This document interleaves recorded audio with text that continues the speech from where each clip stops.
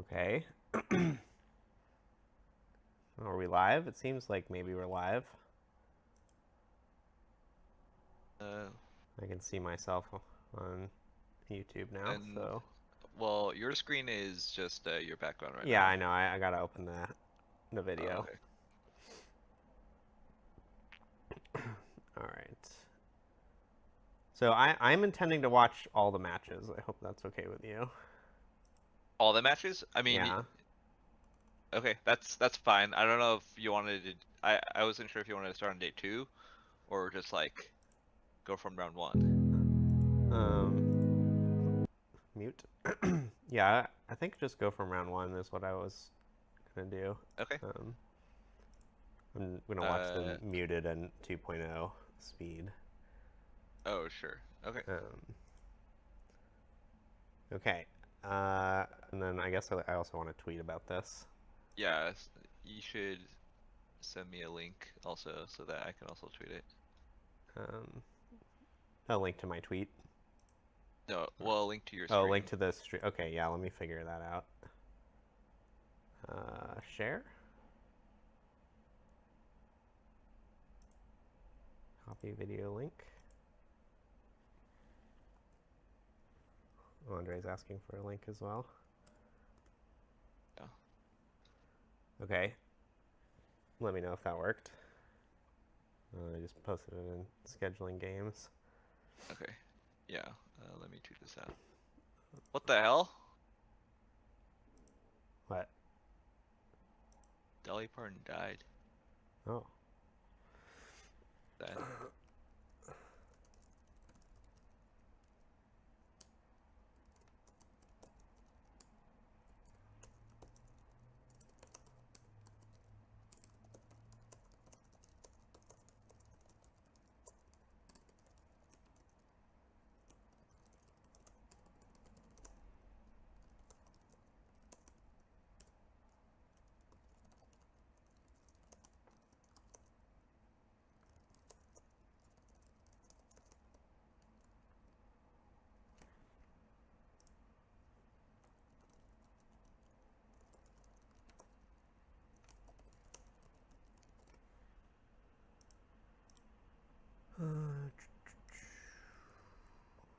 All right.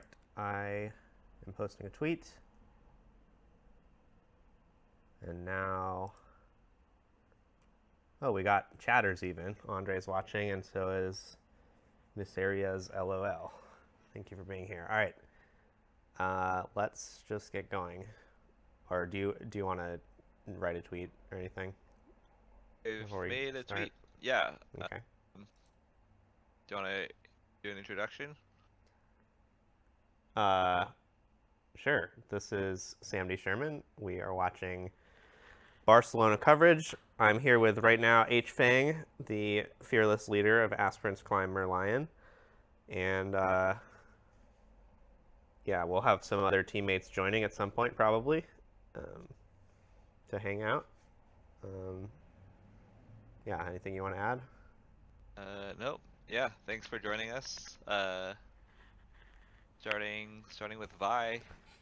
Uh, Oh, this is all right, and then maybe my face is in the wrong spot here. Let me put that somewhere less annoying.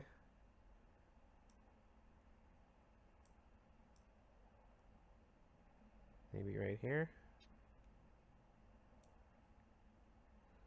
All right, what do we got? Vi versus Jace. It's a classic round one match. Um, I assume this is Aurora Jace, but it has the chosen champion that costs power, which is a little weird.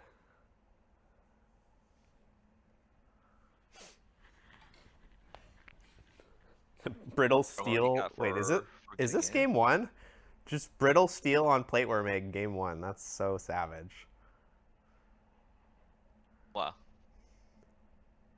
All right, so yeah, this nice definitely looks play. like Aurora for Jace, but it looks like he's just digging. Does not want to cast one of these catalysts, even though that would give him a bunch of mana on a future turn. I probably would have played the catalyst before playing those dig spells. All right, so Vi has a couple of 2-drops,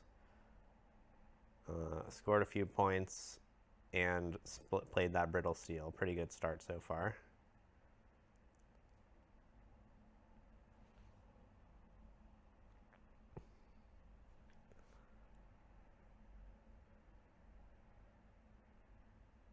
Kind of an interesting Vi build with multiple Jins.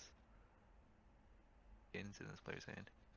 All right, so we are now seeing Ferris Forerunner played next to the Honest Broker and leaving both units at a battlefield. That is interesting.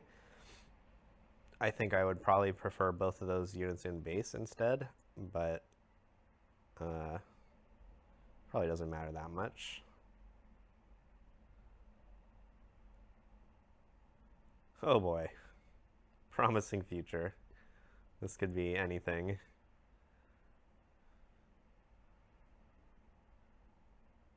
There's an Elder Dragon. Not the best possible hit, but it's still pretty good. Of course, now you're going to be pretty behind on runes. Ooh. But there's a catalyst in Jace's hand still, so he can play that, and then he'll still be at 9 runes next turn if he top decks an Aurora, so kind of good. Interesting. I think. Oh, you're gonna have to pay deflect for this Pouty Poro. That's pretty annoying. Not a lot of great hits for this Vi player here. Oh, well, the Shen can be played onto the Sigil, which is pretty good. Yeah. I guess, nice.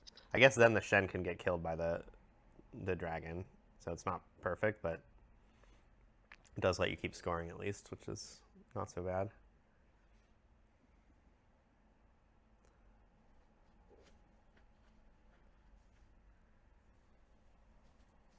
And yeah, now that there's another unit on the Sigil, you might as well kill the Forerunner, I think. Yeah.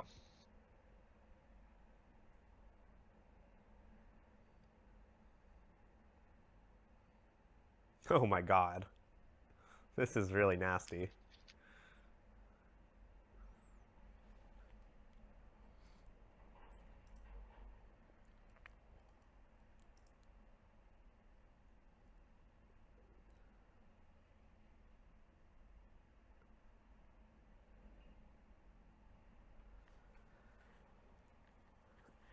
Hello, chat.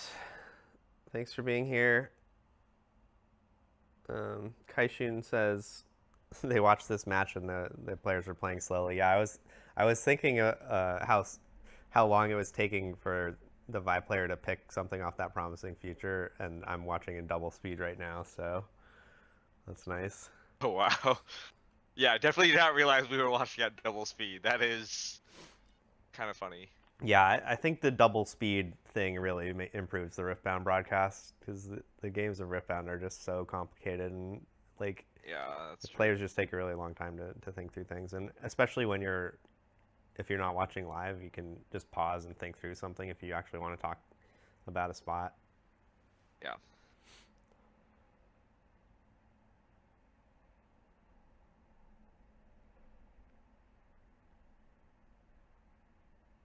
So she got to make 2 energy and then couldn't use it. Is that what I'm understanding? She went in with Jin and then used Vi to ready and move Jin back. It looks like. Oh, did she go 2 mechs over 1 sprite to trigger Vi? Vi seems to be untapped. Huh. Yeah, Okay, I got distracted by chat a little bit there. Yeah, same.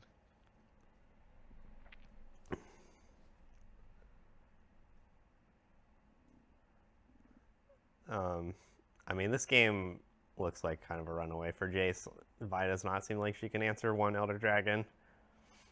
Well, Oh well, this flurry of blades changed things. I was gonna say this Vi might be able to stun it and make some moves, but Oh, with the chosen champion. yeah.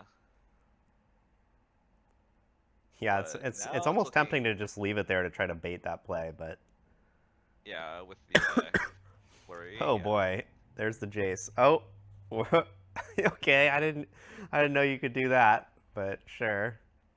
Holy, he has more points now too.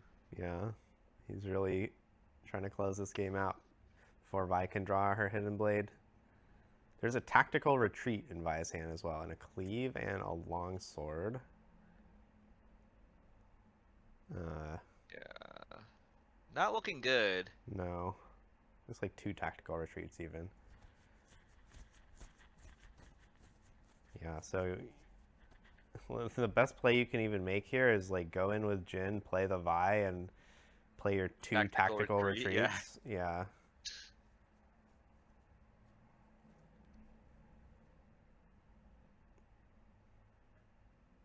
Oh, I guess with this the dragon stunned, you don't have to play like you actually would conquer here if there was no flurry of blades, but yeah, you're gonna have to I think save both of these guys, and then they'll both die to Bellows Breath, and then the game will be over. Oh no, she just lets the Vi go.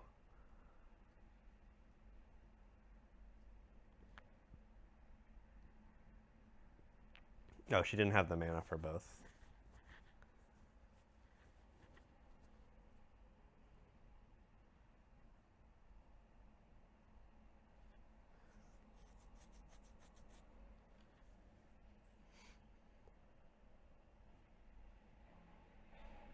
Oh, Chad is saying on the turn with the sprites and the mechs, what happened was she went in with both mechs against one sprite, thinking that she would get to use Vi with the 3 extra damage, but you have to actually conquer and get the 3 damage. Okay. And the one sprite with the death touch is able to stop the 2 mechs from conquering. So it I didn't see, I work. see. That is unlucky. Yeah, this 5 player is Giga cooked here. Looks like. Yeah. All right, let's just go to the next game here.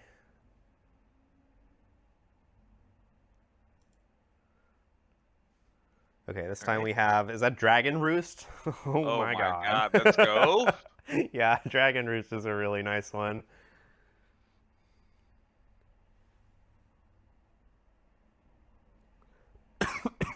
Excuse me. All right, so we got the plated egg or plateworm egg again, and there's the brittle steel again. That's very nice. Love that.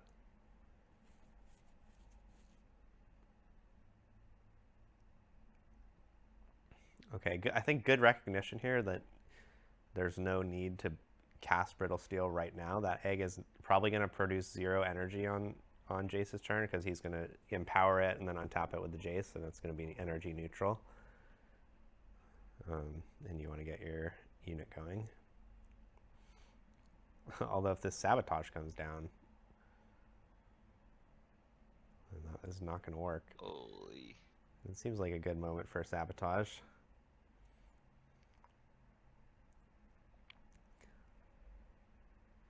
Is that the yellow cannon on the right there? Yeah, she has. Okay, she for sure has 3 copies because the first promising future had 2 with the normal art. So this is the 3rd one. Okay. Now, if you go in with yellow cannon and you play the Vi champion, does the cannon get +2? Is that how that works? Uh, I think so. I would have to let me I'm read gonna Yellow take Cannon again. a Yeah. look up on that one. All right. It says, yeah, while there's a stunned enemy unit here, I have +2. So if you have other sources of stun, you actually don't have to pay the 2 mana for cannon to make it a 4. So that's kind of And nice. it just becomes a 4. Okay. Yeah. I can see it.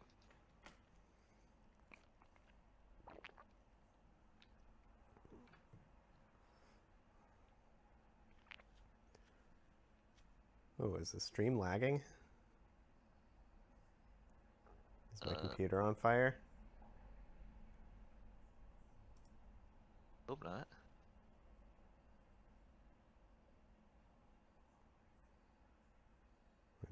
I guess it's fine. We have the Aurora. It's time. All right, we're finally seeing the Aurora. Didn't even need it in game one, but Yeah. it seems like another. Oh, there's a Gutter pretty Palace in doomed. this deck? Oh, wow. Yeah, Gutter Palace is pretty standard. What the main use of it is to discard Elder Dragon out of your hand so that you can recycle it with Garbage Grabber.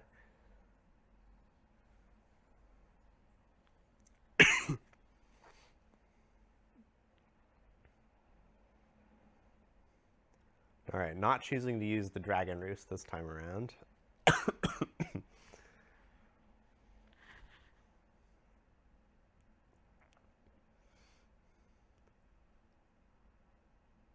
Okay. Looking kind of rough for the Vi player.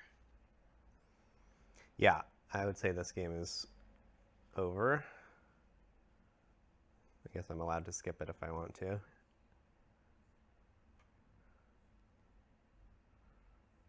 Let's just get past this.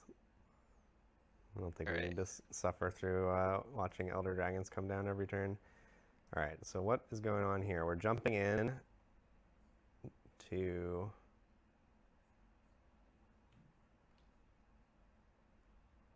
What is this? Renekton versus Akali.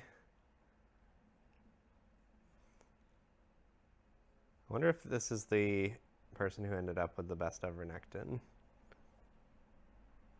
It is not.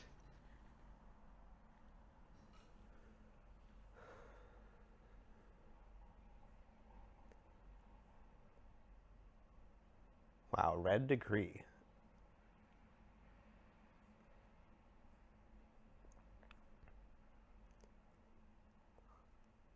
Okay, but it gets stopped with a discipline, and now this Akali is going to happily just kill this Rengar, I guess. Although there's a hidden card, which probably is Zonya's, so that's going to save Akali. Yeah. Yeah. Very unfortunate use of resources for Rengar. If you just save that that deal 4, then you can use it on Stellacorn in the backline.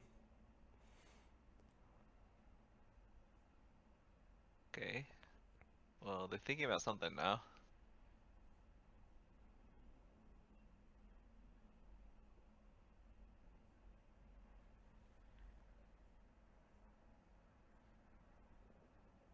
Wow, they're really thinking. This is double speed thinking right here. Or maybe they're arguing about something.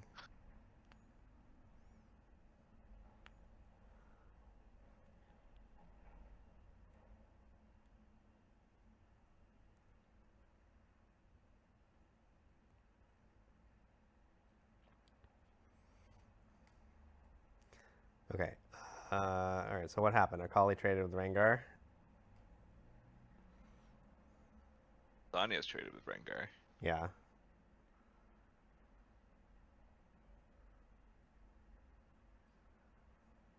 All right, so this Renekton deck is literally just every card in Rengar, but you don't get to use Pride Stalker.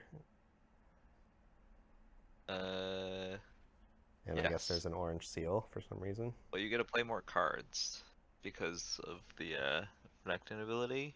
Well, the Renekton ability doesn't really increase the amount of resources you have throughout the game. Yeah, but like there's battlefields that help that, right? Like the one that's like if you have 4 less runes when you conquer. Yeah, but he conquered that battlefield this turn, right? And he's got 6 runes. And didn't chose not to use it. Yeah, that's on him, I guess. It's just really not a great strategy to just recycle all your runes all the time. Yeah, that's fair. All right, so this is going to be Stellacorn going in and out, drawing 2 cards, becoming a 4 thanks to the back alley bar, and then you can conquer both sides here with your 2 big units.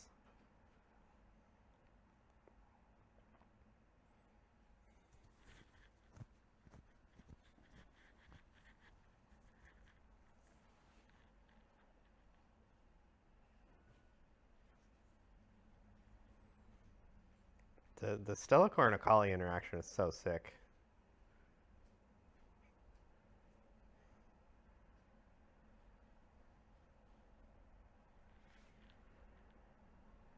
Okay, well, Kali player has a lot of cards. Yeah.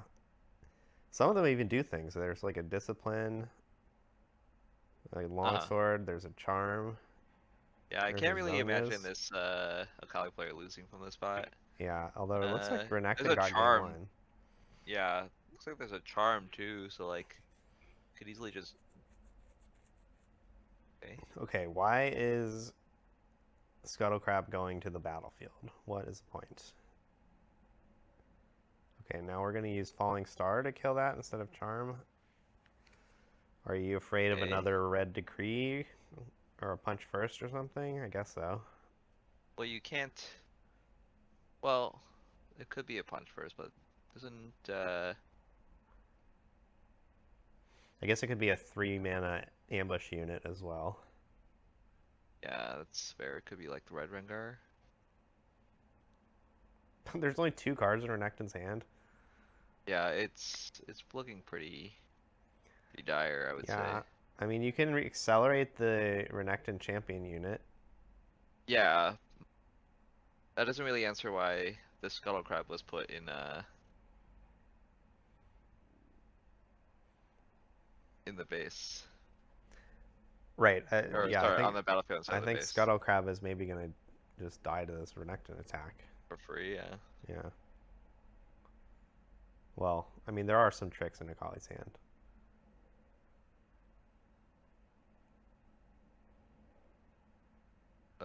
Oh, I see. We're saving. Oh wow, there was a punch first. That's crazy. Yeah, alright. So now I imagine Rampage is going to get cast and defied. And Renekton's at 7 points somehow. Yeah. I guess maybe you just try to punch first and hang on for one turn. Yeah. Chat says, when is my next RQ? It's going to be LA in a month. Got a pretty big squad going in that. Are we just starting up through the round for all the VODs? Yeah, I'm going to watch every round. I think. I'm not sure how long it's all going to take. But Oh wow, the Red Decree's. Yes. It doesn't beat. Oh, we have a back alley barber. Okay. Kind of doesn't beat this punch first though, right? So, excuse me. We now have Discipline, Longsword, Decree of Focus. Is 3, 6, 7, 8, 9, 10, 11, 12. That does seem like it beats punch first. Yeah, it beats it now. Yeah, with the Decree.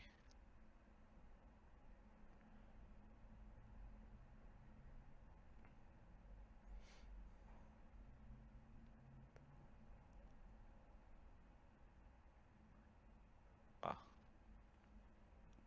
It seems like this ought to do it.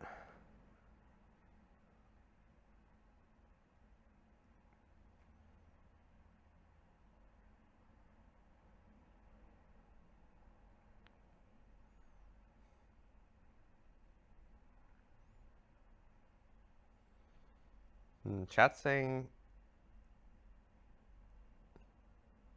Oh. Never mind. I understand. Okay. Do we get a game 3 then? Oh, we can look at this Akali deck list. It's got 2 Vialma. I like Vialma a lot. But it seems like... Yeah. Did Vincent play Vialma? Do you know? No. Okay, yeah. I don't think Colin played it either. I just watched a deck of Colin's. Yeah. But it's a very pleasant card. Oh my god. We've got a defensive Inferna against a Fey Folk. Is there any punish for this? Pit Rookie, maybe? God, if this was a Rengar, it would be all over right now. I mean, it could be a Rengar. I mean, if the Pride Stalker. Oh, sure. Wow, no such luck. Wow. Oh, but he went to Seat of Power instead of Zon Warrens. That's a sign of strength.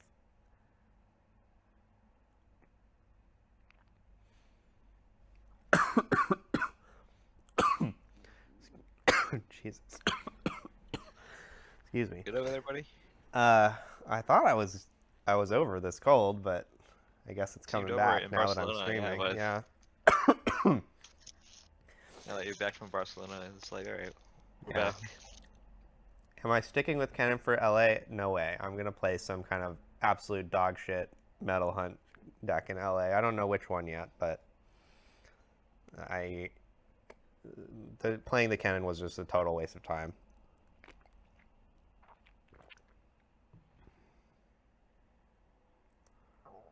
Oh, you want to tease our secret NASA's tech?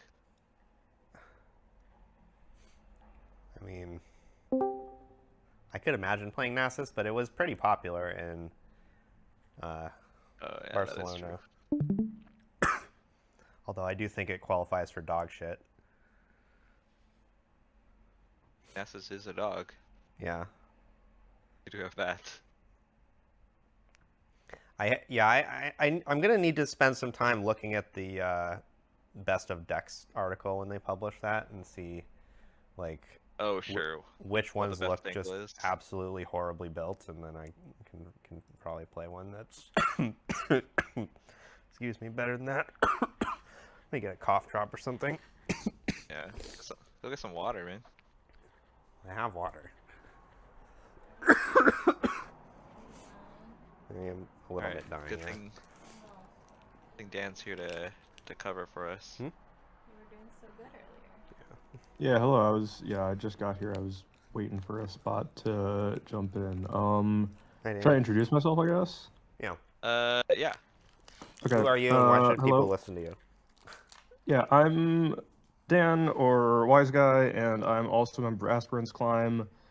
I was in Barcelona as well last weekend. I played Kennen, and I top 64'd, and so now I have 2 regional invites. So you should listen to me less than Sam, but maybe a little bit. It's okay. I listen to you, Dan. Yeah, Mostly. yeah, some people do, and it's unclear, if it's to their benefit or detriment, but sometimes they make a good point. Yeah. I do like listening to Dan, although I didn't take all of his advice. Yeah, For Sam and Kennen. I played very similar Kennen list for Barcelona. Yeah, you had the main difference I think was you had the dragon form and I had the switcheroo. I actually had 1 dragon form and 1 switcheroo, Oh. but yeah, I really like the 1 dragon form. I think I've convinced a bunch of people on the team to play 1 copy now. It's not something that always comes up that much, but sometimes it's good just like sitting in your discard, and it is very good with your like 3 treasure hunter tentacles deck, since you have a lot of 1 might units that you can like make them to a 5 and then a 7 with your legend, and it helps you conquer with these 1 might backline units a lot. Yeah, I like the idea Holy. of dragon form after having played without it. The death knell triggers Zanya's trading. This is so nice right now. Oh god. Okay, so I was wondering if that was going to require some judge intervention. Yeah, the judge did intervene and say it was legal. Okay. Correctly. Good job. So now there's the Zonias just sitting there waiting to protect the Sakali, which is pretty annoying if you're Renekton. Yeah.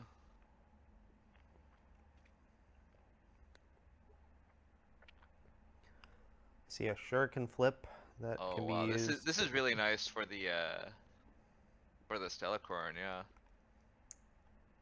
Because you can Shuriken flip the Stellacorn. Oh. I kind of thought he was gonna Shuriken flip a Stellacorn into the Feyfolk and then bring it back with a Kali just to draw some cards. So this way, wait, what? That Akali was ready. You didn't have to do this. So I And thought the discard point of this what? play was Hold, you can we send pause for a Akali second? Yeah, over, what's going on? That's and then you nice to conquer think it, that. and she's ready, and you can just walk her back. Yeah. Wait, but can you back up for a second? yeah, I just want to see what happened. okay. I don't really understand. It was mean, I sure can think flip this the would- Akali over, play the Inferna, and then I think Akali Legend to pull the Akali back to base. Yeah, and then he also tapped the Akali when he did that for no reason. Okay, so that got moved over, and then Inferna. Yeah, I mean this play is kind of Okay. cool and fancy, but I guess I just don't really understand why Yeah, we didn't just like this move play it just with doesn't accomplish anything. this is the like a classic Stellacorn. case of fancy play syndrome, where like you do this cool play where you like Shuriken flip over and ambush in the Inferna, and then use your Legend, and it's you like used all these resources to accomplish scoring a point and getting the Akali safely back to base, but you could have just scored with the Akali and then pulled her back Yeah, Well, the as a thing is, move. I kind of don't think he needed to score here. He's at 4. So well, like he's the difference between 4 and 5 is like not that high. And like getting the Stellacorn down with a Shuriken flip and then moving it back, you just draw 2 extra cards. oh, so and your you're in the same proposal spot. is you play Stellacorn in the back. You sure can flip Stellacorn here and shoot the Fey Folk. Then you just pull the Stellacorn back without scoring. Yeah. And you can walk And then Akali move back. the Akali back, yeah. Yeah, and and then then you're you at end up 4 with points, which 4 is the same points, as 5 a lot. Stellacorn and Akali in base. Yeah, I think I like that a lot more. And you're up 2 cards, yeah. Because his hand is Irelia, Heron. It looks like Heron Defy right now, which is kind of means you kind of need cards. And now you're losing this Zanya's because your Inferno is just gonna get eaten for free. Yeah, I mean, playing the Inferno The is worse than Inferna just breaking the Zanyas discarding is the really Inferno. unfortunate. Yeah. Yeah.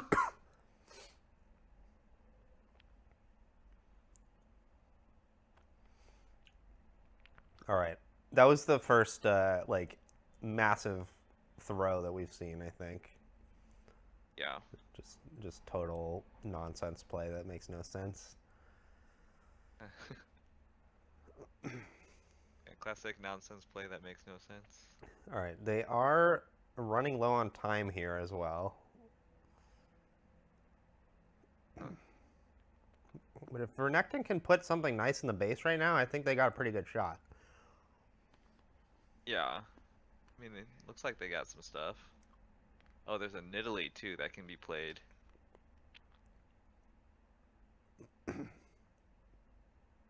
Oh, wow. I'm surprised that Nidalee got played to base. I kind of like this play because it's hard to do a defensive combat trick against Akali.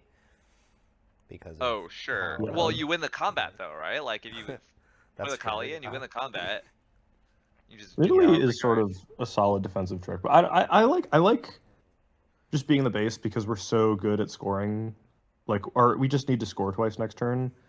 We don't really need to hold, and so it feels like a little risky to try to commit to a hold against Shuriken flips and stuff, and Yeah, Green that's Akali. true.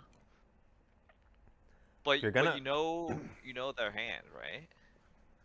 Like we just sabotage. That is We know true. it's Heron Aurelia. There is a flip in the yard. That is true. Wait, did we not Zon Warrens here? Yeah. 'Cause that's What- the Stellacorn that we started last turn, right? Hang on, what was the point of empowering our legend here? He used it. Wait, no, he didn't. Didn't use it. Hold on. He didn't use it, no. He In case of a punch first, I think. there is no mana Can for punch. Renekton play punch first off the legend? I don't Renekton think they can only play units. Oh, sure.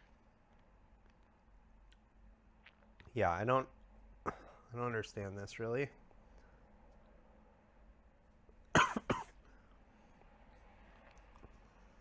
That +2 on Inferna is from Assault. Just a total misuse of the dice. I don't like that at all. Yeah, not a huge fan of that. I feel like it's more clear without that, honestly. But So yeah, so now the Sakali player has to hold here, which it looks is really difficult to hold. I mean, Akali only holds as yeah. a 4 and Inferno holds as a 1. And you can't play Heron or Aurelia or much of anything, really.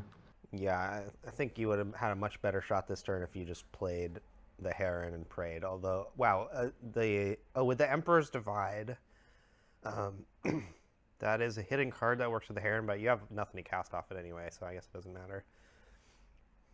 It's also not a very good hidden card for holding. Yeah, well, you can just cast it on nothing to enable the Heron, which would Yeah, be nice yeah. if you had something to use with it. But I mean, we're losing on board, right? yeah, As the Akali player.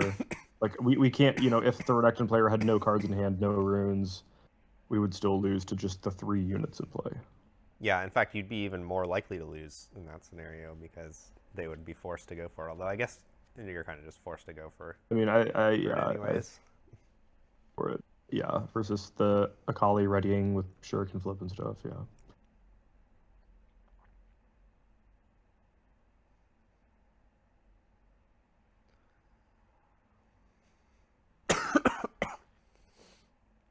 All right, sorry about the coughing.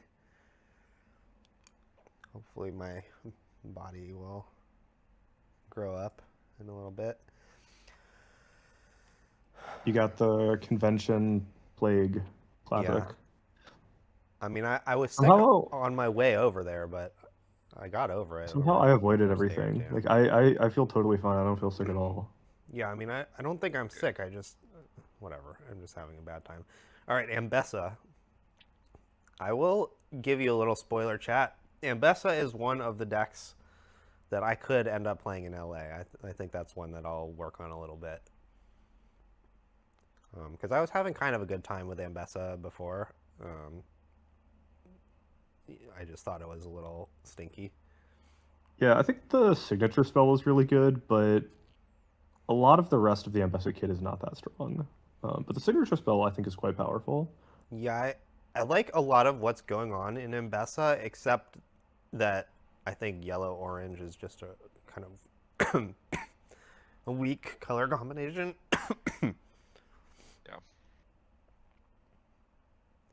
Yeah, I don't love the Ambessa Legend. It feels just a little pricey to me, It's like a very powerful effect, right? I mean, movement is a very powerful effect in this game, but Yeah, it's a hefty price. it is pricey. Yeah, it forces you to put a certain type of card in your deck, and Not that good. also Yeah, costs it's a bunch of relying on power. doing a bunch of stuff where you have to empower and burn runes and Yeah, I think it's a good effect to like threaten and use once or twice a game. But okay, sorry, hold on. What just happened? Oh, did he back the Inferno and then ready the Inferno with? No, the Inferno was in base. So hold on.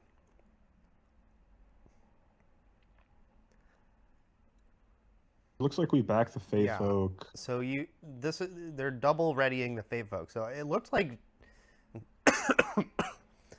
excuse me. Yeah, I think we could have made this play with any unit, not specifically first mate.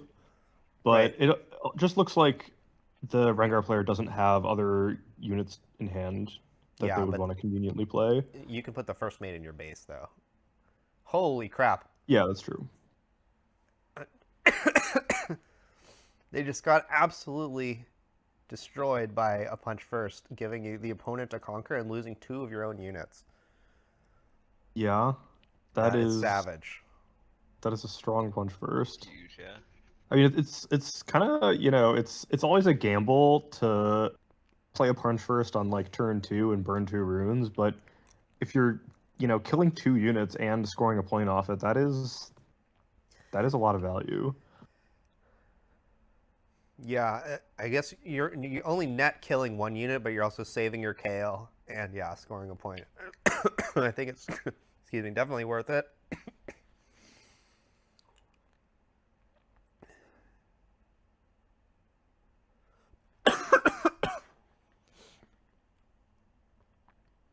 Rengar, this is not a great showing from the Rengar deck. It feels like the Rengar deck ran out of cards really quickly. I mean, maybe playing into that punch first, or not, I don't know. Getting hit by the punch first, regardless, of whether that was a mistake or played into it too much, or if that was just a natural progression of their game state. The Rengar player doesn't have that much stuff going on. I think they're down to 1 card in hand, 4 points, not that much. Yeah. Not that much in base. I mean, a very small base here. And the Kale is able to run over one of these first mates, and then we're going to play Rengar to try to run over the Kale, but... Or maybe the Kale even stays in base to not get munched on by the Rengar, Okay, which so it looks like is what's happening. Oh, is the Rengar available? Yeah, you can't go in against Yeah, I think that. the Rengar is still available, which is very important. Because... but no, if they were tapped out of Rengar there, you can go in with Kale, knock out one of the You can first go mates, and and pull then it back with the run Legend. back with the Legend. Yeah, I think that would have been good to do. Yeah, you're spending a power to get a point and kill a first mate, Yeah. basically. I think I'm even more interested in just killing the first mate than even getting the point. Yeah, sure. Yeah, at 2 to 6, definitely. You're at the point in the game where you have enough runes and you just need to, like you were saying, the Rengar player is running out of material and you just need to, grind him out here. This is a game where, you need to win by attrition, right? You need to crunch down your opponent's resources and, win some combats. Yeah, certainly you're gonna excuse me. You're gonna have to start winning combats. Okay, now we're using dice to represent the same thing the Empower token is representing, which is gonna get confusing if there's ever a pump spell played.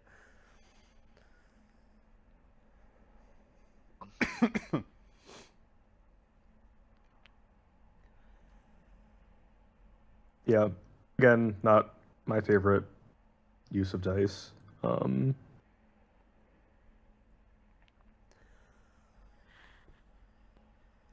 Chat wants to know, why did I not play Draven? So I was working on a Draven deck for a little while, and then I played it at a local, and I played against Kennen, and I just got absolutely destroyed, and it seemed like a horrible matchup, and I just instantly gave up on Draven. Yeah, we had other people on the team that were,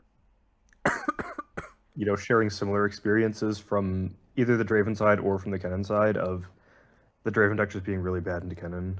Yeah, I do not want to have a bad matchup against a deck that's, 15% of the field or whatever. Yeah. Although, maybe I'm going to have to relax that requirement for LA if I'm going to play a deck like Ambessa. It depends on how bad the matchup is and what your goals are, right? Yeah. It's a lot easier to win the Ambessa metal card than it is to win the Draven metal card, so you can justify some more stuff.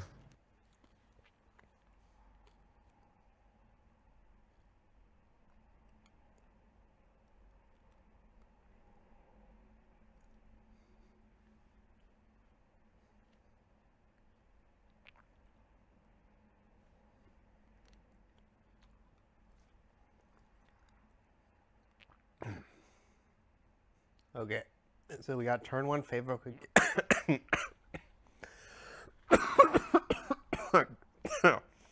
God, sorry.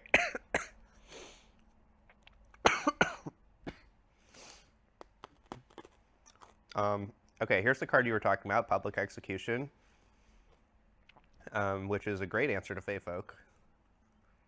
Well, it spends a power, In a but sense, yeah. yeah. Spending the power is painful, but you at least it's an kill the answer to Fey Folk in base before it eats any of your units, and you've still got the execution to flow later if you want. Yeah. All right. Here's the best battlefield in the game for Ambessa, Risen Altar. This is just a like a huge card for Ambessa, because you have all these Empower guys that you have to pay ridiculous cost to turn on, but Risen Altar gives you a big refund.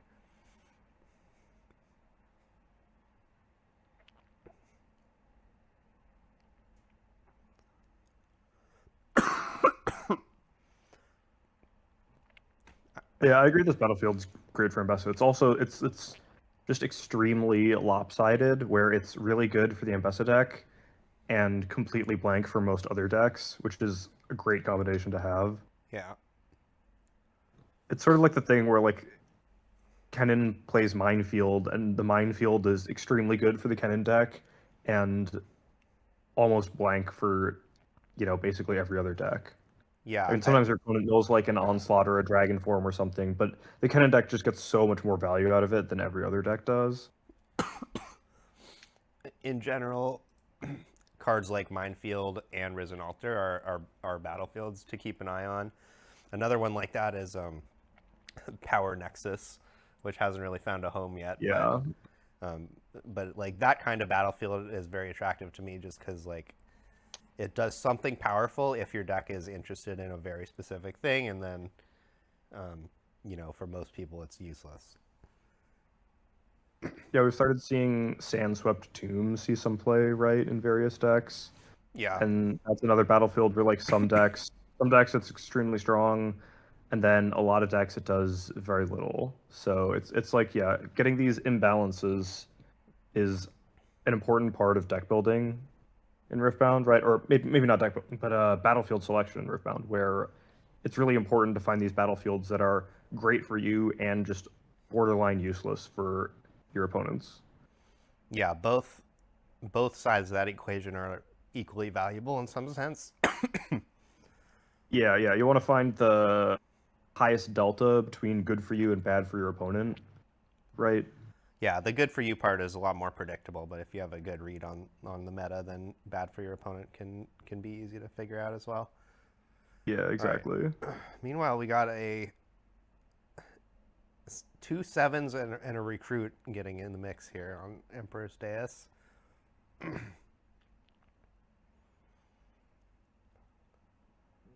It's a little So, interesting is this a hidden to send the blade? Rengar in first before the Forerunner, don't you think? Yeah. Because one of these if one of your 7s is gonna bonk into the Ambessa and die, I would rather lose the Forerunner than lose the Rengar, right?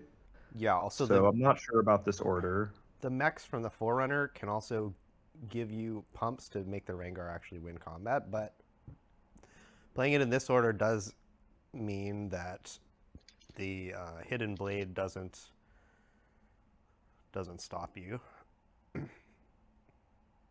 Well, it could have stopped, right? It could have killed the Forerunner and held.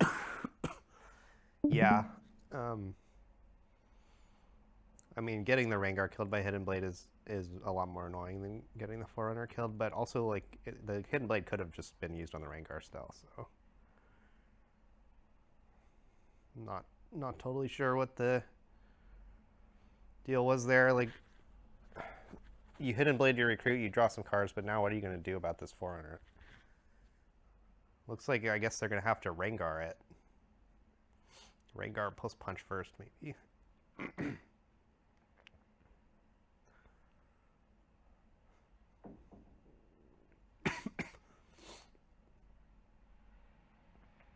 Oh my, okay. So this is a big push against this Kale. I think I probably would have just passed with 5 on your first mate there. Threatening to trade with the Kale, which, like, I think the Ambessa player may have pulled the trigger on a punch first there because the Kale seems really important here. But now that you use the Thrill, there's no use of playing the punch first because the Kale dies anyways.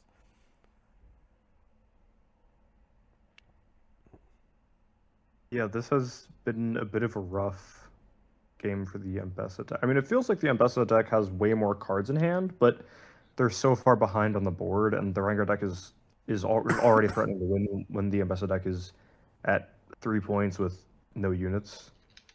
Yeah, I mean, this is the cost of Hidden Blading your own unit, is you end up with just, much farther behind on the board. Although that Forerunner still hasn't popped. It would have popped if it got Hidden Bladed, and then you kind of, if you're Rengar, you're not even that much farther behind. But yeah, also like I mean, this is just Forerunner against a non-purple deck. It's just so nasty.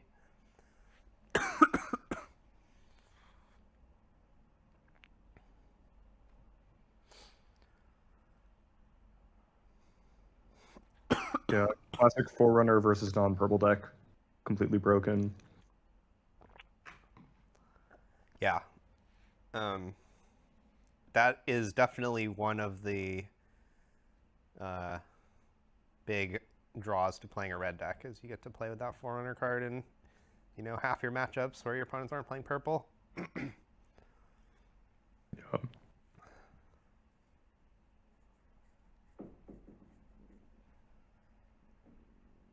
Is this a win on board?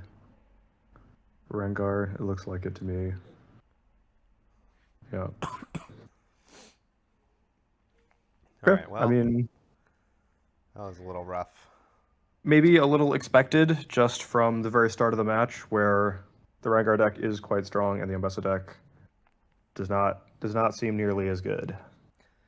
Yeah. Okay, so now we've got Houses Are Big, famous Shen enjoyer, who's been Yes, an tweeting enthusiast constantly has. about just how awful Shen is, and he's never been able to find a playable deck.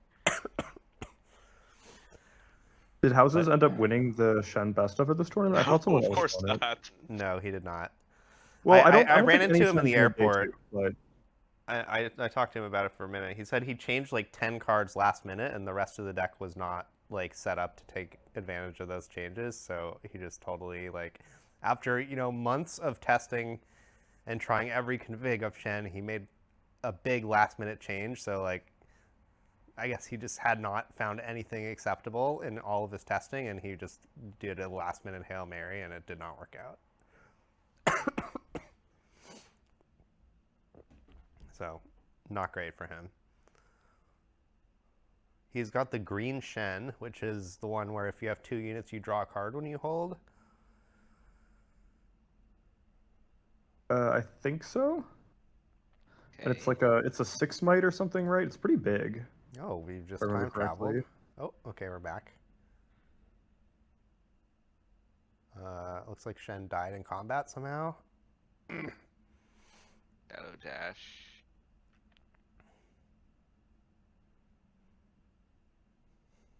I do think the Shadow Dash card is pretty good.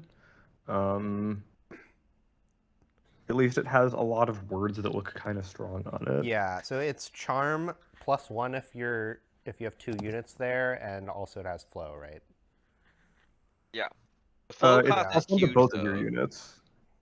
Right. Oh yeah, that's pretty nice. Yeah. So it's Charm, and then if you have 2 units, it's +1 to both units. And Oh, I guess it's worse than Charm because it's to a battlefield you have units. Oh yeah, yeah, so true. You can't like punt them off the battlefield back to base to score the 8th point. Yeah. It's only Yeah. Charm as the removal mode.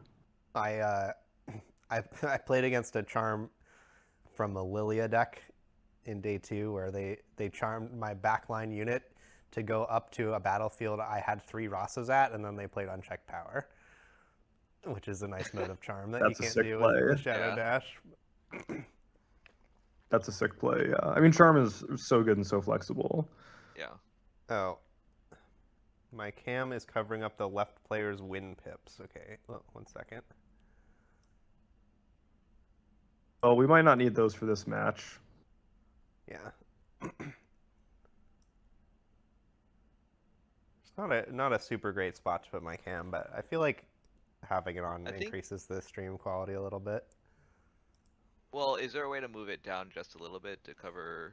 Yeah, I just Barcelona? made it a little smaller. So the only thing it's covering now is the regional qualifier logo, and the word Barcelona is still visible. So you can tell what you're Well, we watching. still can't see the win pip, so if you move it down a What? little bit,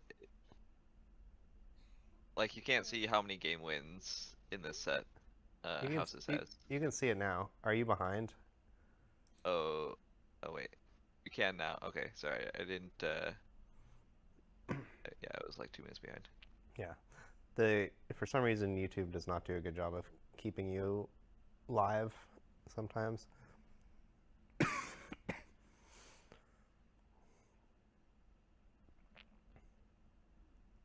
Assault. Void Assault is such a great card. I love that card so much. Yeah, it's an awesome card. You can make Super so many sick. cool plays with it.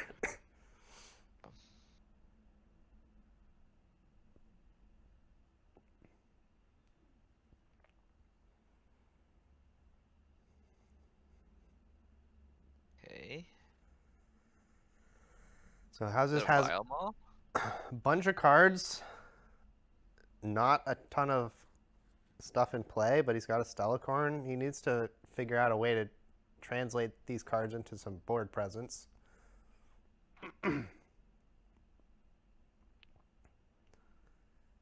Looks like he can just charm every creature away. That's a good start.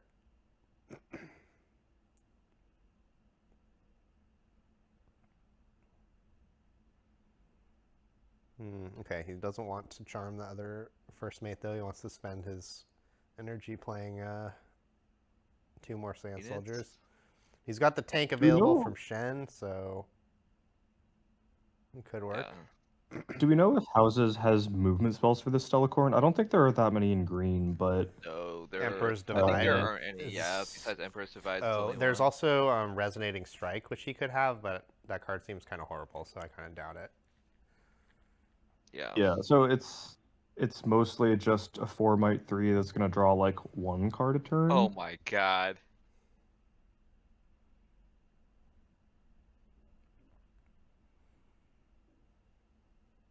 Rengar. Yeah, Stellacorn does not seem nearly as strong in this deck as it is in Akali or Aurelia. Yeah, I'm used to seeing it in yeah, exactly those 2 decks where you could move it like 2, 3 many times in a turn, and it's completely insane to protecting it with cheap spells and drawing a million cards, and it does not seem to have had this level of impact out of the Shen deck yet. Yeah. So Houses has a Vile Maw, which he could just hold up here and hope his opponent gets tricked by it. Oh, we're just Emperor's Dividing. It looks like. Or sorry, what is this? Desert's Call. Called? Desert's Call. Yeah.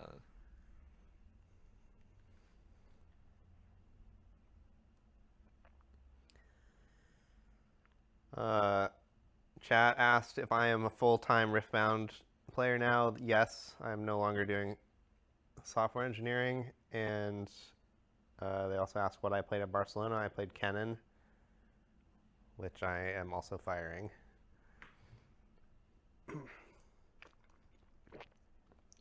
Yeah, we had like some discussion just within the team about how Kennen doesn't seem to play to your strengths as much as some of the other decks in Riftbound do. And I don't know how much you want to talk about that, or if it's a little too off topic for this stream, but I thought it was an interesting discussion that you could certainly either discuss at some point or write an article about, or like that might be something that people will be interested in. Yeah, I'm not sure how much I buy it, to be honest. Yeah, I mean, I certainly wouldn't go so far as to say that you're bad at playing Kennen and good at playing other decks, but I do think it plays to your strengths a little less well than some other decks. Or at least that argument sort of makes sense to me. That Violent was sick. Yeah, I that guess I'm all- Kennen is not that much about arranging your might in the exact precise way, and it's a lot more about just blasting your cards into play and hoping they work.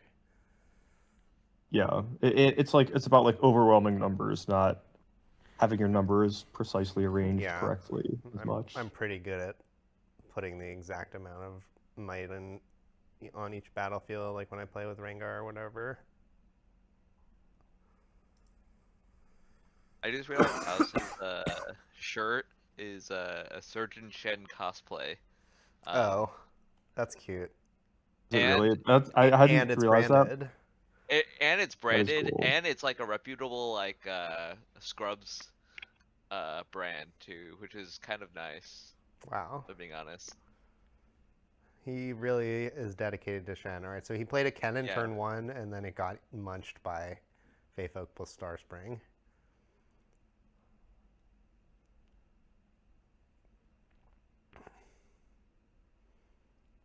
Oh, and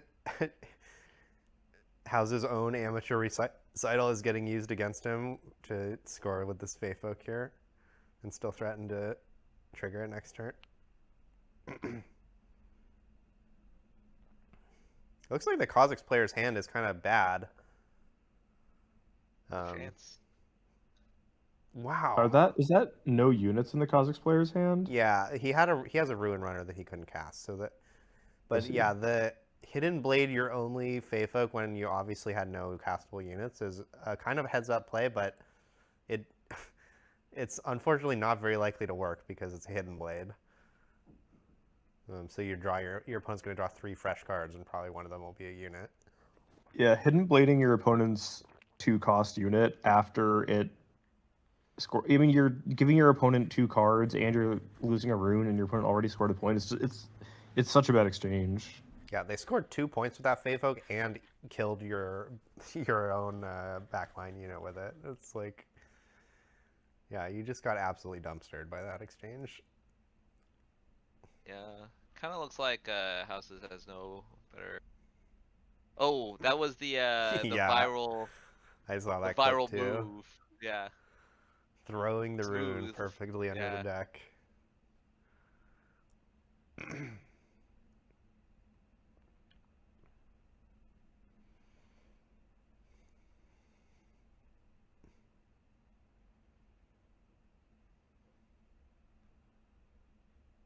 Alright, Void Assault gets defied. Void Assault gets played again.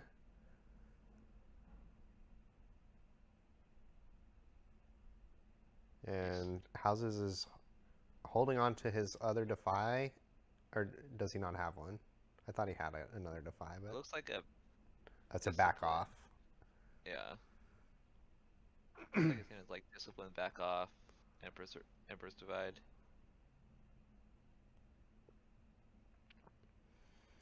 Can't say I I'm think this impressed by Rune either of these Runner- decks this game. Yeah.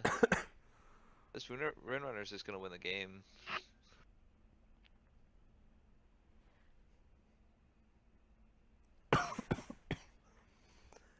Yeah, wow, it's 4-0. There's, I believe, a Ride the Wind in hand that can score 2 points this turn.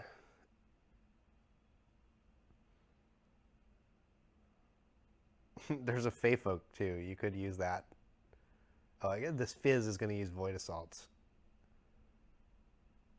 which is going to use Star Spring to score 2 points with the Ruin Runner. This is really smooth.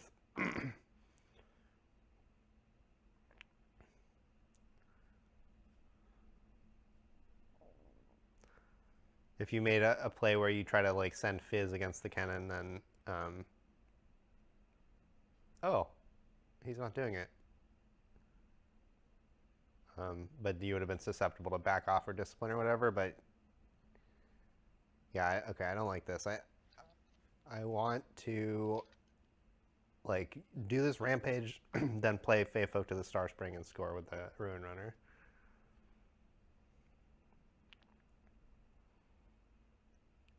Then you would be at 6 and this game would be over, but as it is, you're at 5 and this game is over. I agree with the game being over.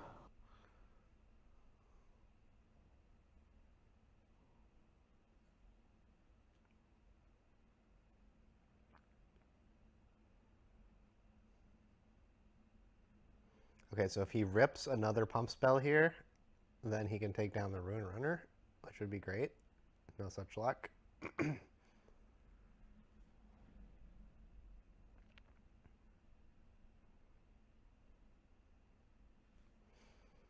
All right, I think we can put him out of his misery.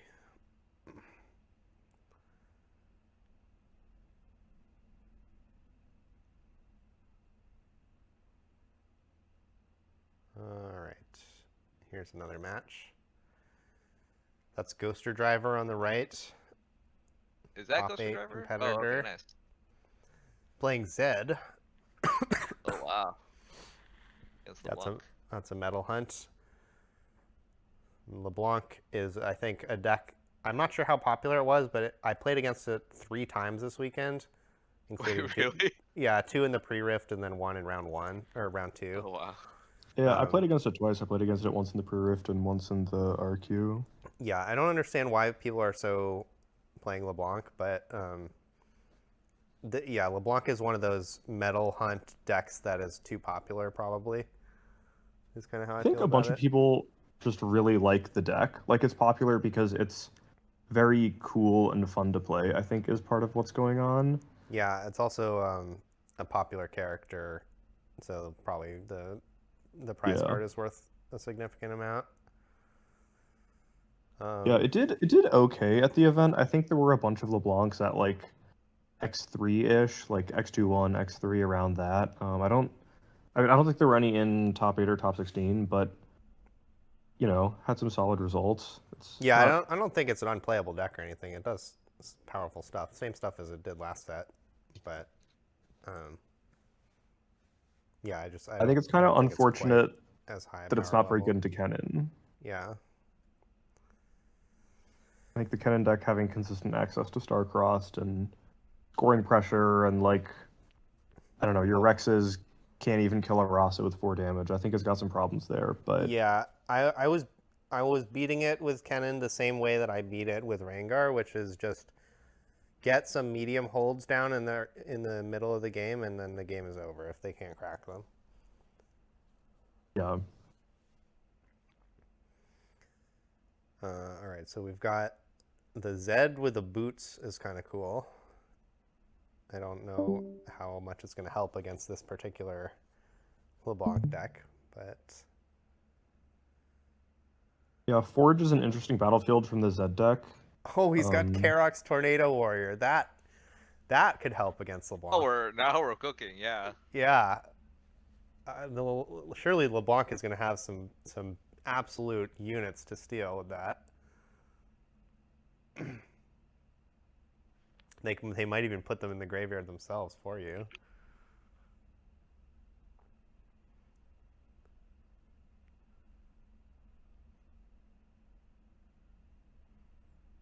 It's funny how face up this is when you do the Karox Tornado Warrior thing. yeah, it's pretty suspicious when your opponent takes a battlefield and then slams a Karox there and hides a card.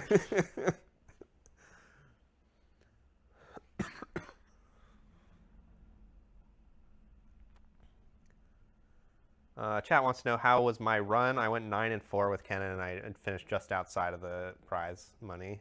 I could have drawn my last round instead of playing it out, but I didn't do the math correctly, or I made some bad assumptions. But yeah, overall, I did not really like the way the Kennen deck played.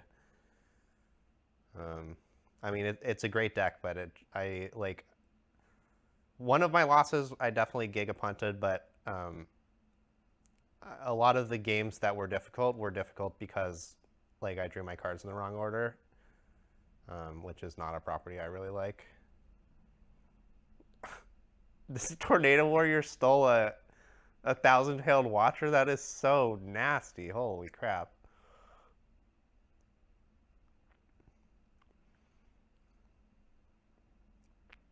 That is a lot of might to get for free.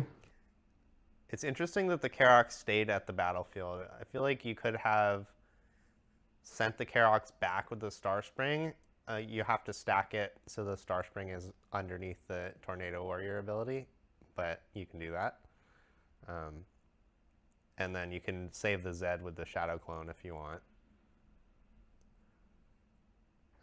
But maybe if you don't have another Tornado Warrior, you don't care about the Karox. Although I'm kind of down to just pay the 6 mana and 2 power for the natural Karox and power next turn and steal another nasty monster.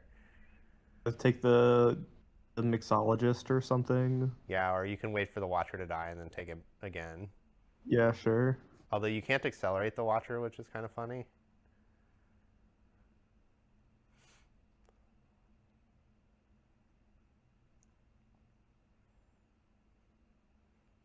But you're going to get to conquer with Zed again, which is pretty nice. Really racking up the Shadow Clones here. I guess the clones are a reason to let the Karox die. Well, I guess you'd let something die in that combat anyways. Maybe not. Maybe the Watcher would die, and then Yeah, it sure. wouldn't be in your graveyard. But yeah, I don't know. Oh, Seal of Discord used to retreat the Zed without, losing a power. That's pretty nice.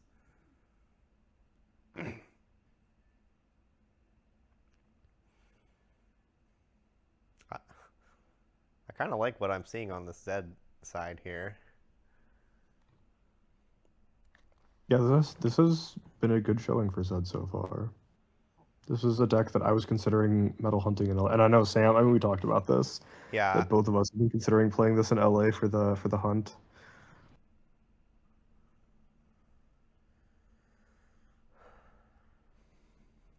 Is my version of Kennen up? I don't think so. Maybe I'll tweet it later today. That's a good idea. I played against the best of Lucian, and chat was asking about this and how was the matchup. He absolutely kicked my ass. I just got totally destroyed. I think part of it was like I had some bottom 5% Kennen draws in that matchup, and it's pretty tough to work with your deck when it's just not cooperating. Like, I mulligan my Nocturnes, I miss my 2-drop, that kind of thing. But also, like, yeah, it did not feel like a great matchup. The holds that Kennen deck does, where you play like several medium-sized units to a battlefield, are like explicitly very weak against the equipment stuff that Lucian does. So it seems structurally not good.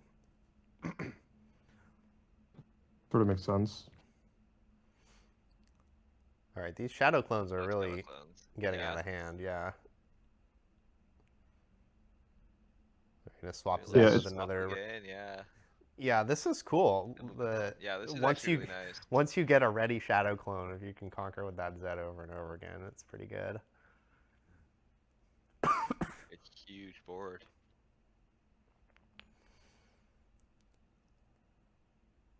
Kind of like what I see here. Yeah.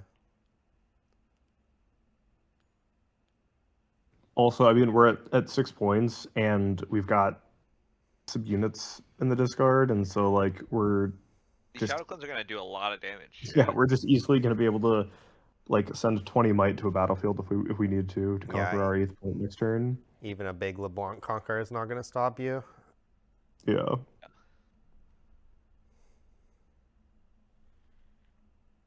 Perfect.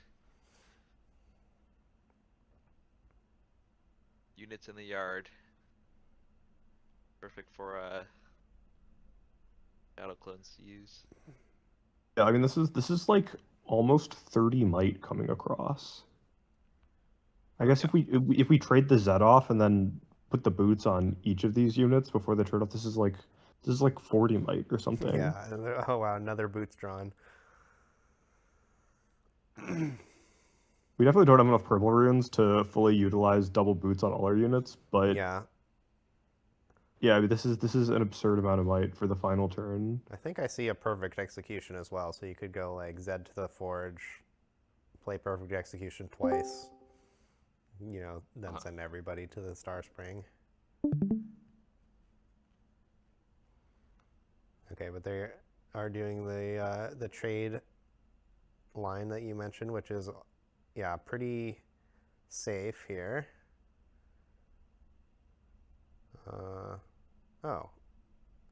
Okay, I thought this was going to go trade again, but we're just going to win combat. Oh, I see. The perfect execution is going to go on this shadow clone, and then it's going to be a 12 at the other side. Gonna get another +4. Yeah. Yeah, this is kind of cool. All right, sorry. I guess it's going to be a 15. I forgot to count the +3 from perfect execution. Wow. That'll do it. Impressive game from an unpopular deck. Yeah, that was cool. I'm curious how Zed did overall, both in terms of how many people played it and what their records were. I know the answer to this, and I don't want to spoil it, but not well. How many? There were, I think there were like 24 Z decks in the tournament in Barcelona, which is 1% of the room or whatever. How many do you think made day 2? Was it 0? I would have to double check, but I think it's 0. Oh my It's god. it's one guy, and you're looking at him. Ghost Driver Oh, made wow. day 2. Okay. Yep. That's Oh, crazy. one did day 2. Okay. Yeah, but his path was none of the top decks. That's the only caveat to it. He didn't play any Masteries. He didn't play any Kennons. He didn't play any Rengars. Yeah. So I wonder, because the thing about, I actually tried this deck myself, and I feel like it folds to any Feyfolk opener ever because you just can't do the secret thing, can't do the hidden thing. So I kind of struggle to see how it beats that deck, because when I tried to test it for 10 games, I lost 100% of my games to Feyfolk. Yeah, I mean, I think dodging the That's good decks is believable. definitely a big part of successfully metal hunting. True. Chat is asking, is June going to show his deck list? June won the best of Kha'Zix, so you will see his deck Oh yeah, you will see posted in the that. best of Yeah. article. But yeah, also he is writing a guide, and he will post it, I think, on the Aspirant's Climb Metafy. Unclear if it's his own Metapie or the Aspirant's Clan Metapie, but we will make sure it is known when he finished his guide. He's currently hard at work on it. I know June also has his own YouTube channel and such. Yeah, so that's true. yeah, he might share it both in our team spaces and on his own individual spaces. So, but either way, I'm sure it'll be good. It'll be good content. I mean, he's won the best of Kha'Zix 3 times now, so Yeah, definitely a guy he worth clearly knows listening what he's to. doing. Yeah, and I think he said that one of his students who had paid for coaching previously was the runner-up best of Kha'Zix. So Pretty good showing. yeah.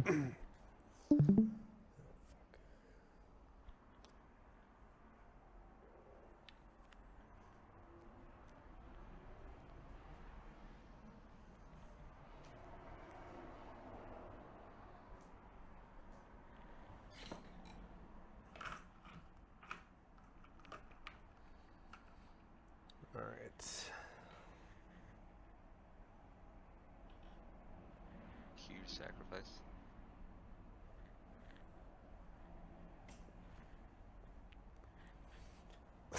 Watcher to. Oh, they're not even going to the minefield. Oh, they have With a Hillock, so hillock. they're going to the minefield after. Yeah. Okay, sure. So brutal. Yeah, but the Zed is going to swap back, probably. I guess maybe you don't want to No, spend it the power. can't. Oh, did he already use There's it? no. Oh, wait, can you? I thought it was It's action speed. slow speed. It was action speed. Oh, Yeah. okay. I guess you could save it.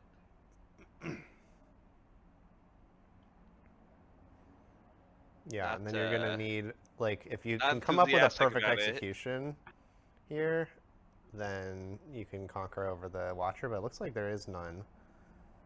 So the Zed is just going to... Oh, there's one in the trash. Nice.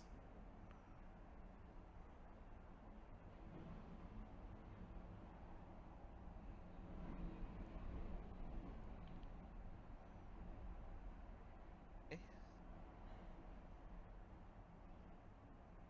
All right. Now we are going to find out what Ghost Driver is made of.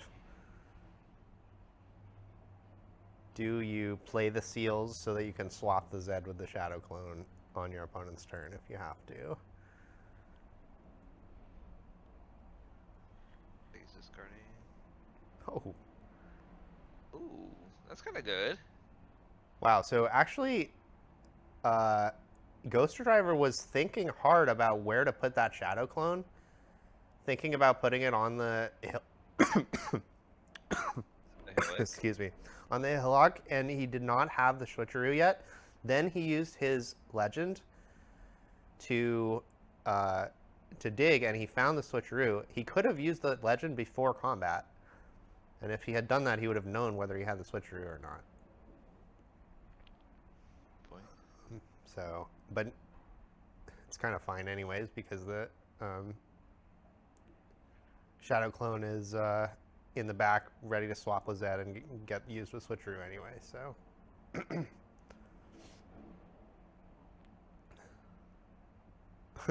Mirror image got used on a shadow clone? Is that what happened?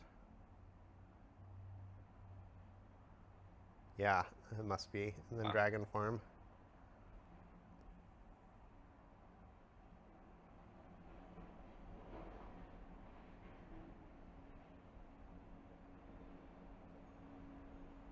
Wow, ended up being a pretty terrible turn against that Switcheroo. Yeah.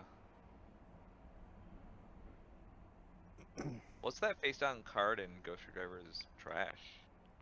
I think those are the banished cards. That's probably I something think banished, that's how... yeah. Oh, gotcha. Okay, I Yeah. understand. Okay. Dead Conquer. Just milled a perfect execution off of Minefield. We take those. That's really nice, yeah. 6-6. Only 5 runes, so Ghost Driver can play 1 additional unit here for 4 might. Oh, I see. He's using Up from the Deep. Putting 2 guys on each battlefield makes some sense. Insulates you from Ruined Rex stopping you from holding here, which is all that's really going on. Oh, plus the Tentacles enables this Noxus Hopeful to be played. But he drew Deathmark, so he's preferring to play that for some reason. Oh.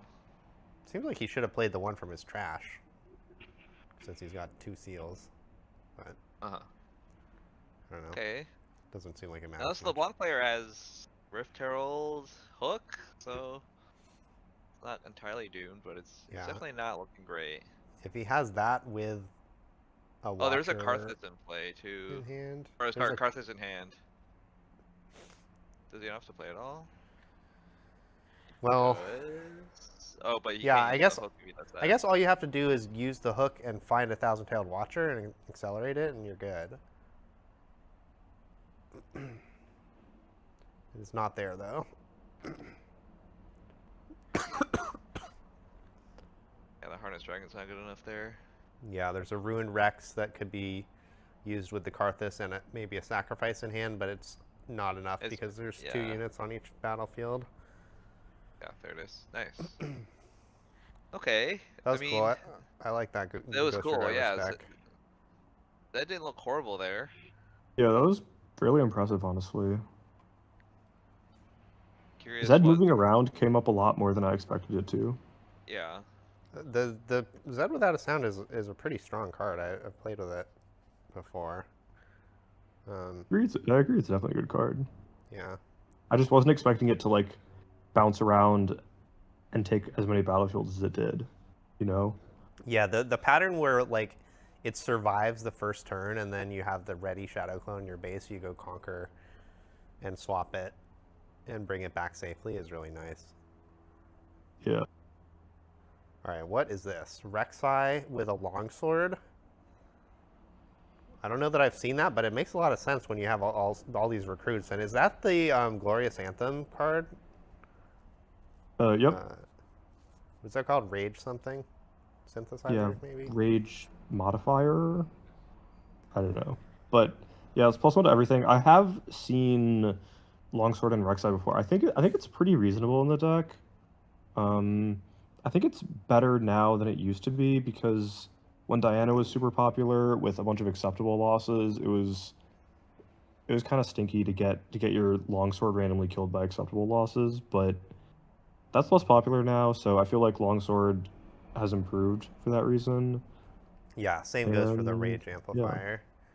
Yeah, exactly. Yeah, I mean, Kennen does get to run that one main deck salvage. I think most Kennens probably have that, but yeah, I think main deck gear hate has probably gone down a little bit.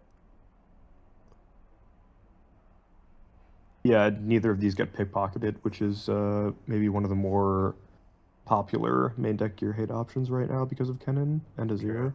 Yeah. And Ornn in the near future. Yeah. Pickpocket stonks going up again. We're so back.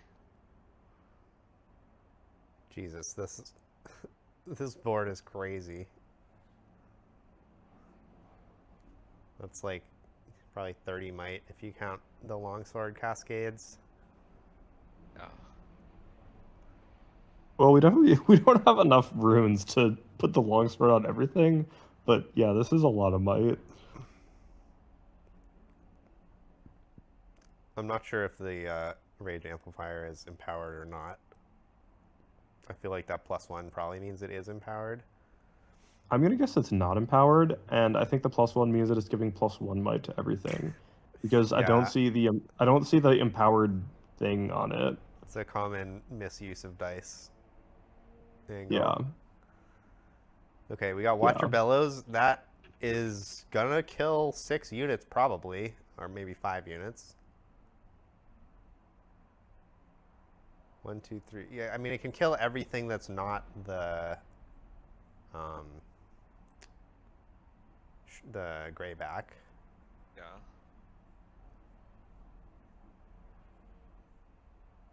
Not bad.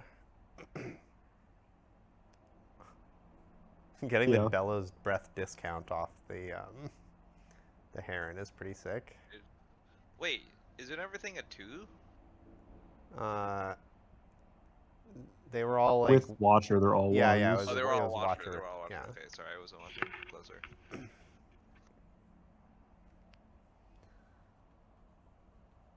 Yeah, the problem with playing the Watcher to the battlefield is that you got to figure out how to get over to stop that hold. Yeah.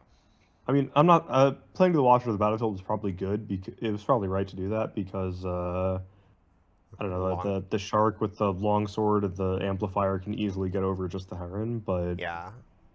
it does put us in the situation now where we have to navigate across. Yeah. In Or fact, have like you would a just be dead on siphoning strike board or something. if you did Watcher to your base because Yeah, I don't think we could have played the Watcher to the base. yeah, That's it for looks like he sure. has another Watcher, so that's gonna work. And then Nasus will be at 6. Rek'Sai has to figure out how to get over, I guess, just this paper tree. I think you want to probably move back with maybe the Heron, maybe the Watcher. Not sure which one. So that I saw Discipline in the Nasus player's hand, by the way, which seems good here. yeah. Is that 3 Under Titans in hand? You do not want to see that. Yeah, on your candlelit game, 3 Under Titans in hand is incredibly unlucky. Yeah. More abuse of dice. I mean, this one is less egregious, but still.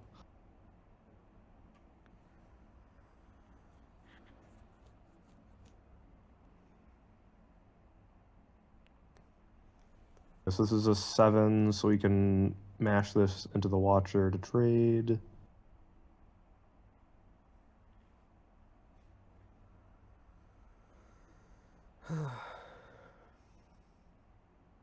Yeah, looks like we're gonna go for a Okay. trade to at least stop the win. We did not empower this before moving in, correct? Yeah, okay. Yeah, we There's needed to hold up Inferna. this Inferna. Okay. So if this Conquer goes through, then you know you're in it. You just need Nasus to have bricks in hand. Yeah.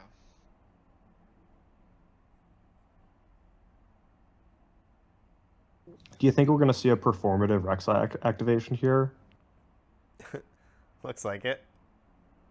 I mean, we should do it, right? To you bluff have that we to don't do it have to- all the Under Titans in our Yeah. hand. Yeah. The only reason not to do it would be if you have no Under Titan. Oh, what? He just drew. Oh, he drew from 7 points, I guess. It's nothing, and then I mean, you might as well just put everything you got at the paper tree. I don't think you're gonna have another turn if Yeah. that doesn't work. So just do your best. Oh, Well, we might be trying to trade for Heron here. oh, this is 7 to kill one of these units. Yeah, sure. I'm not sure this is better This than just is stacking up the fine. paper tree, but It might depend on what the hidden card is, because if this is a hidden blade, It then is a this might be hidden blade, it better. is a hidden Because blade, it does, yeah. it uses the Rek'Sai, like, assault might, effectively. well, the Well, problem is like, the charm kind of helps. yeah, charm is enough to not be dead here. Yeah.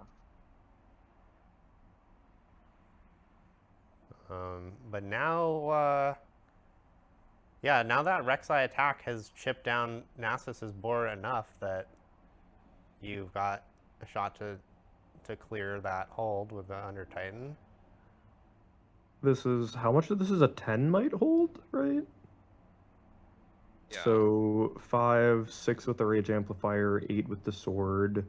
We can play our other Under Titan and crash it in, and everything trades off. Probably pretty good. Is that a Time Warp and a Vilemaw?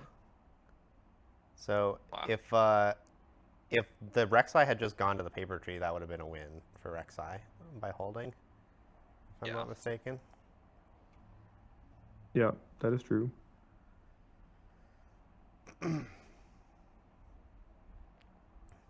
Sam is always right, I guess. No, we have to live with it. No one ever listens to me. Well, no, we do almost always listen to you, I would say. Okay, so Falling Star says Under Titan can trade here. Is it enough? Yeah, if you just kill that and then equip Under Titan, that's an 8, right? So that's actually enough to conquer. Yeah. It's not bad. winning the game yet, but it's pretty good. Yeah, clearing their board and being at 7 with a 7 might or 8 might unit on a battlefield is a pretty good place to be, though. Maybe put this hopeful on the battlefield, just stack it, right? Yeah, so question is like, how do you, like, does Thousand-Tailed Watcher stop you? Or like, can you win if they play that? Yeah. If you stack and they fair. have their last Watcher, that could get them back into the game. But the hopeful is a 5, so it would be +2, and then the Under Titan is an 8, so that would be a 5. So I think stacking it actually works okay against Watcher. But yeah, Nasus just does not have it. I thought we also had a Carrion Dredger to play in our base. Maybe I was mistaken though. Maybe the Rek'Sai player forgot they had mana floating.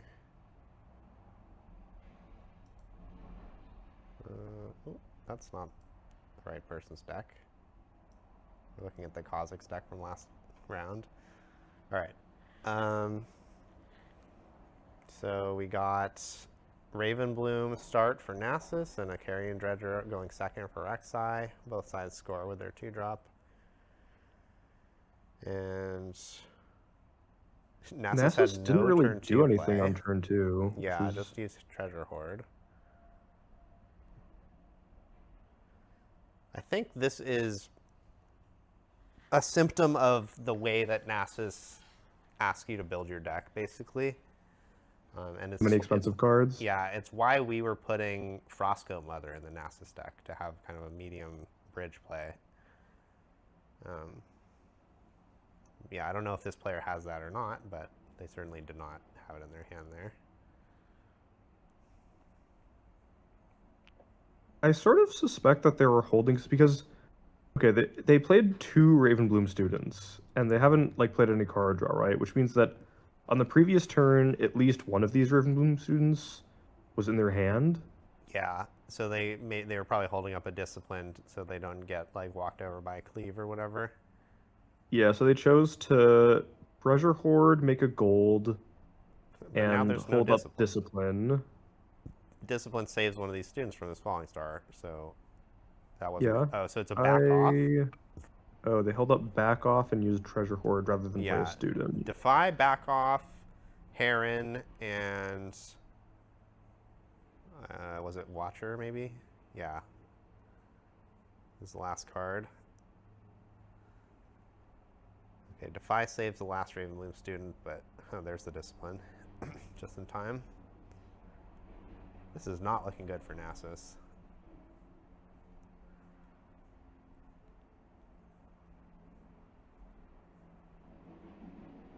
We can take the treasure hoard, make a gold, play Heron, I guess. I don't really see what the alternative is here. I guess we don't have to make the gold, but we could play Nasus. Yeah, I mean, it's kind of appealing, even if you have nothing to do with the Heron here. Oh, and you get to untap the 2. So yeah, you're leaving a back off.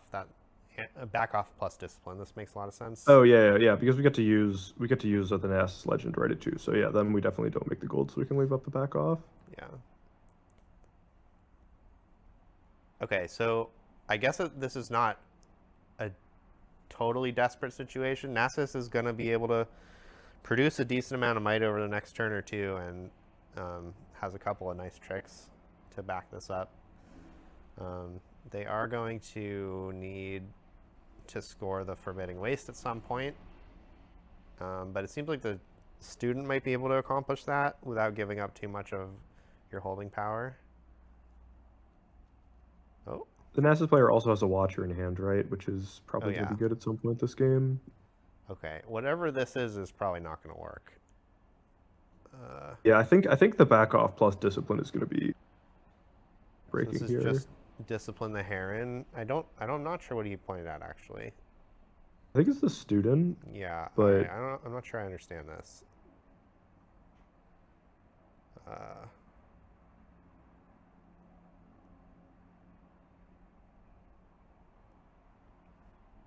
4, 6, 8, 11 against 12.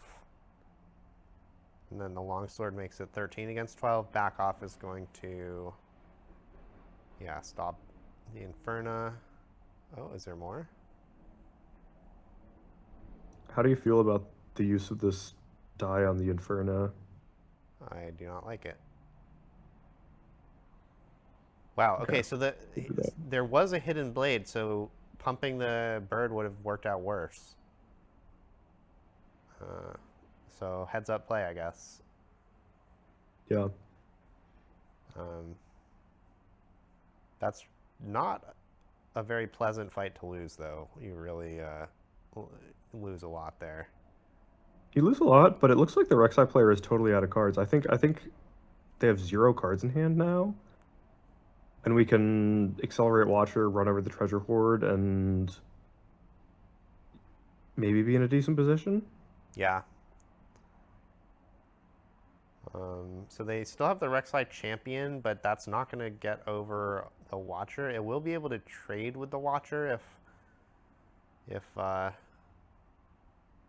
really what you want. I kind of want to use, if this is a hidden blade hidden, I would like to kind of just play it. What the hell just happened? Why is this over? It's a draw. Oh. Oh yeah, okay, 0 seconds left. All right, so 5-4 draw. Okay. Okay. Well, such is life. All right, There what do it we is, I got? guess. Is this Squirtle and Colin? Wow, okay. Oh, this is going to be a great match. Although, wait, what's...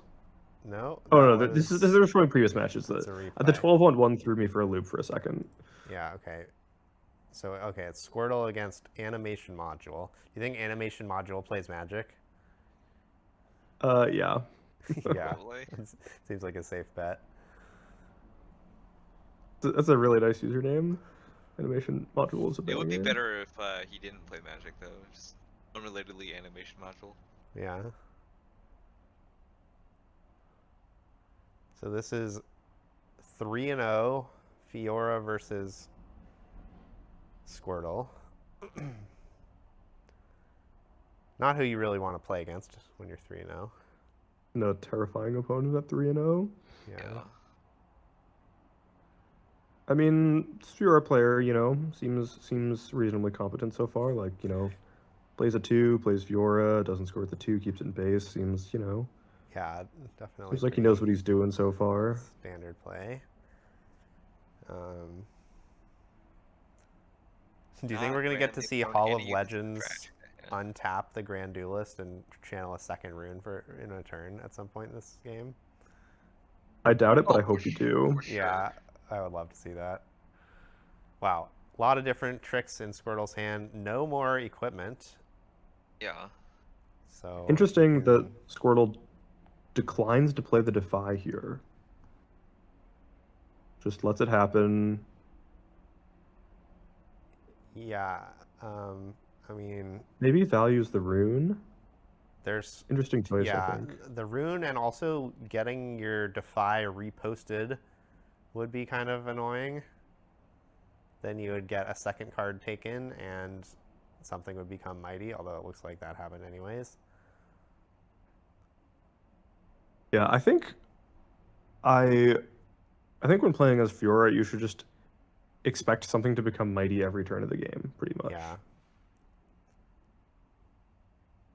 All right. So sorry, what got taken with sabotage? Did you notice? On Yeah, guard. Okay. On guard got taken to clear the way for the safe 5-3 conquer. I see. So Squirtle wanted to hold up the on guard that turn. Yeah, if you play the Defy, then you're tapped out of on guard, so you're like losing the fight either way. But not playing the Defy means that your opponent knows your hand now, Yeah. and you don't have the on guard for later, and it's unclear if the Defy will be good at some point this game. I mean, I feel like Fiora is not known for having a ton of defiable cards. Yeah, they probably have Hidden Blade. They probably have Rampage. So it's not like totally impossible to find a target. But I do agree that the hand info was worth a lot. I'm not sure whether casting Defy is actually correct or not, though. Is that Vi double riposte in hand that I think I saw? And the first mate is the last card. That's So a pretty nasty hand. Yeah. both players kind of, clunky hands here. So right now, I actually think the Fiora player is kind of ahead. Yeah, if Squirtle doesn't I draw some agree. more equipments, he's going to be in a lot of trouble. Yeah, he needs a BF sword very soon. I mean, he just has no units, right? Yeah, he had to After the play his Fiora takes this out, he's gonna have 2 units left. yeah, he had to play as Azir champion, and now your back off gets reposted. And you get to target the Sandswept Tomb, and it's the perfect amount of might to become mighty. Just that's really nice. I like that a lot. All right, so he does vacate the Hall of Legends, even though that Fiora was big enough on board to contest. Yeah, it's just scary, I guess. If your opponent draws Brutalizer, you could get. It's easy to get punished for leaving Yeah. it there, and it's. I mean, it could be annoying to retreat it, and your opponent gets a point, but Well, there's also just a Death Grip that they know about, right? Like a Death Grip Defy. Like, Sure, so you go equip the Sand Soldier, go to the right, Death Grip it. yeah, and it onto has the tank. Azir. Yeah, yeah. Well, just like any equipment too. Just like any equipment, make a Sand Soldier, and then just like attack with Azir, and then like Oh yeah, yeah. The you're just tank is trading a Sand Soldier. Yeah. tank is a great point. Yeah, you just Yeah. tank the Sand Soldier and trade that for Fiora. Although then you end up with a Azir on Hall of Legends. I mean, Squirtle's draw is just not working out right now. Yeah. But yeah, now he has Arise in hand with only 2 equipment in play. yeah, and so the last 2 turns he drew Guards and Arise. We were saying he needed a unit, and those are both like unit adjacent cards, but Yeah. They're it's technical not- units, but they're the worst units in his deck. Yeah. Not the units he's looking for right now. I'm kind of down to just play the Arise now, since you have all this mana you don't have a good use for.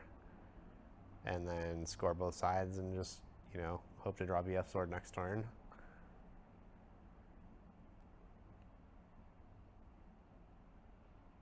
I do think that Squirrel's going to need to draw a BF sword to win this game.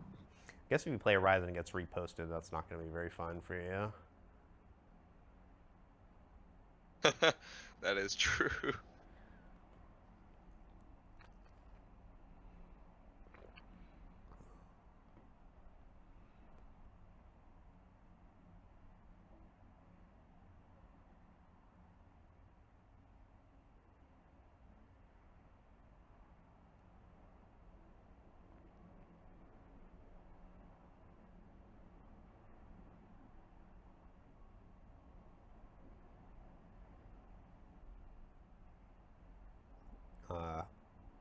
What?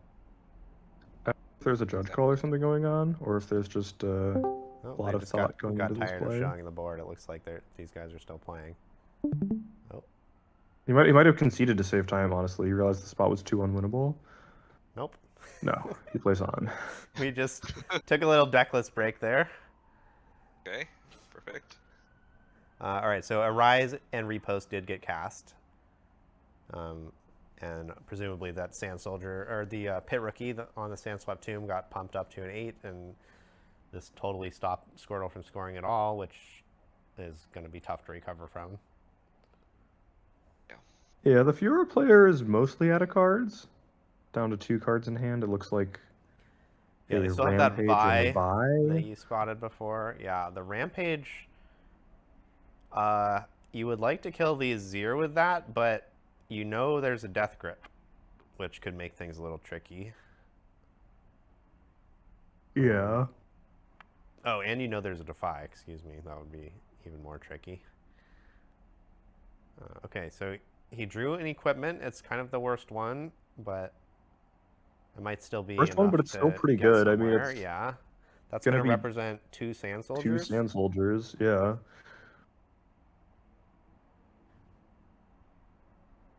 And 2 recruits, Okay. it looks like, because he's going to swing it over to the Hall of Yeah, Legends. we're gonna score this. Azir, move it over, tank with the thing, get another recruit. Yeah.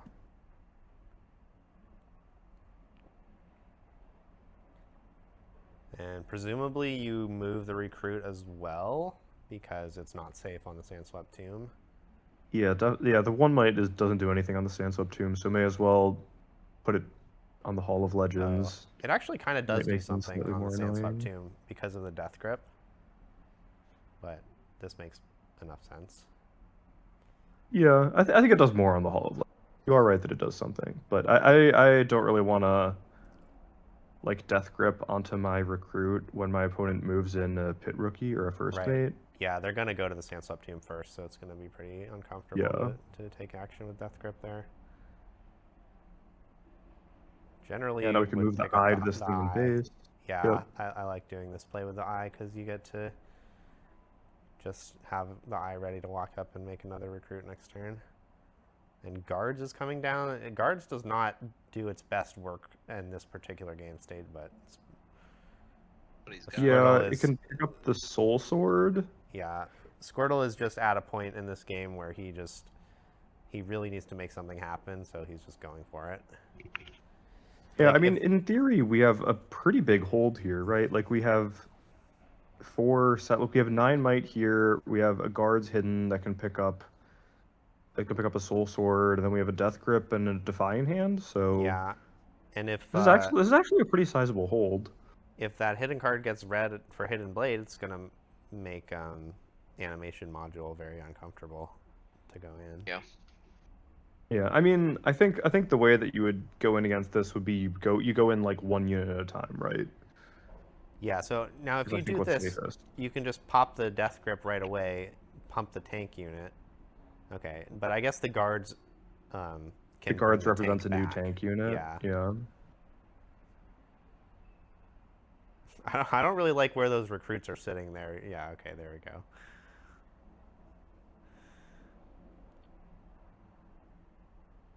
All right, so now it seems like maybe is the time for Vi to come down. It's not perfect, but Could also just Grim Resolve here. yeah, I guess This is that a pretty is good spot for Grim true. Resolve. Yeah, that seems like. I mean, you know about the Defy though, so I guess if you're Squirtle, you have to play the Defy now.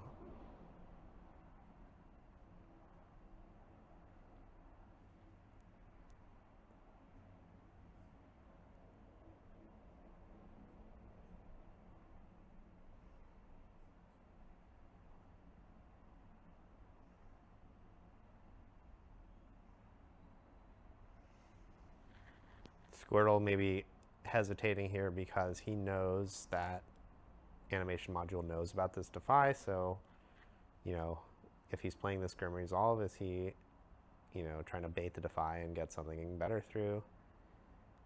But Yeah, the Grim Resolve does quite a lot, so I think it's just worth casting. So now if you vie, you can take down the Azir and the tank guy, and then first mate can walk over the 2 recruits. Or maybe Fiora does. Yeah, it seems like We you have to know do the last this. card is a Death Grip, right? Yeah. So now, I don't really like. I mean, this is so awkward, right? Because we stun the Azir and then he can Death Grip it onto something else. well, I think he wants the Azir to live.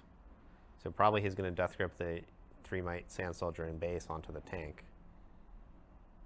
I would maybe Death Grip the stunned Azir onto something else and kill the Vi and the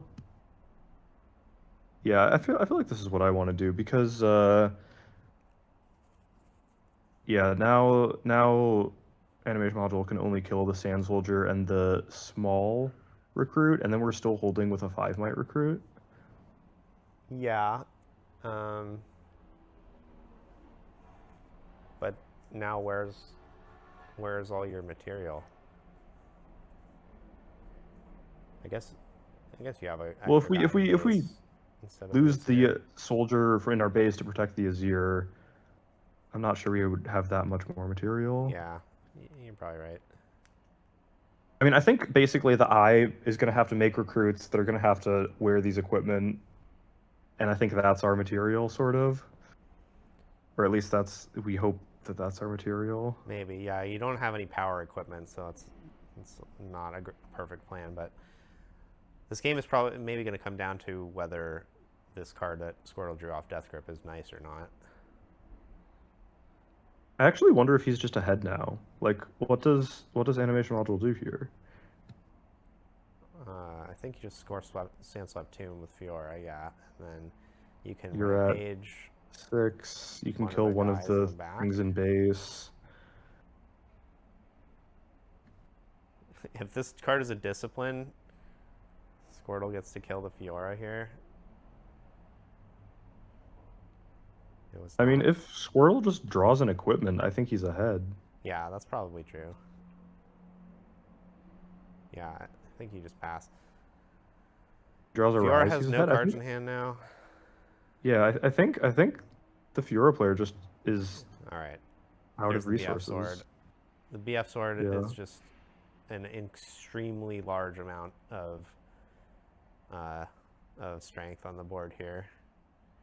Yep. Yeah, this is great. We can like maybe we move the Eye, I guess, is the most likely one to move. Yeah, that seems Yeah, very probably just the reasonable to Eye. do.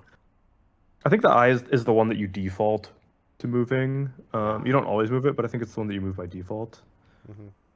Just because it doesn't help you hold at all. So this play is interesting. This is him saying, I want the guy in my back line to survive.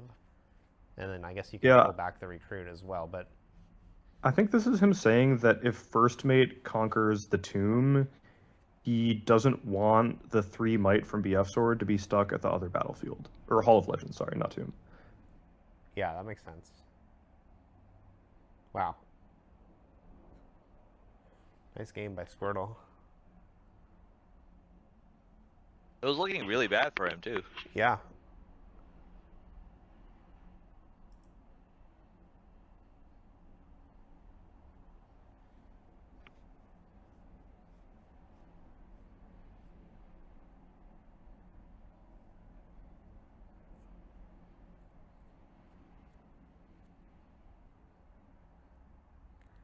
All right, this game, probably we're not going to see both players running out of cards since we have Sunken Temple and Seat of Power.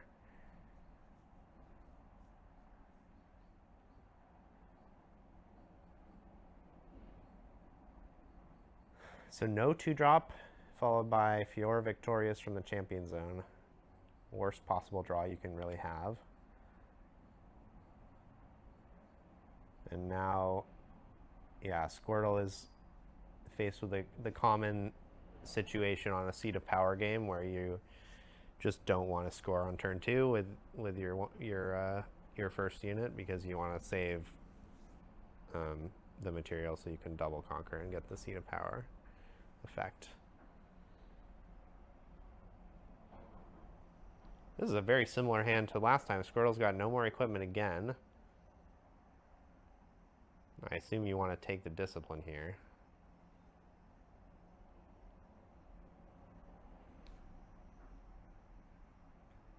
Yeah, discipline definitely seems like the one I would take. I mean, the Vi death is grip gonna is be also tough. a little scary, but The death grip is basically a discipline that destroys one of your units. well, it can be a lot more than just 2 might, but yeah. Wow. All right, so both players unwilling to go in. Makes a lot of sense. The Vi was going to eat that Fiora if it goes in. But Squirtle gets his Seat of Power draw. And surely think he this has the is- equipment now.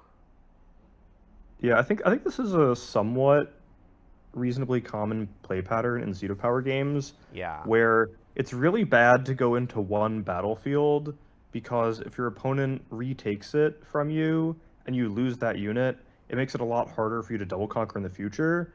So I think it's common in Seat of Power games to take no battlefields until you can take both of them on the same turn. Yep. I have experienced the same.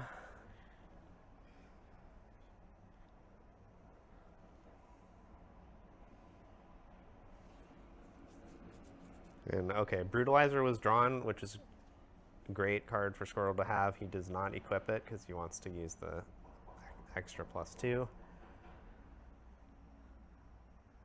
Is that a salvage in the Fiora hand? That's going to be good. Another Rengar, Yeah, it 2 looks Grim like Resolves. salvage, 2 Grim Resolves, punch first. Yeah, 2 Grim Resolves and punch first is an awful lot of that effect.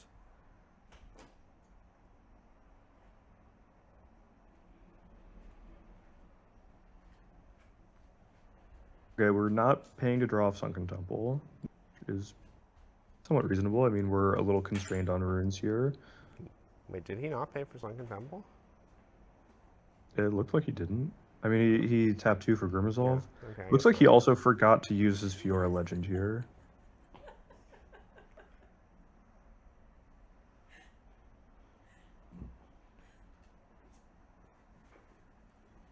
Is that a Kennen in hand? A yellow Kennen? Wow, you're right. He did forget the Fiora Legend. That's not good at all.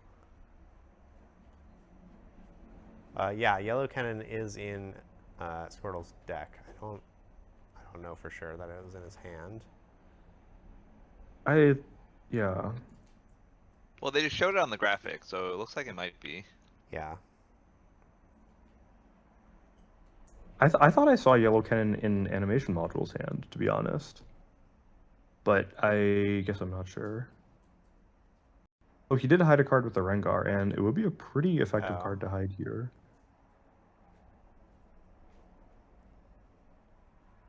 I guess we'll see soon enough, because this Vi is gonna force it out. Yeah, so if the Kennen comes out and stuns Vi, then the Sand Soldier dies and Vi goes home. And Animation Yeah. Module loses nothing.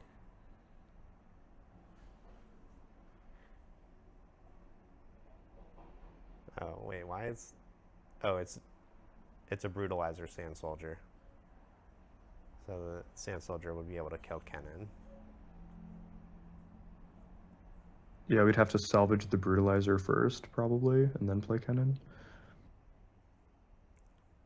Then you'll be tapped out, which means you'll be susceptible to the Discipline and On Guard that you know about. Or I guess the On Guard got spent at some point.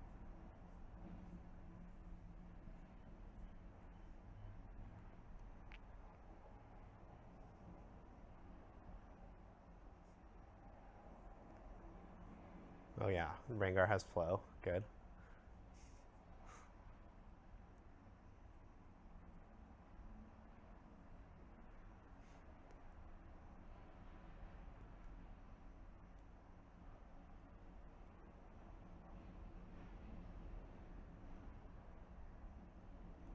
Yeah, so this Grim Resolve is going to save Kennen, but probably Discipline will come down, and then I guess Rengar will die.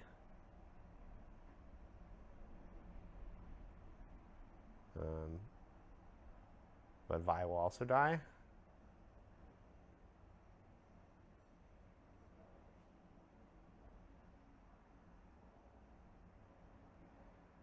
Wait, what? Animation Oh, module this- tried to put the cannon in the Griever instead of Rengar, and I think Squirtle was pointing out that he wanted to kill the Rengar. Yeah, I understand. So Squirtle was using the +2 on that Sand Soldier to represent the on guard, which I had missed being played. And I didn't even see that happen. Yeah, Yeah. I got okay. confused because we've seen so many of these +2s that are representing nothing. Yeah, with the Brutalizer. Yeah, we assumed that it was a Brutalizer +2 because. Yeah. Yeah. Okay. Squirtle's a knower for sure. Yeah, Squirtle is definitely a knower. There's a Divine Judgment. It's Chinese. That's how you know it's better. Yeah. Is that good here? Honest question. Oh, well, I guess we're about to find out. Yeah.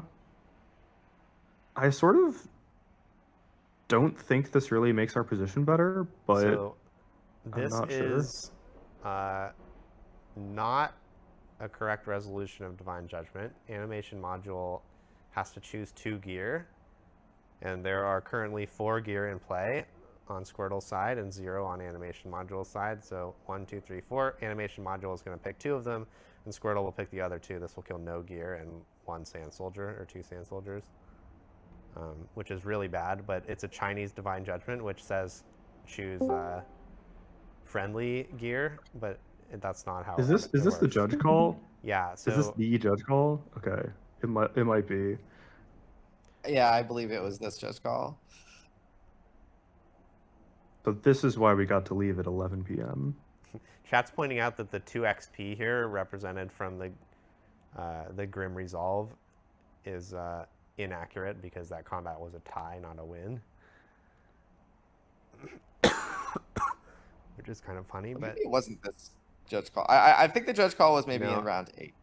Yeah, I thought it was later in the day. I thought it was round 7, and we had to wait an hour before playing round 8. But yeah, I'm not sure. I mean, definitely this would have been a relevant moment to bring up the discrepancy, and it looks like they're stopping the game for some reason. So.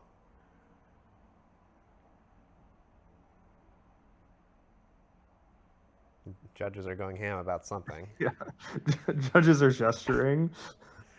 All right, we're going to take a look at the deck list. All right, let's fast forward a little bit. No one knows what's happening. People are twiddling their thumbs. There's the close up on the Chinese Divine Judgment. Nice.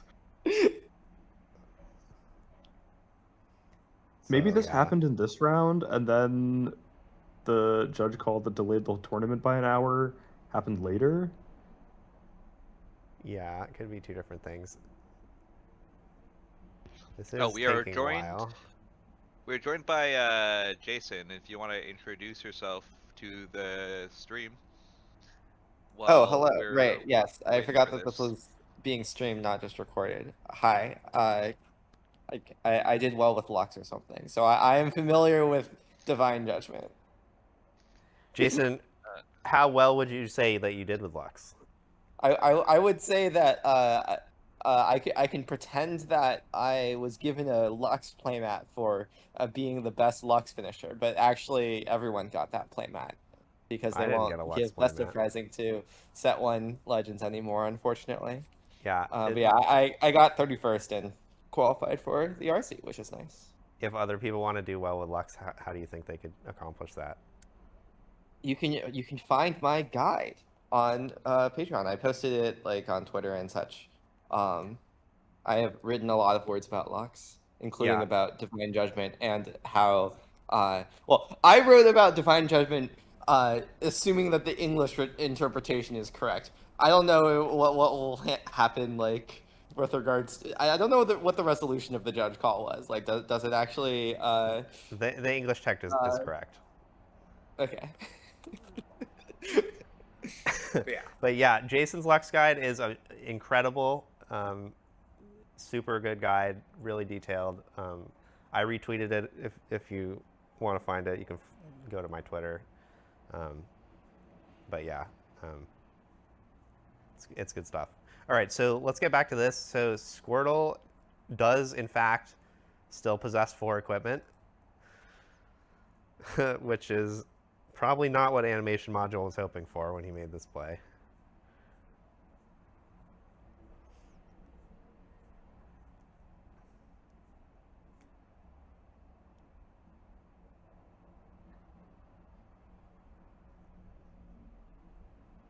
All right, so how does this game continue from here? Squirtle can easily kill this Fiora. And then he could probably even successfully defend against the Rengar too, unless there's there's probably is a punch first in hand, but it would be really unpleasant to use right now. There it is though.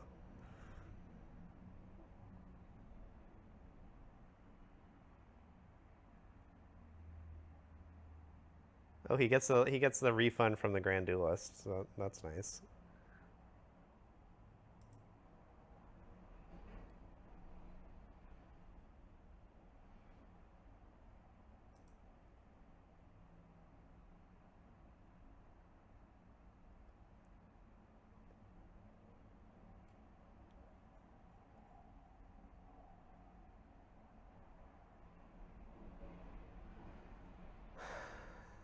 All right, so now the extra 2 XP is going to be relevant.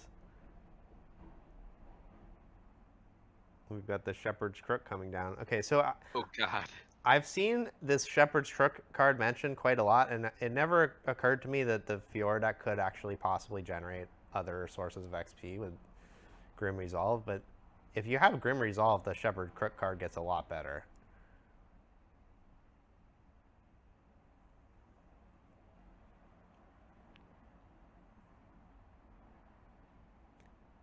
So now what? Is the judge saying stop, you don't actually have 2 XP? This happened like 4 turns ago, and they've had 2 XP marked the whole time. You can't just take it away in the middle of this guy taking actions. This guy is freaking sweating.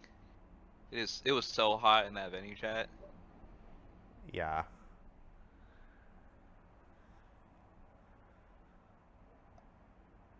Wow.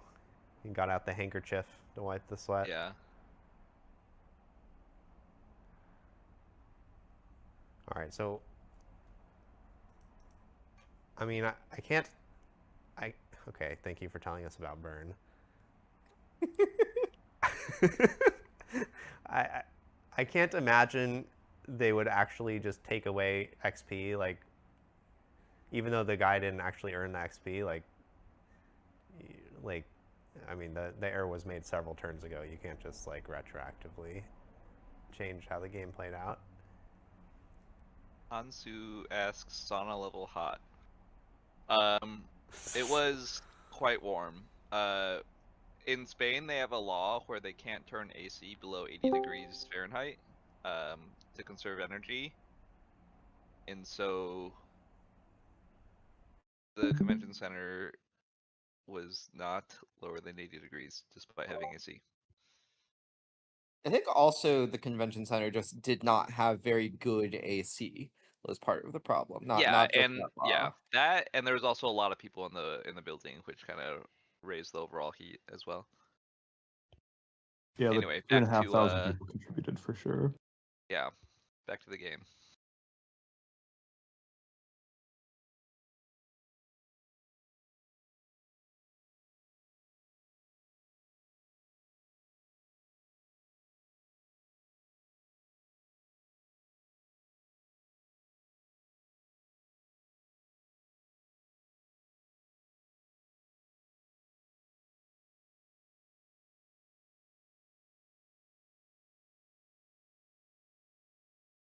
It looks like Sam is muted, yeah.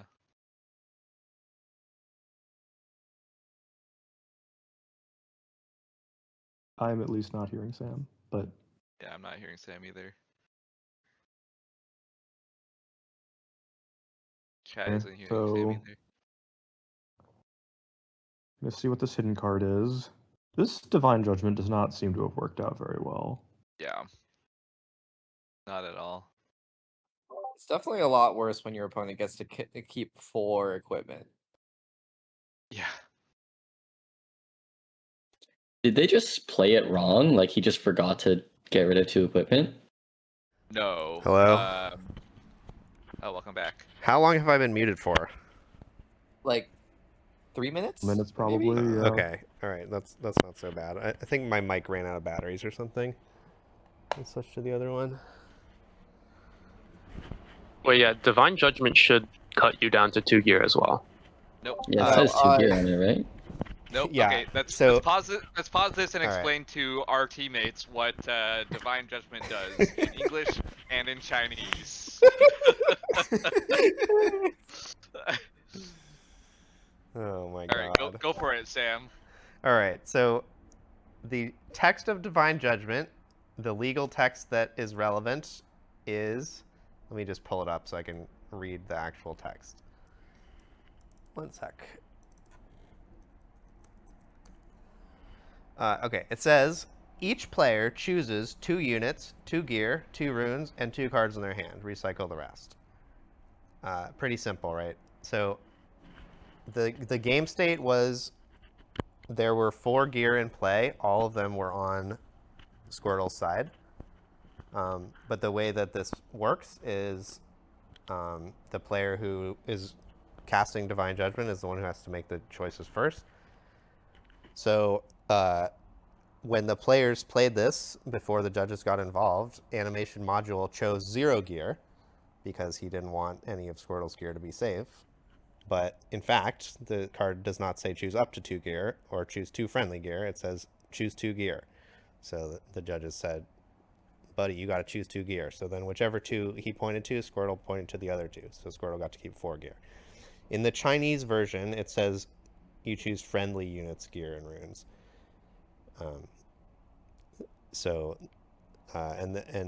Animation Module has a Chinese copy of Divine Judgment, but that the Chinese text doesn't actually matter. The English text is the one that is the real text. Wow. I always assumed it was 2 of your own gear as well.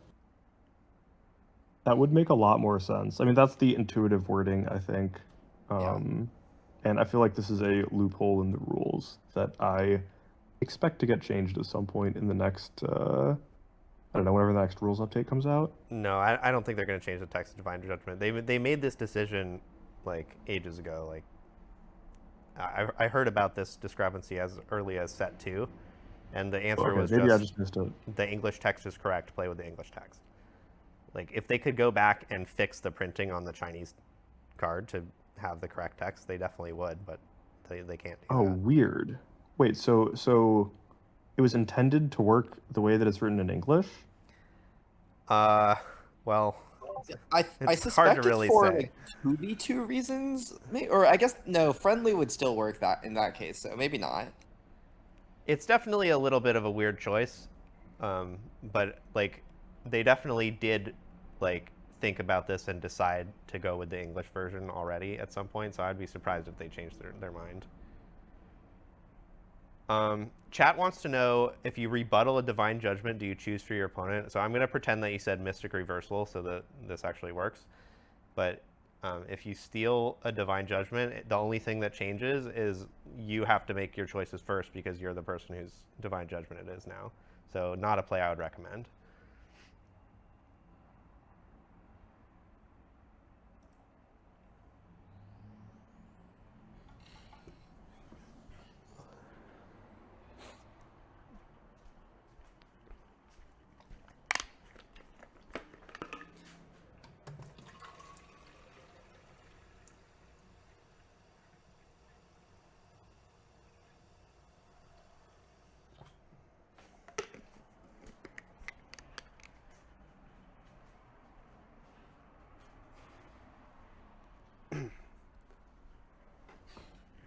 Seems like whatever object was stuck in my throat is gone now, which is good.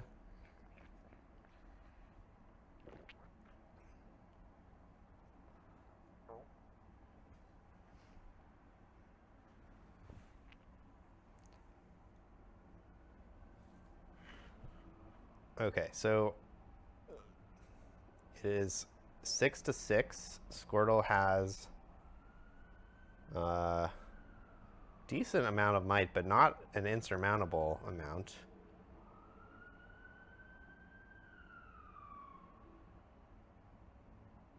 And he's pulling back the Azir. He does not believe in the Fiora's ability to conquer over what he's got here. I wonder if he has a hidden blade in hand. That would make some sense.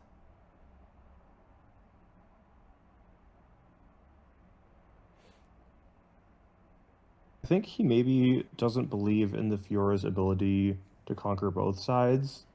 He's saying that the Fiora can only conquer one side, and then he's going to hold, and he wants the Azir in base to be able to swing the Sand Soldier around. Which I guess that is consistent with having a hidden blade in hand. Well, he's only got 3 on the Seat of Power and 6 on the Sunken Temple. It's not a ton. But, okay, this On Guard is nice. That's going to make Animation Module have to do something special. Yeah, this would be an even trade, which is pretty bad for the player who's trying to win this turn. Okay, but you couldn't... if you salvage the Doran's Blade here, you're winning again. And then you can use the second Rengar to go to the Sunken Temple. But that would tie against the Hidden Blade, and then you would presumably lose on Squirtle's turn. So I guess Animation Module wants to look for how do you play this turn where you have rebuttal up. I'm not really seeing it, to be honest.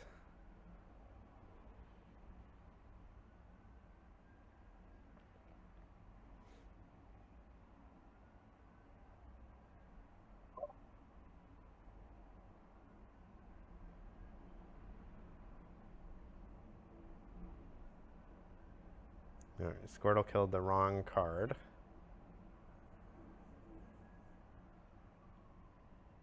Yeah, I think the Sand Soldier and the Shield should be switched.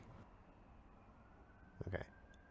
Now both are just gone, or? Okay, yeah, so he does have that Hidden Blade. Oh. Yeah, the Crook falls off and Crook. gets moved because of the XP that maybe shouldn't have been there. Yeah. I can't remember so- how much XP should have existed. It shouldn't have been. But Squirtle could have dealt the 5 damage to Rengar to play around that, but... It's true. Would he have been able to conquer in that case? Yeah, I don't think he would have been able to win on his turn. Yeah. Because like you can just put the Rengar up, so you now have 5, 6, and 6 on the 15? Seat of Power. Or yeah, 17. Yeah, and Squirtle does not really have a good way to contest that. And you have repost backup still. No, you don't have to assign lethal. You just have to pick a unit and start assigning damage to it.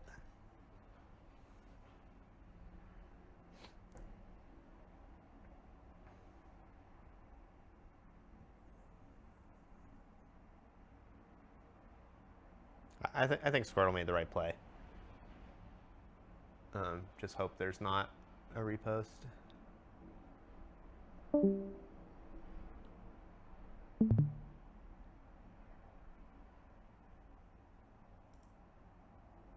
Okay, what do we got?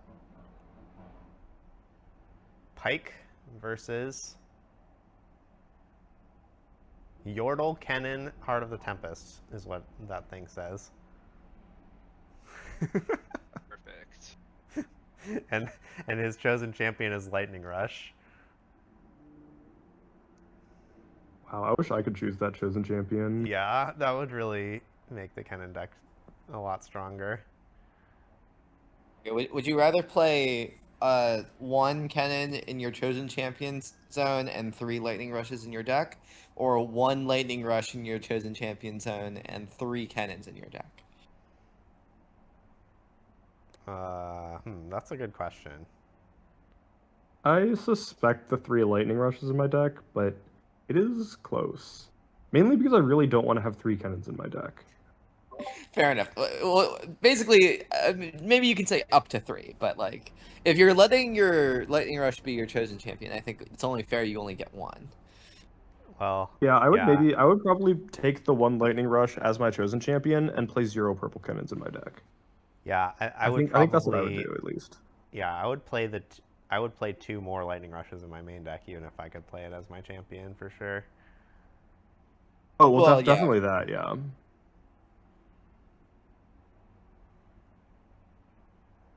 Lightning Rush does not have the usual problem that duplicate chosen champions do, where it's hard to use the second copy. It's just absolutely trivial to play Lightning Rush and then play another Lightning Rush.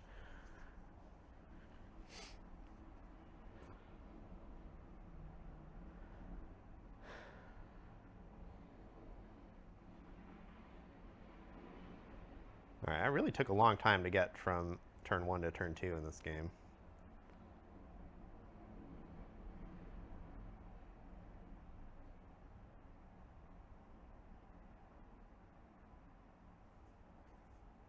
Both fizzes get discarded on turn 2 here.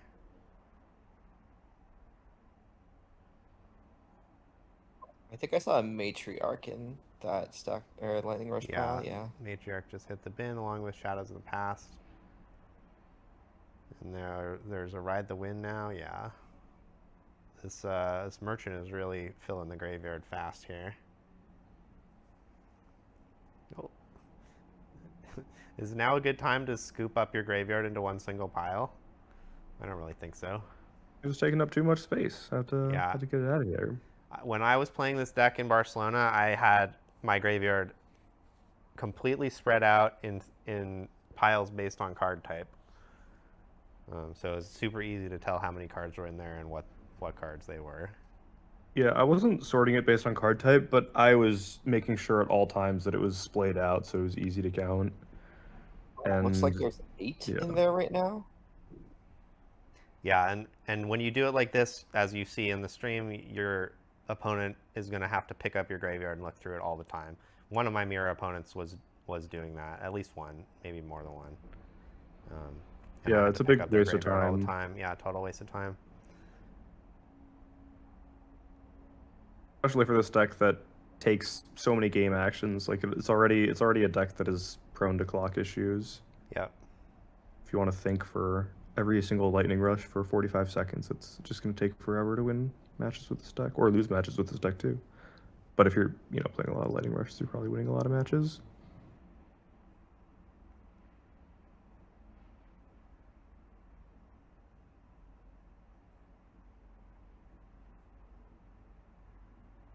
Also means sometimes you have to pick up your deck, your graveyard and fan through it, which is especially egregious. It would be funny to time how much time the players spend flipping through the graveyard here during this match. Wow, second Matriarch. Okay, so this guy probably has the Tornado Warrior version. And I'm assuming that means that that hidden card is a Tornado Warrior, and therefore we're about to see a huge amount of value come out here. Because you can replay that Fizz, get back Shadows of the Past or something, or maybe even a Ride the Wind. I mean, this was a pretty crazy turn. Yeah. 8 might hold, hidden card, 2 Rosses in base, Lightning Rush, ready to get float again next turn, Traveling Merchants that are just straight up drawing a card because, dumped his whole hand, and still a respectable number of runes set up. So yeah, this is a crazy board. This is a real I believe it also involved moving a merchant with no cards in hands, top decking Lightning Rush into Rasa. Yeah, sure. Yeah, that happened. Why not? All right, so we got a repeated Piercing Light to make some progress against this hold and set that Rasa to 2 HP. I'm not sure how that's going to get finished off, though. It'd probably have to be a Falling Star, but there's not really a good way to line up Falling Star. Oh, there's the list. Before the Piercing Light resolved, I saw the Conan player pick up his graveyard and look through it, which means that this is surely a Tornado Warrior, because if that was like a switcheroo or something, you would have no reason to look before resolving the Piercing Light. I mean, I think if you play an unempowered Matriarch to a battlefield and hide a card, it's just always Tornado Warrior. Yeah, that makes sense. I mean, I there were a few times over the course of the weekend where I conquered with a Matriarch and didn't empower it, but yeah, I mean. All right, so the list is set to Shadow Isles. I believe that only hits Rasa.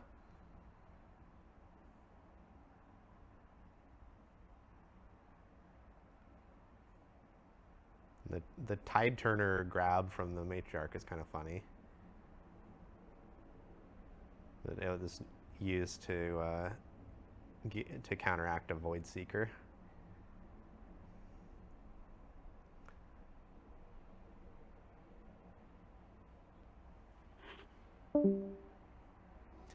Chat says, why not recycle a yellow to hide? That is a great question. That seems like that would have made a lot more sense.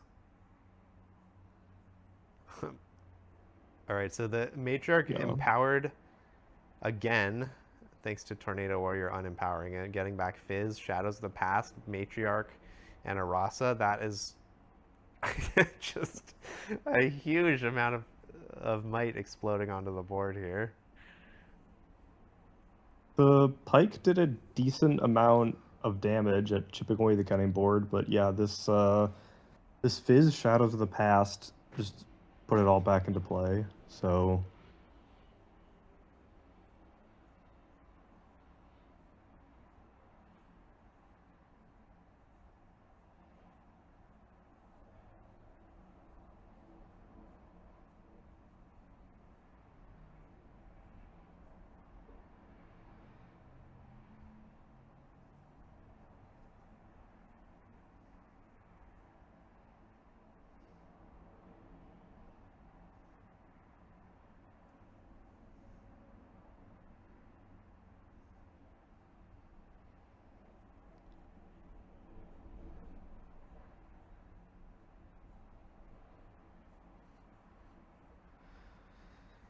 So somehow Pike is going to have to hold or clear Kennon's entire backline. I don't really see that happening this game.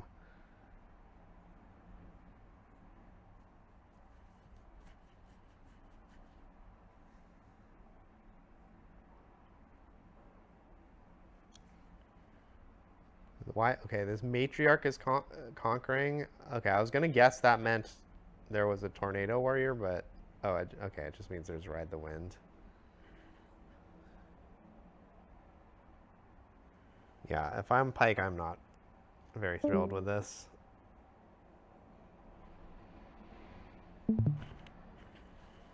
Do we have to watch the rest of this, has been called? It looks like that was the rest of it. No. Yeah. Yeah.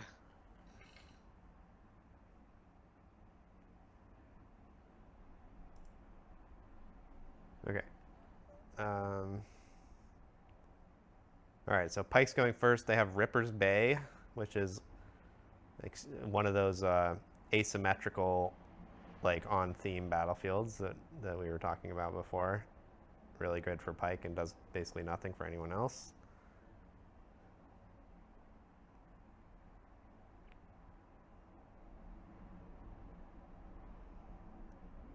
So Pike is developing their resources, but not developing their might. So let's see if Kennon can capitalize on that by slamming some might onto the board and, you know, start holding.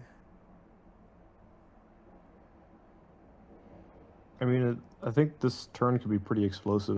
The Kennon player is about to like conquer Minefield, flow, probably Lightning Rush, and then has a Rasa in hand that they can play for, I think, you know, Yeah, the very Rasa little should cost energy. 1 unless there's a Nocturne hit off that Lightning Rush.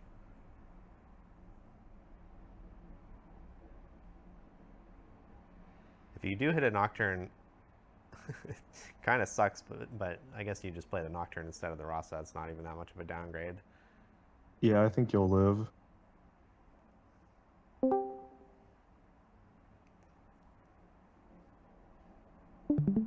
So interesting that the Rasa is in base here.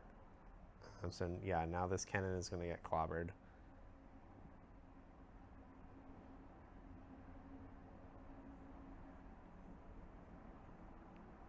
Yeah, I mean, I think it's fine to put the Rasa in base because you want to be able to score both battlefields next turn, right? You don't want to have the cannon and the Rasa stuck at the minefield, but it does leave you open to losing the cannon, which is pretty bad.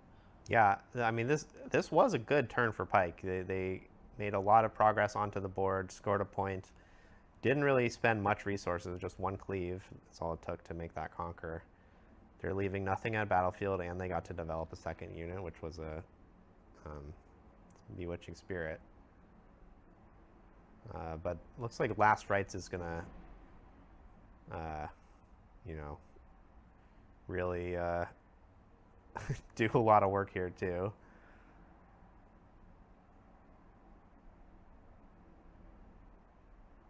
Yeah, I mean, the minefield game with Last Rites when you draw 2 seals is crazy. I mean, it's like you just have infinite cards in the trash, and you find a bunch of Rasas pretty quickly, and then you have 2 seals, so you're not even going down runes, and yeah, this is just the dream scenario for Last Rites. Looks like the Pike player doesn't understand the interaction between Minefield and Last Rites, which, in case you don't know, is both of those abilities trigger on Conquer, so you can stack them in whatever order you want. So the Kennen player said, I'm going to target Rasa with Last Rites, then I'm going to burn 2 cards with Minefield, then I'm going to cast a Rasa and use those 2 cards to get a discount, which that totally works.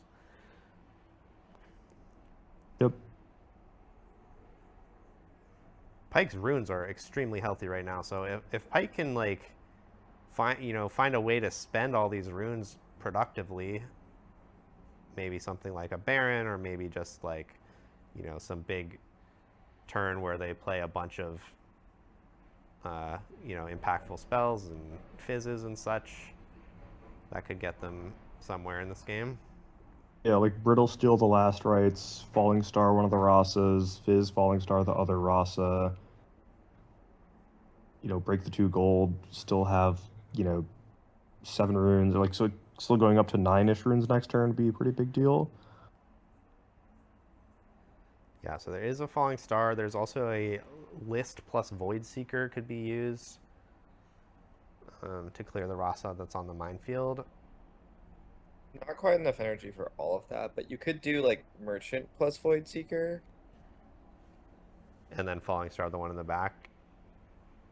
I think we also want to use our legend to get this spirit off the battlefield. Yeah, I think I would do Void Seeker, List, and save the spirit, but okay, the Void Seeker got abandoned. Okay, I mean, this seems fine. I mean, we can return the spirit, make a gold, use the thing to channel a rune, or use the battlefield to channel a rune. Or we could just go for the Rasa in base and hope they can't run over our spirit, although this is a little risky. I don't hate this. It's, I think I would have rather just picked up the spirit, but...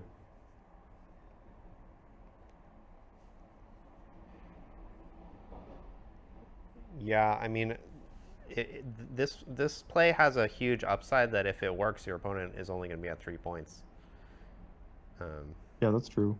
But yeah, it might not be very. Yeah, I would do a check for if there's any ride the winds for Fizz to Fizz back.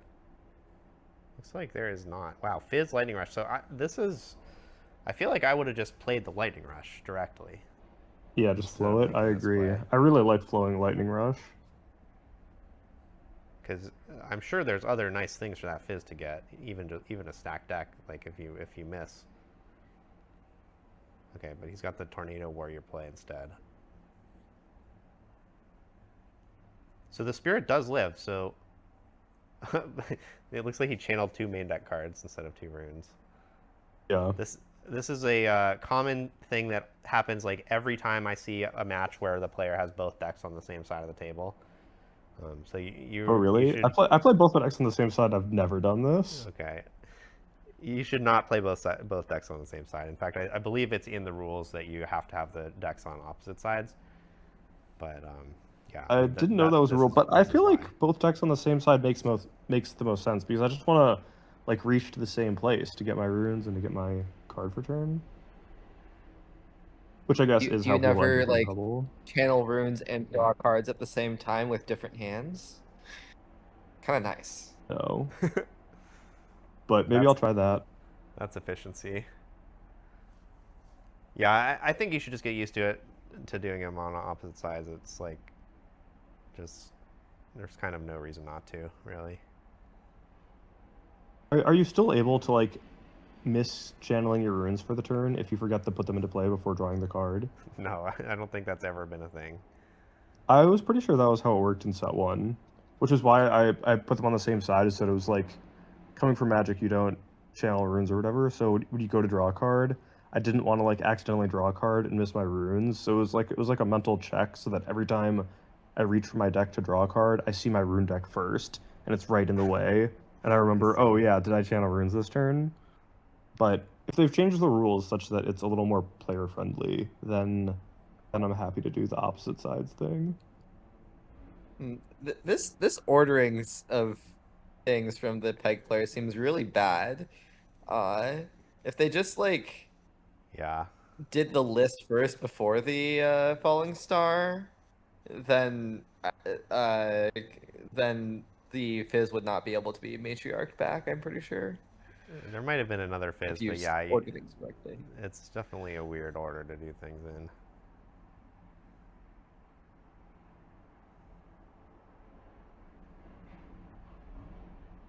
Oh, there's another Fizz, so unless this guy plays 3, then there was not another Fizz.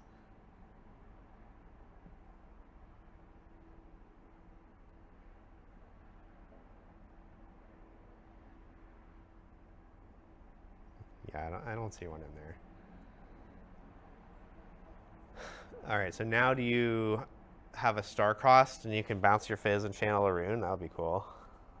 I guess there's nothing worth bouncing on the other side, though. I think a Starcross got used by a Fizz on the previous turn in response to the list. I see. So I don't think so. Oh, well, there's one.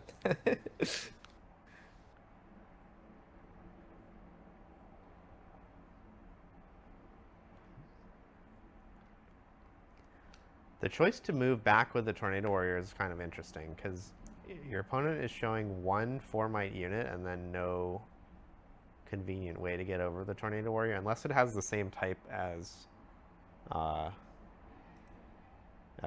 Matriarch. Let me take a little look and see what types those cards have. Tailcloak Matriarch only has Ionia.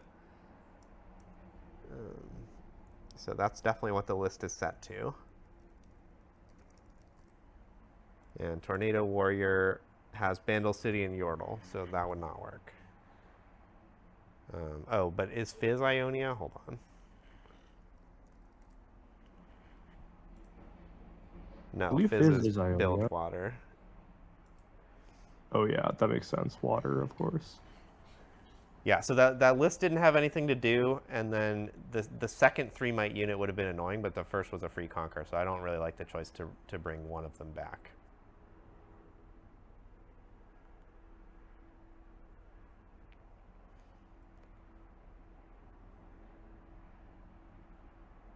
And now Pike is at 6 points.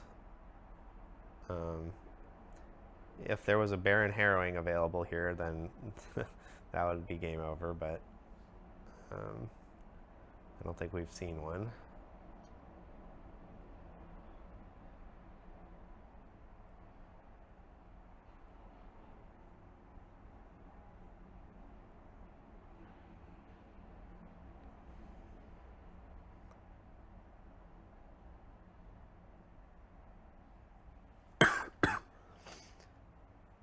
Still think Kennen is going to run away with this.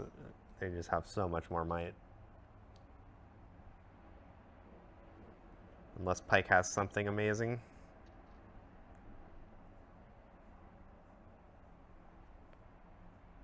Yeah, I don't see how Pike can get to 8 on the next turn, really.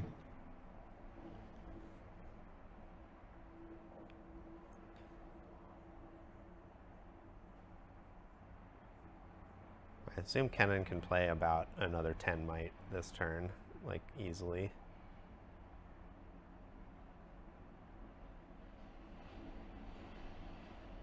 I think I saw 3 Fizz here. I think there's this one that just got played, and I think there's 2 more Fizz in the graveyard. Oh yeah, I you're know right. that was something. Yeah. I know that's something we were wondering about earlier, which does sort of make sense in the Matriarch Tornado Warrior version because Fizz is like a really Yeah. good thing to bring back mid-combat. For sure. So Shadows of the Past gets 2 Rasas, and it looks like they're just going to Giga load up the minefield and say, you can have that side. I'm just going to hold this side. Holy shit, okay. This is like a 34 might hold, I think. Or no, there's a third Rasa. 30. I believe It's this is a more 40 than that. might It's hold. 40. Yeah. Yeah, with the third Rasa that I didn't see, it's now 40 might. Thousand-Tailed Watcher would make short work of it, but short of that, it's not going to really be possible for Pike to get through, I don't think. Yeah, I don't think there's really good ways around this in purple-red. Need some blue cards.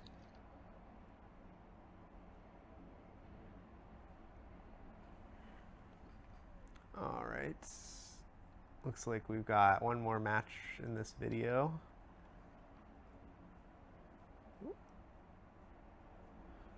Jumping right into the middle of the game here. Diana versus Aurelia, a classic match from the previous meta. Yep. Very, very classic matchup.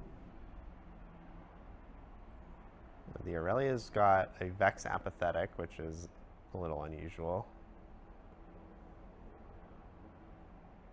I think Vex saw a bunch of play in Aurelia in the set 3 at a game.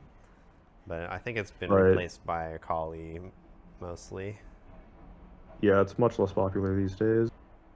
I mean, I think the Vex value has gone down in general. It's not that effective against Kennen. Yeah. If you try to park Vex at a battlefield, it'll often just get eaten by a Nocturne or Rasa. And it's good against the Ride the Wind stuff that Kennen likes to do, but yeah, it sort of just is a large investment. Yeah, you really have to like clear their entire backline to use Vex effectively against Kennen. Yeah, exactly. Like when I played against Ezreal and the Ezreal player killed all of my units and then put Vex at a battlefield, it was great, but otherwise I don't think Vex is that effective against Kennen. Chat pointed out Downwell would have won Pike the game in that last game. Yeah.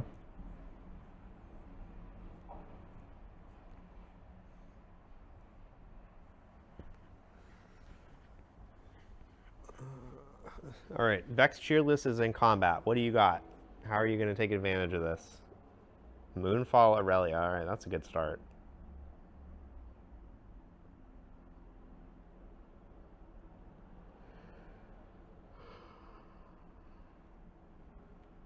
How are you going to fight over this? Like, you have to fight to save the Aurelia, but it's very inconvenient because there's a Vex Cheerless. I'm not sure you really can fight. Yeah. I think you might just have to accept that you're losing this and then try to go back in with your other Vex. Yeah. Your 4 Vex. The best you could really do here is like Star-Crossed Aurelia to save it. Or maybe Star-Crossed the Vex. But yeah, okay. Wow, another Moonfall. Well, I think the Aurelia player has flash in hand, so now you can try to flash out and hope it works, but if it doesn't work, you're in a real disaster. Yeah, hard bargain would be a way to back it up. There is a hard bargain in the graveyard already, though. Yeah, I mean, I don't think you can not flash if you have it. Like, it's a disaster either way, right? Yeah, if there is a flash in Aurelia's hand, then that was excellent patience by not using it. I thought I saw a to flash. save the I'm not Aurelia. 100% sure, but I would be very surprised if they just let that go. Yeah. No, I don't maybe they think the don't have Aurelia it. player has flash. I think it was in the Diana player's hand, the flash. Yeah, there's okay. a flash. I just had it backwards. And there was a hard bargain to back it up anyway, so flash would not have mattered. Yeah, wow, absolutely devastating. This game is over, I think.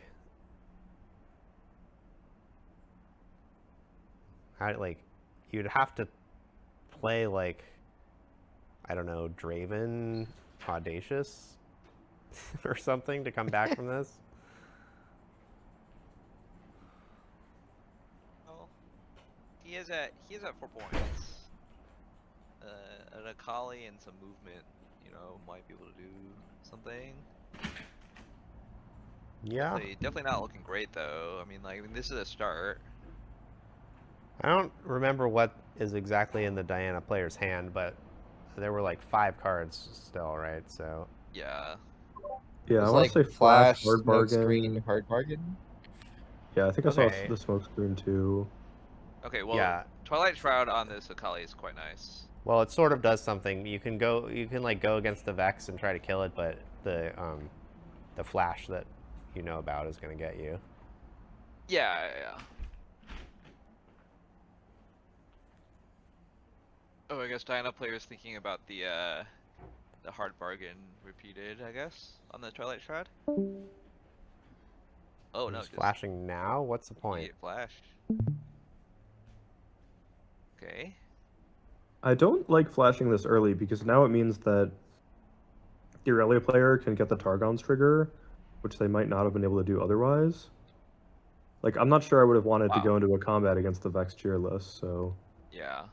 Okay, now this is actually looking kind of okay for the Aurelia player. I'm not really sure what is in their hand, but like, we're at 6 points with an Akali that can't be touched right now. Yeah. Yeah, I think I saw 2 on guards in the Aurelia hand, which... Yeah.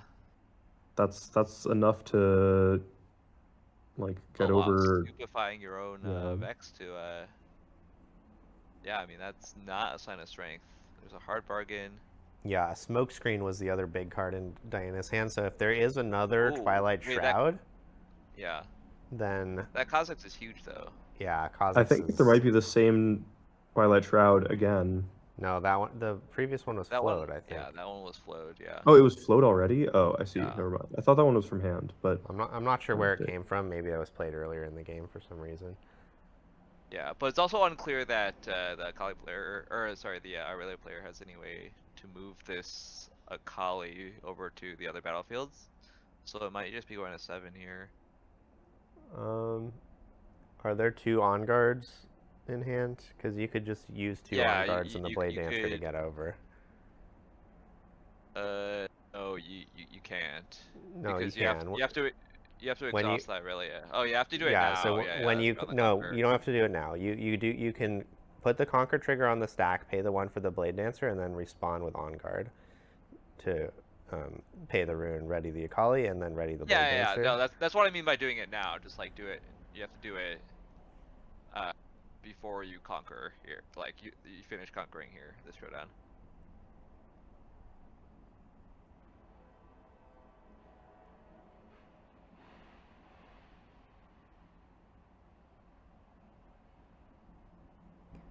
Okay, so we are seeing all these on guards get used. Yeah, you have to Blade Dance here, I guess.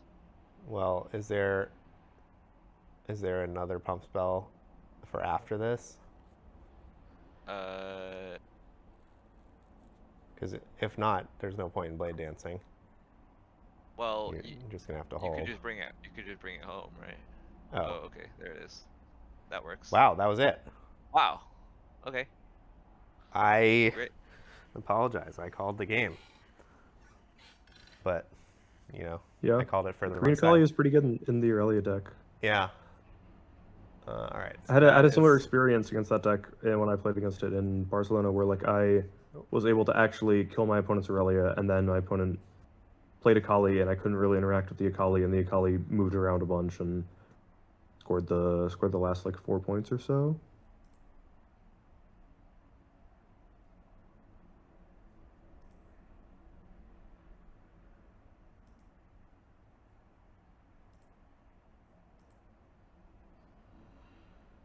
All right. Round 5.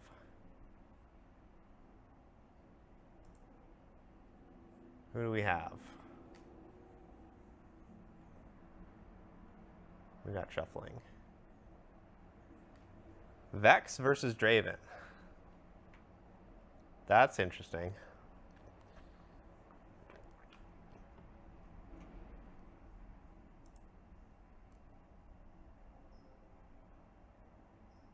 I have to imagine Vex is favored structurally here, just because the way that they build their deck is to not lose combats.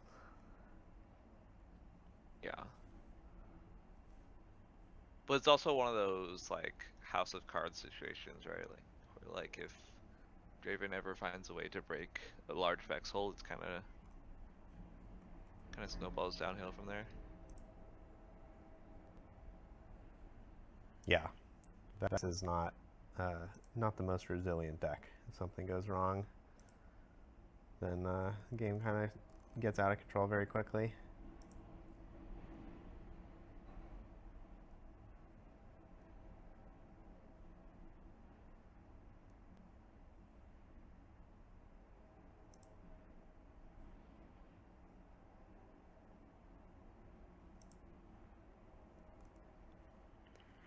Chat says one of these players is an insane slow player. I don't know which one.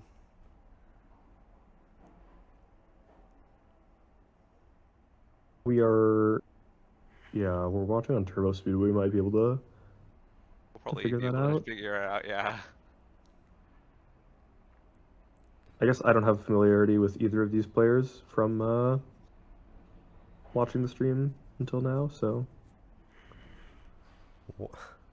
What is that? Oh, that's the empower or disempower something until end of turn. Sanction. So I wonder if this is a Karox build. Yeah, that's what I was about to, yeah.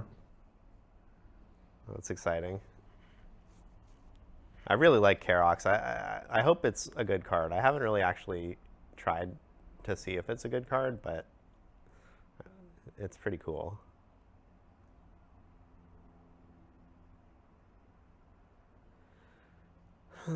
Alright, so Draven is setting up for a big push next turn to try to crack the Vex hold, which makes a lot of sense. I don't know if it's going to work. There is a Karox. And I don't, like, maybe the hidden card is Tornado Warrior, though it sort of seems like it's not.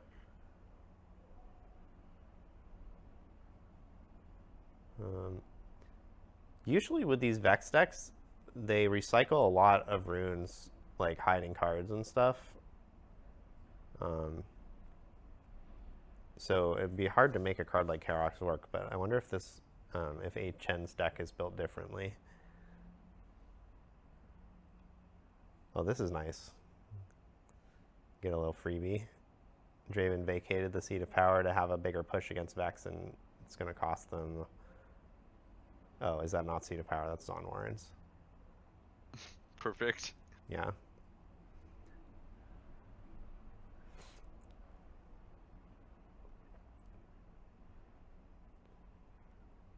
And the Tide Turner's looking to get chomped by Draven, though.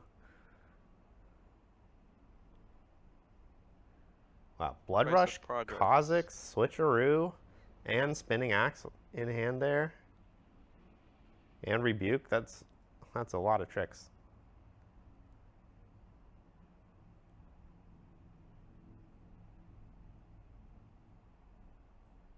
Wow.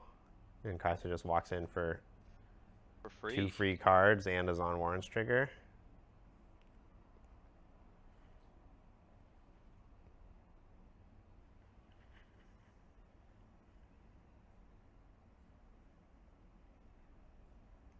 This is kind of a long tank there.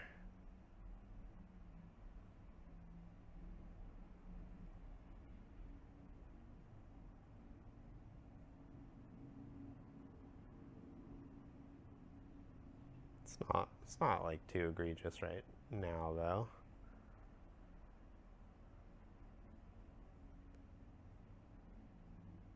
Interesting. So the Blood Rush is getting split, saying I have enough on this Forerunner to win this combat, you know, just by what's on the board.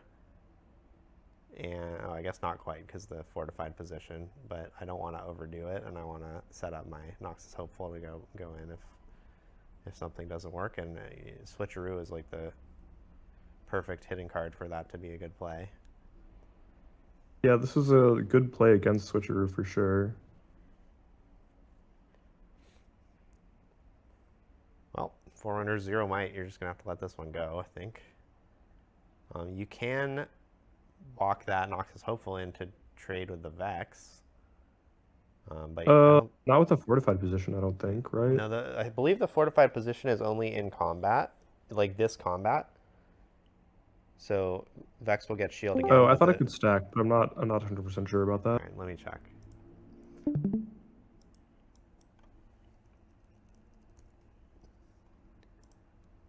Yeah, it says it gains shield to this combat. So this is just offering a trade here.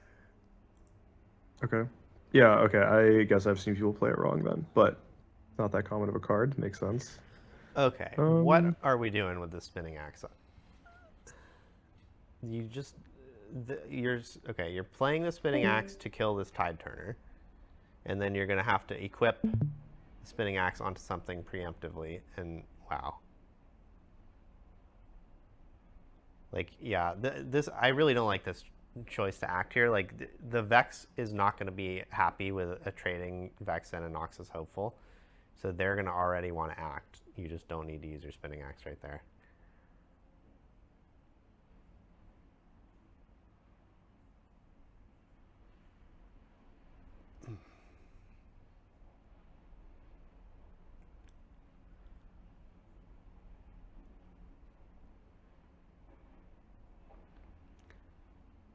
And now there's a disarming rake. Game 1. Wait, is that a disarming rake? Maybe it's the sanction that we saw earlier. I think it's the sanction. What's the card to the left of Gust? That's the one that I think is disarming rake. Oh, I thought you were talking about the one to the left of Discipline, which is clearly that one is spinning definitely sanction. Yeah.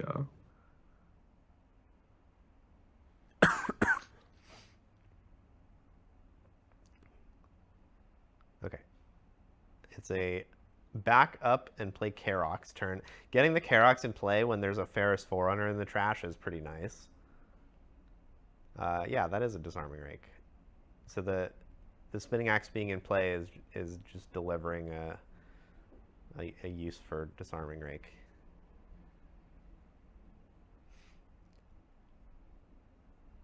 But Draven is going to get to catch up on points, not quite take over point tempo here, but it's nice to be able to score 2 when you've been stuck scoring 1 against Vex for the entire game.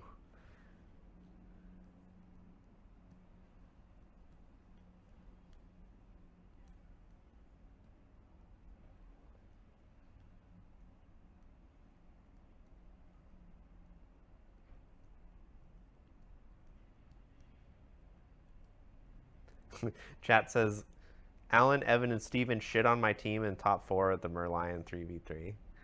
Yeah, those guys apparently shit on every team.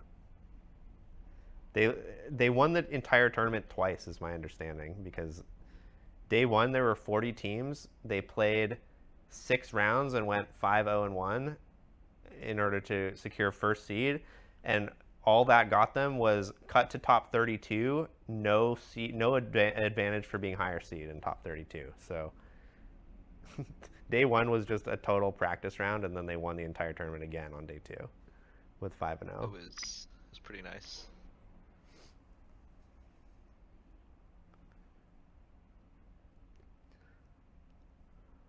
Okay, Falling Star tried to take out Karox, but Discipline was there to save it, which is pretty good. And now Draven is in big trouble. This Karox is going to get to do the thing with Ferris Forerunner. I guess there is a rebuke, though, that Draven saved. There's 2 rebukes, even.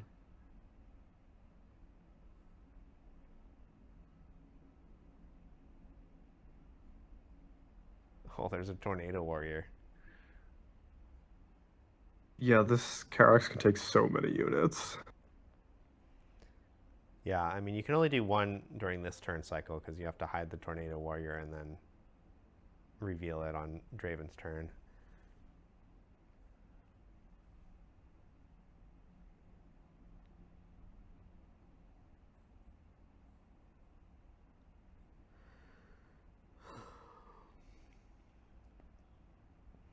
You also have to watch out because if you start a showdown, oh, you can sanction the Karox and then Tornado Warrior it. But if you start a showdown with the Karox on a battlefield, you can get rebuked, which would be annoying. I sort of want to sanction the Karox now, like on this turn, and then also have the Tornado Warrior hidden, Yeah. so we can do it again on the Draven player's turn. Agreed. Like I think I want to do something that involves, like, ideally you get to score both battlefields, you park your stuff at the battlefields, you sanction the Karox now on your own turn, put the Forerunner into play, your opponent won't have a window to rebuke it, and then you hide the Tornado Warrior and you get to empower it and steal another thing from your opponent's trash on their turn. At least that's the setup that I want to go for, and it seems just basically impossible to beat with like one Hopeful and one Kaisa in base. This is not going to work because now the Karox is vulnerable to rebuke. I'm not sure what speed sanction is. Let me look. I believe it's a reaction. Okay. Yeah, it is reaction. So you can sanction in response to the rebuke, but you're not going to get that second bite at the apple with the Tornado Warrior.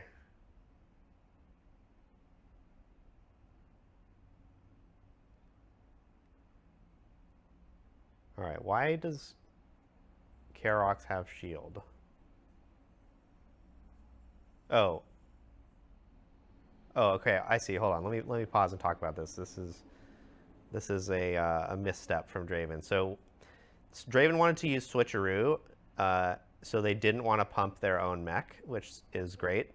But what you do is you target the mech with the fortified position, and you can respond with Switcheroo. So instead what they did is they just wasted the fortified position shield, giving it to Karox, which does nothing. But if they target the mech and then react with Switcheroo, then they get the extra +2. Although it looks like, given the gust, if you knew your opponent had gust, the best play would be to just target the mech anyway, get the +2, and then switch him. Yeah. You can't get gusted. But okay, they have the spinning axe to stop that.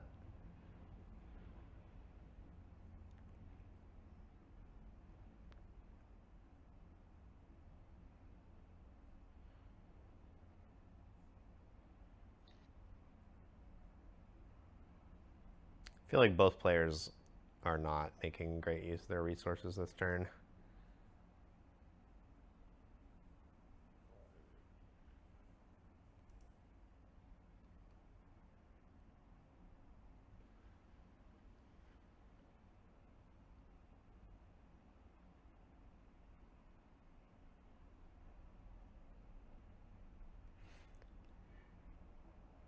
Chad is saying it's the Vex player who's playing too slow, and it's this turn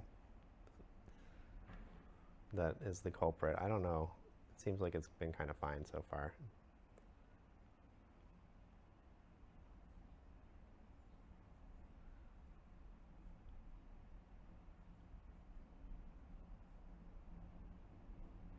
All right, give me that Forerunner, put it on the Zon Warrens.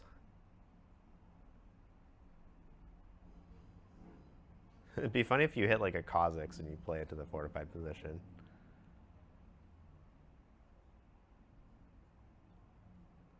Okay, this is a little egregious. I don't see how you ever don't just take the Forerunner here.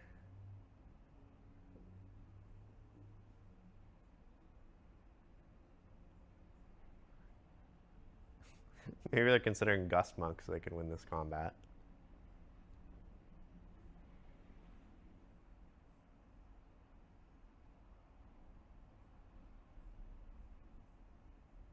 Okay, so there's a choice between sending over the Forerunner to conquer that battlefield or saving the Karox, and they went with the save the Karox angle. Which does make some sense because you have the Tornado Warrior and you're at 6 points. But we're still in a showdown, and you can rebuke the Ferris Forerunner. Very nasty.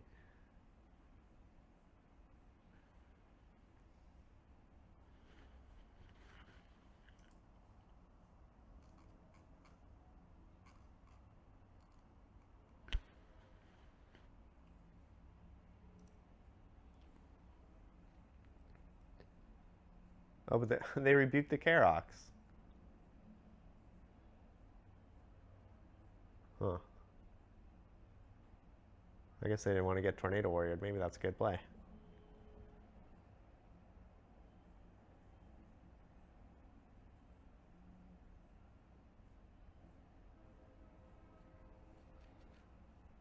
Because it doesn't matter whose hand the Forerunner goes to. It's not getting played anyways.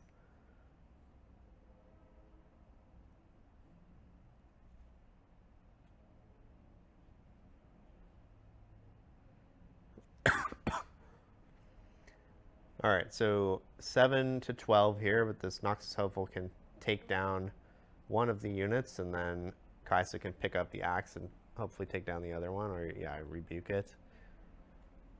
And then it will be 7 points.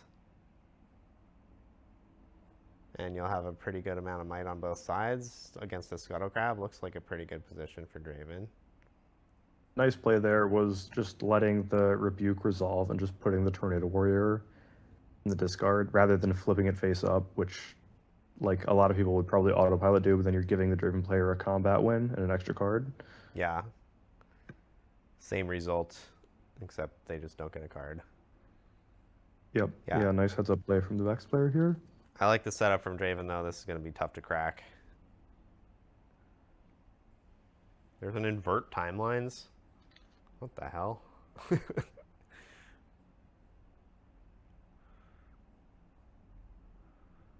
There's the Kha'Zix. That will crack one side, but that's not going to be enough. Also, I don't know. Well, I don't think he can even play it. Yeah. Yeah.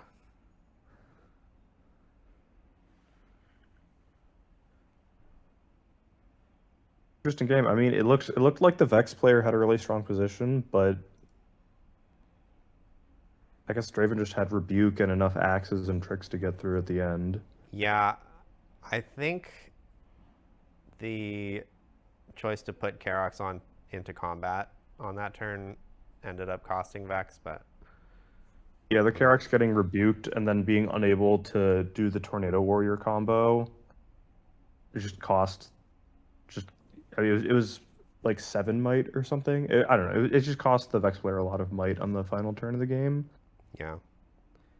And the Draven actually had that rebuke in hand for a long time and had some opportunities to discard it to Zon Warrens and decided to hang on to it until the end of the game, and it paid off on the last turn.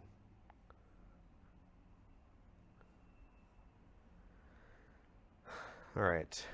Draven's signature battlefield, Treasure Hoard, saying, I don't know what battlefields I can play. My battlefields are horrible. I just have Treasure Hoard. Draven's battlefields are not its strong suit, I would say. All of Draven's favorite battlefields got banned.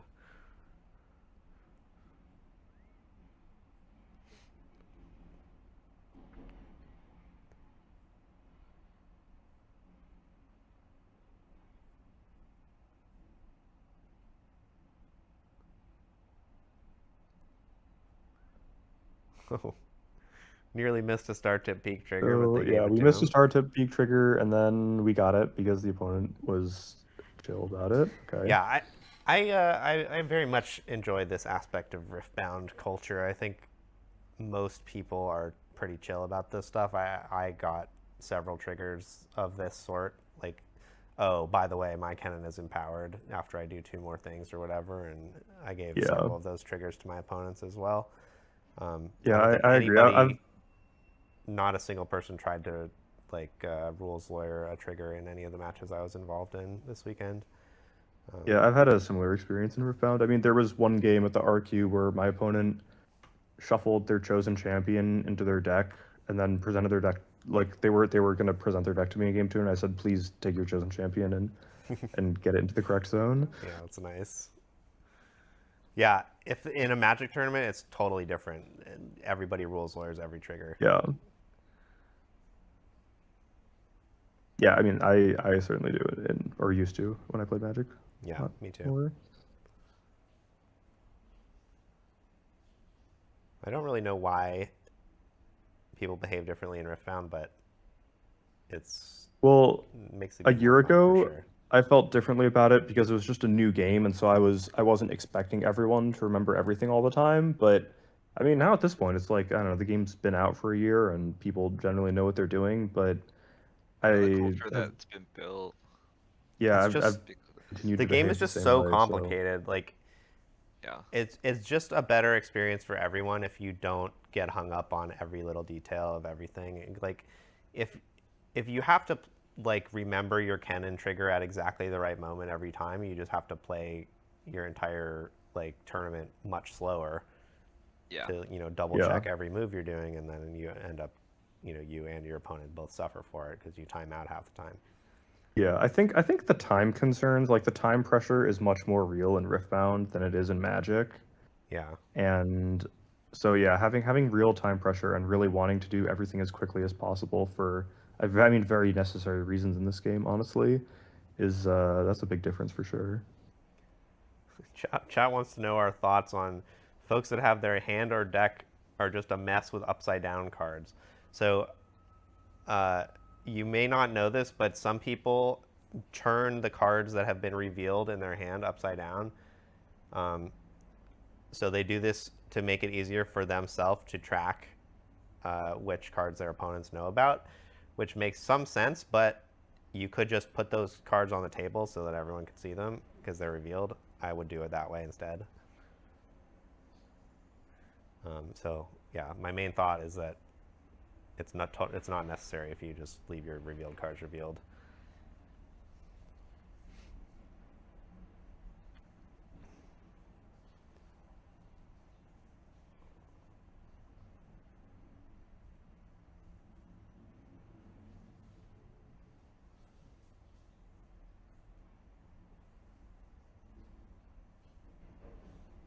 Oh, we've got the plus die on Draven Shobo. This is one of the worst examples of the die misuse, because not only is it representing something that is already represented by the text of Draven, but also you have to keep updating it every time your score changes, and you're not going to remember to do that every time. It's going to just get out of sync. All right, so Gust Monk comes down and eats something. I think that was just a flash. But it gives +2 to Kaisa, and now we're getting stuck in for... Oh, we've got a little assault label to put on. That's not helpful.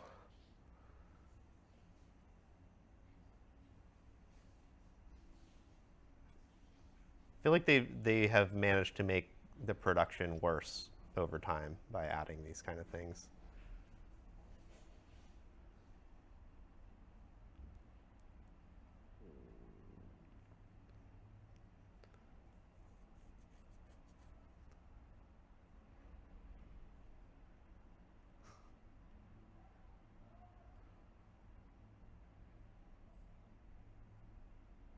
And okay, there's a +4 on the Mouser, which is representing 2 from Discipline and 2 from the Mouser's text itself.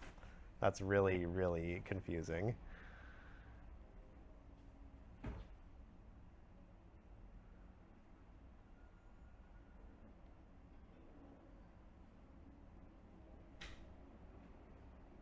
Wow, this is a really complicated exchange here.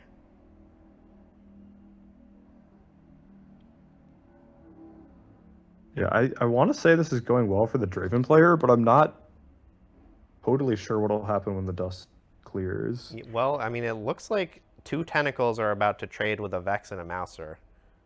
Okay, I guess not. Looks like a Steel Paw and a Mouser are gonna go down. Oh wow, that decree could have been used in this combat when Kaisa was there, but now Kaisa is gone. I mean, the decree is still going to be great in a turn or two, I think. Yeah. What? Oh, was the Tornado Warrior hidden before? We're empowering Steel Paws? Oh my god. This is sick. This is like, this is the most stuff I've ever seen happen in one combat. This is insane.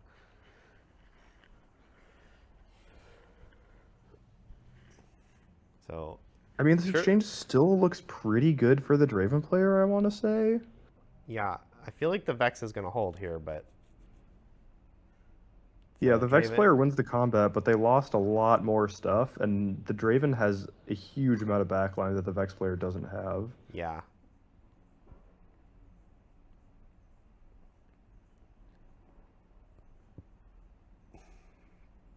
Vex's hand is enormous, but how are they going to get this stuff played in time? Also, why is invert Yeah. timelines here? What is Uh, invert timelines doing in this deck? Yeah, this is the largest hand with inverted timelines in it that I've ever seen.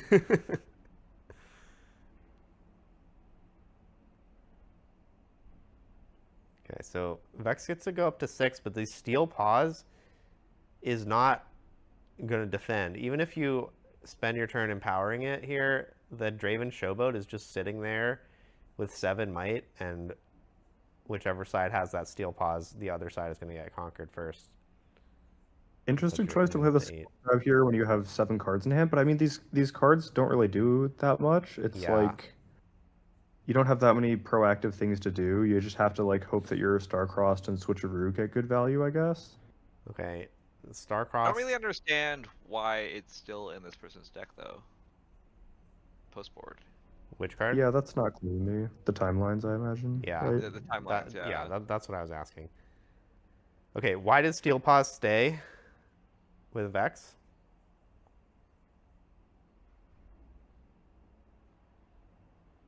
Is there a There's a sanction? Switcheroo in hand, right? Oh, a We can switcheroo, okay. Switcheroo it. Yeah, but And there's a Defy to back up the Switcheroo, so the Switcheroos probably should be resolving here. well, I think that yeah. Well, now this you can't trades. switcheroo, yeah. This is a good Yeah. way to get rid of the switcheroo. This was the problem, I guess, of trying to do that. Okay, so now the decree is on. I believe this is 8 to 6, and decree is gonna put Vex over the top here, but okay. I mean, yeah, Starcross is gonna get cast, and the Defy is gonna get cast, and then looks like Vex will probably hold again. And then what? I guess you have to just play Draven Showboat to the Treasure Hoard. Oh, they're gonna flash Kaisa out to stop the decree. That's a wild play.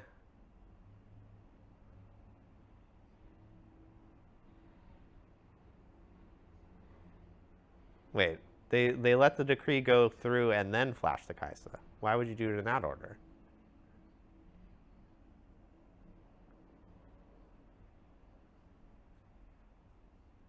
I guess it doesn't matter. Using up the flash, though, makes it so that playing the Showboat to the Treasure Hoard means it's not going to get into combat on start to B next turn. Wow. Okay. Yeah, the Flash was a big commitment there. The Scuttle Crab and base letting the Switcheroo get used is great.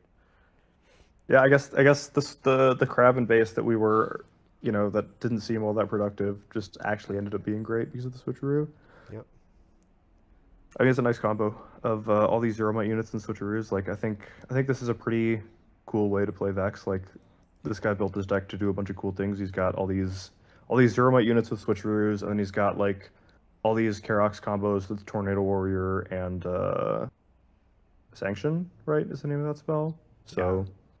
this guy like clearly has some stuff in mind of how he wanted to build his deck.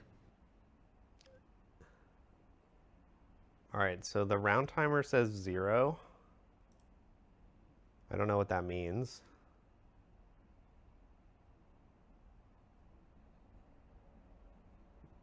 Did they start this game in turns? I don't think you're supposed to be able to start a game in turns.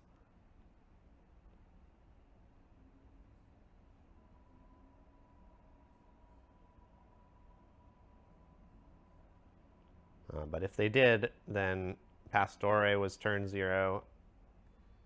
And if he can't score 2 and hold both, then it's going to be a draw. Okay. Yeah, it looks like HN is turn 1 here on their first turn. So Seems like the judges don't know that you don't start a game when time has already been called. Or I guess it's possible that's not a rule in this game, but I'm pretty sure it is.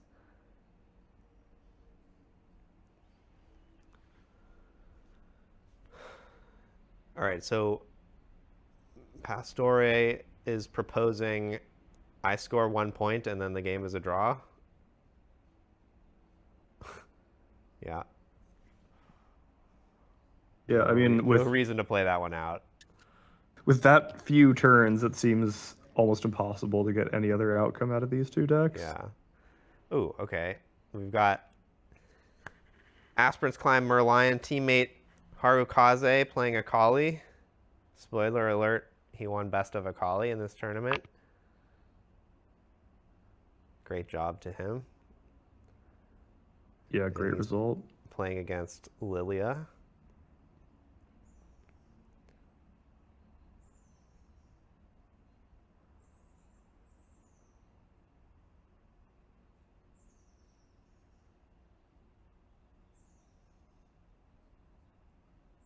That was an interesting sequence. Smokescreen got played on an Astral Heron that wasn't being contested, threatening to then follow up by playing a Sprite and kill it. And Vincent sniffed that out and defied it. Adaptatron is a nice hateful card. Yeah, starting to chew through these 3 masks. It Lot of doesn't masks seem like to get it's through. gonna live to eat another one of them, but I've also pinged Harukaze to maybe join us to talk about this match. He said he was interested in doing that earlier. Should we wait for him to show up before we watch it? We could Yeah. skip this one and then Yeah, come let's back skip to this it. one. Oh, Alright. oh no, Oh, he's here. wait. Oh, he's here. He's here. Perfect. Okay.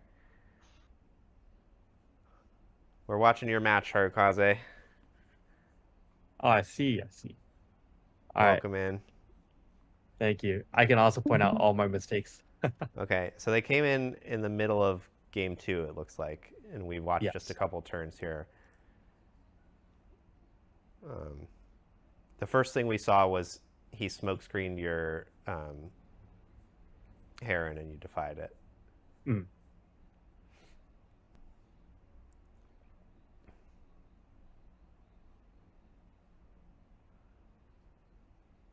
Should we slow this one down? Yeah, I'm down to slow this one down. Yeah, I don't right. think. Yeah, I think that makes sense.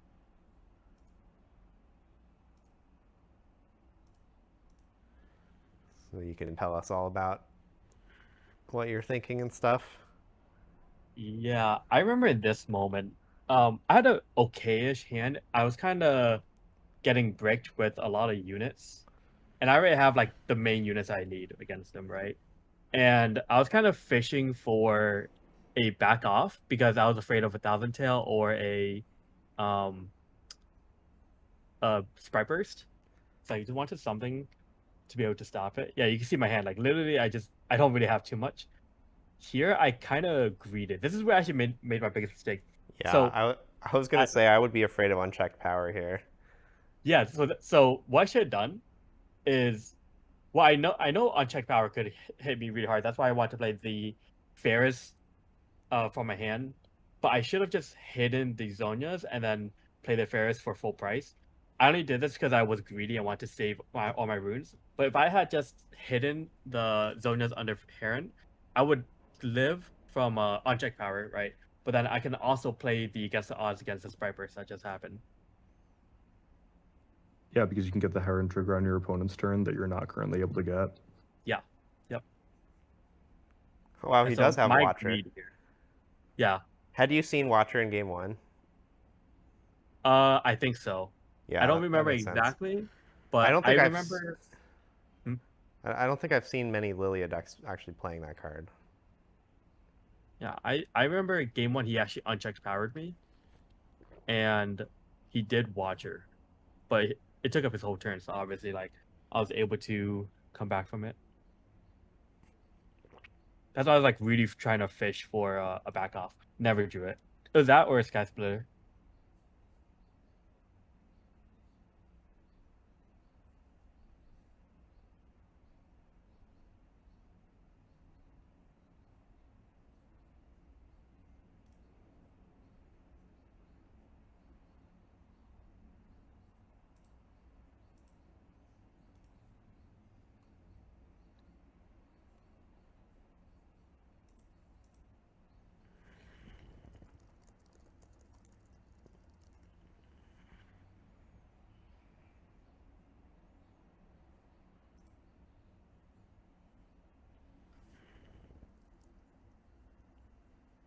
Yeah, this is my mistake. And I actually forgot I had no runes up.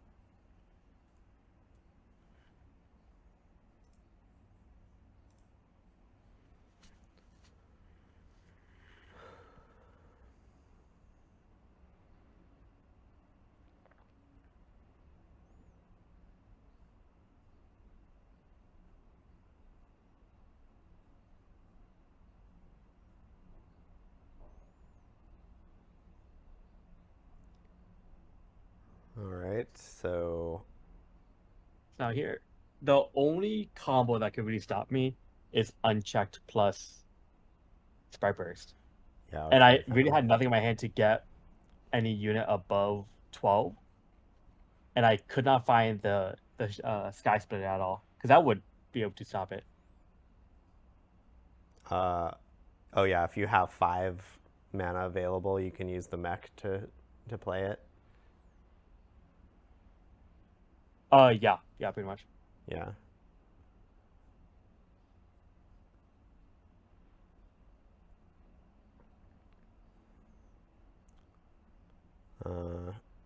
So does he have 12 runes? Yep. Yeah, so he can Yeah, I was go counting him. Thousand-Tailed Watcher plus Lilia ability, but it's not enough. Oh, it is enough to take both sides, right? Because of the masks. It would be So 5 need, going to 3 and a 1. Yeah. Yeah. And then this one, yeah. No, it would only tie for this battle. Oh, no, watch is 9, right? Yeah. So you need something. You have a longsword though, which is something.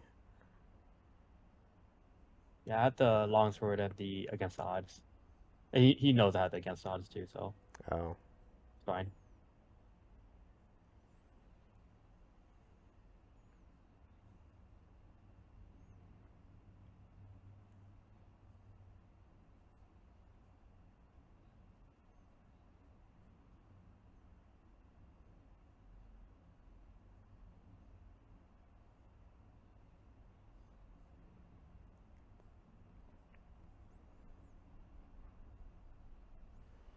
Okay, that was it. I guess you didn't make it onto the stream for very long here. Yeah. Oh, they interviewed you. Should we watch the interview or? It's just a small little talk about I don't know, choosing Akali over Irelia or like Oh yeah. Yeah. This is the one you said was scripted and they didn't let you say what you Yeah, wanted to say, right? Before the interview, I was like going over what they're gonna ask me, and I was like, yeah, one of the reasons was she's so beautiful, and then he was like, please don't say that, and I was like, Oh my oh, God. okay. Why would they not want you to say that? That's like I such a don't good know. reason to play somebody. Exactly.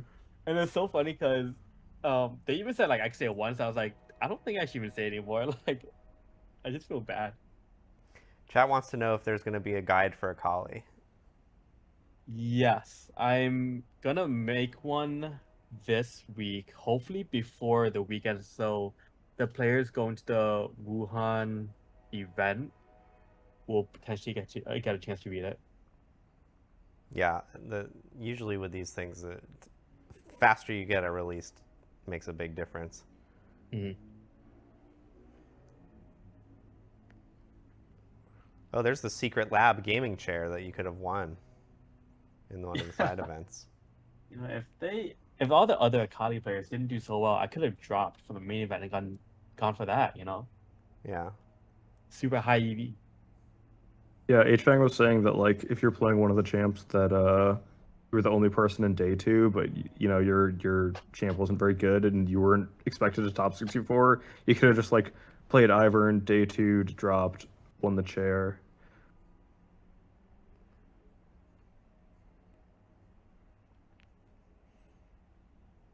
Wow, it's got a pillow. That's kind of nice. Ergonomic. Yeah. Okay, we got Azir with Hand Hammer, first sighting of that card, against Victor, which is a very unusual choice because it has no best of, and I think most people consider Master Yi to be a much better non-best of deck.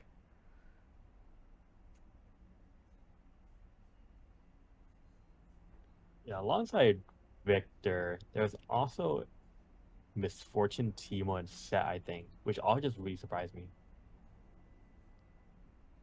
I think there was exactly one player that played Misfortune at Barcelona. I would have to double check the numbers that got put out, but I believe there was exactly one.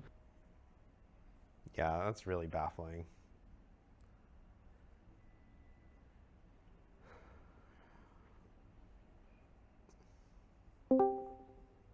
What is Anu playing in Singapore? I don't know for sure. I think he's playing Ezreal, but he may have changed his mind or something. I don't really know. But he's generally an Ezreal gamer.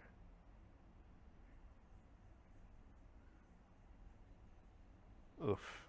The Stupefy is so mean here. Because if you fight over it at all, which you kind of have to do, then you don't get to use the Hall of Legends. Wow, and all you have is a Death Grip, which is just a discipline that also kills your unit.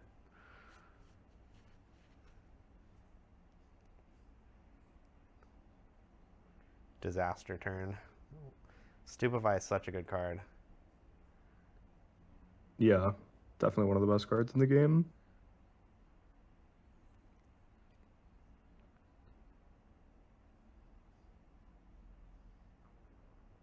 And I mean, now this is a 4, so we can get through this Sand Soldier with not too much difficulty. Oh, a little bit of difficulty. Yeah.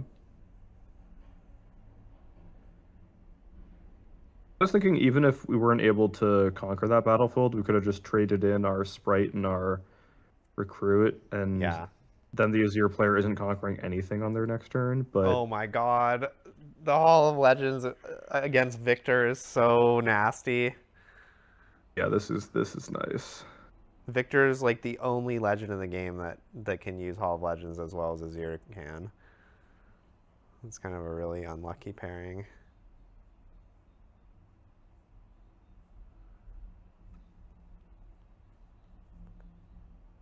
Do you think that you're supposed to save Hall of Legends for the game that you're on the play because of this? Possibly. Like it seems like what happened this game was that you got sort of punished by being on the draw with Hall of Legends. Well, Victor went to the Vilemaw's lair first, right? True. Yeah, I guess it didn't actually end up mattering because Victor went to the other one on turn 2, but yeah.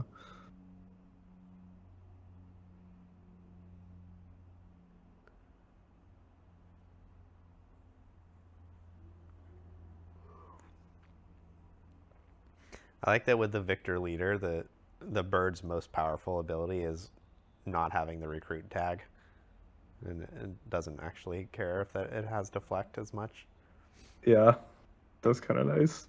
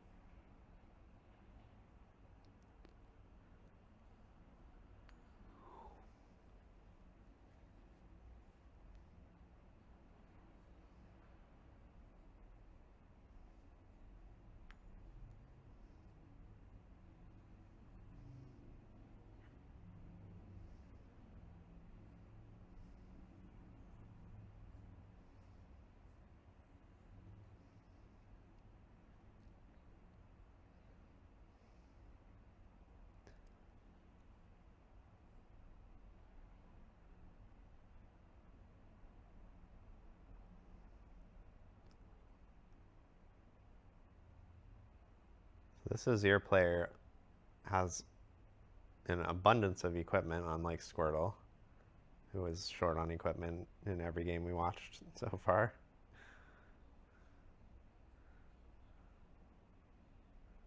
Yeah, it makes me wonder if these hand hammers are just extra equipment. Yeah, I mean, certainly they're. If you see a hand hammer, that implies they're still playing the other 15 equipment that are good. Yeah. Yeah, I mean, I would definitely assume that this is in addition to the ones that Azir has historically played.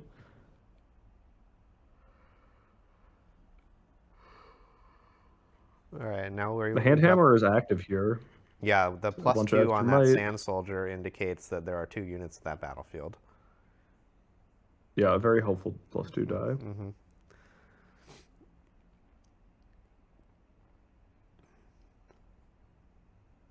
Funny thing is, like, if you're gonna attack that battlefield, you can just attack, like, to Yeah, kill the a small other amount, unit first. knock off yeah. the other one. Yeah. Dragon form is a nice card in Victor. Yeah.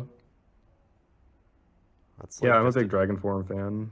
Yeah, and you played it in Kennen. I played one in Kennen, and I think I've successfully convinced a couple of our Aspirants Climb teammates to play one in Kennen for the near future. Yeah, I think if I had to play Kennen again, I would have a Dragon form. Yeah, Probably. also one of my opponents had it in their LeBlanc deck, and I mean it looked good in the LeBlanc game. Yeah, having flow cards in LeBlanc seems incredibly strong given how the LeBlanc champion or legend works. Yeah, it's really nice to have a card that you can discard and play later, and it's also just a card that works with all the one might, like Soaring Scouts and Sentries in your deck, so it definitely seemed even better in the LeBlanc deck than in the Kennen deck. But I think it's really good in Kennen too. I mean, with all your treasure hunters and tentacles and stuff. Like, I think we talked about this a little before, but And Kennen is just so good at dumping cards from the library to the graveyard. yeah, exactly. It gets to your graveyard for free basically in most games. Like you either discard it with a Traveling Merchant or a Zon Warrens, or you mill it with a Lightning Rush or a Minefield, and yeah, it's just like an extra free resource that you don't always need to use, but when you do need to use it, it's really important to have it.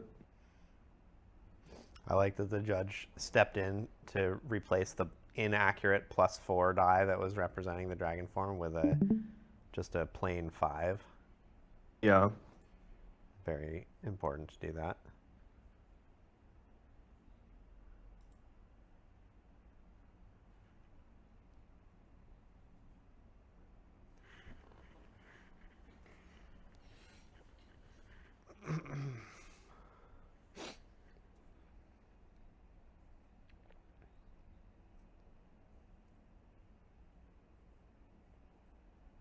Okay, we're really in the tank here.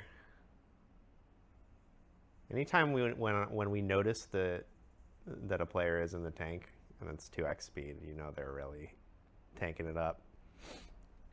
Yeah. Good couple minutes. Victor is very far ahead on points here, but it's not at all clear how they're going to manage to hold. Oh, but maybe they're just going to double conquer here. Yeah, this looks like it should be just about enough. I guess it depends a little bit on what that hidden card is. Yeah, I think that's a BF sword on the other Sand Soldier, so how do you get over it? Looks like you don't. I mean, if you're gonna have an Azir comeback here, this is the start of what you need. Yeah. Not a very big hand. I think that's just a discipline for it.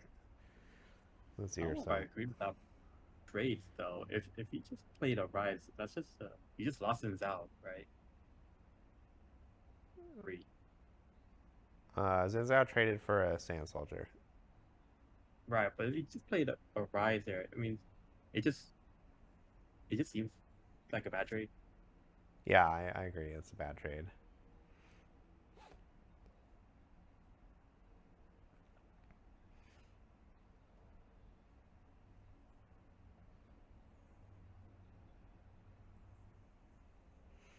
But Azir does have their work cut out for them because they are going to have to, you know, hold these battlefields for a while. Yeah, you have to hold a couple turns still, or one more turn still, I guess. Yeah, 2 more really. Yeah. 1,000-tailed Watcher would probably end the festivities here.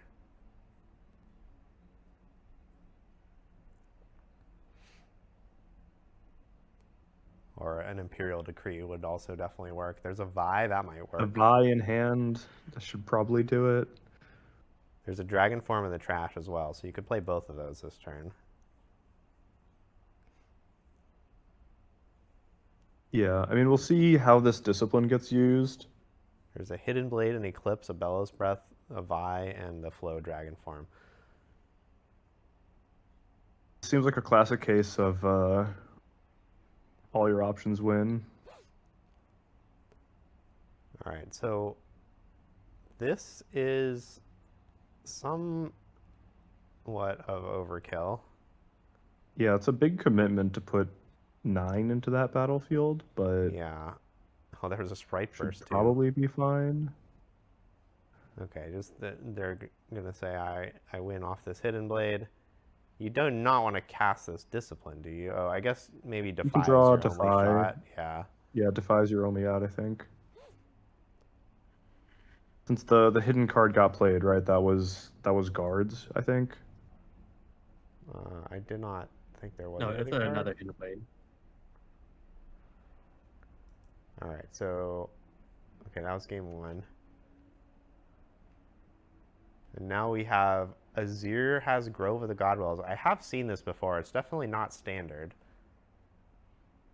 I lost to an Azir player in Hartford that did this, and I sort of think it's, well, I'm not confident that it's good, but it's at least appealing because it really forces your opponent onto the battlefields, which is where Azir thrives. Yeah. Was that Cactus King that you played against? I cannot remember, but that username sounds familiar, so probably. It was a I'm guy sure I in could a go suit. look. Yeah, it was that guy. Yeah. Yeah, guy in a suit. He played really well and seemed like a nice guy. Yeah, he had a match against Prismat on stream. And he Yeah, was- we had a really close match that he won. Yeah. And the Grove was good for him. It certainly did more for him than it did for me in that match. What were you playing? Diana? Yeah. Yeah. Yeah, I think he Makes played sense. Hall of Legends game 1. Or maybe What he were you played playing, Seed of Power Diana? game 1. I can't remember honestly, but I remember he had Grove for his on the play game and it ended up being really good.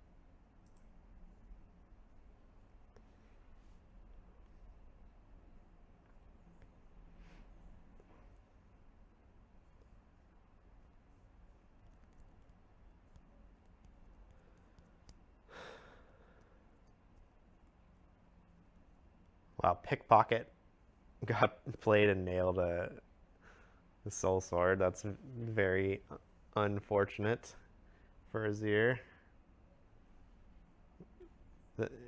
Man, playing Azir in a meta where Pickpocket is good is just really...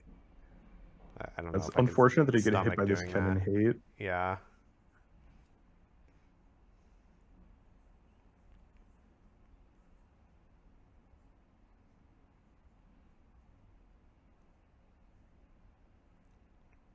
Do you have to like board out a copy of Arise against every blue deck? I mean, I guess this is a question for like Squirtle or Rocklo or like one of the great Azir players, and maybe not a question for anyone in this call, but Yeah, I know something- that Bowen from our team was boarding out Arise in a lot of matchups in the set 3 meta. that makes sense. Yeah, I mean, yeah, that is something that I've historically seen Azir players do when they expect their opponent to be good against it with like Vex or Hard Bargain or whatever. Yeah. I guess clearly coming from the perspective of someone that played a bunch of Diana in set 3, but it probably applies to other decks as well.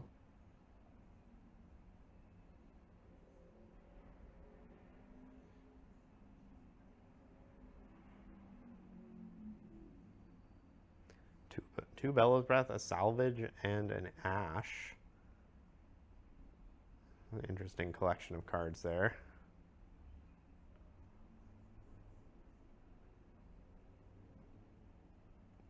And he I just kinda like chooses getting- to play Victor Leader. I guess when you have the Sprite that's about to die, it's kind of an emergency to get the leader played. Yeah, I like getting the Sprite on the Grove too, because this Sprite is not trivial for the Azir deck to get through with the current board. Yeah, I mean, that's also just a nice configuration because, like, Grove is the one that they really want to go to. Like, if they're only going to go to one side, they want to go to Grove. But if they do, then they're going to kill your Sprite and not your pickpocket. You would much rather have them kill the Sprite.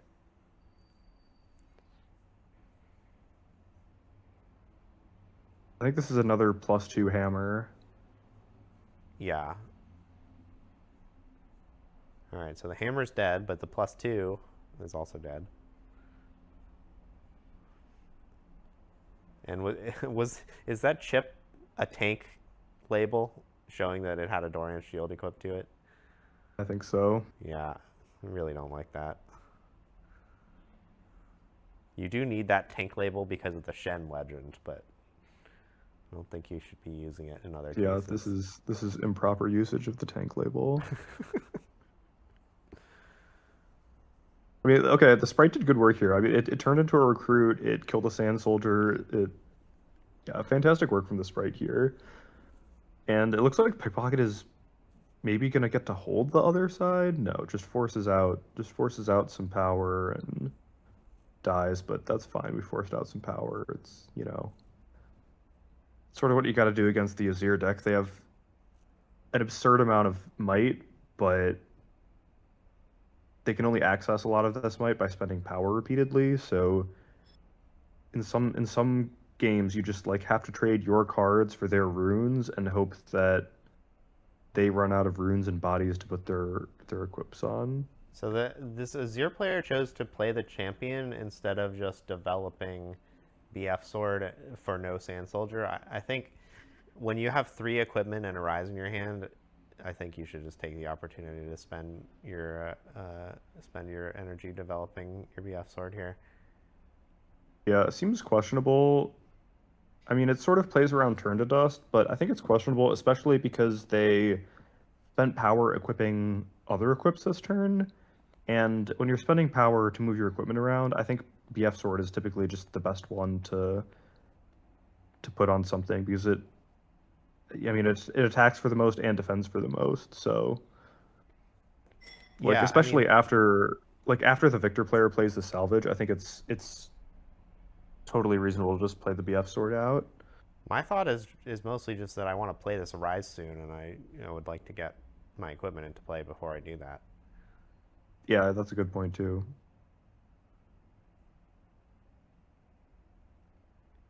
Like how many turns does this game have to last for you to sandbag the BF Sword for the Sand Soldier value? It's just like kind of an unrealistic number. Yeah, the Azir is also really good, like at the end of the game, right? Yeah. As an accelerate unit that moves all your might to whichever battlefield you need it to be at. Yeah, when I played Azir, basically every time I played my champion before the end of the game, it did not go well for me.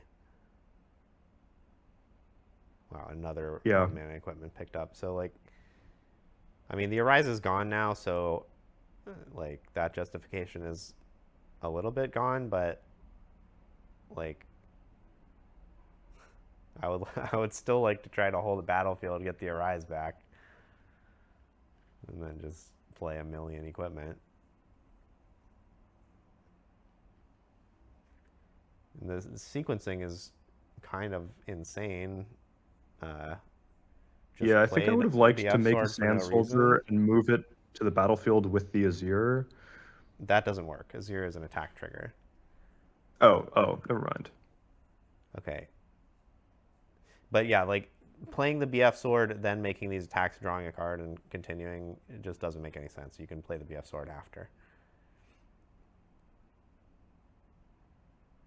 Yeah.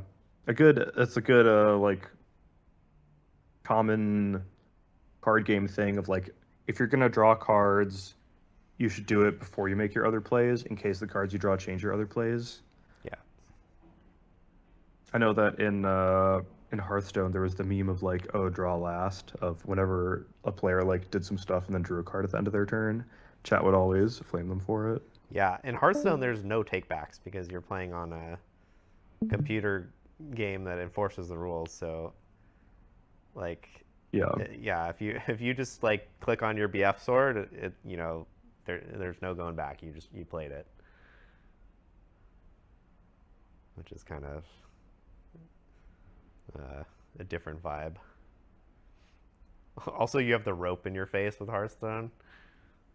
You just start thinking for a little bit, and then the rope starts burning. Your turn will just abruptly end if you spend more than 90 seconds on it. Yeah, you have to make sure to get everything done.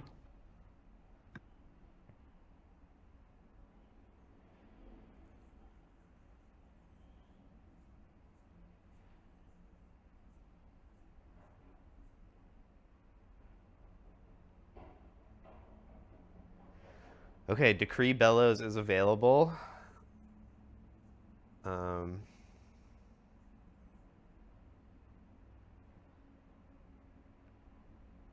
But it's not looking good for Victor here, I would say. Pre-Bellows is sort of not even that good because the units are all at different locations. Yeah. So now you're gonna have to repeat Bellows to clear this board. To like because of the Ash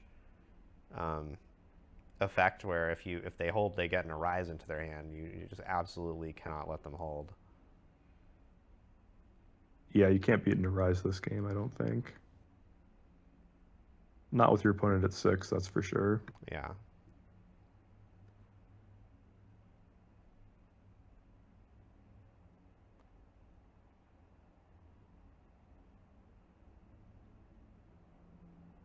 Now we've got the Ash on the other side. The Hidden Blades are kind of annoying, but there's 2 of them. You can't really do much about it. Oh, the Eye of the Herald gets around Hidden Blade pretty well, actually.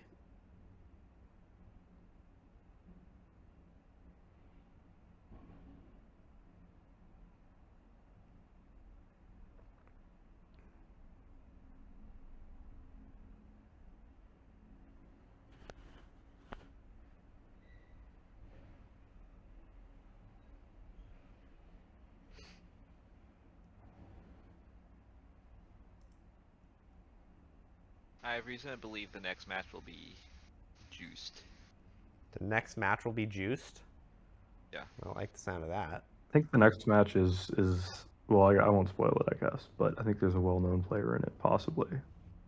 All right, looks like Victor gave up, which makes sense. These guys have 6 minutes here for this game. Who does that favor? I feel like it probably favors Azir, but it's hard to say. Both decks are capable of scoring points quickly. But if the game is going to come down to a hold on turn 3 instead of a hold on turn 5, I feel like Azir is probably a little bit better at doing that.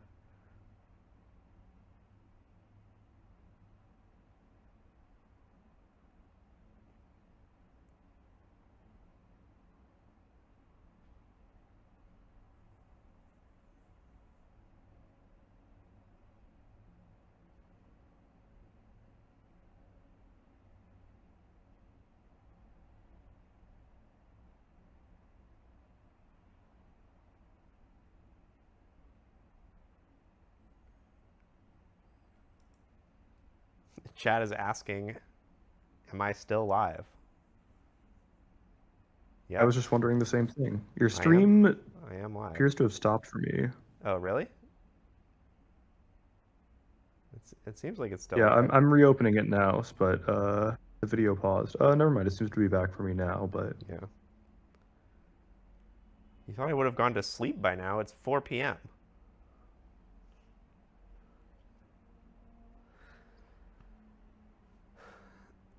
Okay, so Victor is ahead on scoring here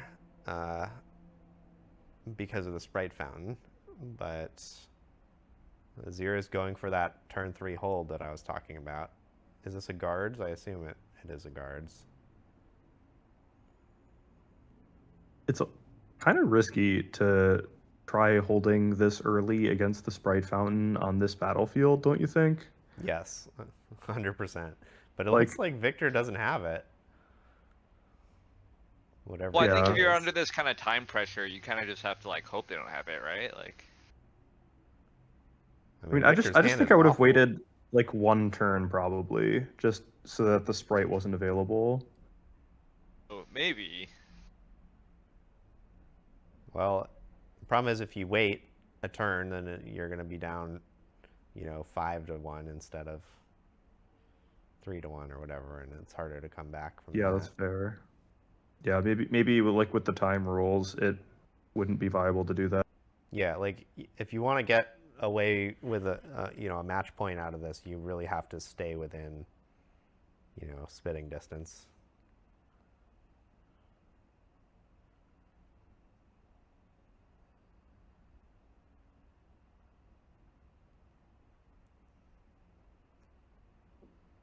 So that shield getting killed means you don't quite have enough to go to the war camp here. So yeah, I like this play, even though it's kind of pathetic.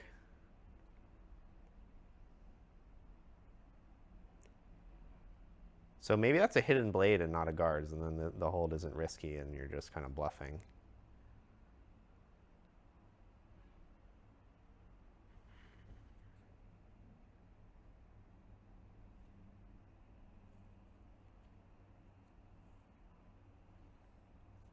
Oh, okay. It was a cannon. Wow.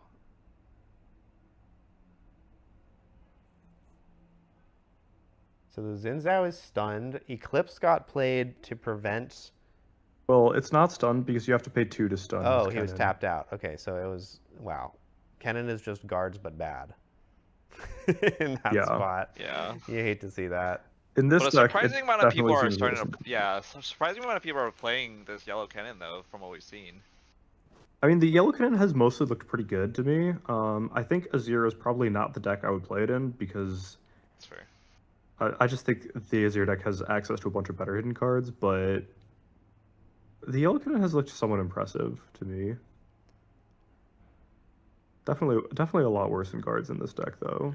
Okay, so we are in turns now. It looks like this Azir player is turn 1. They're going 4 to 5 here, and that means if Victor can score both, probably they will win 7 to 4. But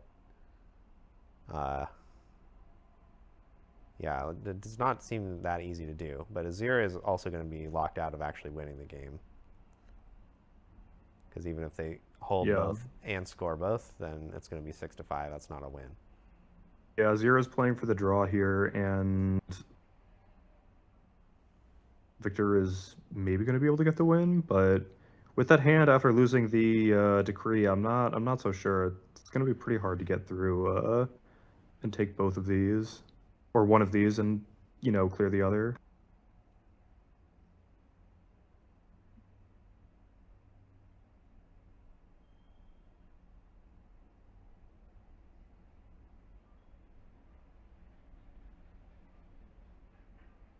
Yeah, Victor's hand was just absolute garbage this game.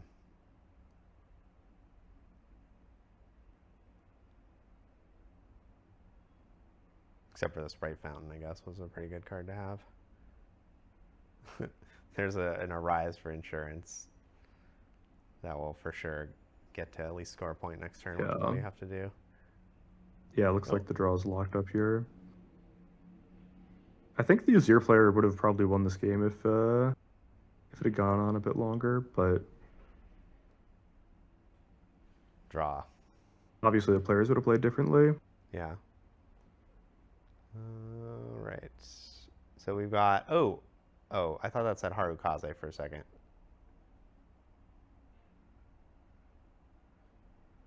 Oh, it's June. Is June gonna come in and Joke's hang on you, out? he's already here. He's already here? Hell yeah, let's go. Wow, look at that tank top. You look great. Wow. Thanks. I hate tank tops. Yeah, I hate tank tops too. I was wearing the t-shirt. Alright, this matchup is ridiculously bad. I saw it was a 21% win rate for Kazakhs. Wow. At Barcelona. Oh no. Right. So this is game 3. Oh, I'm gonna slow this one down so we can get the full commentary. Yeah, so I just jump in with Kazakhs because I want points as soon as possible. Makes sense.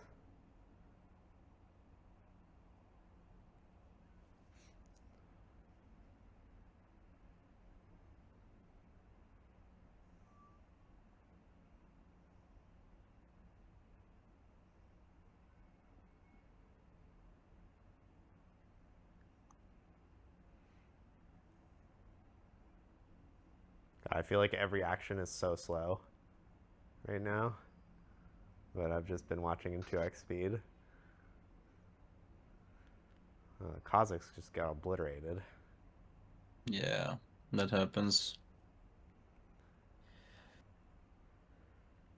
You kind of just want to, in this matchup, score points without losing infinite cards.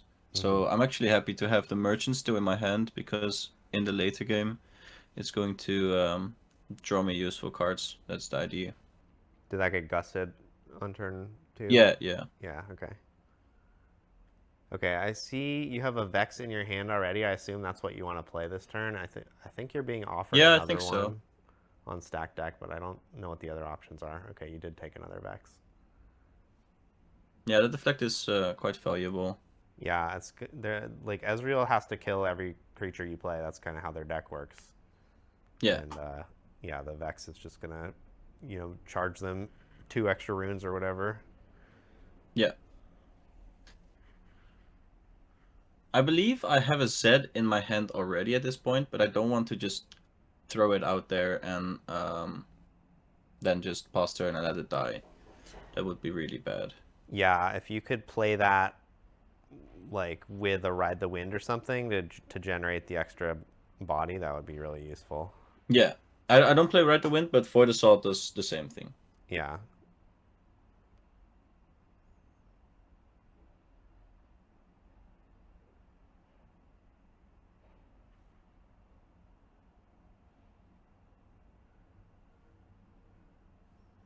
I was actually really shocked I won game 1. I don't really remember how game 1 went exactly, but this is usually not a matchup I should win in game 1. But it did make me feel good for the rest of the match, but we'll see how it goes. No spoilers. You already spoiled it by telling us it was a bad matchup. No, I can win at matchups. Okay, alright, yeah, that's very true. if you're metal hunting a certain type of deck, you basically only win bad matchups. Yeah, that's I don't know if Kazakhs is that type of deck, but so I don't think I have a Void Assault yet, which if I have a Void Assault here, I definitely just go Zed Void Assault. I snapped something off the stack decks, but I think it's a Void Assault, but yeah, that's what it looked like to me. Yeah, there is a Void Assault. I took a Void Assault. Here I wanna kill at least one of the units so that I don't get like packed repeatedly. So I have a sabotage here, and if you can pause here, this is a really important sabotage. I think I messed up here. So I see Pack of Wonders, the list. Basically everything here is good to take except the Sprite Fountain. Stupefy is just another card that draws a card and draws like half a card because of the Ezreal Legend ability. Pack of Wonders is like their grind game. The list is very, very annoying to deal with, and the Deadly Flourish is the only card that actually gets rid of something. So here I choose Deadly Flourish because it puts them in a spot where if they don't draw specifically a damage spell, I'm like super ahead. I see they only have a Stupefy. Stupefy being 1 and a power just to give -1 without having a Deadly Flourish to kill the Vex actually put me in a position where if I take the Deadly Flourish, I should be good. There should be like between an 80 and 90% chance, I assume, that they just don't have anything. I think I have a Void Assault and a Rampage, and if I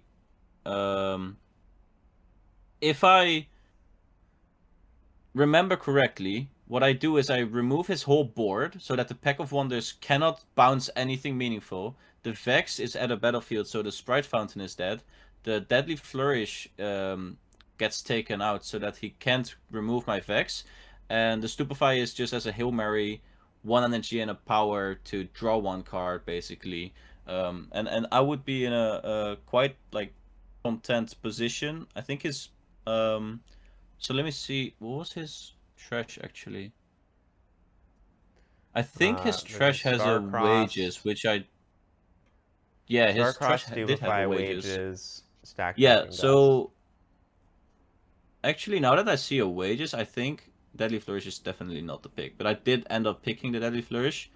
But he did top deck a Deadly Flourish as well, which really got me like kind of tilted. But if I like see the wages now, I think if I take a deep breath before I make my choice, maybe the correct choice is either list or pack, because I Yeah. can still, regardless of what happens, I can remove the Ezreal and the spirit with the cards in my hand, and at that point the pack literally has nothing going for it. I buff the Vex, which means if I take away the list, I mean, he's still going to kill my Vex. Yeah, it's a really tough choice because the Fizz is here. I don't think the Deadly Flourish is the correct choice, which Yeah. was what I took. I think I would probably I'm take Pack curious. of Wonders here. Yeah, I could see that. I think it's between pack and list. List is really ended up being a pain in the ass the entire match. And I usually never take list, but I should probably test it out a bit more.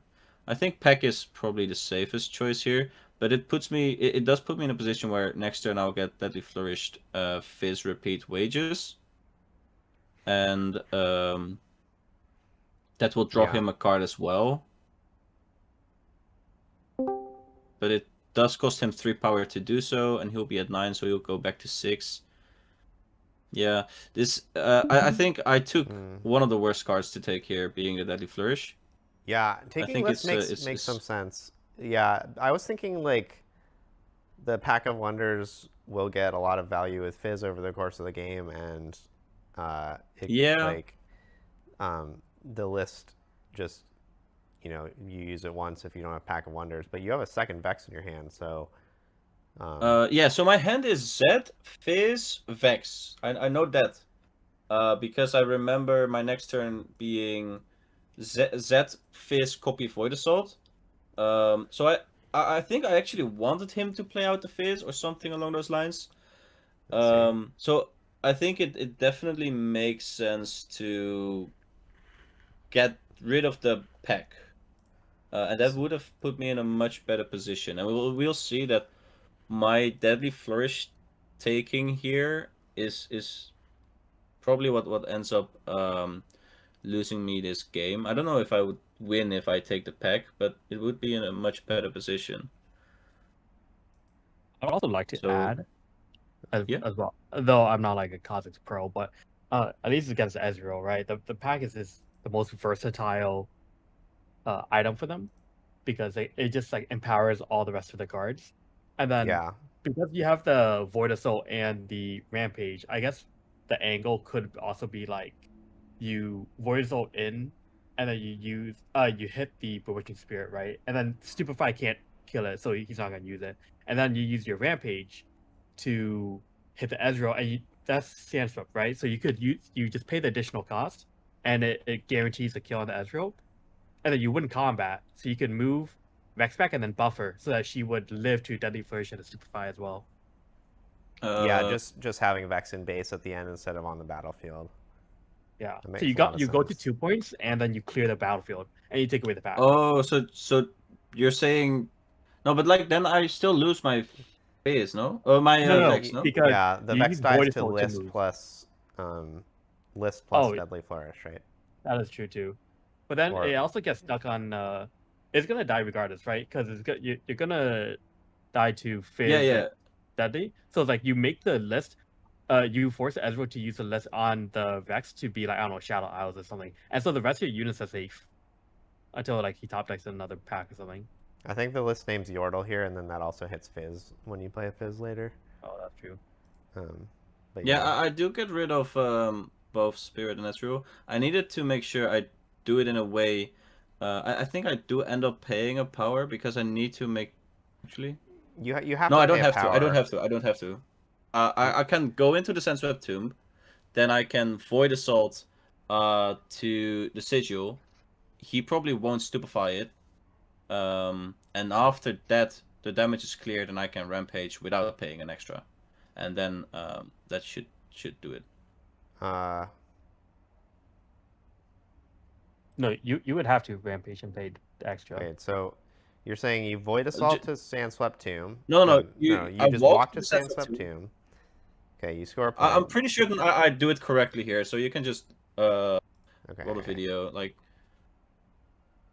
So you're gonna Void Assault from Sandswept Tomb to Sigil, and you're saying you're gonna drag up Ezreal, and you think that your opponent is not gonna use. No. I'm dragging the Spirit. Okay, so then you. Oh, and then you can tap Kha'Zix to buff Vex, and then you're safe with the Rampage. Okay, I got you. Yeah, you do still end up recycling with Sigil, but you end up with an extra point, which is obviously pretty good. Yeah. Yeah, the buff getting in the mix makes a difference there.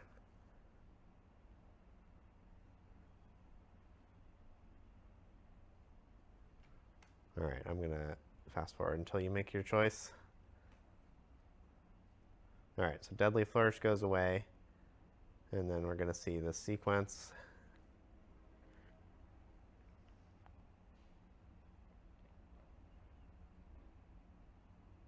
Oh. So here I do it wrong, and I say, wait, if I don't choose an opponent's target yet, can I rewind? And my opponent's like, you can rewind either way.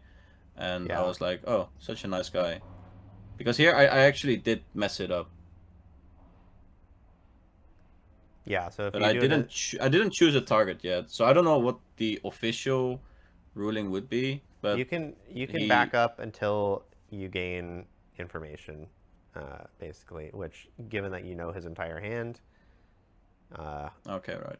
And I mean, he could argue that he had an opportunity to cast Stupefy and didn't, but it wouldn't really make. So this is the moment where I realized, okay, I messed up. And yeah, you can fast forward a couple times, like.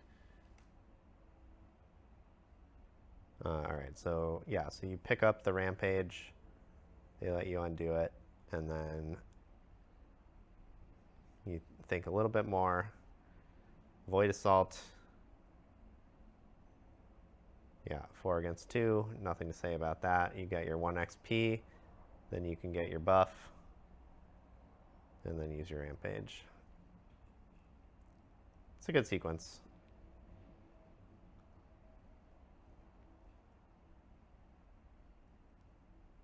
Oh.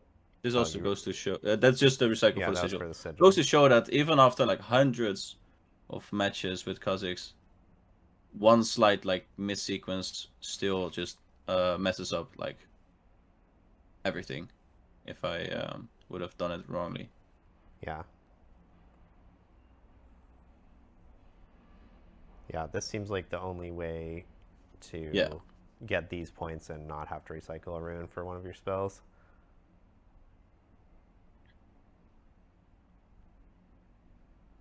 It's not totally clear so that getting the points was actually what you wanted to do here, but if you decide that that is what you wanted to do, then that was definitely a good sequence.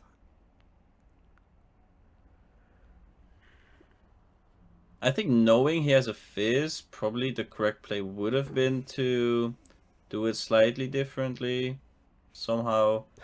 But it ended up not mattering because he top decked the Deadly Flourish anyway. So no matter where my Vex was, the Vex was gonna die. Yeah, I'm pretty surprised he's not using the Fizz on the Wages of Pain here instead. It seems. Yeah. I mean, I guess he would be down a rune to have the Fizz in play, but. Yeah, maybe he just would rather save the Fizz for a rainy day. Or I guess maybe he doesn't want to expose the Fizz into play. Yeah, I think he's concerned about the Fizz dying to a second Void Assault. Yeah, that makes a lot of sense. So this is probably... Alright, so here, I know his entire hand still because he just top decked the Deadly Flourish. And I feel like quite safe to just play out some cards in my hand. I show a Z, but I don't want to show the Z.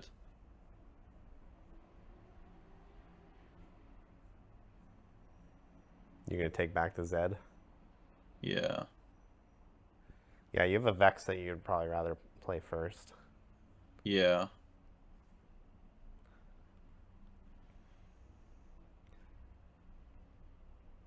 So And I still have the Merchant, so I'm like, alright, I can play out Vex here. Even if the Vex dies, the Merchant is gonna give me like good value. Oh, that's a Shadow Oh, Order it wasn't Disciple. a Merchant. Oh, Okay, but it was a Disciple. Oh, that was the unit from turn 1. I don't remember. I thought I had a Merchant, but I mean, the other two and cards in your hand then are Zed and Fizz, right? So yeah. that's what it has to be. All right, so it's just Fizz stacked deck, but he's got the pack in play now. Wow, Singularity is not a bad draw. No, Singularity is insane. Especially having seen the Zed. Yeah. He does mess up here because he leaves the Zed on the field.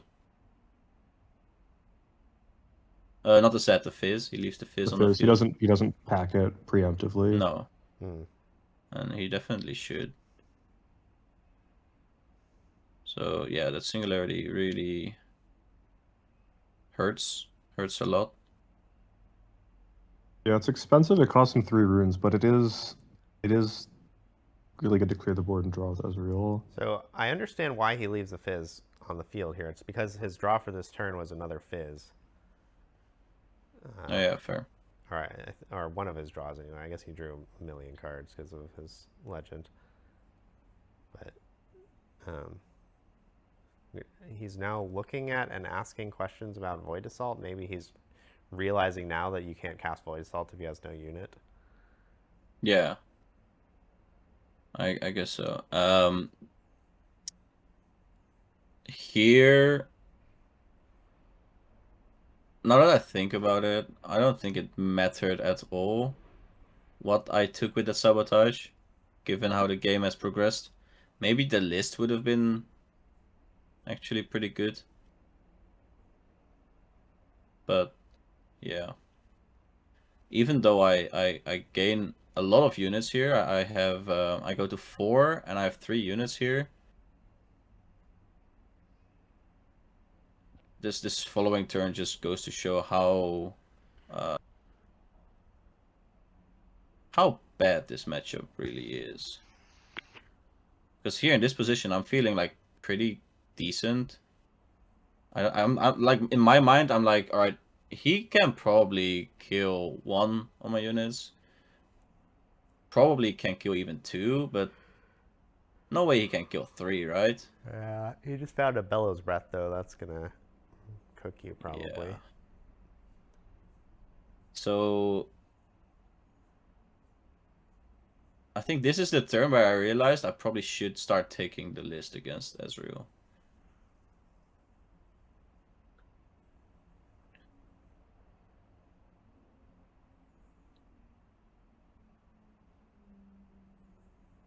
So everybody has 1 damage. Shadow Clone is dead. And now the list can get played twice, which is enough to kill Zed. Yeah. And then, Well, not with the buff, but Not yet. But like pack list, Wages of Pain does it. oh yeah, I see. Okay.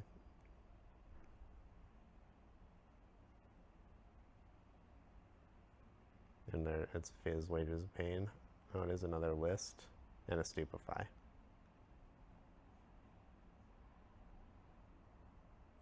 Yeah. That's rough. Yeah, I mean, And I would not say that this turn tells you should have taken the list. I would say it tells you should have taken pack.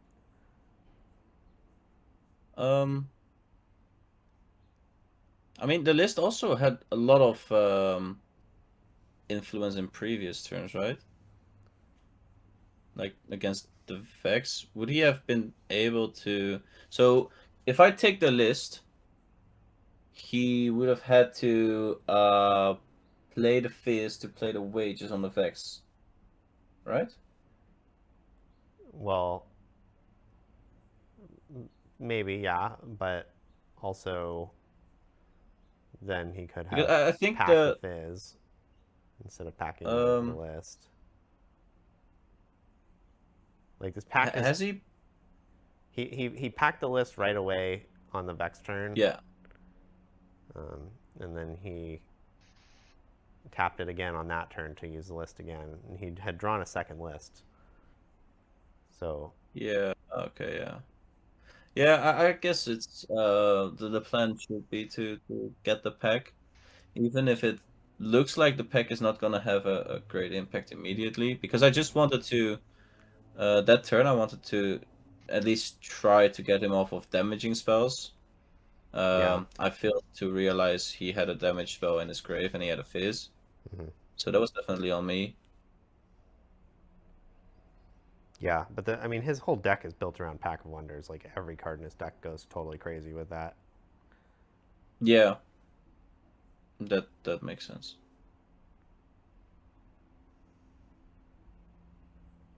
Yeah, from this point on, there's like Yeah, this is not in a million years. over.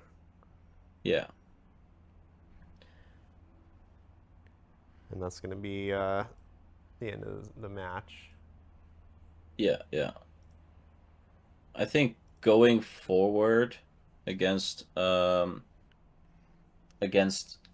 like Ezreal, Unyielding Spirit might be a card that I would consider just because they need damage to remove stuff, right? Yeah. And the Unyielding Spirit could just give you a turn that would otherwise. Yeah, it's very good on the turn they go for Bellows Breath, right? Which is one of the strongest cards in their deck and one of their best ways to come from behind. So that makes a lot of sense to me. Yeah, I like Unyielding Spirit. I usually only play one, but the one is very strong. Yeah, yeah. So it's yeah, not a card I really like drawing 2 copies of. My opponent definitely played well, and I later learned he is some kind of Flesh and Blood and Legend of Runeterra pro, so he knew what he was doing. This is not from this Yeah, tournament. he was a good Legends of Runeterra player. Yeah.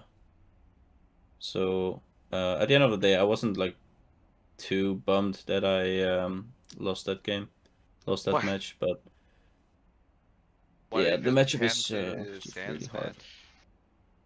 Huh? Was that just like a clip of you and Alan ZQ playing, or? Yeah. Yeah, it was Vancouver. It was just the finals of previous ones. Okay, we got LeBlanc again, and this time we have Mel, which apparently the way to build Mel is to put a bunch of Time Warps in your deck. That is what Alan ZQ did for Best of, and I believe this guy also has Time Warps probably, or at least some other Mel that was doing well that one of our teammates played against had a Time Warp heavy build.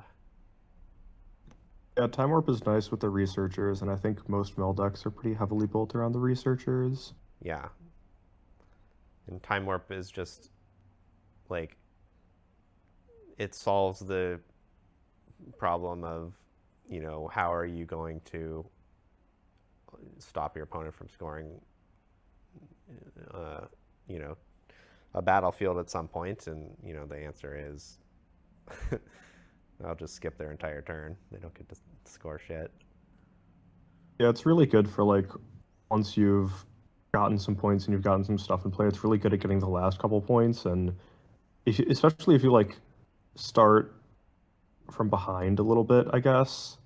Like, maybe you fall behind on points a little bit in the early game. It's really good at, like, going from behind to suddenly you're ahead and winning after you've, like, empowered your researcher and done a bunch of stuff, and then, you know, if you're reducing your 4 power cost card down to 3 power cost, you can actually reasonably, like, chain Time Warp into Time Warp and win the game that way. And you have a bunch of stack decks to set up for this sort of end game combo-ish plan.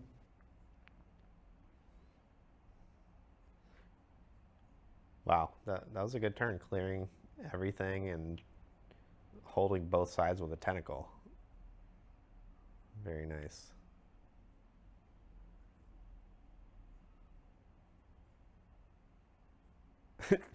More tentacles. This is a good way to counteract Ruin Rex. You have 6/1 might tentacles in your base. It's gonna take a lot of Ruin Rex shots to clear that. It looks like coverage ran out of tentacles.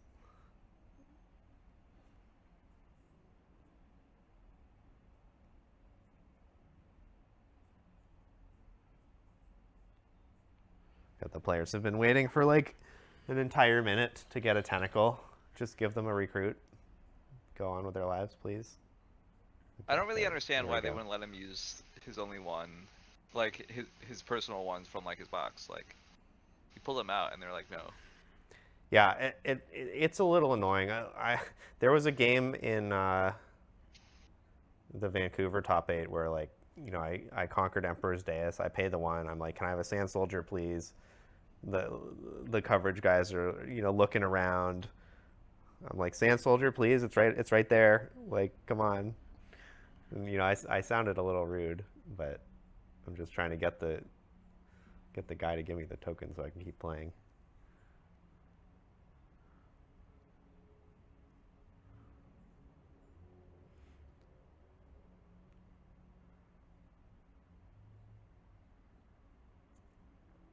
All right, so Ruined Rex does have one good victim here in the Mel, so not bad, but no big monster hit off the baited hook. Unlucky.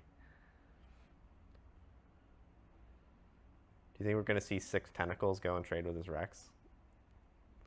Oh, I think there might be some kind of shrinking happening.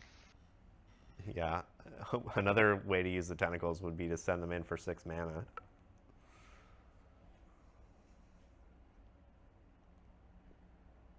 None of these options sound that good to me. Yeah. You spent 9 energy to make the tentacles, and now you can get 6 back. I mean, it's sort of cool. You can, like, you're stockpiling it for later, which is valuable. Okay, that's pretty good. Wow.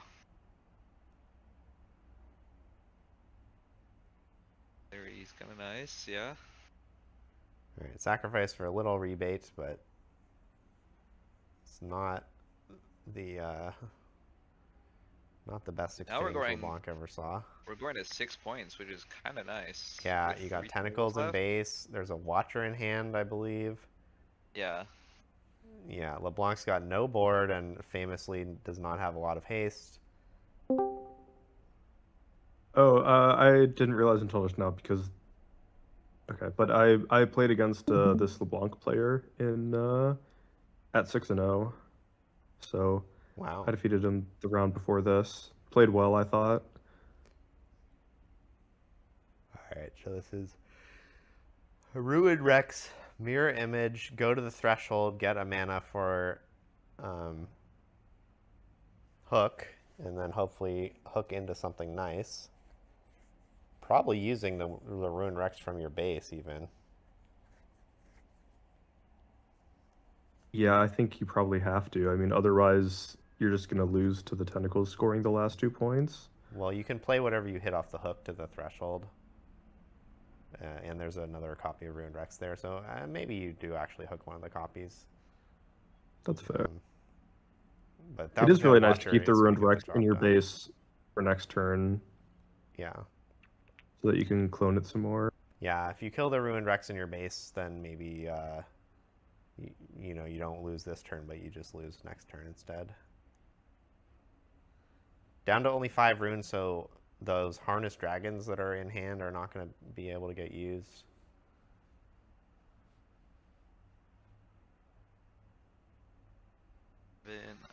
There should be an easy win, right? Like there's... You would think so, yeah. Boop. Alright, that's all it there takes. It is.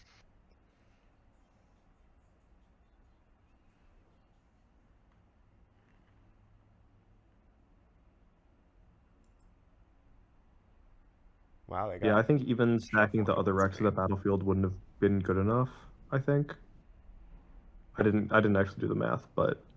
It would have been 3, 3, and 2. So you can send Watcher plus a Tentacle, and then there were enough tentacles in base to get would after, kill the other two right? tentacles. No, I think that would have held. But then you Oh, have were there only 3 tentacles with the Watcher? yeah. But then Okay. there's no Yeah, there's no follow-up. unit in base. There's a tentacle on the treasure hoard, and how do you get rid of it? Actually, I remember I played this LeBlanc player in Vancouver. He's pretty good. Wow. Yeah, I was just saying that I played this guy literally the round before this, and I was impressed. I was impressed by the guy's play.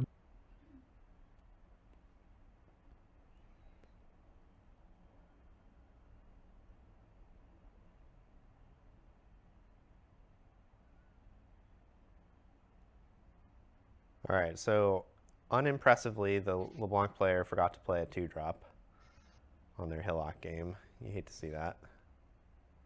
Yeah, he did this against me too, if I remember correctly. Yeah, that's how you get those tallies in the loss column.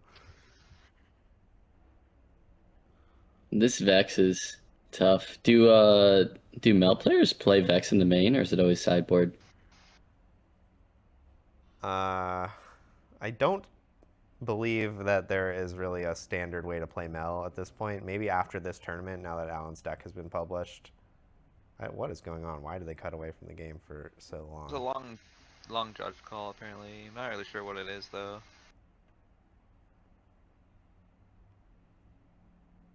Okay, I mean, nothing's really happened in this game, so... Okay, and this guy has a bunch of upside-down cards for no reason. So maybe this is what Yeah, the did chatter you see was he complaining drew about all of his earlier. baited hook cards upside down and chose it upside down? He didn't flip it up. I was like, what the heck? All of his baited hook cards? Like he did the baited hook and all of his cards were upside down. Look at his grave too. It's Yeah. all of his stuff is just upside down always. if I was playing against this guy, this would not fly. Like, if he's drawing, if some of the cards in his deck are upside down, I'm just going to make him fix that. Those are marked cards.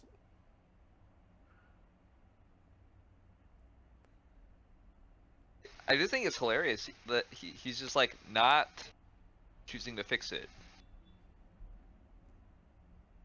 Yeah, Like, that is very odd. That's some mental fortitude to like be like, oh yeah, like I see Maybe... that my card's upside down, like I just don't care. I mean, when I played against this can't guy, read. I had the impression that he was not super familiar with paper TCGs, and that Oh, he he seemed to fixed play it. well and be Oh, okay, smart, he but he fixed just it, he wasn't fixed it. familiar with paper mechanics. Oh, I see. Okay. And now his Makes sense. hand is in 2 piles. Like- That's a weird one. If you look at the graveyard, like the Karthus and the Hidden Blade are facing different directions. Yeah. Yeah. This is like, lunch table behavior. Yeah. Wait, why is he holding the 4? Oh, because It's LeBlanc. LeBlanc is LeBlanc. temper. It doesn't die. LeBlanc is so Yeah. good. Yeah, the All blue right. LeBlanc is kind of messed up sometimes. Looks like it took about 4 attempts to explain to the opponent, like, why the temporary LeBlanc was going to live. Yeah, lucky for us, it only took me 1. Yeah. Interesting that he's copying the Galio. I guess he's got a He baited hook he probably lined wants up, to baited yeah. hook it. Yeah.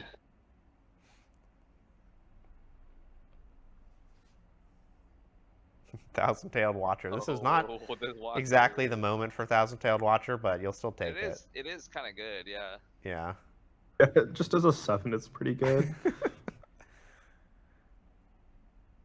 Did he just hand the rest of that stack to the judge? Here, judge, make sure these cards are all going the same direction for me. Wow. That's a nice move. Yeah. It's a power move. I like the way that he's playing with this Hillock, just giga stacking it. There's like, the Hillock is, unique in that there's really no downside to just having all your units stacked there. The Galio is interesting too. I know a lot of LeBlancs took it out, but it's looking pretty good here. It's very good with the hook, yeah. Yeah.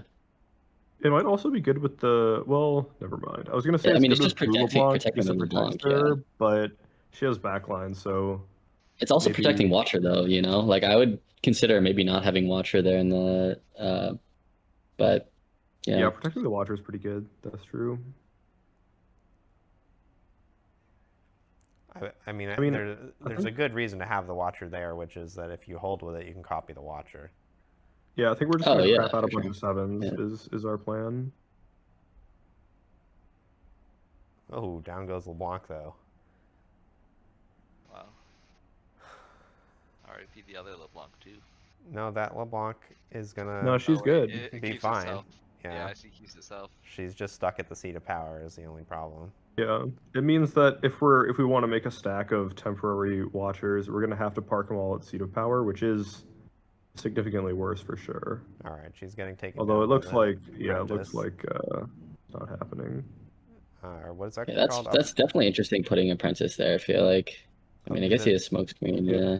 It's called But- research. I don't right? think smoke screen's enough. You can definitely Okay, just like yeah. make another Watcher and Yeah, that's what I mean. Just So I jam would- 14 in there, right? Like it's. Well, seems like I a would guess pretty this means that important he has card. like Flash or Ride the Wind or something Oh. else to escape. The hand is upside down again. Except the card he drew, it was just the baited hook. Yeah. All right, there goes Ash into the graveyard upside down. Wait, I would have loved to keep Ash there. Wait, does he only have 4 runes actually? Never mind. Well, he should be channeling up to 6, right? Yeah, I think Because he might you have forgot to you turn have him to off. make. No. You make the Oh, reflection there's- before Oh, you yeah, channel yeah, the yeah, yeah, beginning yeah. phase. Okay, so this I know we've Starcross- already talked about this, but this is like unwatchable with his cards upside down.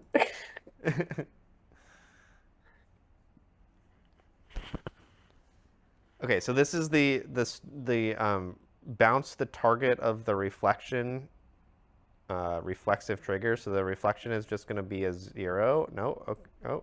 Oh, That's really interesting. Okay. Okay. What? Did he say he was choosing Galio before, or did he just choose somebody else after that? Well, this play doesn't really make any sense. Yeah, it doesn't make sense why So- he'd Starcross there unless. Wow, The that's possibilities It might are be that like Enriquez didn't understand. I mean, I think it had to be that Enriquez didn't understand the interaction, and he thought, yeah.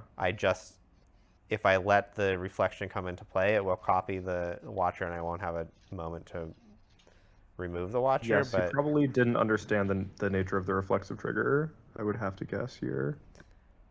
yeah, and so in his mind, he was protecting this researcher from the Watcher, and if he didn't do Starcross right then, there would be 2 Watchers, and he wouldn't have the opportunity to get rid of it. But what you want to actually do is you let the reflection come in, target the Watcher, and then you Starcross the Watcher in response, so then that blocks the copy effect from happening, and then you have a 0 might reflection, which copies nothing. Yeah. Wait. So what he did there was, did he respond to the legend trigger or something? Yeah, Okay. That's my guess, yeah. I mean, that's the only way that it could have happened this way. Yeah, that's fair.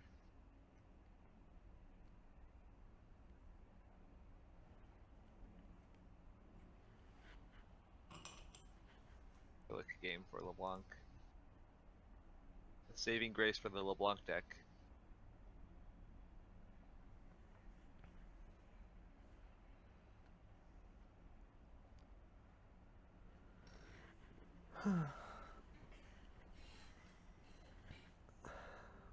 All right, so the hillock got vacated for the first time since turn 2 or whatever.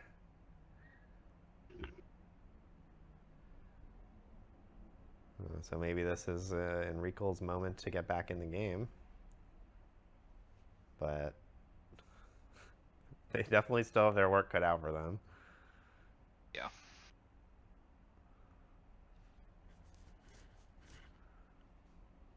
Oh, he's got the bellows breath. That's nice. With a Watcher resolve this turn, but the Harness Dragon is too big.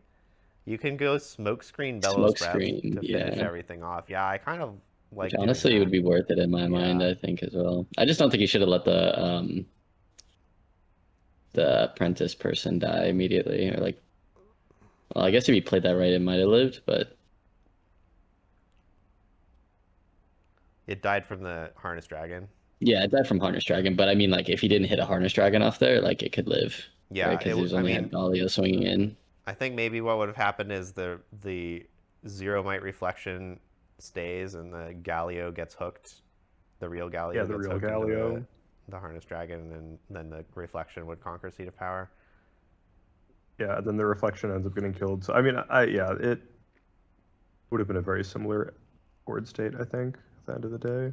All right, so the Watcher comes down, the known Watcher, it's going to get copied and gank over, and that should be the game. So, I mean, all of that was face up, so Enrico's play just didn't really work that they did last turn. Yeah. Huh. I mean, that's actually one of the positives of just having the Watchers. Like, it's not a great star-cross target, you know?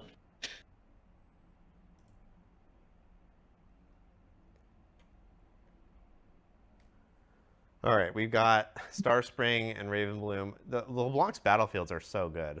That's definitely one of the big draws to LeBlanc. Is the Hillock and the Starspring are both just totally ridiculous with Deceiver. Yeah, it's definitely the best deck at using both these battlefields. They have the unfortunate property of, like, you're better at using these battlefields than your opponent is, but most decks are still pretty good at using these. Yeah, that is true. So, I mean, it's like the thing we were talking about earlier, where it's how important your battlefields are depends on the relative delta between your use of them and your opponent's use of them. And these are ones that your opponent is going to use them decently well, but you're planning to use them absurdly well, right? Yeah. And the LeBlanc deck is really crazy on these battlefields, so I'm not saying you shouldn't play them. I'm just saying that, like, yeah, your opponent's going to get some good use out of them too. Yeah, it's just they're should worse than it expect looks that. because your opponent gets to make use of them. Yeah. Too.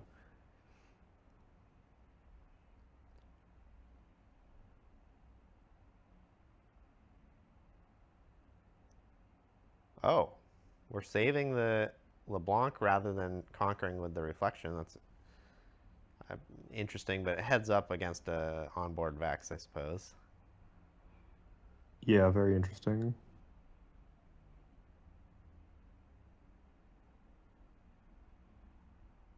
Oh, also heads up against this Mel. I forgot you could do that.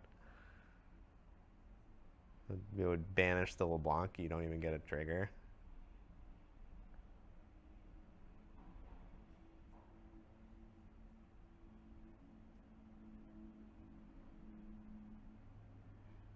All right, so Vex goes to the Starspring, which means it's going to get traded.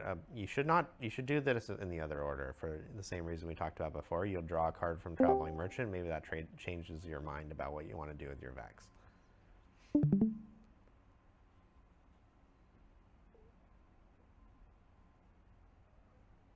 think I'd rather have Vex on Ravenbloom so you can get a trigger. And maybe you draw a Stupefy or something.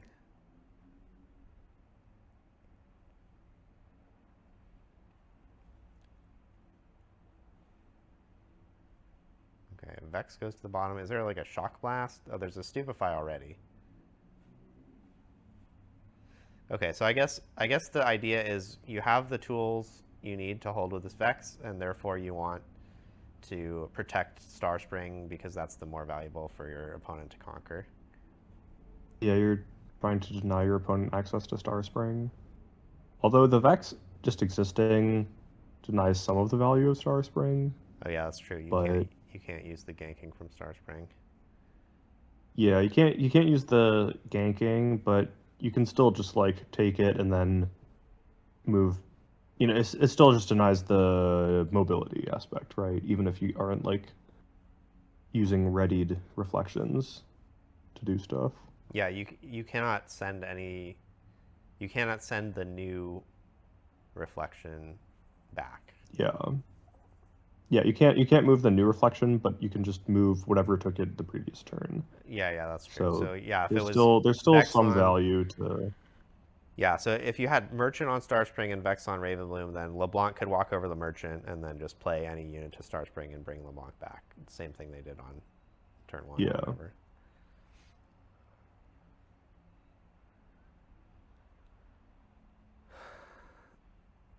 Yeah, you did a much better job of explaining that than I was, but Yeah. we agree. So Turn to Dust is in hand, I think, which is interesting. I usually don't put my Gear Hate in against this Baited Hook LeBlanc deck. How do you guys feel about that? I like having some Gear Hate in usually. I wouldn't want to go, I mean, crazy on it, but I think having like 2-ish pieces of Gear Hate. Yeah. When I was playing it last time, Although I kind of agree also with Dan of usually like play like Traveling Merchant decks, so. having Yeah. one piece is, I think, like pretty great, but anytime you have two, you kind of want to kill yourself. So I don't always bring them in if I don't have ways to cycle through them, and if I do have ways to cycle through them, I like having a couple, but not like a crazy amount. Yeah, I think when I played against it in Barcelona with Ken, I just kept my one salvage and didn't put any others in. And then like I think I was boring up to 2 salvage. Yeah, part of the problem is like even in games where they draw Baited Hook, like first of all, when they play the Baited Hook, they get the chance to use it even if you have Gear Hate. And also like sometimes the way that you need to respond to them having Baited Hook is by killing all their units, and like you know, having a salvage just doesn't even contribute to that. Yeah. This was a sick No, I Baited definitely Hook. agree By that the it's way, the situational. Orange Dragon just wiped the board.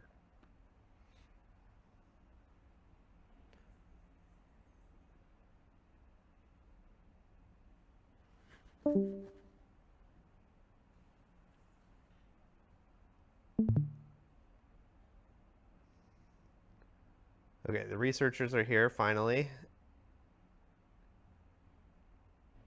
Let's see if they can do some work. I'm not really loving their chances right now.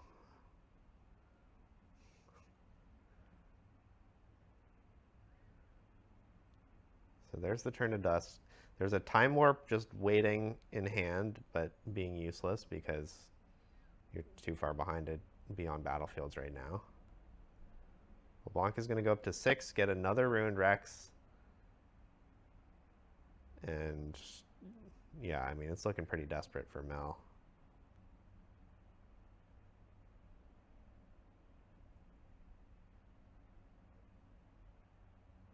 Oh, maybe they're not going to get another Ruined Rex. Their hand is too good to discard something.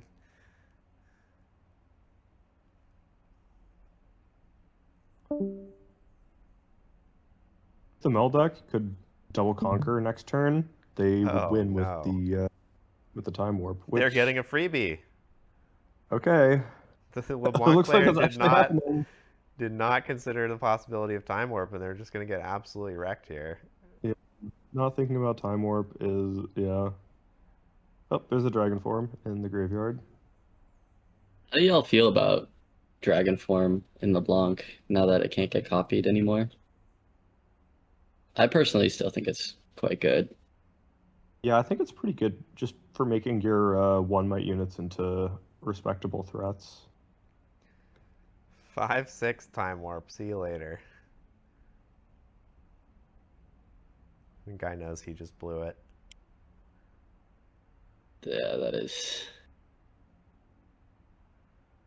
tough. I Yeah. feel really bad for him. Wow, he had everything. Yeah, That's tough to remember. it is. I actually did this to a Rek'Sai in Las Vegas. That's how I like got my got the 17th place. He stacked a battlefield with 50 might and left one with only 5 might, and it was 7-7, right? And I just went, killed the other battlefield and had 1 recruit left, and then time warp to win game 3. It was like horrible. But that's why I always keep the sneaky time warp in. You know, just you can kind of get some crazy stuff going. Like people just forget it exists. Certainly, I It's could not a card imagine losing to that out of Victor. But yeah, with this Mel deck, especially when they have a researcher, I think you gotta understand they're going to be putting Time Warp in their deck. I think it's just not a very popular card these days, so people aren't used to playing around it. Like in set 1, people played around it more often because it was popular at the time in Kaisa, but Yeah. it hasn't seen that much play for a while, outside of Lux, which uses it in a very different way than scoring the final point or two. All right, so this is over, and we get to watch day 2 now.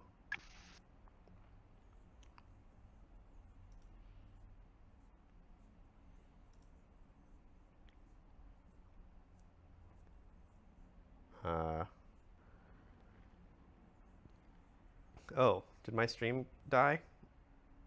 No, It's still going. it's still going. Okay, Your stream is here for me. yeah. All right, so we've jumped into the middle of a game for some reason. Looks like they forgot to start the coverage until 8 minutes into the round. It is Ezreal against Kennen. We've all played this matchup a pretty decent amount, I think. And I actually hadn't really played it before Barcelona, before the last round of Barcelona, oh but wow, okay. I high rolled and was able to figure it out from there. Yeah, our team's findings were basically that invert timelines is really good. Yeah, I mean, I had some familiarity with the matchup, and I had played it a little bit, and I had paid attention to all of the discussion that other people had done, which did really help me, but Yeah. I didn't have a ton of first-hand experience with it. Yeah, a few other nice things to know is like the 6 might on Rasa is like a really annoying breakpoint for them to get through. Because Yep. like Watcher Bellows does 5.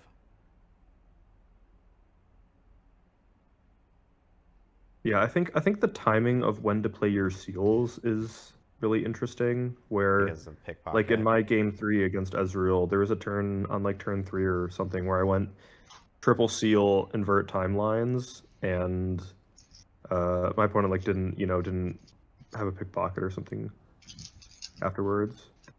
Did they discard a pickpocket? And it also just it developed a ton of resources and got rid of my opponent's entire hand.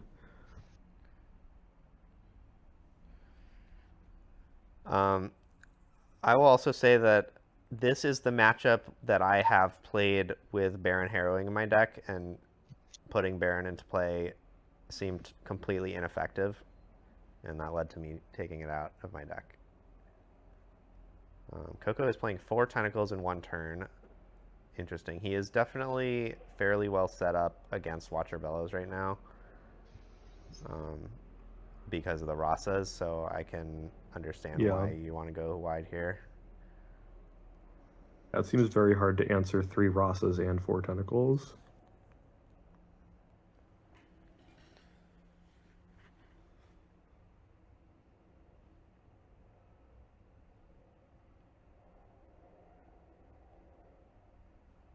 I mean, we need like Bellows Breath and List, and we just need so much.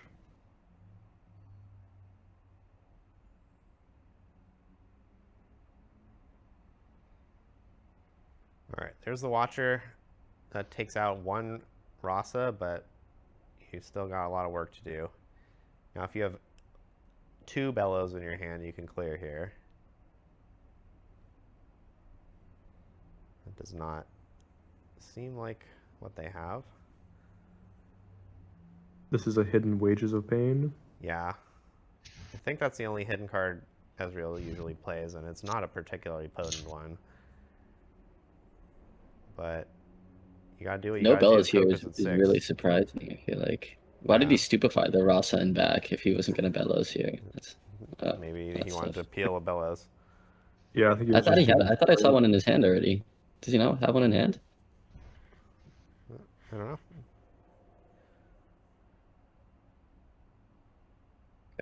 Dude, Challenger TCG has hats? They probably Where have all are kinds of merch, dude.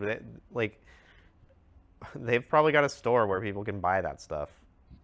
I don't actually know. If you make us hats, I'll wear one. Make us Okay, beanies. alright. Make us beanies for the winter. When we go to Make us Stuttgart. beanies for all-season convention centers. like except when you're in Except Spain. the ones in Spain, yeah. Yeah. Like when I usually when I go to these conventions, it's 90 degrees outside, and it's 46 degrees inside, and I wear my winter stuff. Yeah, that's kind of true, actually. All right, what is that? Haisho Shell of the World? Is that the anti-deflect? Yeah. Yeah, okay.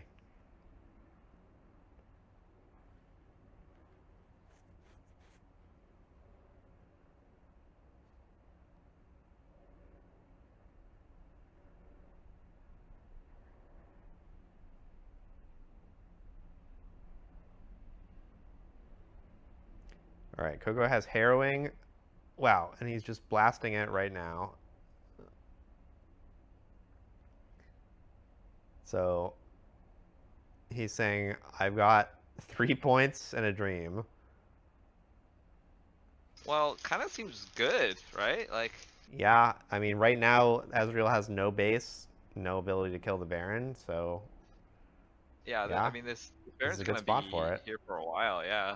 All right, well, there's the Watcher, so I think Ezreal's going to be able to clear the Baron as soon as next turn, but yeah, it might be too slow. Coco's going to hold to 6, and he can even back off.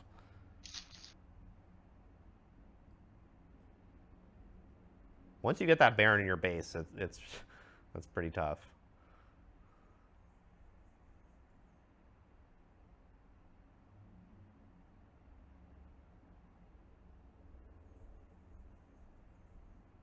Okay, hold to 5.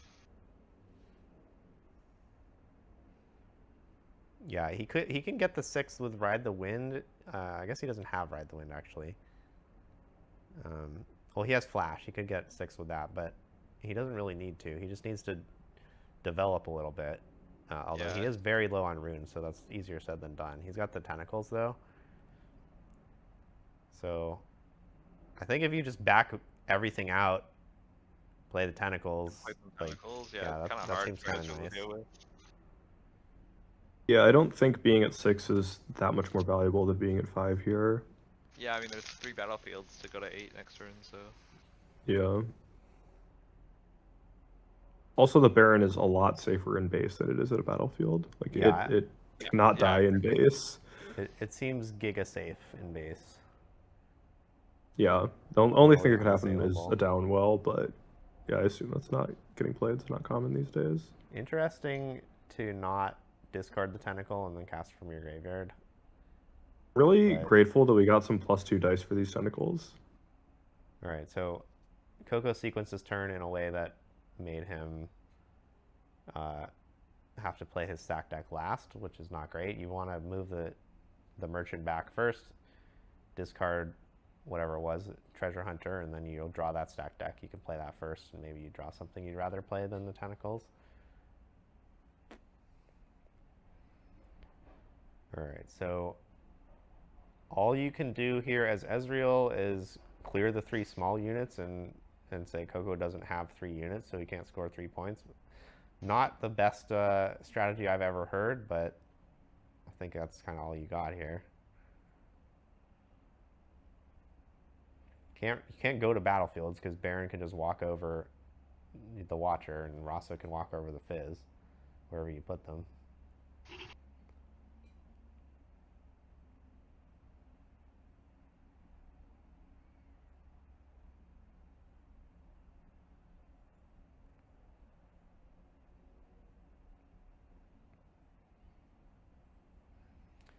So Coco is really just looking for Ride the Wind here.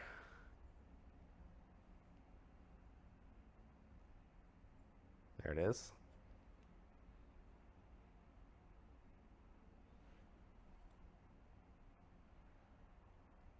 All right. So the Harrowing Baron was great that game, despite my experiences otherwise. Yeah, but I think I mean, he timed it pretty well that game. Yeah, I'm suspecting that none of us. None of us played Baron Harrowing in Barcelona or in the showdown that Evan won, but I'm suspecting that we were too low on it, and I'm starting to think that it's quite good. Yeah, I think just we from watching other people play it and playing against it and stuff. Well, it's yeah, really I mean, cool what happened. all of my mirror opponents had Baron Harrowing, and not a single one of them ever put either one of them onto the stack. It was very good against me when it happened. Yeah. I mean, it seems like it would be good when it happens, but it's hard to achieve. But yeah, I agree that we haven't played enough with it, and like it's very popular. A lot of good players are playing it, and there's probably something we missed about it. Yeah. Definitely something we can improve for next time, or play with more in the future. Yeah. I'm definitely like thinking a lot about, building a Zed deck with Baron Harrowing. I don't know if that's like gonna work or be good, but That's what I was trying to do, Sam. I had 2 Harrowings, 3 Barons in one deck list. It's fun, like to just go to 5 and then kind of like cheese out that last point, because like no one likes to hold versus Zed, because he just threatens so much might going in. So it's like get to 5 points and then just like Harrowing Baron. Even if you have both in hand, you can just use the Zed Legend like really quickly. So it's like not even like very telegraphed. that's like the main thing that drew me to it for Zed is the legend really makes makes it a lot less conditional. Yeah, you also can fit in like 2 or 3 Harrowings, because if you just draw a second one, it's like, okay, just discard it, right? And Yeah, but I will acknowledge that I don't know what the rest of the deck looks like or if it's functional. I have not actually gotten around to building decks yet. It's pretty bad. Something interesting that happened this game was that Rek'Sai played this yellow seal, and I don't think they've used it yet. I think they played it because they wanted to have played a card before they used the Rek'Sai ability. Right, for Noxus Hopeful purposes, which I agree that's what you usually want to do, but not it's only just interesting Hopeful, to but yeah, I feel like sending a yellow seal is it's not going to pay off this game. Yeah, I mean, hitting any card that costs yellow power is also a good reason to have played the seal. Yeah, I'm not sure how many of those there are in the Rek'Sai deck. There's like the Void Rush, Call of the Week, and Vanguard Under Captain, Titan, probably, Vanguard if Captain, he's using, yeah, Vanguard Captain would have been a very good hit off the Rek'Sai last turn.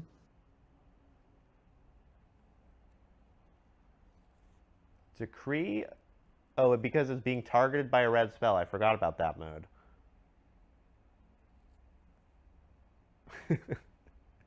Yeah, that's painful. He's like never read it before. Yeah. So do you think Decree should get banned? About the reflexive triggers, maybe, or no? Thank God, that would be so funny if it didn't work against Falling Star. Yeah, I assume that's what we were asking about, but do you guys think it should get banned? I heard like a lot of people on Twitter saying it should, that like all decrees should get banned. Come on. I do not think so. But I would not have printed decrees because I don't think it's the kind of effect that I want cards to have. But obviously, you can't ban them if you're willing to print them. They're basically doing exactly what they wanted. In Magic, are they banned? I don't play Magic, but I just heard people say that the only one like that that's in Magic anymore. They in the 90s they printed these kind of cards all the time, and they were like really powerful and never banned really. But the only one of these that ever got banned was a decree that also said draw a card on it. Veil of Summer, yeah. Like imagine if this green decree that got played this game also said draw a card. Well, that was yeah, the only so one that's ever gotten banned in Magic. For context, like Veil of Summer had like almost exactly the same text as another one of these color hoser cards that had been printed 10 or 15 years earlier, except it just also said draw a card. Yeah, well, it was like better in multiple ways, and then also drew a card. Yeah, or maybe only better in one way plus the draw a card, which is obviously a big way to be better in then. Point is, it said draw a card. Yeah. Yeah, when it costs 1 and does this effect and draws a card, pretty good. Yeah, so like Veil of Summer was so strong that people were playing it in their main deck. which is really not what you want with these decree cards. It was also effectively strong enough to just delete 2 whole colors from the format, which the current set of decrees and Riftbound are, I mean, they're good against the color that they're supposed to be good against, but they don't just straight up delete it from the format. Whereas the one in Magic, it was good against 2 colors, not just one, and it was strong enough that while it was in Standard, like it was just so close to deleting 2 whole colors from the format. So I will say I did play against main deck decree in Barcelona, which is one yellow, not great. Yeah, I was a Kennen deck with yellow decree in the main, like in the kind of deranged. Yeah. In the slot where I had a salvage in the main, kind of I mean, I think idea. Kennen's sort of a deck that can get away with that, and also playing the one that's good against Kennen, the most popular deck, is like I see the vision on it, honestly. Yeah, like I think I would it made try a lot that. of sense. I was saying if I was going to register a Kennen deck tomorrow, it would probably have that main deck yellow decree and another one on my sideboard. Yeah, I could see it. I mean, it definitely made a big difference in the matches I played. This was interesting. Did you see the Rek'Sai's choices here? He had a salvage on the top from the Candlelit. Would you have played the salvage? I feel like I might have just dropped a salvage on this Porobot and then played like the Noxus Hopeful. yeah, it's awkward that by not playing the salvage, we just didn't get to use our seal yet again. Yeah. Salvage, you get a draw card, just snipe the Porobot, and it's going to impact his next turn after this. Like, the sprites, like, he needs something to get over your other Noxus Hopeful, right?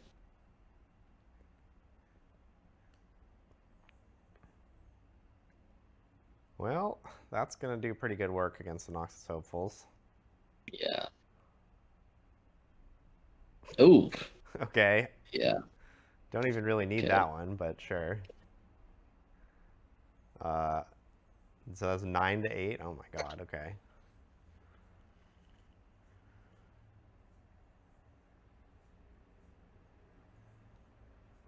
Do these Ornn decks play Veiled Temple?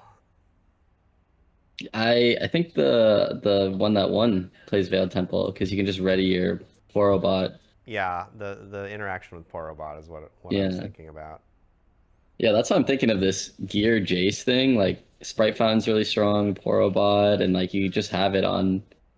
Like, there's got to be something. I mean, I'm sure other Jaces have like thought about this, but just seeing Ornn win this is like, it shows how strong gear is, even though people like have gear hate. I think all the inside. strong gear costed power, and that's why Ornn is so well suited to take advantage of that. Like, I feel like if you're bottoming runes for Sprite Fountains and Jace, you're going to be a lot sadder.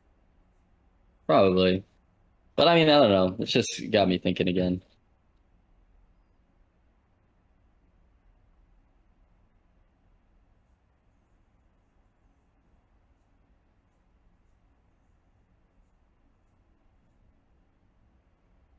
Alright, this Ornn has deleted a lot of runes recently.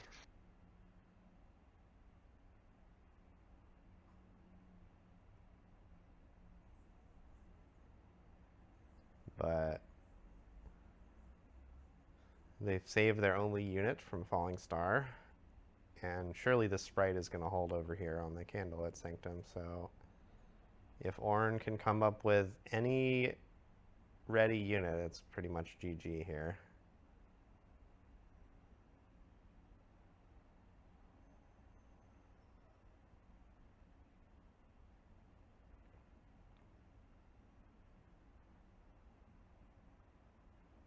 So I think that's a Sprite Fountain.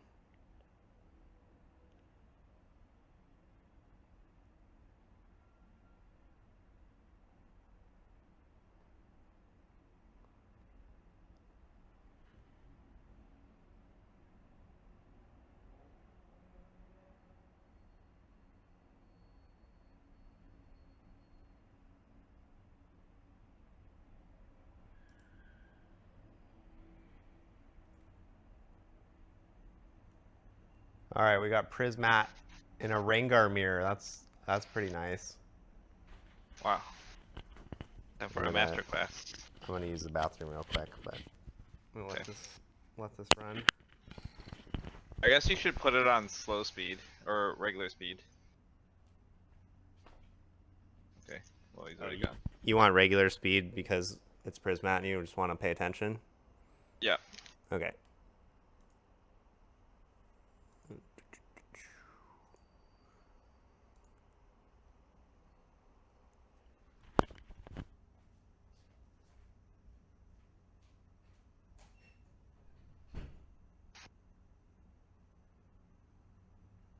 Did he just accidentally flash Inferno? That's what it looked like when he was drawing off the top of his deck.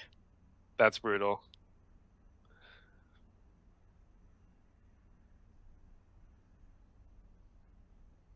Just well, Feyfolk is just so strong. That's so annoying. Yeah.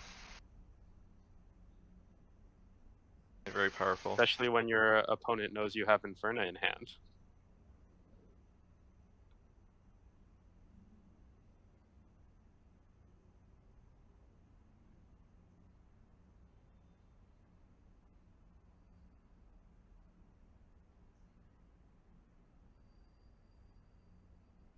Sam, since you know this matchup pretty well, like what do you do when your opponent just plays a Feyfolk in the back? Like what is the counterplay to this?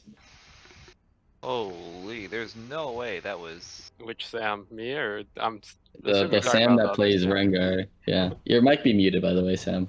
Sam's in the bathroom. Oh, No, he's in we the had a bathroom. whole talk about this though in the channel for Rengar, and it's like All right, I have you're returned. cooked.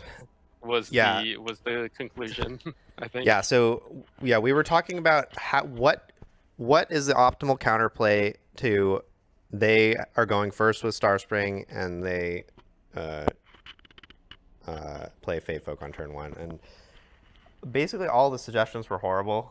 Alan, I think, came up with the best answer, which was do nothing. Yeah. Which is really bad. That's what Kazume just did. Okay. And then. And then he played. Inferno, and then kicked a Rampage to kill the Feyfolk. Yeah, and he did not need to kick the Rampage because the Inferno can get pumped by Pride Stalker. I think Alan was talking about that earlier. Yep. Yeah. Kazume definitely missed his own Pride Stalker trigger and then burned a rune for no reason. Yeah, that's not good. He does have his own Feyfolk now, so he could try to do something there.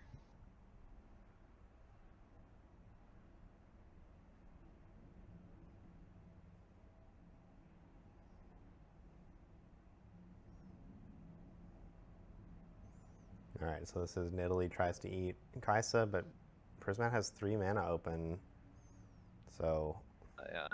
it's not super likely Pretty this sure is going this to work. will. Oh, he's leaving Inferno in. Okay. I mean, if there's another ambush unit, it would let it trade, I guess.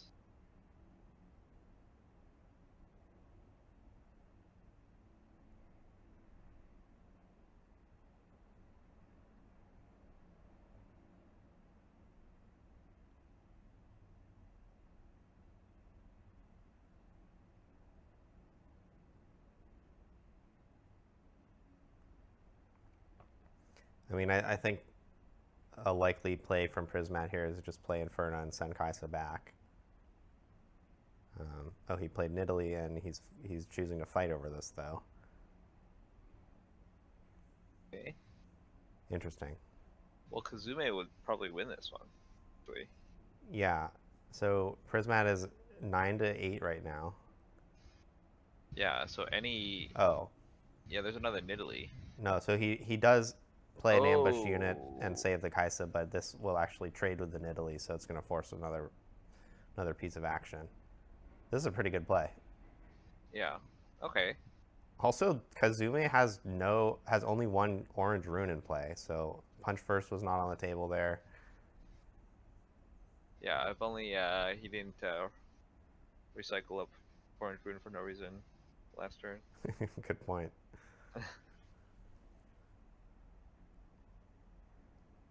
All right, Prismat's gonna get another 2 cards here if he wants to take both sides.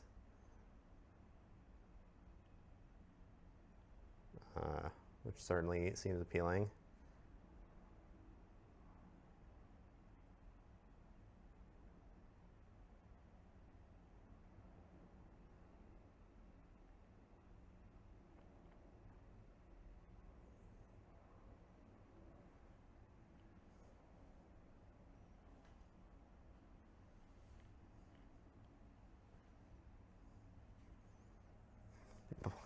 Played Darius. Yeah, okay, this is a nice use of Star Spring. Darius disrupts Star Spring to send Kaisa back, and then another thing to send Darius back.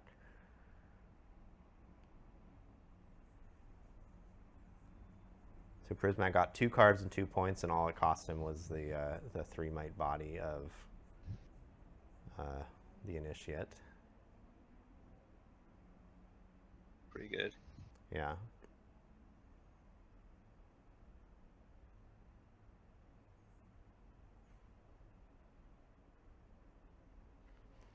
He's really playing circles around Kazume already. Yeah.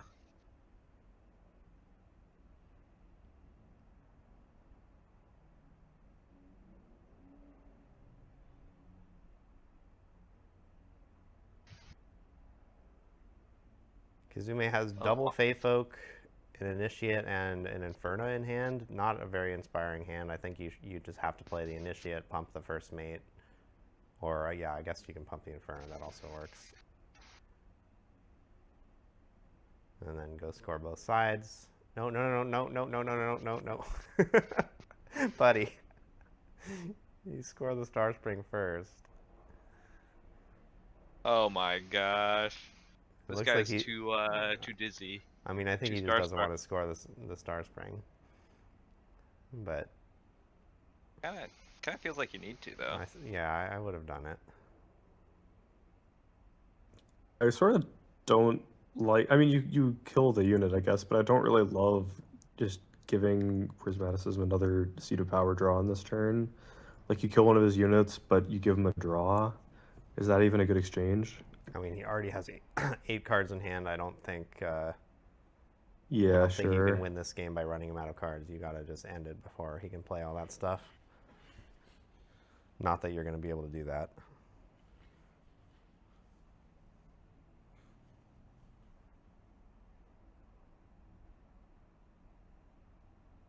The Fey folks kind of point towards a running him out of stuff angle, but that's just never gonna work. Yeah. Too much stuff. It would be kind of fun to get into a Fey folk dragging Fey folk war, and then You can drag the most stuff. Kazume could drag something else from the backline, but it doesn't really matter because Fey folk won't be able to kill anything. So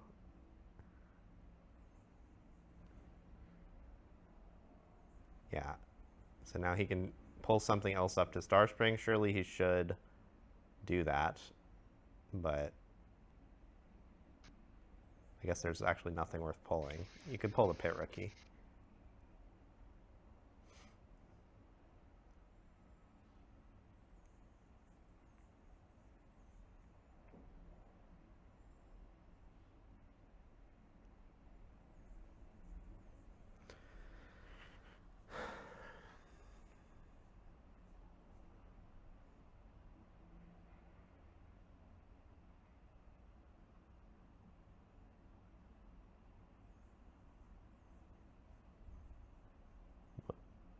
Oh, it's a concede. Okay. I was wondering why that Fey folk didn't get sent back from Star Spring. But yeah, that game was an absolute rout.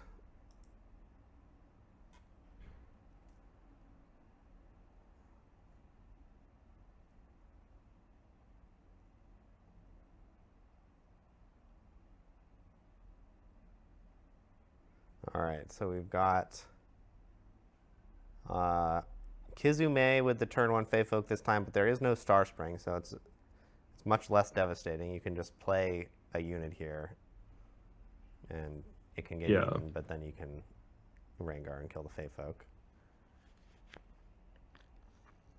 It might not even get eaten. It might be, you know, a trade for the Fey Folk or whatever. Yeah. And like, you might even get to kill something in combat. Right, yeah. If you play like a nice Paka Cub as the info graphic is showing or whatever, it's kind of hard to get Fey Folk up to a 4. Yeah, you may need to save the Paka Cub to hide with the Rengar on turn 2, though, but I guess not. Yeah, so your Rengar doesn't get eaten by their Rengar. Yeah, but all it takes is a Pit Rookie and any other unit to get over the Paka Cub, but he does not appear to have that. Yeah, I mean, it's certainly doable. It's just not trivial. Yeah, it seems like this is going to just be a develop, probably Kaisa, and then pass. Yeah. Could also like go to the dais, bounce the Fey Folk, play first mate, ready the Sand Soldier, bring it back to base. But Then you I don't think I have the like Fey this Folk in your more. base. Having the Fey Folk Yeah, in I base think I is like worth this a lot. more. Yeah. Yeah, I mean that play gets a point, but this is two far more threatening units to have developed instead of just a 3 and a 2 with no text on either of them. Definitely. Plus, you are setting up to conquer both sides with Seat of Power next turn. Yeah. Well, the dais bounce your Fey Folk play would also have 2 units in base and would hopefully Yeah. be able to do that next turn. But I agree that these are just 2 much better units to have in play. All right, so Prismat has 5 energy, a grip full of kind of medium cards, it looks like. He's got a Kaisa of his own he can develop. There's another Fey Folk. There's a Punch First that you obviously don't want to use. There's a Forerunner that you can't use right now.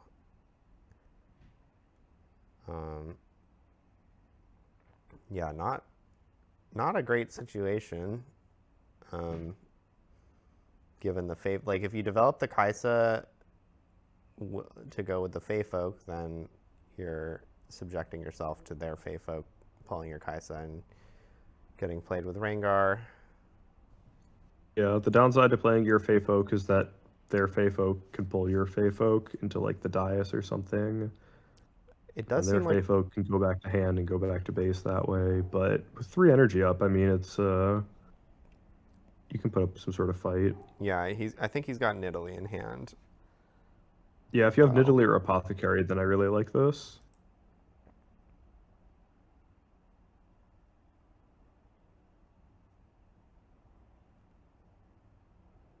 Going to Seat of Power first is a little interesting.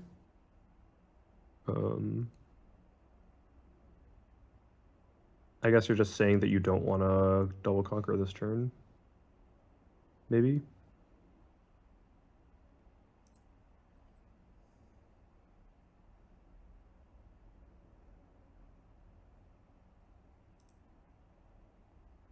He seems traumatized from game 1. Yeah, I would be too. I would be too. All right, so there's both a Nidalee and an Apothecary now.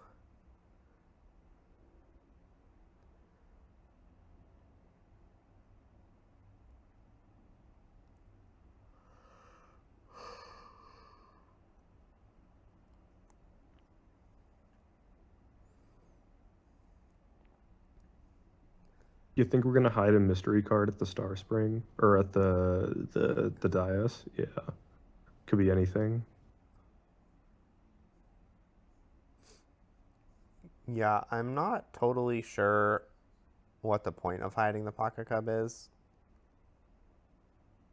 because the Forerunner is already just so good at punishing people for attacking. Maybe guess- it's Rengar Punch First worry? That would be 12 to 12.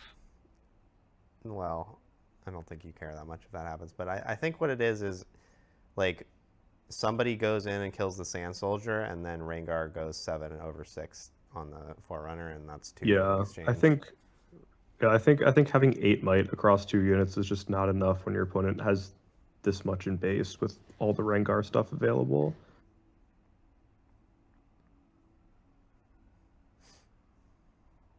I don't think it's that important to hold this battlefield this turn, but I do think that getting your 6 might killed by a 7 might unit and killing nothing in exchange is not very pleasant. Yeah, I think it's fine if you don't actually hold it, but you have to make like you have to say that if your opponent's going to conquer it, they're expending some real resources in the process, which I think is the point of the cub here. Yeah.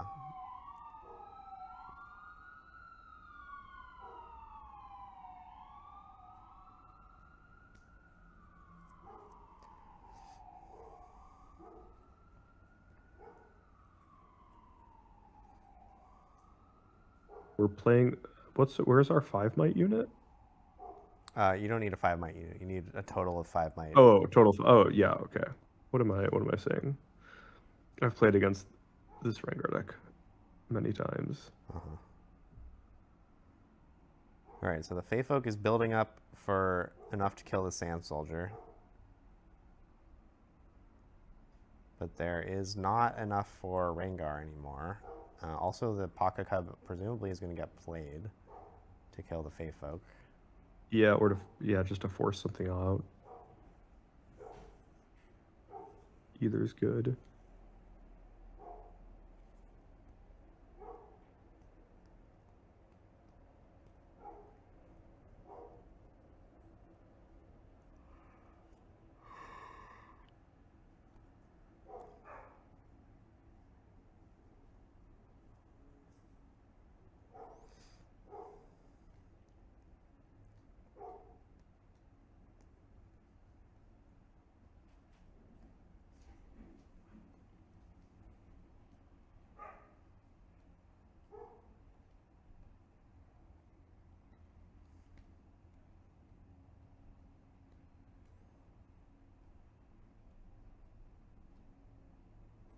I don't know what they're discussing. This does not seem like a complicated moment. Yeah, I feel like it's pretty clear what's happening. I wonder if Prismat's asking a ruling question or something, maybe? Maybe he has some complicated idea with Thrill of the Hunt in mind. Yeah. Okay, so I'm surprised the Pocket Cub did not get used there. I wonder if that means it's actually Pike. Because if it was Pike, saving it for this turn would be pretty awesome. But no, I don't see the Pocket Cub in hand, so it's not Pike.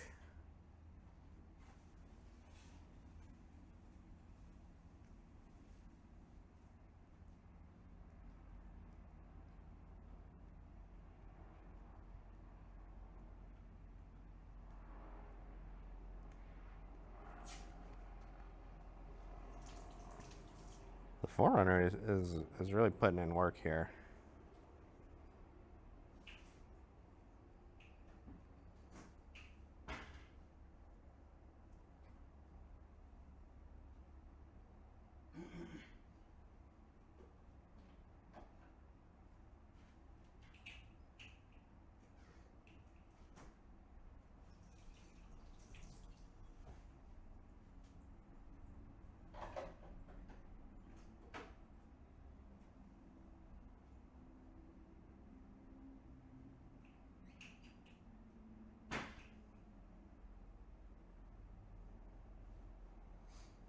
All right, so big exchange of resources there.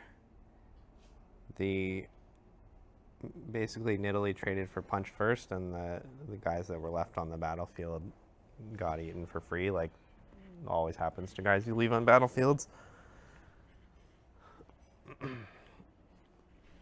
Prismat also gets to draw 2 cards off the Kaisa and the Star Spring, or the Seat of Power.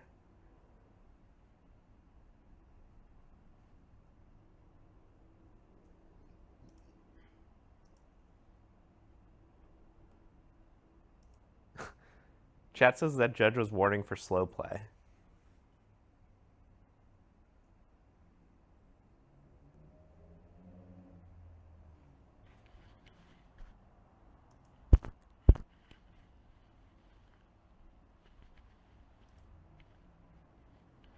I find that a little surprising.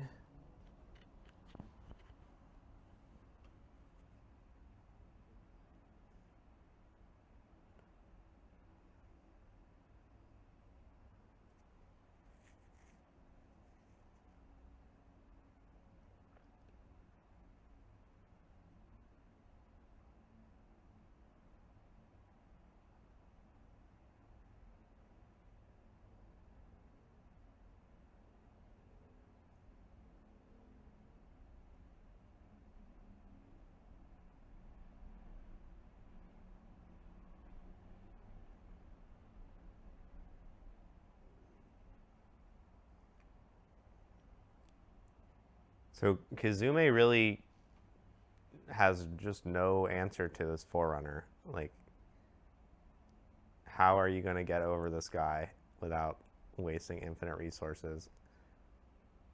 He could Rengar it right now, but then you're tapped out and your opponent can Rengar you back.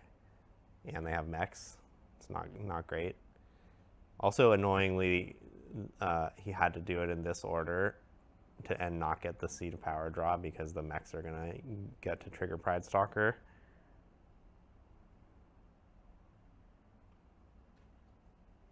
Yeah, I think if there was a way to like take the Dais and return the Rengar to your hand and then run over to the Seat of Power, I think then he would have been in a good spot, but Yeah. as is. Yeah, this would have been a good moment for the secret mode of Emperor's Dais. Yeah, true.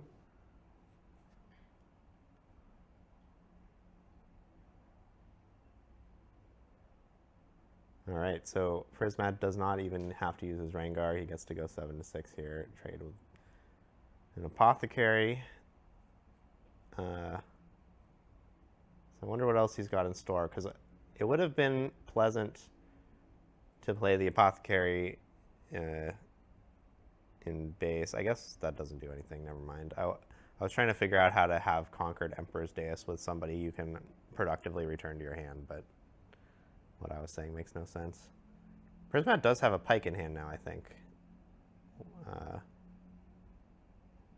I think I see a Grim Apothecary in Italy. I haven't made out the rest of them yet. The Epic with full art, I believe that's an alt art Pike. So it's Nidalee, Sabotage, like Nidalee, Pike, Grim Apothecary, Inferna, and Pike. Yeah, that sounds about right. Interesting to have Sabotage in this matchup post-board, if that is a Sabotage. Yeah, that is, I agree, that's interesting. I was saying earlier in our discussion that I wouldn't have Sabotage in. Yeah, I guess by having Sabotage in the deck, he's just saying that, like, there's going to be a critical turn where he's afraid of losing to Punch first, and he wants to make sure that he can get rid of the Punch first before moving in. Yeah. Maybe. That does make some amount of sense. Could also just mean that he doesn't have very many acceptable cards to put in his deck from his sideboard. Like, they're all Brittle Steels and Decrees and whatnot. Yeah, sure. If the cards are all too narrow.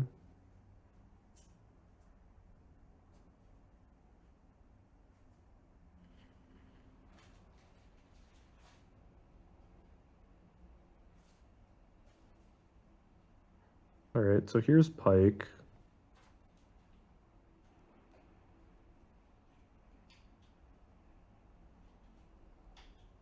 It looks like we're just going to make Pike a 5 here. No. Okay, we're going to go for 2 4s.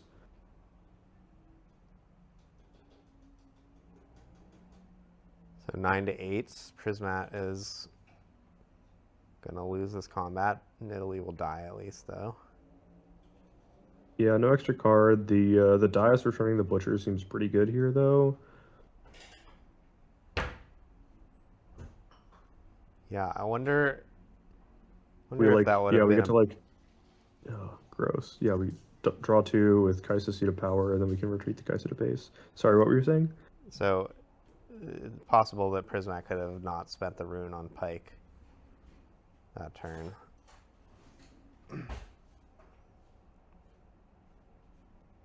Yeah, I wonder if spending the... I'm not exactly sure what it played around. It's possible that spending the rune played around a smaller ambush unit like Inferna. Yeah, if that had been one of the other ambush units, then that combat would have been a tie, but maybe you can accept that.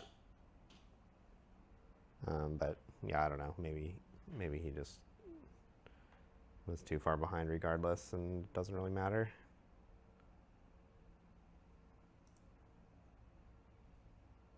Okay, we got the turn 1 Feyfolk on the play for the third time in a row. And Prismat got to do it twice on Starspring, and Kizume did not get to do it on Star Spring, but wow, he's going for the pass again. Not what you want to. not the play you want to start out with.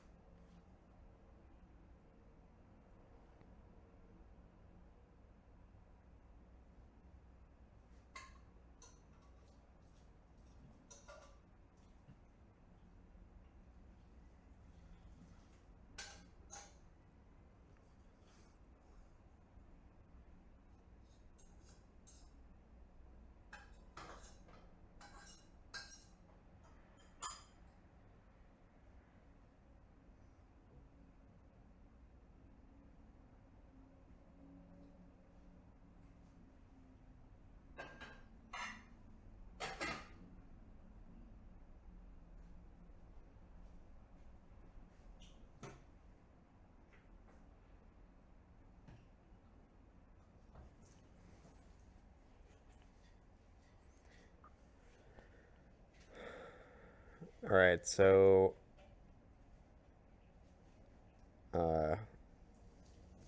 Feyfolk can go to Star Spring again, but you would need an ambush unit to protect it. You could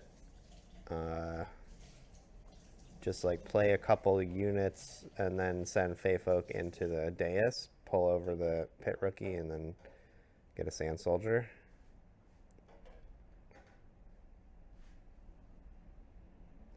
Doesn't seem so bad. There's a Forerunner, 2/3 drop, 3/3 drop. So that play doesn't even work because there's no way to play 2 units for 5.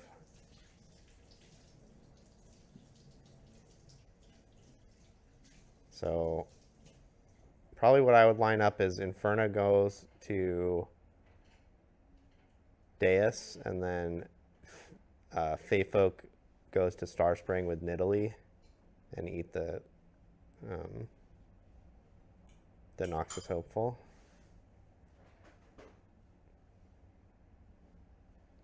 That's not what he does.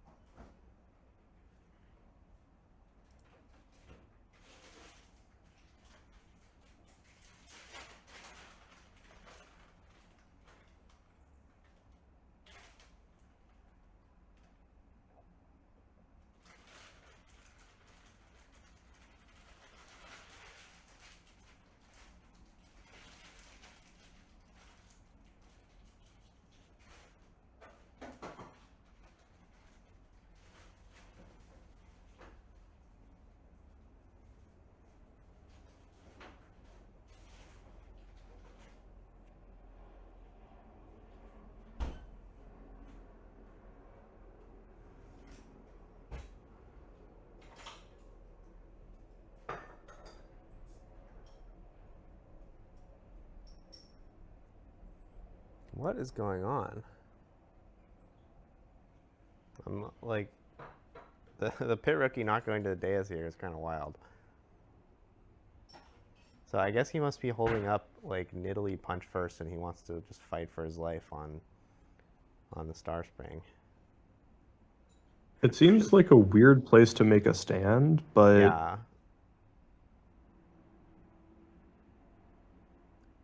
Oh, he's also got Thrill of the Hunt. So maybe he thinks he's gonna go score the dais on Prismat's turn. But yeah, it doesn't make a ton of sense. Prismat's yeah, I hand think is, if you were planning on scoring dais with the Thrill, I would want to also score it on your turn. Like if you're planning on trying to set up for more scoring on your opponent's turn, I feel like just getting more scoring on your own turn is good too then, right? You're yeah. accelerating the game in that way. I mean, it does not. I mean, he's just like giga behind on development here. And it seems like it's not getting any better for him with the Fey Folk in the mix. He does have that punch first, and and the Nidalee. So I think that has to be what he's lining up. That's the only way this like use of resources really adds up to me.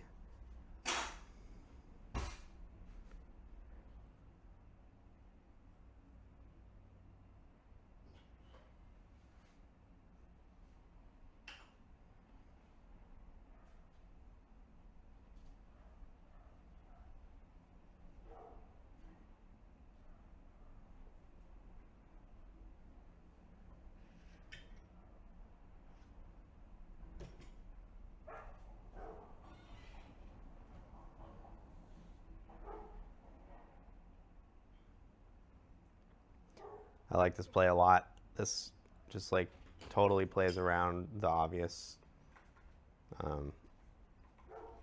you know, what Kazume is holding up. Like, Yeah. you can. I do not like this use of the +3 on the die, but I Yeah. do like this play. I think the judges are making them do that. Yeah, I agree. He moved it in as just a +1 and then yeah, had to adjust later. I mean, this just isn't even a good punch first. We're Right. still It does nothing. Yeah. It means that you keep a 4-mite unit instead of a 3-mite unit. That just seems like a bad punch first to me. Yeah, Prismat obviously is just going to ignore that battlefield this turn, let that +5 expire, and develop one of his Forerunners, which his hand was totally clunked up with, and now he's got a comfortable place to play it because he's not under really any scoring pressure, and Kazume's backline is pathetic. Yeah, notably he does the thing again where he puts an extra unit there so that Kazume can't run in, trade for the Sand Soldier, and then play Rengar as a 7 to eat the Forerunner as a 6. So yeah.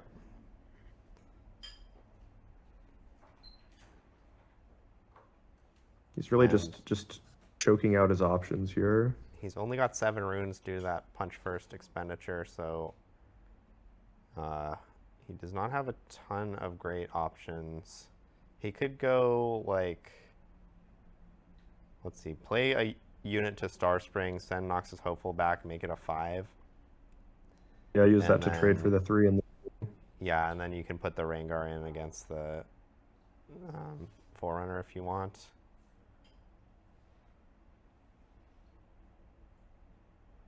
Yeah, it seems like that's what he's going for. And you can buff the other pit rookie to have a 3 in base. Yeah, he's going to need to stack that with the Rengar, but it's not going to really work.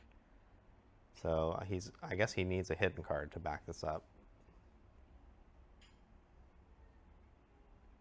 Although that maybe also wouldn't even work because of the Fey Folk situation.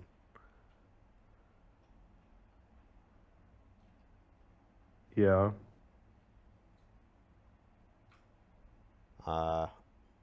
Okay, I would have the buff on the pit rookie and the +1 on the Noxus if I was going for this play, so yeah, he that's must have something else in mind. Have. He's going to send them both in and kill the Forerunner. We kill the Forerunner and the Sand Soldier, leave the 3. Yeah.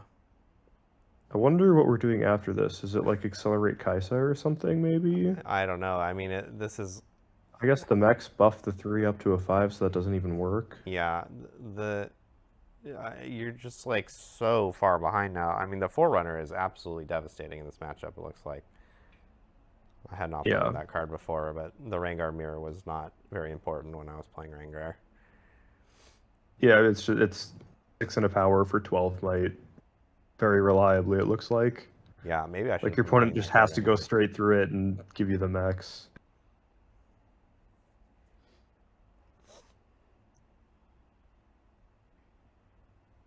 I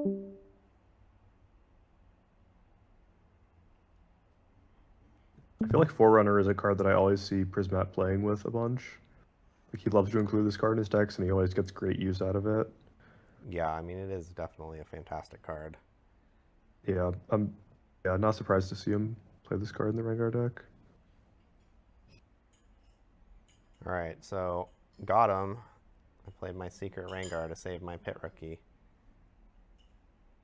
Yeah, I'm gonna assume that there was a plan for this. Yeah, there certainly was. Oh, my headphones are running out of batteries. I don't know what I'm gonna do about that.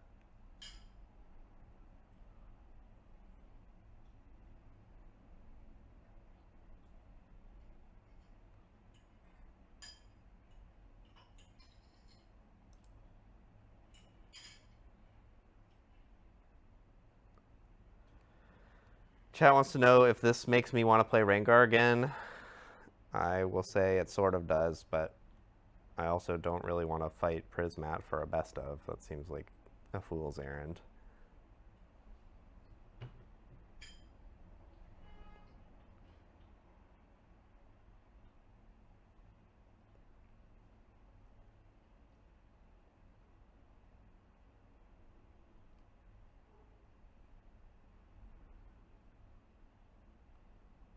I think that there are quite a lot of best of decks that I can compete for that are going to be much easier to win than the best of Rengar, so I think that I should do that.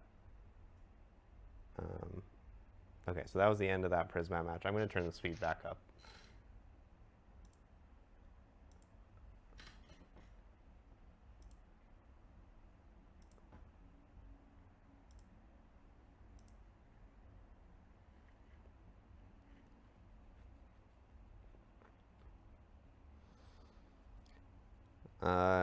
Chat wants to know my record with Kennen. I went 9-4, 134th place.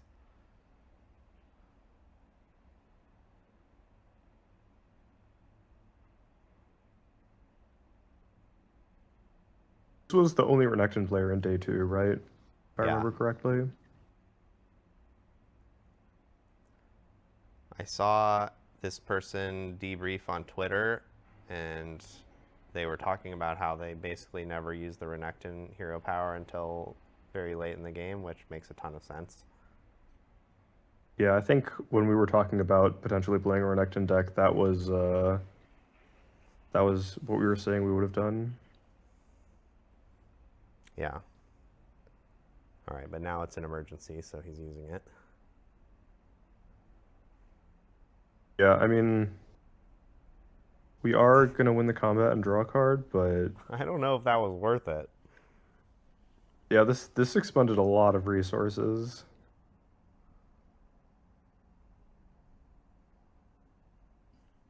Sean has an upside down card in his hand. Chat will be furious. Oh, it's because he revealed it off the Diana trigger. Oh, yeah, I think it's the Stupefy that he revealed. Yeah. What did I lose to? I lost to a Master Yi, a Kennen, a Lucian, and another Kennen, I think.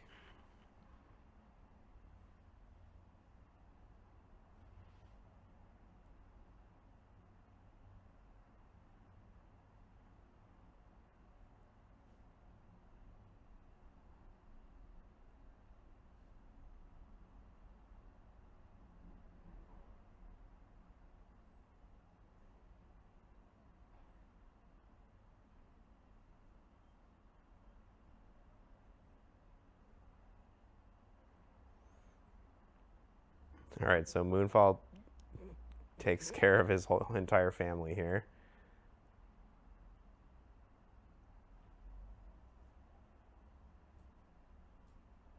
Oh, he doesn't want the Nidalee, he wants the Fey Folk. Interesting. Yeah, Oh, that's an he gets interesting them both. decision. Okay. All right, it all makes sense. That was a very Aurelia-coded play. Ride the wind of 5 Might Tide Turner. Yeah. Abandoned Hall is a really strong battlefield.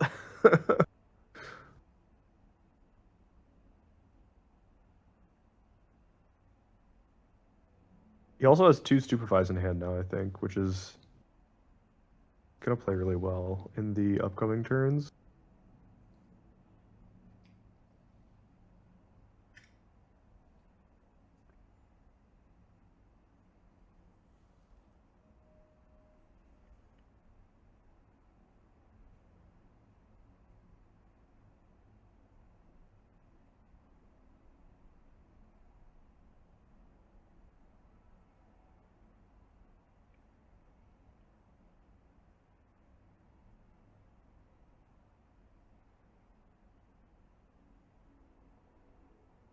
Chat, the Lucian I lost to did not run the combo.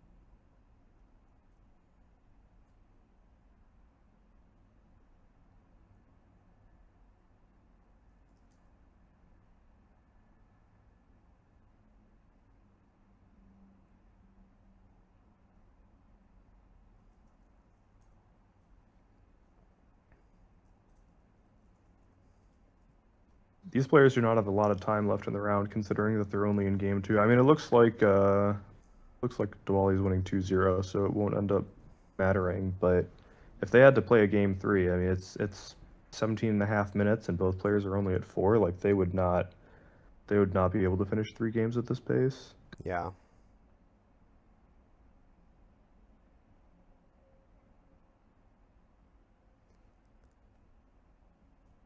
All right, so obviously Hui is threatening to come in here with the hidden card.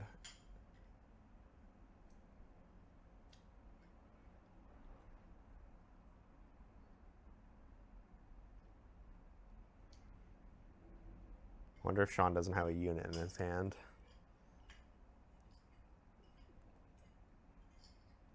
Yeah, I think he has another Stupefy, but I'm not sure what else. If we don't have a unit and we switch the Hui in, it will die to the 2 it'll get the hold off, but it'll die to the 2 first mates. Oh, okay, interesting. So he's switching this with the Kazakhs to keep the Hui alive. Is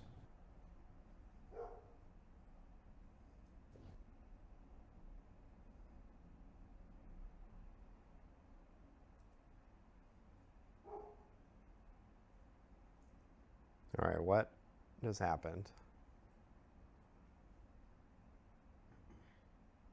I guess he's taking it back. He realizes he wants to play another spell before the Tide Turner goes off. Makes sense. I think he still needs to draw from the Stupefy. Did he not draw from Stupefy? I think he drew the first one, not the second one. All right, hold on. Let's find out. Play Stupefy, draw a card. Okay, never mind. He was just quick. Yeah. All right, so now the Star Spring. So yeah, I think on his original play, he had failed to realize that he could use Star Spring with Tide Turner, and that made him change the way he wanted to play. Yeah, so now we're bringing the 6 in, bring the student home. Oh, but he's just going to leave Is the that Tide Chris Turner Plan? to trade with one of the first mates. Doesn't want to Interesting. rumble against a potential Rangar. Yeah, interesting. Values the Kazakhs, I guess. Yeah, I mean, Kazakhs is doing a pretty good job holding Abandoned Hall. Like, Rangar can't go in over there. Yeah. Oh, now he can.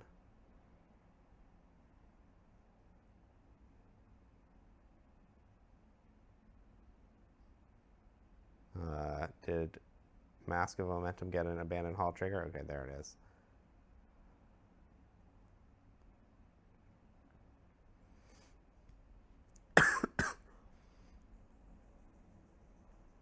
Wow, he's really cosplaying Rengar. He's even got the Initiate, which does not seem like a particularly good card here, but it did work. All cards that are in the Rengar deck plus Cleave so far, Yeah. basically.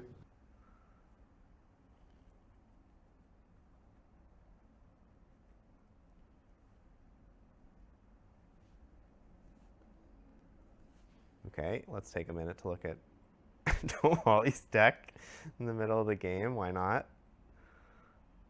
Okay, we're back. Production really has not been very good so far. There have been some really weird pauses in the middle of games.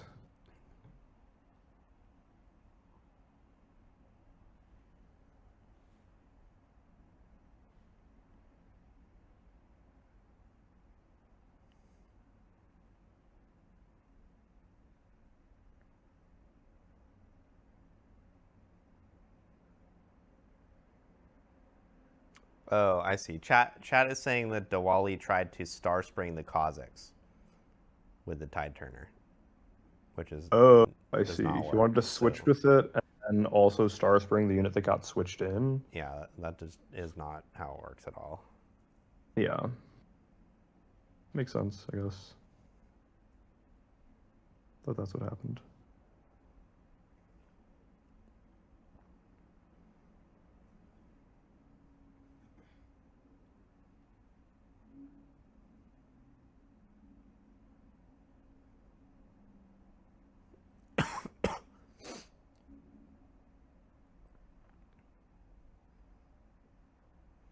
Is he gonna gust his own Tide Turner?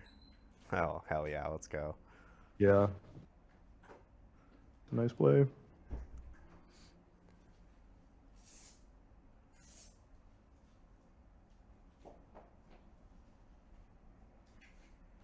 There's a switcheroo to hide as well. It seems kind of nice. I would not expect a switcheroo out of Diana. I would definitely get got by that. Just expect it to always be Tide Turner. Yeah, it's an unusual card for Diana to play.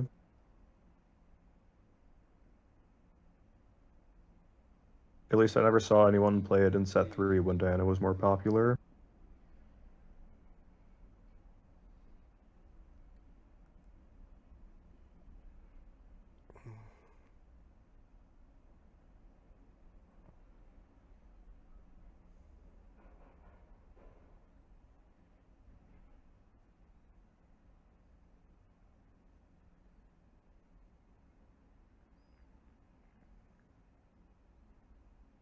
All right, so if you switcheroo here, the Raven Bloom goes up to 5, which is not enough to deal with Rengar.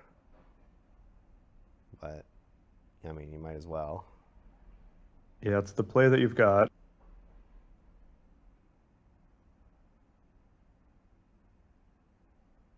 Players are clarifying that switcheroo happens before Student and Abandoned Hall. Yep, this looks correct. Yep.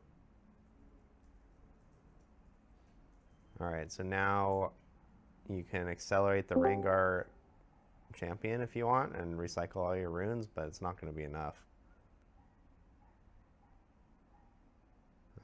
So what else can you do? I suppose you could try to stack that side. That doesn't seem like it's going to work very well.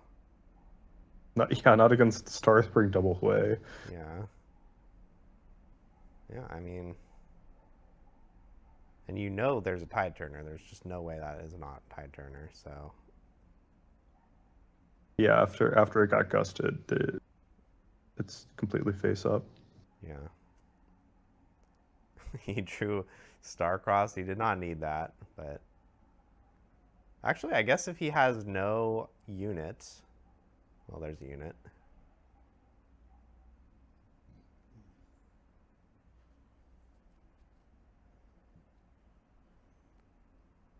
I don't see much reason not to just send in the Hueys.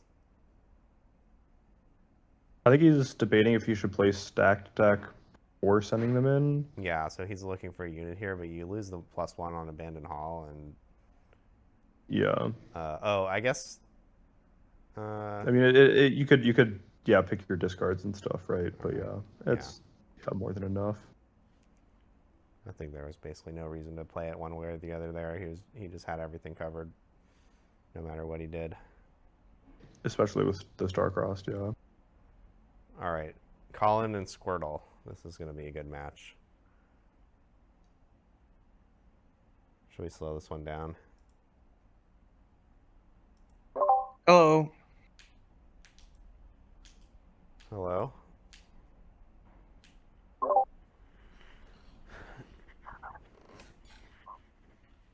You want to tell chat who you are? Oh, I'm TTA. Welcome.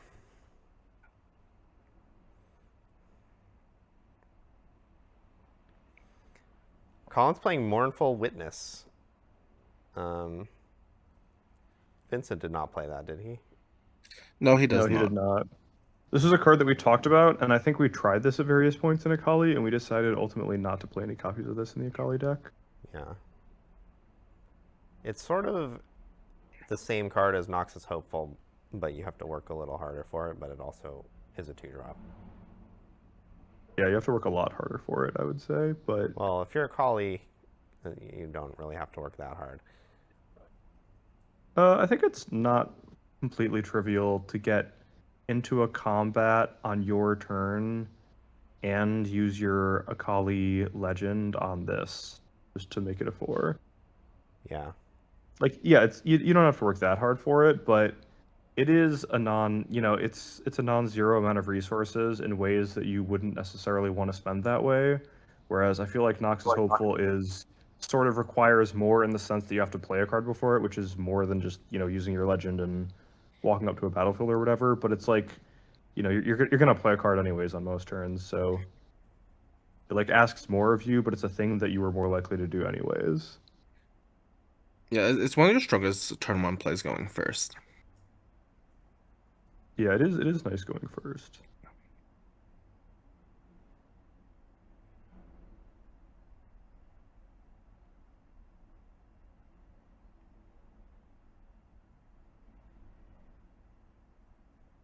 I'm very interested to see how Squirtle is gonna set up this hold, or if he's gonna just back out.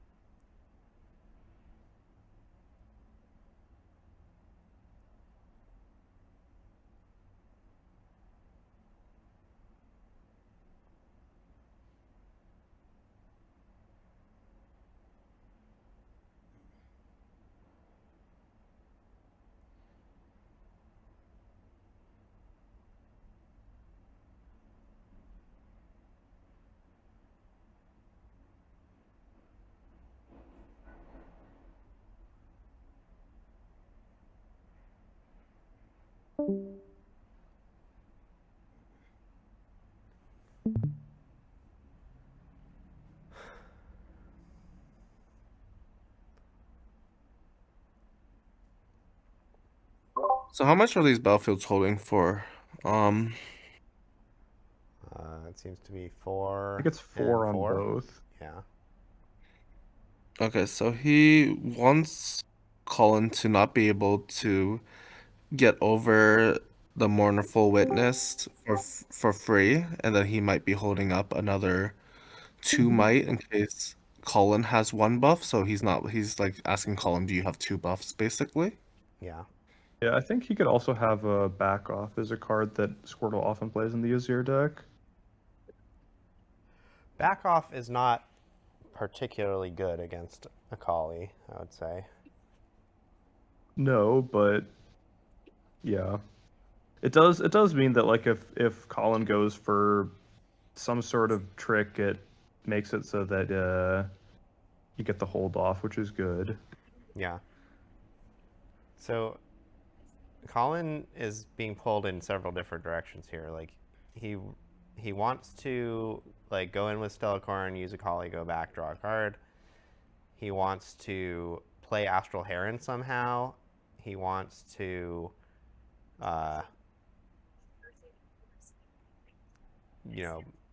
play a pump spell on the Mournful Witness to get over one of these stacks. This is a pretty good solution to these problems. Like, yeah, this is pretty reasonable. I mean, just pass action. If this works, you get to slam the Heron. So Squirtle, for his troubles of stacking this hold very skillfully, gets to actually delete the Stellacorn, but Colin also gets what he wants, which is to be able to play the Heron. I wonder if if the plan is to Shuriken flip the Heron over to the other battlefield. Yeah, that would be interesting. You'd be pretty vulnerable to Hidden Blade. It would be a very, bad time to get your guy Hidden Bladed right before you're about to play Zonia's and get to trigger it again. Yeah. Yeah, so he wants to Okay, use a looks discount like- on longsword and hide the Zonias. This makes a ton of sense. Yeah, it doesn't go for the risky play. I think I agree with this. I think the flip would be a little too aggressive. And yeah, you're just not looking to be that all in this early. Yeah. Colin also gets to do the punish for the moving Eye of Herald play pattern, which is leave that battlefield alone and make a big hold on the other battlefield, so the guy in base with the Eye has nowhere to go, and if you had the Eye still on Hall of Legends, you could pull it back and get a recruit. Well, can't you the Sand Soldier to the Hall of Legends and get a recruit? You can, yeah, but it's kind of pleasant to pull everything back. Yeah, I on a agree. turn I like agree. this. It's not. Yeah, it's not like super fun to leave your guy at the Hall of Legends.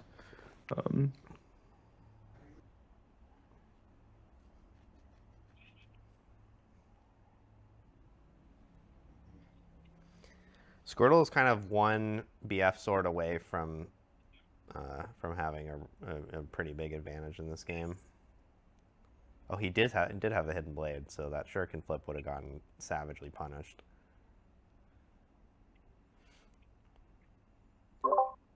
So now, okay, he is going to pull back. He's Leaving that 4 at the recruit. battlefield again, so the Witness can't get in for free. Yeah, that makes sense. And he's just going to tap out, develop, not even bother hiding hidden blade. Yeah, I like putting the 4 there again, so the Mournful Witness can't get in for free. So yeah, Colin would have to commit another unit to try to bounce this Heron back to attack in, which is interesting. Yeah, I like leaving 4 there so the Witness can't walk in, and then if you're leaving exactly 4 there so the Witness can't walk in, I like not hiding Hidden Blade, because if that's anti-synergistic with the leaving 4 exactly. Yeah, for sure. Squirtle definitely playing a pretty precise game here. I can see why I haven't watched that much of Squirtle, but I can see why you guys keep glazing him. Yeah, I haven't watched every single match of his that he's ever played, but the ones that I've watched, he plays the Azir deck extremely precisely. I mean, he only made like 2 finals in a top 4. I think 2 wins even, right? Yeah, 2 wins. Only 2 wins in the top 4. Yeah. Like, he's okay, I guess. All right, I think I'm going to have to find an alternate headphone solution, which is going to involve some of the audio getting deleted for a second here. Because I have to switch over some streams. Time to say all the important stuff. Yeah. All right, so how do I do this?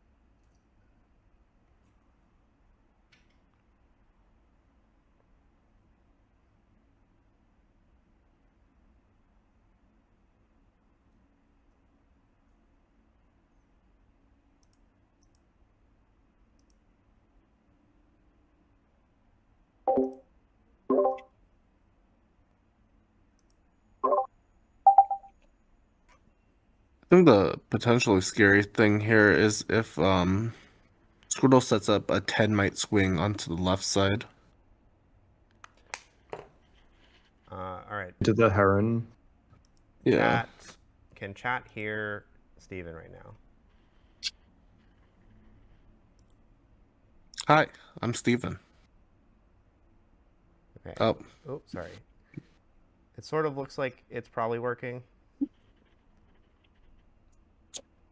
Can I put volume so it's more enjoyable? Chat, you want to hear the volume from the casters? Go watch the video that I'm watching. Don't watch this. You can put on the volume for yourself. All right. So it's 9, 10, 11, 12 here. So it plays around the a potential buff as well.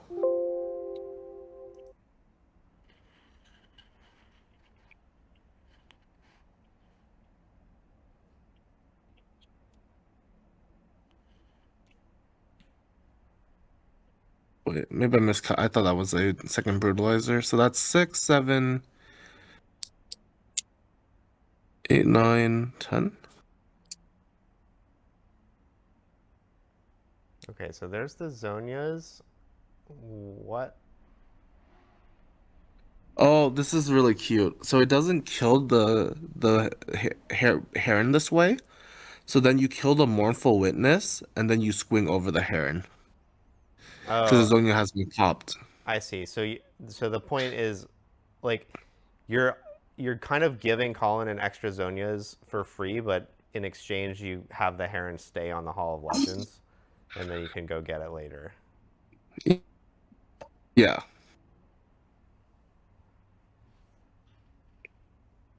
This is actually a really cool play.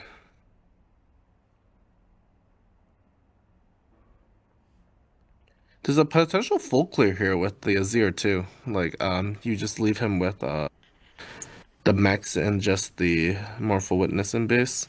Yeah, that's still 10 might in base. It's not a full clear, but yeah, sorry. But it's best you can do in this game state, right? Maybe, yeah. I mean, he's also got the Hidden Blade still, so he could potentially make a hold after that. But he's spending a lot of power for this, so he's really gonna struggle if this game goes on for a little bit longer. Colin also does still have the Heron discount active right now, so that's something to watch out for.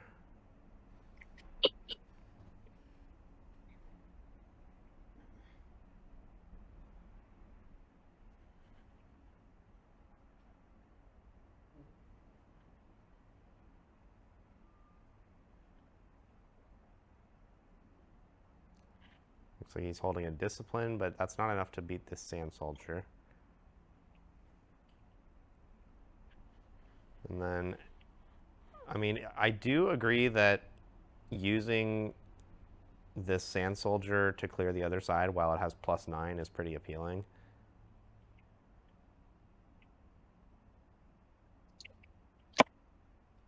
And you give it tank so Zero survives. Okay, nice.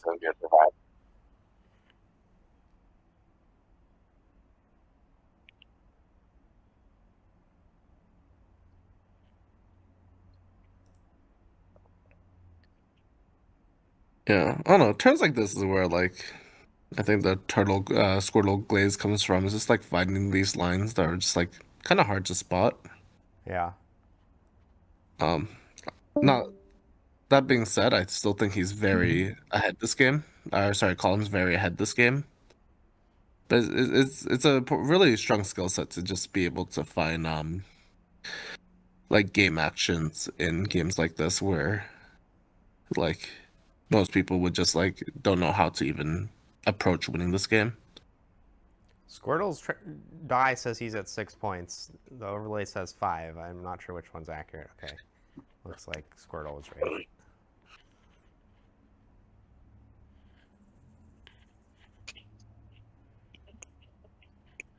All right, so now Colin has still a pretty good base with a longsword and 3 units. Has not used his champion. He has a shuriken flip. So I think he's going to be able to make a pretty good dent in what Squirtle has here, but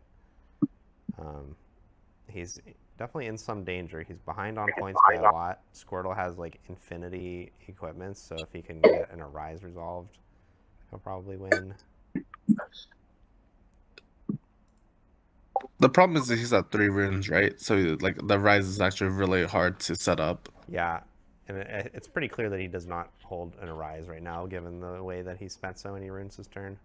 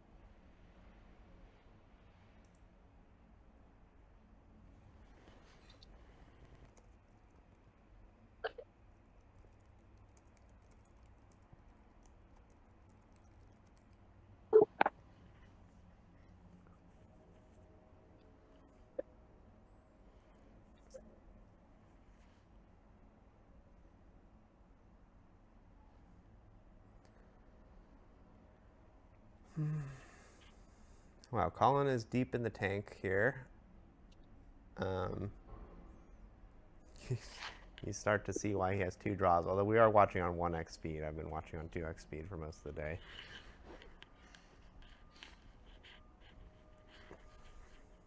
I think maybe we can turn up the speed a little bit. We'll do 1.5x for this match.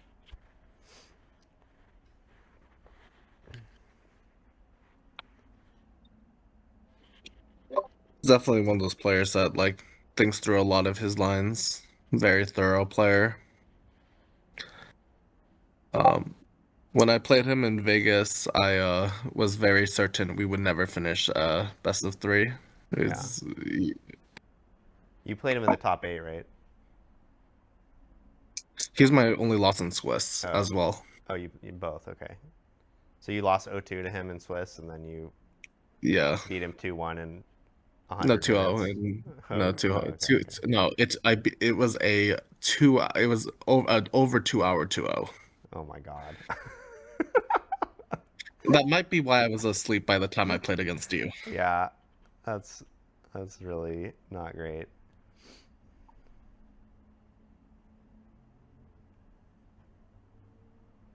I think all of my top 8 matches in Vegas were about the same length, 90 minutes. Yeah, but didn't you get to game 3 on both of them? And Yeah. both of mine were 2-0s that took the same time as your 3 games? All of mine were 3 games, yeah.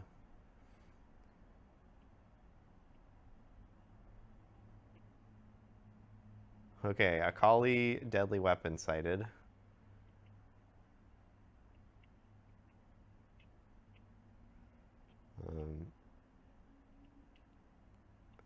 So the only saving grace for Colin here is that Squirtle only has 1 unit, so he's not going to be able to, I guess also he's kind of low on power, so maybe he can't even conquer.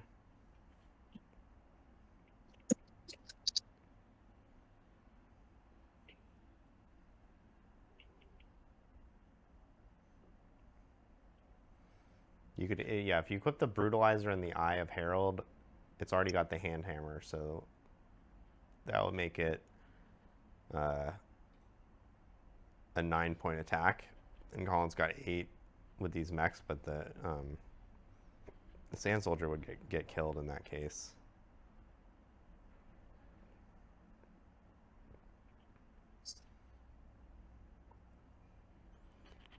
Squirtle really needed 2 green runes here, and then he could equip Dorian's Shield and Brutalizer. Or hand Hammer would also work, I guess. So Squirtle does have guards for the second attacker, but yeah, he just needs to build up a little bit more power before he makes a big move here, I think.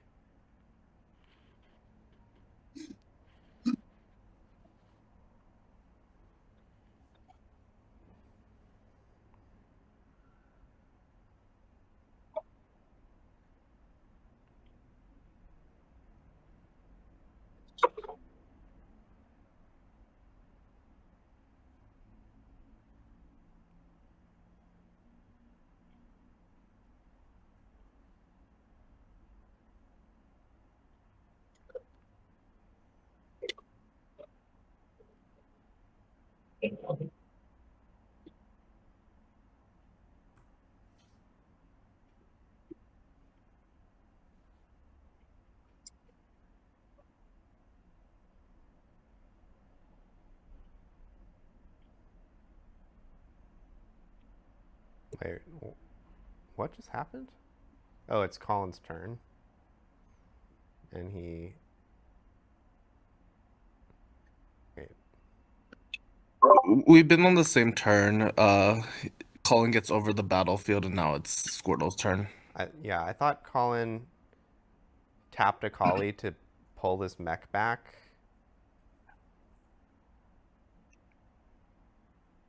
But now the mech's still on the battlefield. I'm a little...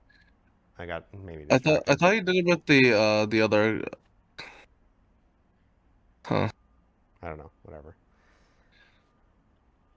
Okay, so Squirtle has equipped a shield and an eye, and now he gets to go over here. And, He has the +3 one as well when you have a second unit there. Yeah, the hand hammer was on already. So on guard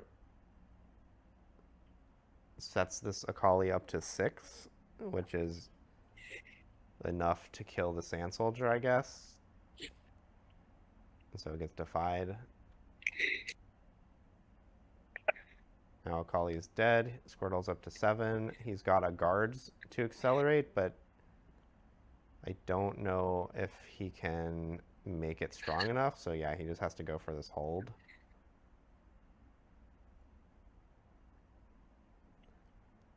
Guards is kind of funny with hand hammer here.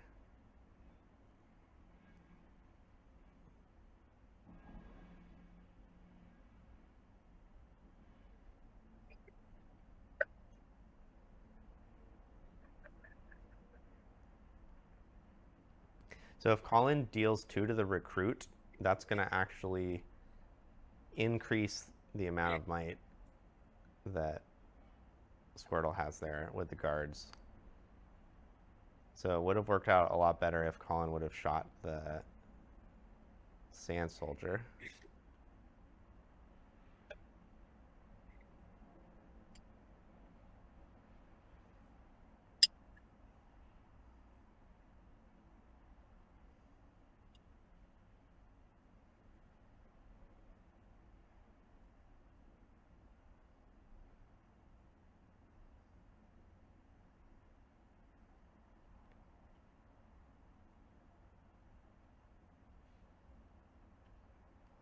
But Colin has enough here, right? So all he needs to do is let this trade with the Sand Soldier that has damage on it, get that longsword back, play the other longsword. The other mech goes in for 7 over the guards as 5. Yeah.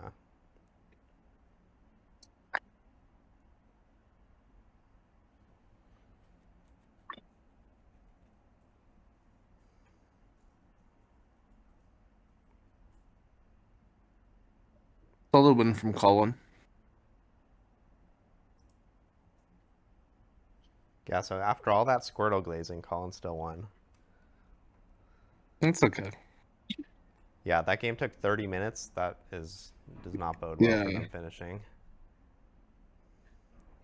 Squirtle has to play a 0 on turn 2. You really hate to see that.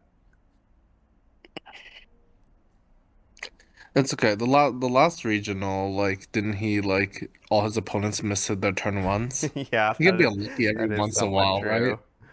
Yeah. Like, sometimes you have to be a little unlucky. All right, so Colin was not able to deal with the Sand Soldier that conquered on turn 2. Ooh, that's unfortunate. He didn't have the Heron. This is turn 7, the 7-mana turn. He doesn't have the Heron yet. Well, he just drew 2 cards.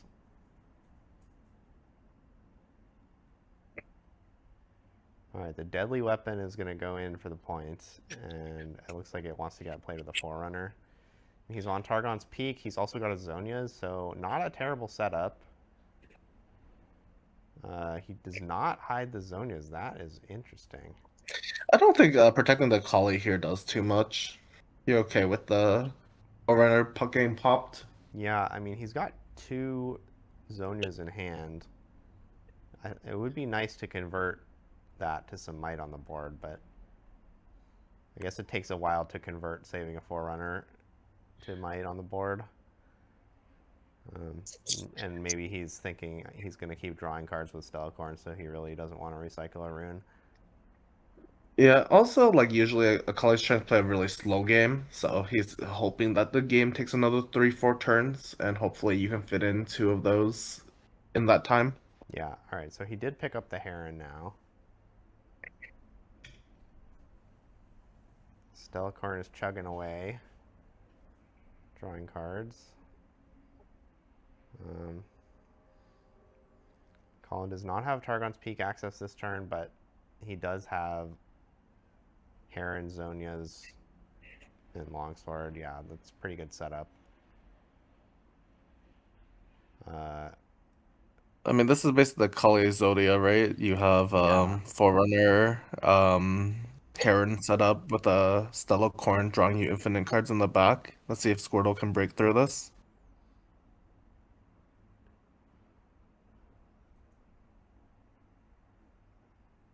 How's the Spanish flu treating me? I think I just like I ate lunch right before I started the stream, so I think I just had, you know, something go down the wrong pipe or something. But I feel like I'm fine now.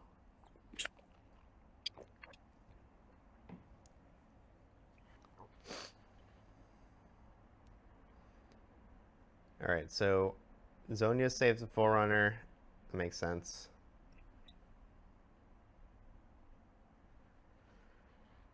I think with the abundance of Zonias, you really just want to, you know, cash it in. But I guess now there's enough to kill this bird. Is there a back off or something? Well, if you didn't pop the Heron, wouldn't Squirtle just kill the Heron if you didn't pop the Zonias? Yeah, I guess so. So you kind of just have to pop it there, just the nature of that game state. So now this is a 9-might Sand Soldier, which will trade with the Heron. And Azir will conquer, which is not a total disaster, but wow, he's got Janna. That's like such a good card to have there. You can't even defy it. Yeah, the Sand Soldier being ready is kind of annoying, and wow, Squirtle actually has the perfect answer with Hidden Blade. This Janna just gets eaten by Azir, and then that Sand Soldier just walks right back over to set up a big hold.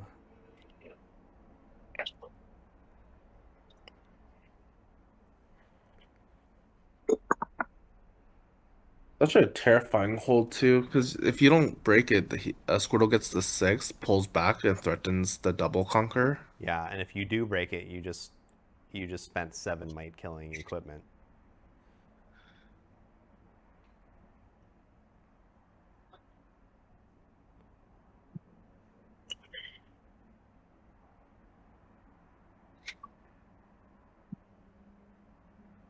I'm surprised. Brittle Steel is a great card to have here.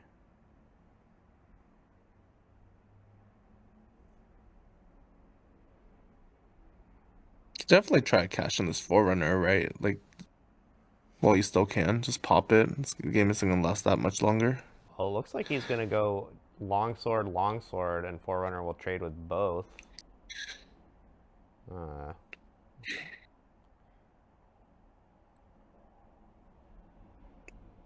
or not. He's passing priority. Decree.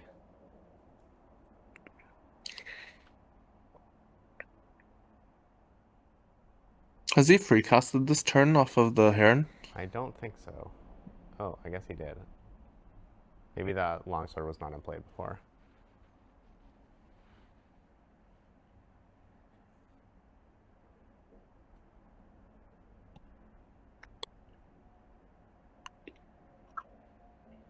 Okay, so Colin decides it's important to crack this hold because of the getting to 6 thing you were mentioning, and he's got another Zonia's. I don't know which battlefield he hid the Zonia's at, actually. It's not totally clear. I assume he wants it at Targon's Peak, but... It looks like... Oh, okay.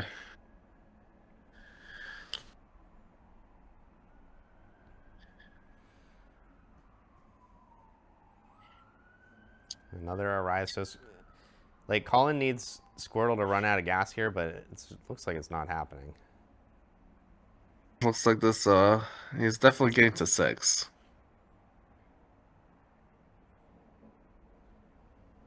Yeah, and that war camp is going to be pretty tough if the 6 sand soldiers go over there.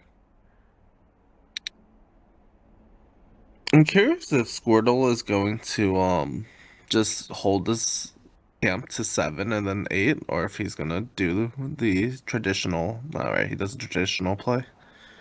Well, I mean, Colin is sort of squeezed. Like, if he leaves the war camp alone, Squirtle can just go hold it. But if he takes it, he's freeing up the BF sword.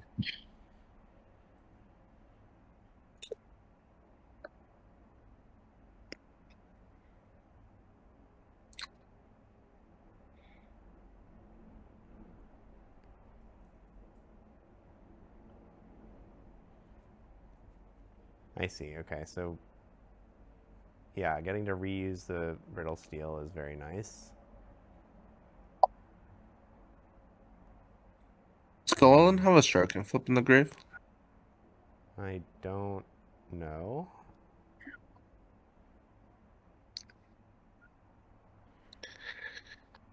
Wait, no, I think he does, because he got the Heron from one battlefield to the other this game. And then cast a new one. Yeah, you're right. Am I mixing up games? No, I think you're right. I am a little surprised the mech didn't go kill the sand soldier there, but I guess Colin figures he's going to need every bit of might he can to crack the hold, and he doesn't want to spend a 3 might mech to kill a 2 might sand soldier. Oh, you know what this is? The third one. Yeah, so is he just going to go for the kill here? He's got 3, 6, 9 plus another 8. Colin is showing 9 plus 7 and tapped out, but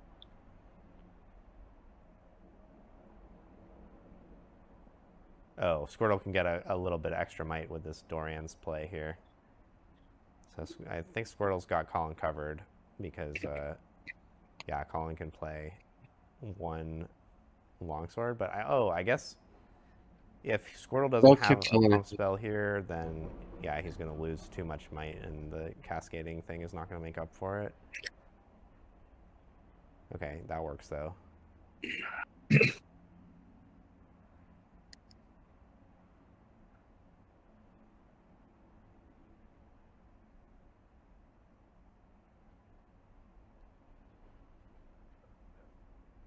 Yeah, so now 9 goes in.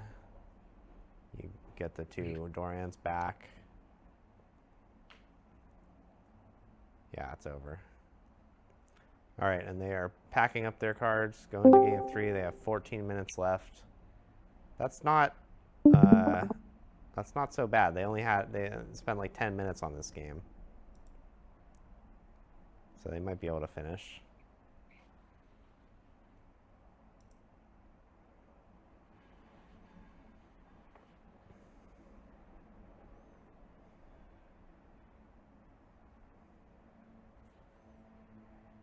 Get them both. 3 minutes to sideboard there. Oh, yeah. I was just checking the time.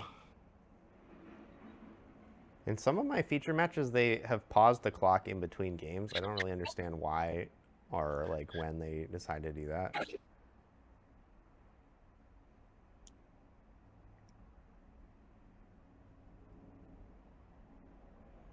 Wow, he's got 6 green runes. He used 1 for salvage, and now he's got a guards that he can't use if he wanted to, but it looks like it doesn't actually matter much.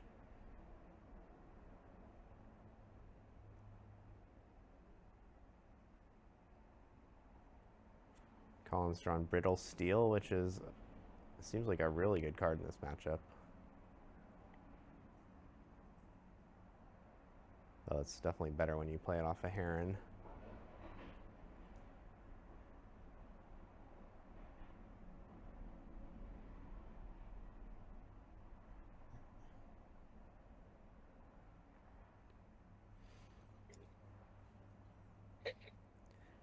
Wow, so Colin spends his whole turn killing 2 kind of medium equipment.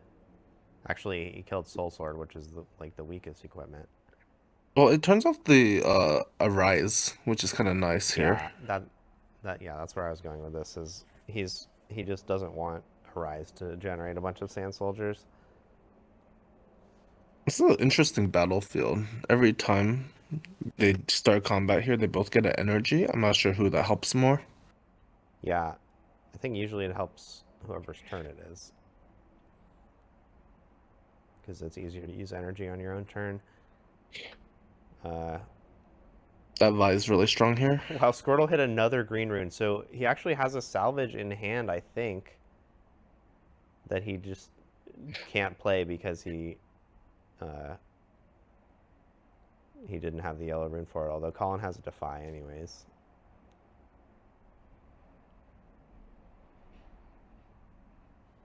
I mean, 7 green runes was a choice. Not typically the most standard thing, though I guess Squirtle does dictate how Azir is played.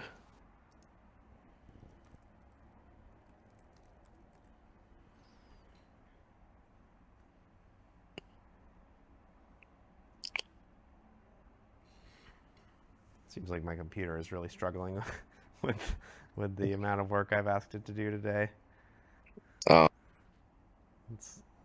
I tried typing a message in Discord and it took like 15 seconds for the characters to appear that I was typing. This is smart, using the I forgot the name of the spell, sorry, on the damaged unit, so that the damage falls off, but you keep the stats. Death Grip, yeah.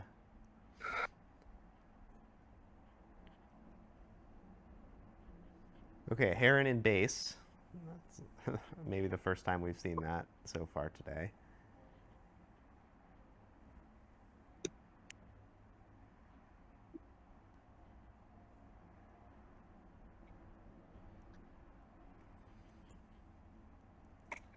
Squirtle kind of looking like he's going to win comfortably here.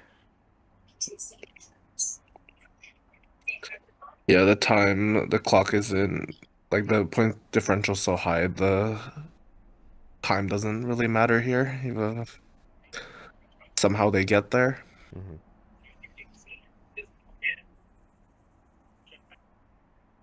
Okay, so Colin does score 2 this turn, though, catching up a little bit.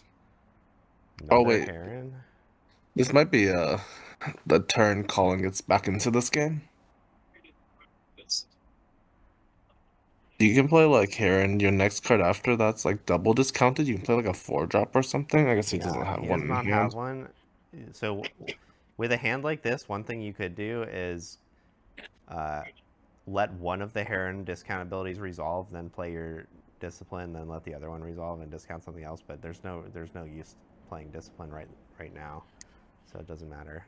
But that it could come up on Squirtle's turn if, like, Colin defies something, then plays one Discipline, then lets the other discount resolve. He could use it on something else. So Colin decides that he needs to do a Giga hold here. Just puts everything on one battlefield. Yeah, you don't really want to put just one heron somewhere that Vi can get to it. Yeah.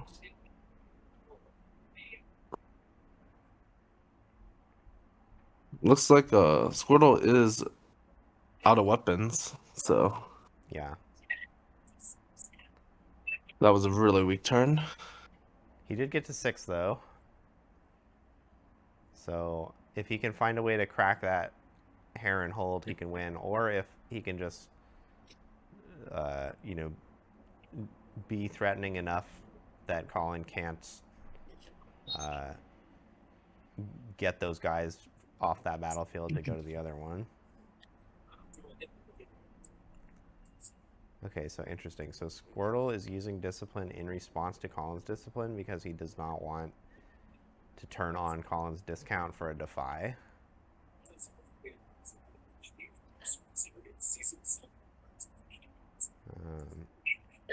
I wonder if he was just fishing for his own defy there. Maybe, yeah.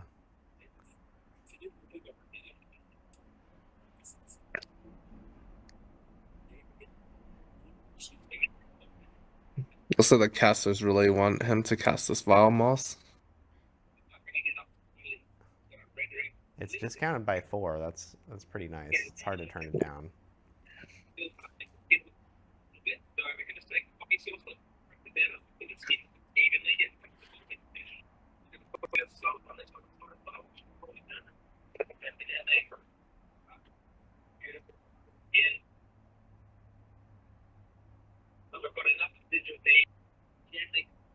H-Fang, will you moot? Or talk?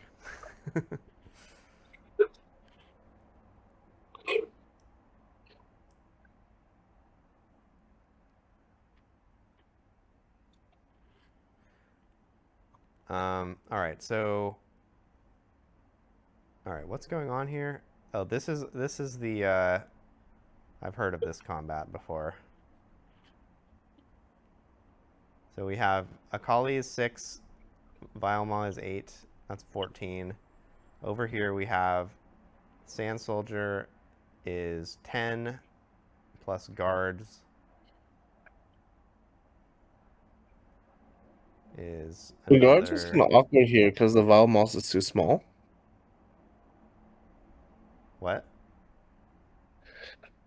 Like the guards doesn't really do that much here, right? Because it's just Yeah, so if he has enough... okay, so... All right, hold on, let's back up a second. So, okay, first of all, why is this 14? This is 10, this is 3, or did they not mark... Is this equipment not being represented with dice? I think it's not being represented with dice. Okay, so that makes it 14. The inconsistent use of dice, totally unacceptable. It's worse than using the dice wrong is using them wrong and inconsistently. And then over here we have 14. So, and only this Sand Soldier is dealing damage. So Squirtle has enough to kill the Vile Mob, but not enough to kill Akali. Colin has enough to kill both. But for some reason, they resolve the combat wrong, and one of Squirtle's Sand Soldiers lives, and he holds. So I'm not sure what's going on there. Oh, sorry. I was like, is there an intersection I don't know about Vile Maw? Because it just seemed wrong, but Yeah. interesting. Yeah, Reddit was losing their minds about this.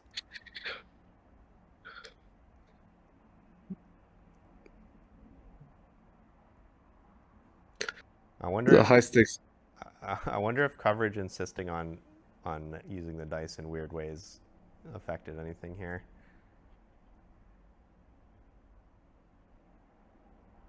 Yeah, it's really unfortunate this wasn't caught. This is a table judge and everything. Yeah, I mean, basically, I think nobody knows how much might anything is because of the way the dice are being used. Yeah.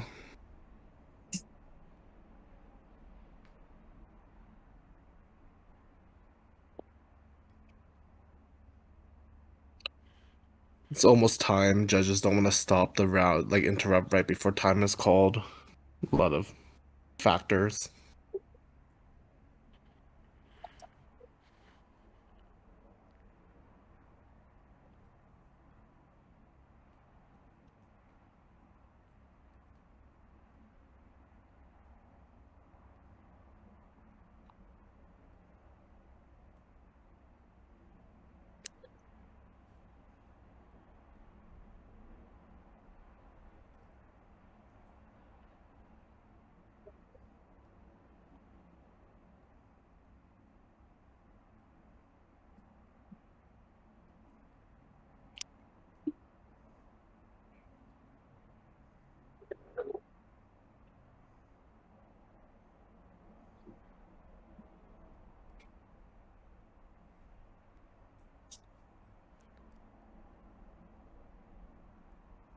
Death Grip putting in pretty good work here.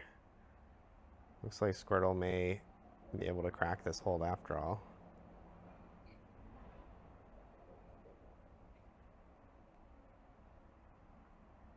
So is this the proper use of dice? No, so the dice should only represent invisible buffs, but coverage has throughout the tournament been insisting on using dice to represent any like change in might to the unit. So like you can see Colin's Akali has a +1, which represents the fact that it has +1 when it's empowered, but that +1 is already represented by the text on Akali and the fact that it's empowered. You don't need to use +1 to show that. So like if like now if like Colin played another spell that gave that Akali +1, it would say +2, and then you would be confused like, oh, did he use a discipline on that, or like how big is it actually?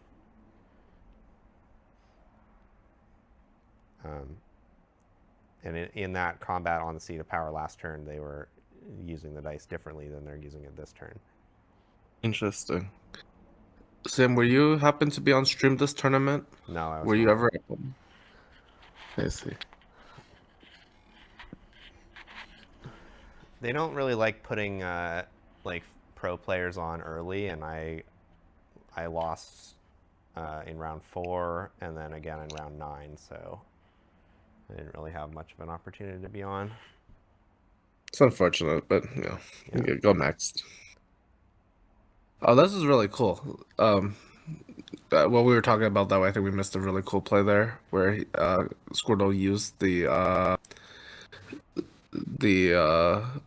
Collins battlefield to get to energy to cast his Arise. Oh, nice. Yeah. Sorry, we were chatting about your tournament run and we missed a really cool play. All right, so Squirtle's in here for, is it 17 with the Vi, probably killing everything with the mech, and he's given himself and Colin 1 energy, and then he's going to suicide the remaining Sand Soldier to get the 2nd energy to Arise. Yeah. Doesn't even really have to suicide it, right? He could equip it, try to win with it, and then if that doesn't work, you Arise. That's probably what he does. Oh, Vi survived, I see.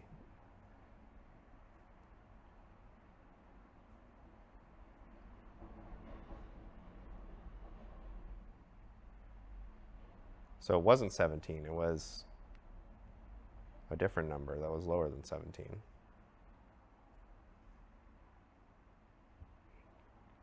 Huh.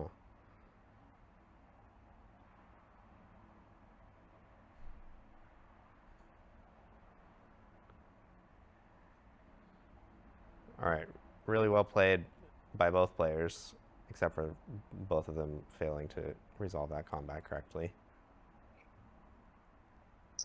But yeah, those guys are very impressive.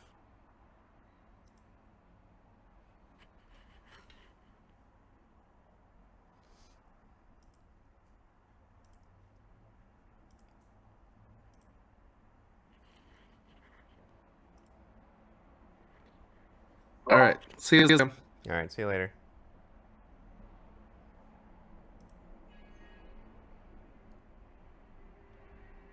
Yo.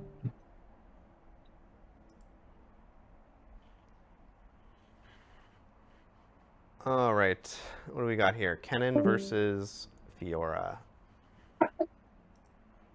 All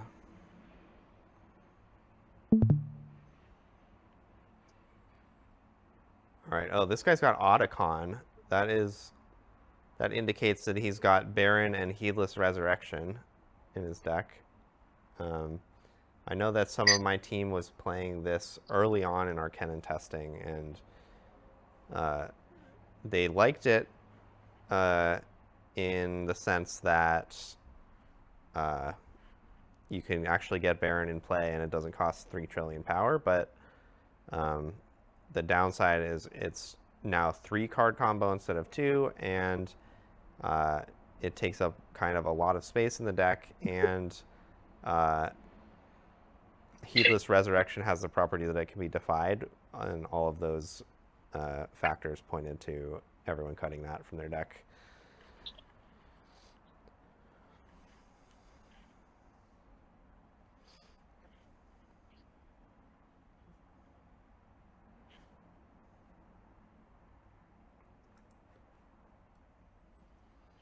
All right, chat says this is best of Fiora.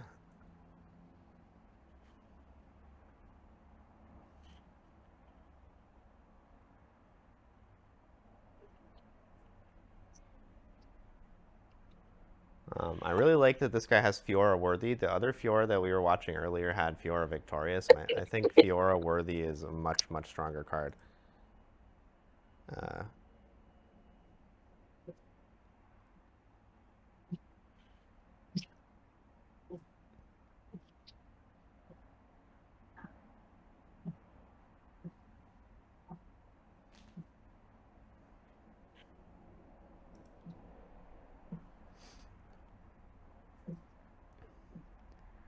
All right, so Fiora Worthy died. There's now... Oh, look, is that a yellow decree in that guy's hand? That's fucking crazy if that's true. I don't think I see it anymore. Maybe it was that tactical retreat that I was seeing, or actually I can't even tell what's in his hand. All right. And Best of the Wolf, equip, get a rune back. The Grand Duelist card is so strong.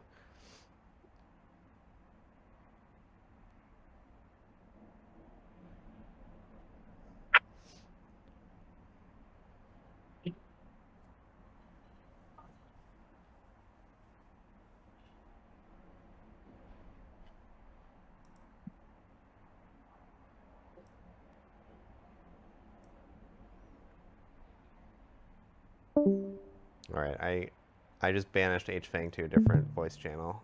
He's just been in here in my ears making noises but not actually talking. So hopefully you guys don't have to hear that anymore.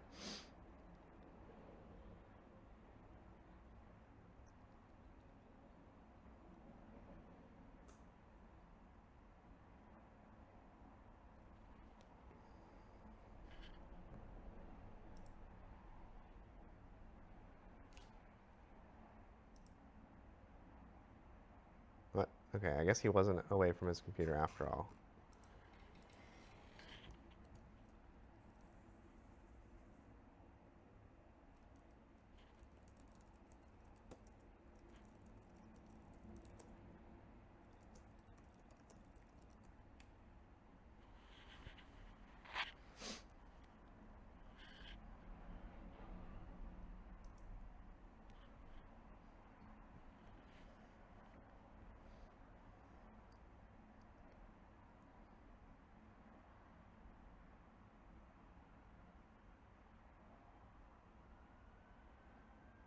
All right, I see this Kennen has a Shadows of the Past as well. That probably goes a long way to making the Baron Otacon Heedless combo more consistent. So that's pretty interesting because you can like fizz that back later on, get back the Otacon, and then as long as the Heedless is in your hand, or actually you can even fizz the Heedless as well. So I can see why someone would want to go that direction to get Baron in play instead of Harrowing. All right, so there's a hook for the Fiora.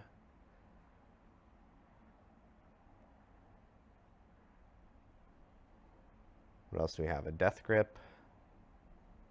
Set plus BF Sword is pretty hefty attack here. But kind of any hidden card will get in the way of this. Yeah, Switcheroo is gonna... Oh, with the Assault even.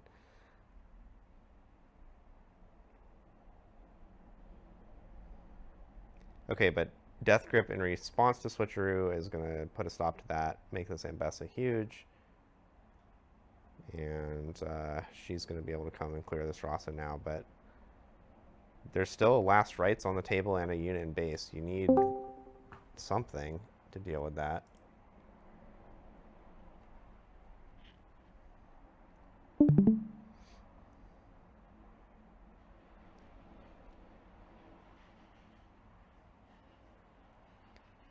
All right, we got Unsung Hero BF Sword, another nice combo, and the hook to actually go with it is really nice.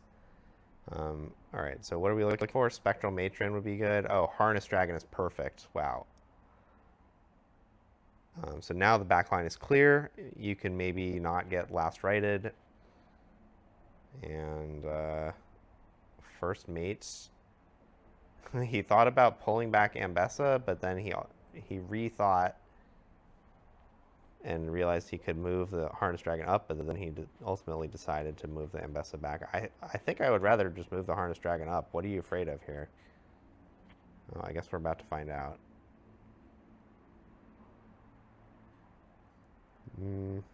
Yeah, so it looks like there was not even a Fizz or Ride the Wind in the trash yet. But yeah, I mean, it would have taken a lot to get over that Ambessa and Harness Dragon. So I think I would have rather scored the points, but maybe the Fiora player feels like it's needlessly risky. They just, you know, are going to win if the game goes a little bit longer. I'm not sure if that's actually true, but that's probably what they were thinking of.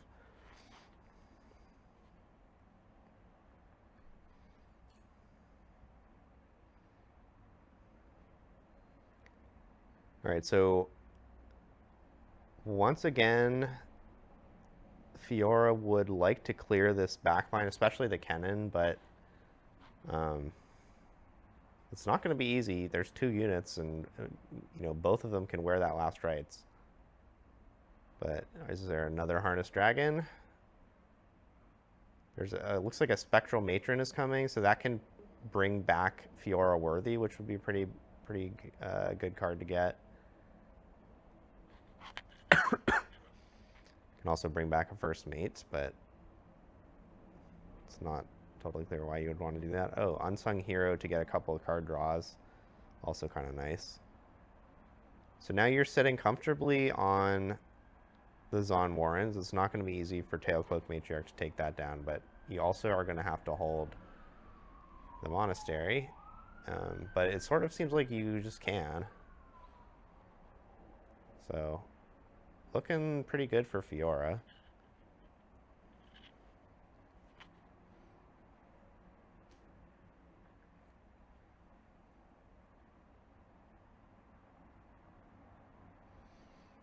All right, so the last rights gets equipped, but where is this guy gonna go? Okay, there's a rebuke. So, okay, you can rebuke the Harness Dragon, but yeah, so this is not gonna work because of the shells in the back here. So you can use the shells to save the Harness Dragon, or to pump the Harness Dragon up to +2. It trades with the Matriarch, and now there's no last rights trigger. This Kennen is not going to get any traction. All right, but okay, there's a Fizz, which you can Ride the Wind. Oh, and there's a second unit. So no, you want to equip the last rights first. Yeah, there you go. And then Fizz can Ride the Wind this guy up. You can get your last rights trigger. You can replay a Rasa, and then you're starting to get some traction. But it is going to cost you all your purples. Do you do you not have a purple for the Rasa? Oh no, they already paid.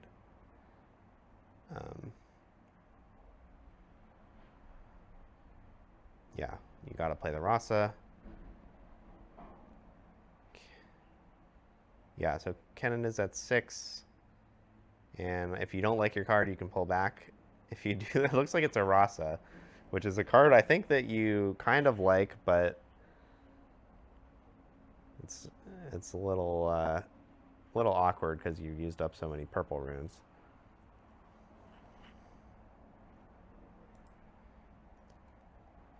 Might be correct instead of leaving it there. Even though you get a Rasa, like you do get another card. It's not like you're just discarding it for nothing. Yeah. And you get to not have to equip Blast Rights again next turn, possibly. Right. And you presumably preserve this Traveling Merchant in play, which is, you know, another 4 might. So you're kind of almost playing the roster for free by doing that.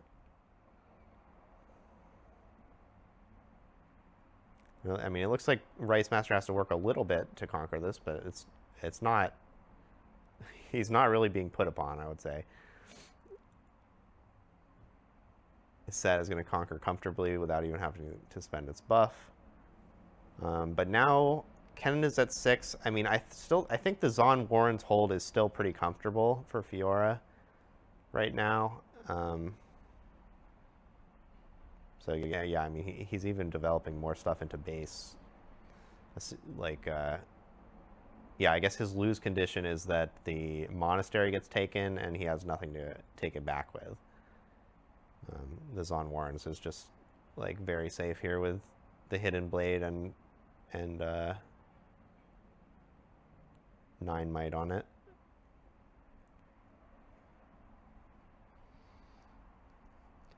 How important is Baited Hook in this Fiora deck? Well, this guy put 3 Harnessed Dragons in his deck, I think, so I think it's a big part of his game plan. There is the Heedless Resurrection. But the Otacon is, like, stuck in the trash. Yeah, there's no way you're going to make that work. All right, so Fiora takes that one. That was pretty impressive. The hooking into a Harnessed Dragon is just such a sick play. You can really win a lot of games that way.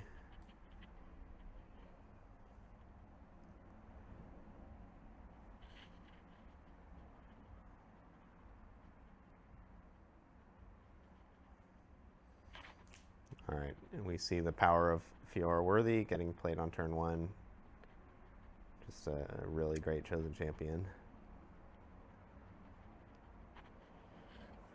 All right. Tomino has the Ride the Wind to double score here. It is going to cost him a rune, but he's got a seal, so that's good. He's going to get to untap the seal, although I kind of doubt he's got a way to use it. If he can Lightning Rush into a Nocturne or something, he can use it. Oh, wow. Hiding a card? That is not what I expected, but it does sort of work if it's a switcheroo. Or, I mean, I guess any hidden card would work, but the switcheroo is the most pleasant one, probably. Tide Turner's not so bad either.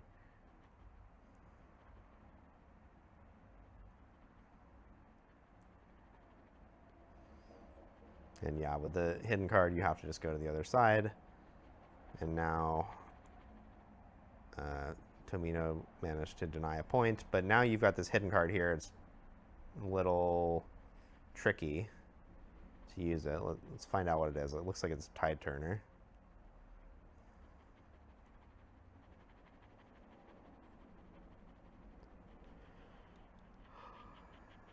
And now Tomino's hand is not too impressive, although this Fizz Ride the Wind and use Kennen move is kind of nice.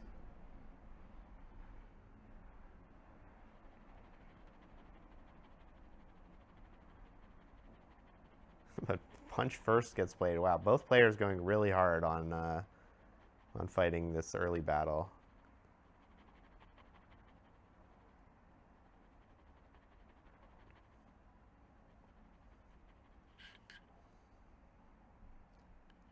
Is this Fiora deck good for a newbie or any other deck? I think if you're new, and you want to play a good deck, I think Master Yi is the deck to play. It's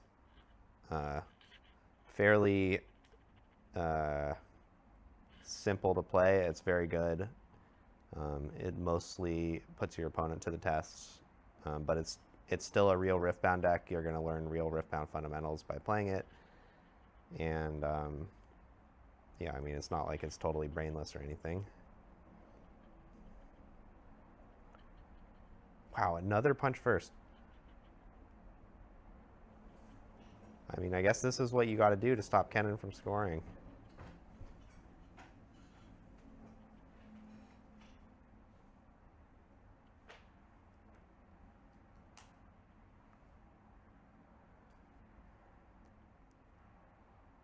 Okay, I kind of like this play with the Death Grip. It's a little weird because you're not actually changing the points at all, but you are basically cycling the Death Grip in order to exchange having a Pit Rookie for having an Unsung Hero, and I would much rather have an Unsung Hero. Plus, you get to back out the Unsung Hero this turn and have it in your base, whereas if it was a Pit Rookie, it would need to walk up to score a point. So pretty heads-up play. Any thoughts on the Tide Turner play last turn? Yeah, I think it makes a lot of sense. So like, the play was Traveling Merchant, go here and hide a card. All three hidden cards, which in my mind there are only three that Kennen can play, which is Tide Turner, Hidden Blade, and Switcheroo.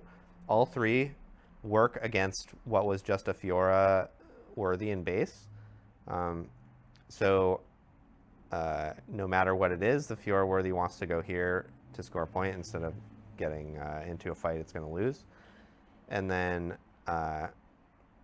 the next play, you have the Merchant with the hidden card here, but you're stuck here unless you can use the hidden card. And so the play was play Treasure Hunter here, use Tide Turner to swap with Treasure Hunter, get a gold, and then now you can move your Merchant off, which he did with Ride the Wind.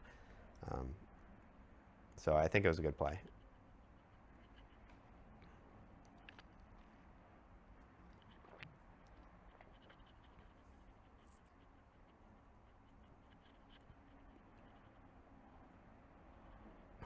All right, Rasa loves to see a Sunken Temple left open there. That's pretty nice.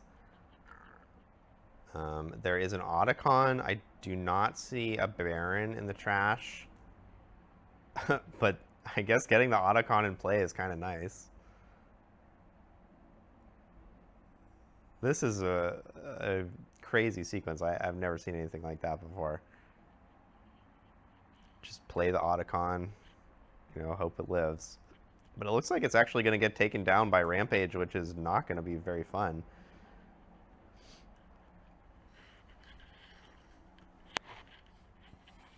Okay, I guess not. Oh, I see what the problem was. There's just not enough orange runes to use Punch First and Rampage, which is what you would need to do to take down Otacon. So instead, just develop Set and back, send up your Unsung Hero to die, which is totally fine.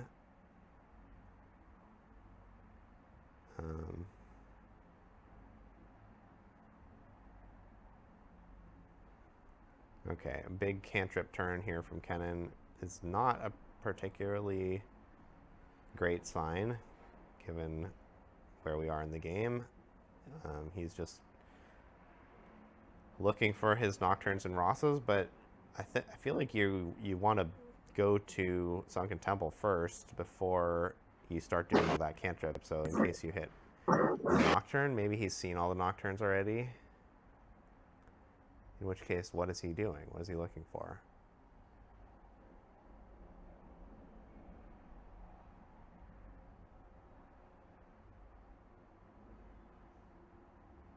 Alright, so he did find a Ross off the final Sunken Temple draw.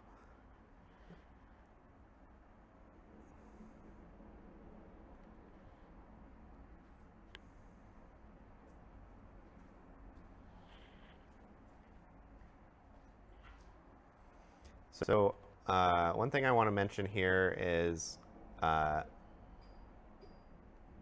so Kennen is the second player to 6. So the threats that he needs to handle there's kind of two different threats. One is he needs to hold a battlefield in order to not let the opponent double conquer. The other is he needs to be able to get to the battlefield that got conquered on the following turn, if the opponent only takes one side. So what I like to do is Kennen is bulk up the battlefield that has Nocturne, because Nocturne has ganking, so Nocturne is a really easy way to get to the other battlefield. But now what's happening in this game is this guy's got all his eggs over here on the Sunken Temple, but like... Wait, doesn't Atacon also have ganking? I might be wrong. Oh, if that's true, then everything I said is false, but I don't know what Otacon does, I guess. So let's see. Yeah, you're absolutely right. Otacon has ganking. So, all right, the lesson that I was trying to impart is still true, but Tomino is playing it sensibly because he's got his best ganking unit on his strong battlefield. So, if Otacon did not have ganking, then what would happen is Set would just walk over here to the Veiled Temple, eat the Nocturne, and then Rice Master will stack up Veiled Temple with whatever he's got, and then these guys will be stuck. But with Otacon having ganking, that's not really a play that's going to work. Like, Set can come over here, clear this guy, he can stack it a bit, and then Otacon just walks over. Rice Master has to sack something, and then, you know, he's going to get conquered. So Tomino's play makes sense now.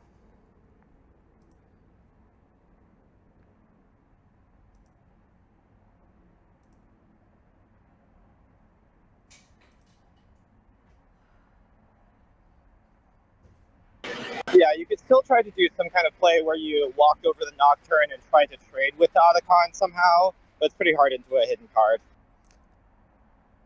Yeah, the hidden card is definitely dangerous. There's a Rampage, though, which can potentially clear the Otacon without having to worry about the hidden card, so I think that's the angle that's going to happen. Oh, Harness Dragon is a Rampage-like. So yeah, now Tomino's over here on the Sunken Temple, but he's got this, you know, big problem that he needs to solve on the Veiled Temple. And yeah, no such luck. Pretty cool match with the Fiora deck.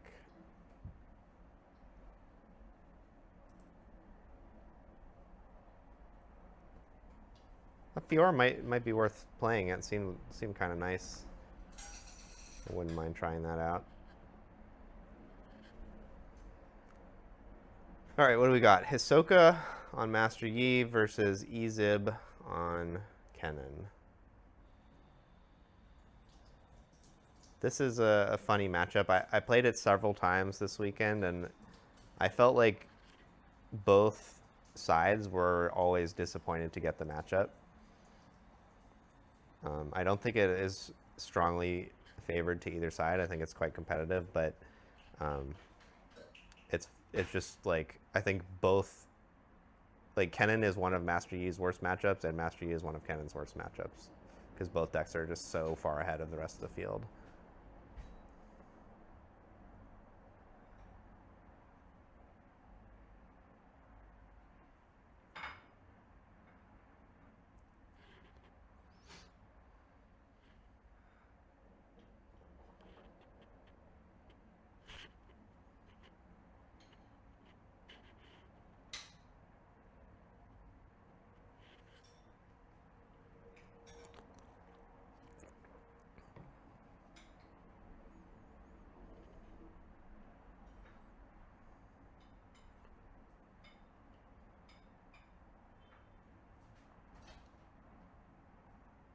Okay, so the Kennen in the backline got killed, then Gust got to be used in order to prevent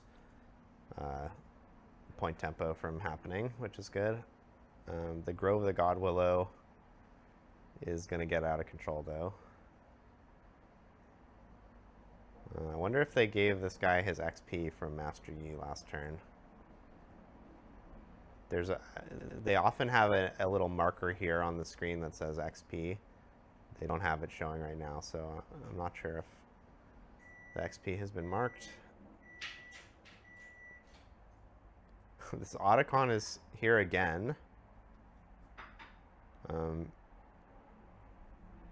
It's probably pretty good in this matchup, is my guess.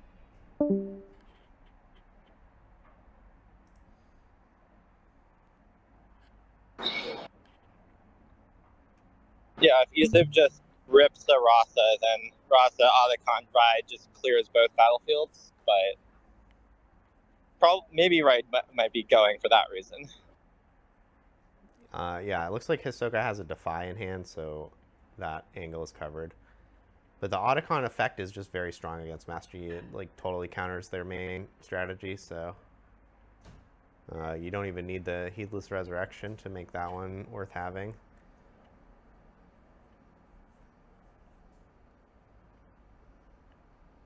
But it is not castable right now, so that's tough.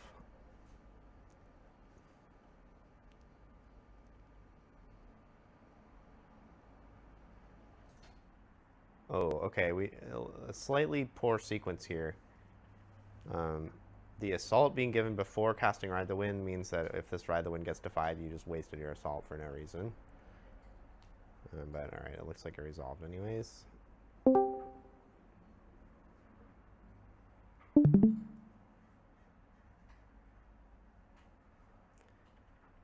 Wow, that just totally did not work. This Kennen is in absolutely desperation situation right now.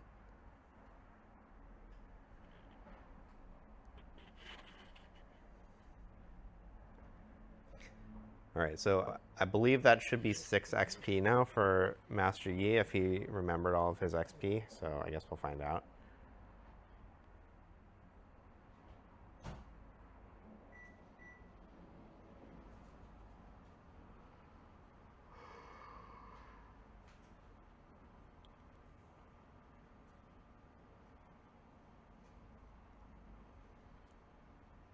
This is like the most one-sided game I've seen all weekend.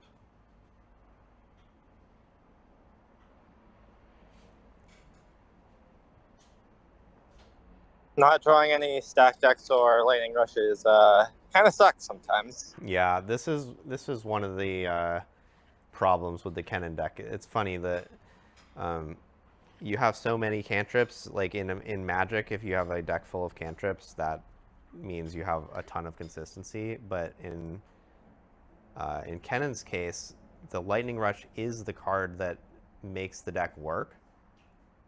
So like the fact that Lightning Rush is a cantrip doesn't really help you because the card you need to find is Lightning Rush.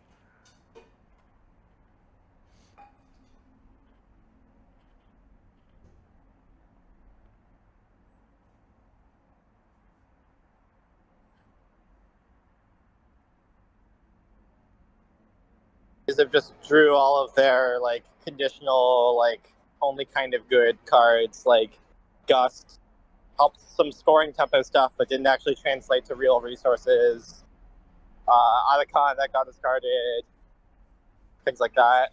Yeah, and the Kennen just got blasted right away, so they weren't able to get any value off that.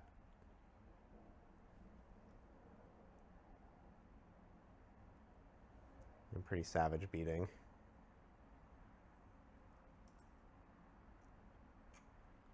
All right, we've got Veiled Temple for game 3 here, going first for Ezib.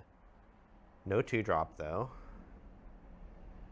And Master Yi has Star Spring going second.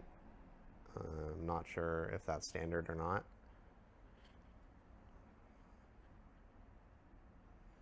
I feel like I've seen Star Spring played in all 3 positions in Master Yi.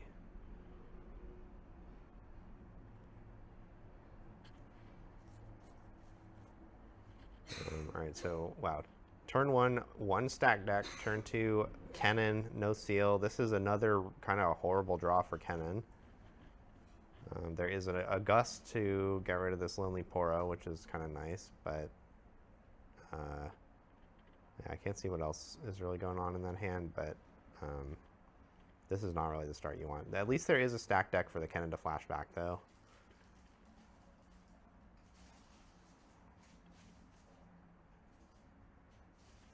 Okay, so the Gust did not get used. That's interesting. I think maybe that might be a heads-up play. So, yeah. All right. So let's talk about this for a second. So what's going on here is, if you walk this Lonely Poro up to Starspring, Ezib plays Gust, then Master Yi is now being invited to cast On Guard or Discipline, and then Rampage the Kennen, which would set Ezib back significantly. And Gust plays around this by saying, if you want to Rampage the Kennen, then probably you would go cast Discipline after this Conquer, and then do it. And then you could Gust in response to the Discipline, which would be a pretty, a better exchange. But now I am realizing that if the plan was always to play a Pump Spell and a Rampage, then what you could do is just play the Pump Spell, play the Rampage before you go in, and then you're not susceptible to Gust at all. So that doesn't really work. And then if it's a Charm instead of a Rampage, then what happens is you walk up to Starspring, you Charm Kennen. I guess the Charm doesn't really work because the Kennen's empowered. So I guess it's not a Charm. I think that the thing that waiting to play the Gust plays around is Rengar to Starspring in response to the Gust. I don't know. I don't necessarily know how good that is, but yeah, that does not really sound like something you're scared of.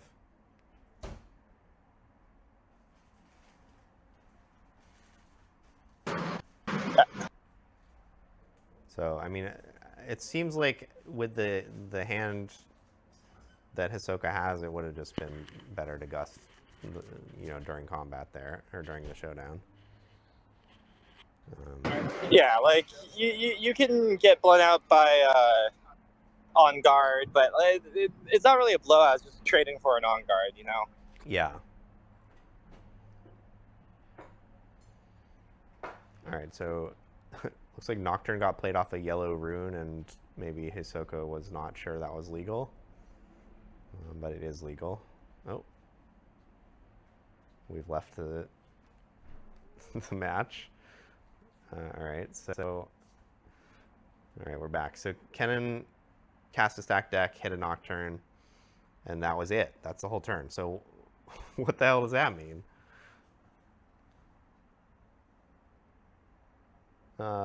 Maybe Ezib has Ride the Wind, and they're waiting for an opportunity to use it. Yeah, now this would be a good Ride the Wind, but Hisoka's got the pump spells to fight over it. Okay, 4-4, not bad. That's kind of shocking, actually, that one of these 4 pump spells in Hisoka's hand didn't get used there. Oh, look, there's a Stellacorn Herder in Hisoka's hand as well. That's also a very strange card. Master Yi doesn't really like moving around a lot. They do have the Starspring this game, so that is a way to use Stellacorn, but usually they like to just go to a battlefield and sit there for a while.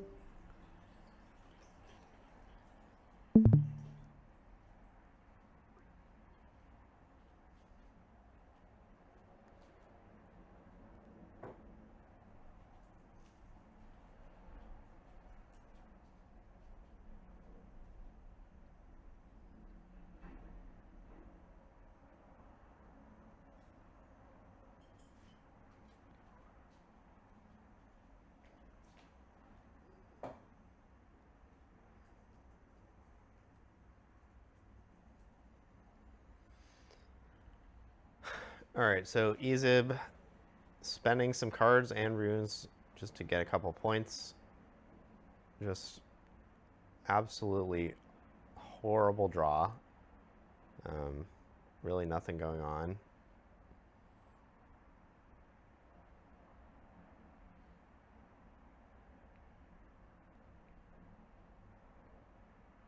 Chat says Ezib forgot to respond to Scuttle Crab and was asking for a rewind. That's why they did that judge thing. What did he want to respond with? I believe he gusted the Poro. Oh. Okay, sure. That's the window in which the Poro got gusted, and he just wanted to do it before Hisoka could draw the 5th pump spell, apparently. Well, he has to do it before Hisoka draws because that's after the draw. There, he has no more window to do it. Oh yeah, also that.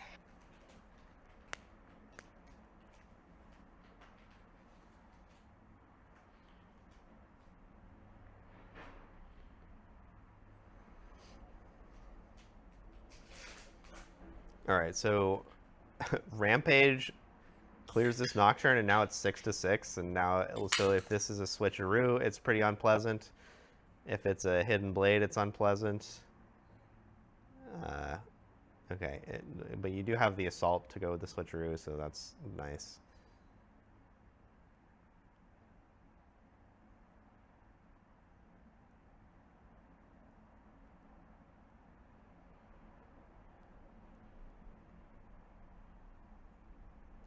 All right, but On Guard takes care of that, and now Rasa gets traded for Poro. It's not looking great for Ezib. Wow, he really made this kind of deck look horrible. I'm not saying that's necessarily his fault, but these are not the draws you want to have. Wow, we're gusting a Scuttle Crab now. And why did we do that before we played Lightning Rush? Any knowers? Oh, he was trying to bait a Defy, I guess.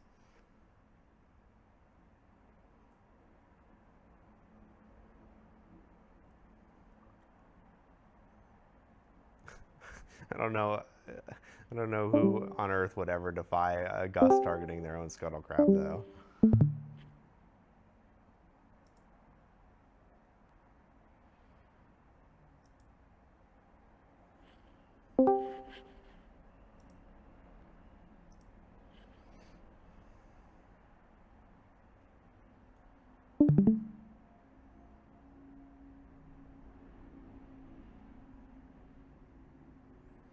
All right, finally, Ezib is doing something. He's got a Last Rites, he's got a Seal.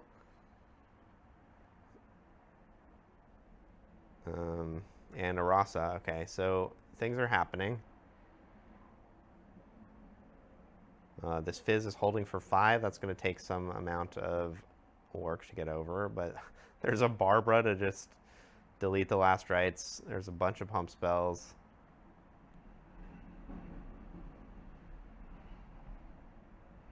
And we're stopping play again for some reason.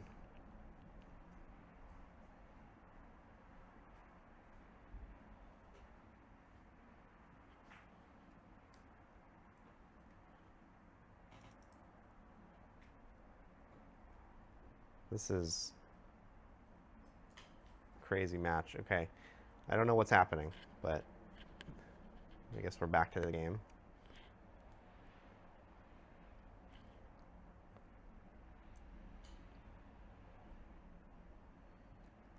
All right, Barbara comes down, gets Last Rites. That's a very automatic play. And then this Stellacorn is going to now walk over the Fizz. Oh, drew a Sabotage, looks like. And the hand is Otacon. Okay, so he's had this Otacon in hand every game. And has just not been able to make use of it at all. So he could have played it last turn, sacking the Rasa, but...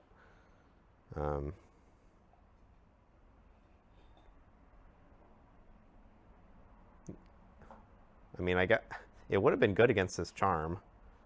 Maybe there's a Rampage for it as well, but I don't see one. I guess Onslaught could have killed it.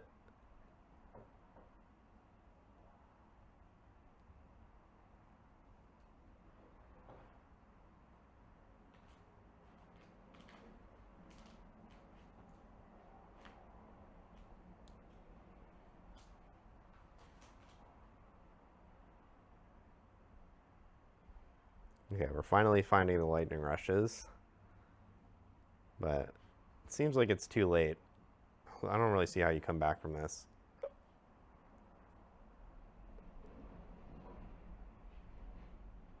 Okay, I mean, Ross is a good start, and then now Otacon is in play. Wow, we're riding the wind, and Otacon also has ganking, so that would just clear both sides, but it got defied.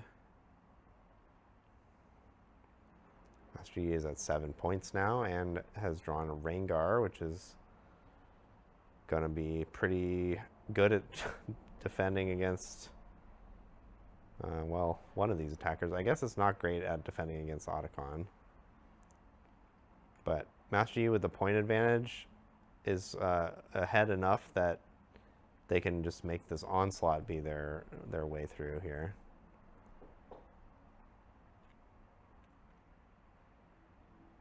Okay, so I guess they're also going to go for Rengar and punch first against the Otacon.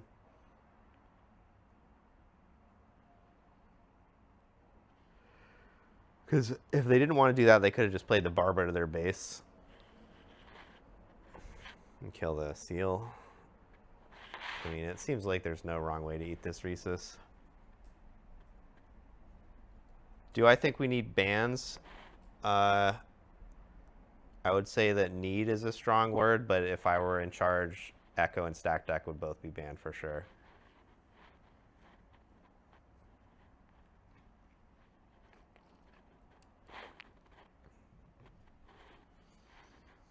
I don't think the game is unplayable with those cards legal. I just think they both make the game less fun. Alright, so what's going on? Is this game over, or did we just cut away from the battlefield for no reason? Okay, I guess it was the latter.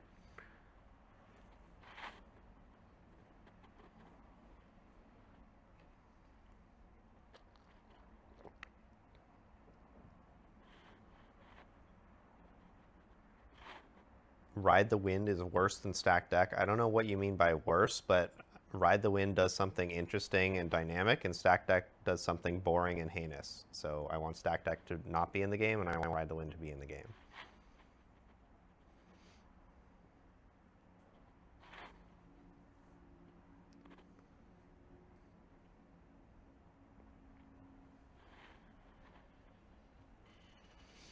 All right, so Kennen is desperately stacking one side. They do have some ganking units, so that's cool, but it sort of seems like, well, I'm not even sure this is going to hold, but even if it does, the ganking units are going to get taken down by this onslaught. Yeah, okay. So, all right, one onslaught is all it took. Yeah, that was just an absolute stomp. Oh, there's me again.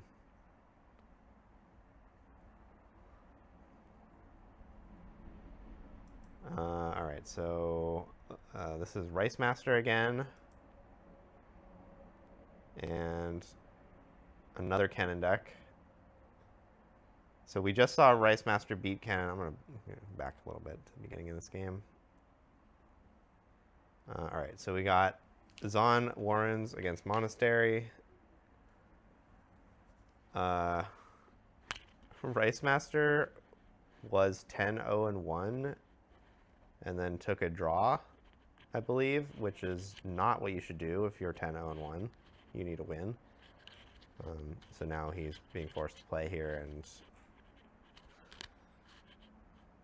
yeah, that's not great.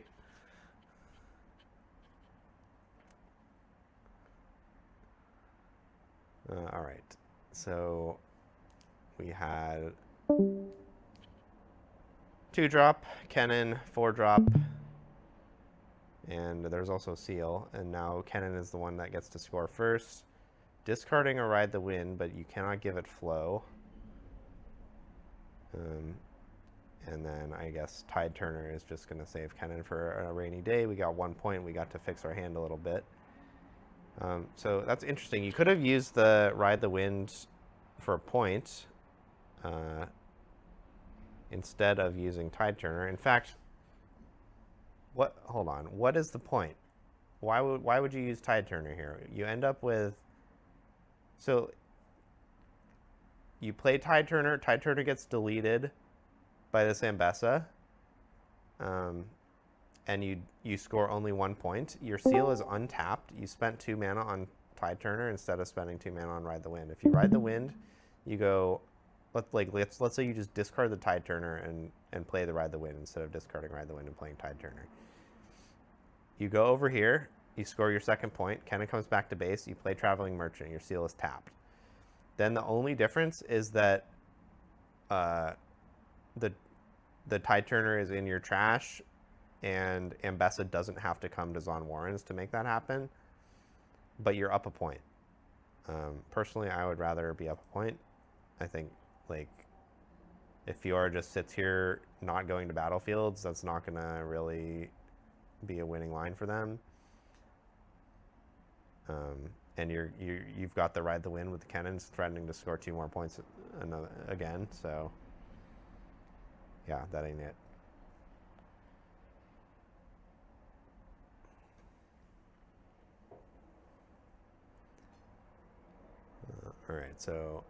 Alright, this guy's sorting his graveyard. I like that. Although I am not sure what that yellow card is. I mean, it seems like it's actually a purple card. It's just yellow for some reason. The card. I think that's the Tide Turner. Okay. And it's like the foiling or something that yeah, I makes guess it's just hitting the glare in a weird spot. All right, so Tentacles got looted away and then recast from the graveyard. That's very nice. Rasa got to get cast for 2 mana here, which is 2 more than you usually spend on it, but it's not so bad. Ambessa got killed by, I guess, the Traveling Merchant came in for it, for a trade.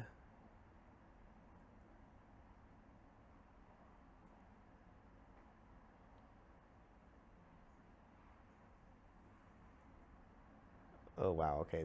So Baited Hook just got used on a 3 might unit, which is not like the best thing ever, but you replay the same 3 might unit, you draw a card. We take those.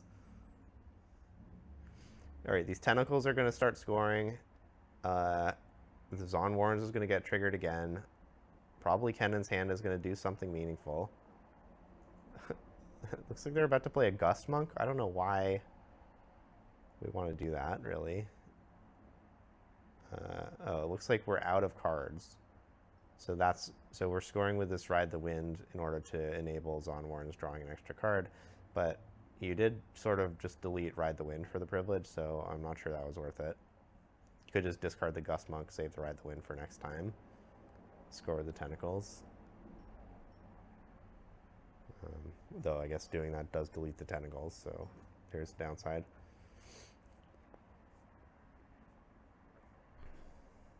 But yeah, I don't know. It'd be kind of nice to, you know, send in Rasa, Ride the Wind, and clear both guys that killed your Tentacles.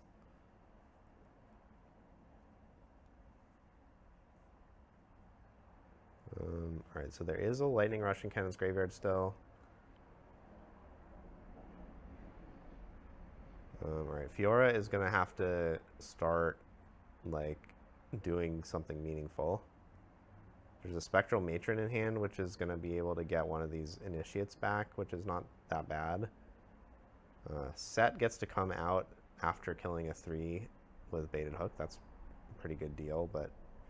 Okay, why is Set on the battlefield? What is he going to do over there? It looks like he wants to hold with a punch first.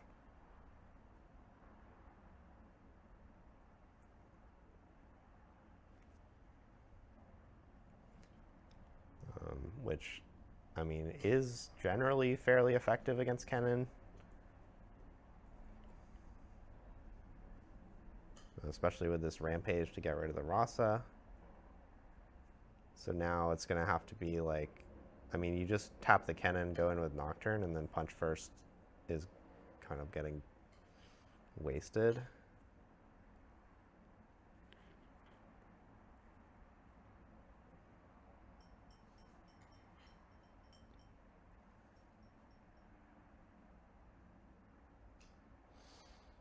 Do I believe the meta being so fast makes the game less skill intensive? I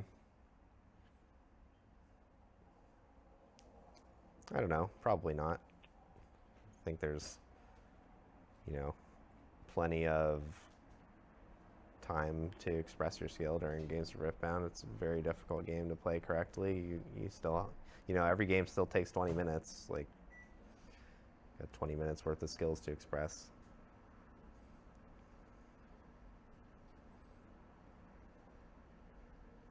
I do agree that the games are getting a little bit more compressed in terms of number of turns, but I don't think it's that big a deal. How was Barcelona? It was very hot. Lot of unfortunate decisions made in terms of the venue and how many people to invite and whether it should be in a country where AC is legal or not. I went 9-4, which is not. It's the worst I've done so far. I finished just outside of the money, which was a little unpleasant. I did get half of a Z in the Friday event, so I probably did okay financially.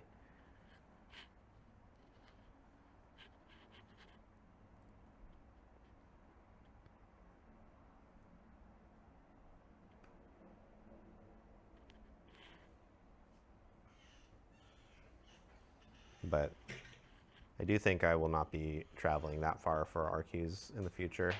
It did not seem worth it. Maybe if I am like more serious about medal hunting something, then I could see doing it. Like if I was, knew for sure I was gonna get a best of Renekton or whatever, then obviously I would go.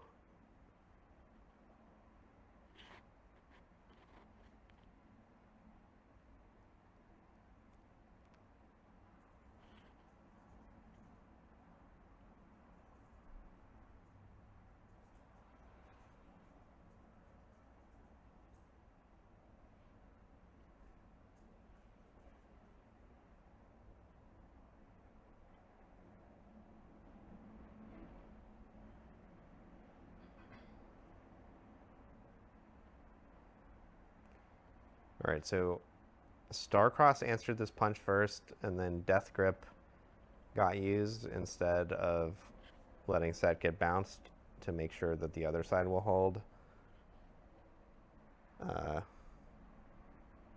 Not the most impressive play I've ever seen. It looks like the other side is still not going to hold.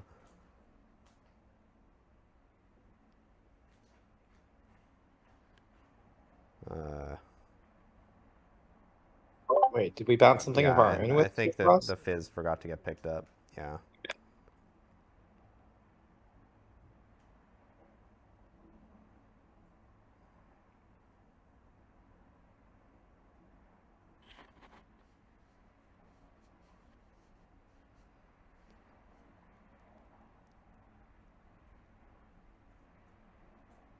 You want to see what would be built with Rasa not being available for Kennen. So Rasa is not the problem. What's happening is that Stack Deck is in Kennen, and that enables you to play this deck with Nocturne and Rasa in a certain way. And if Stack Deck was not legal, you could not build the deck this way, and you would have to do something different. I mean, obviously the deck wouldn't work without Rasa either, but Rasa is like a cool card that enables weird decks, and Stack Deck is totally the opposite.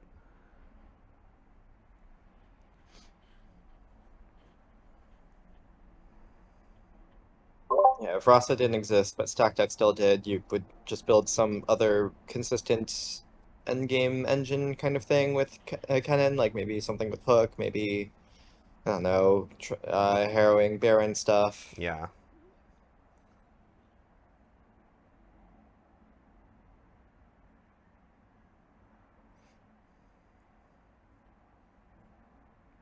All right, so Fiora is stacking up. We've got the shells coming out. We're gonna, I guess, use them with the hook. And let's see if there's a Harness Dragon. There is a Harness Dragon. Bang. Hook Harness Dragon is such a nice combo.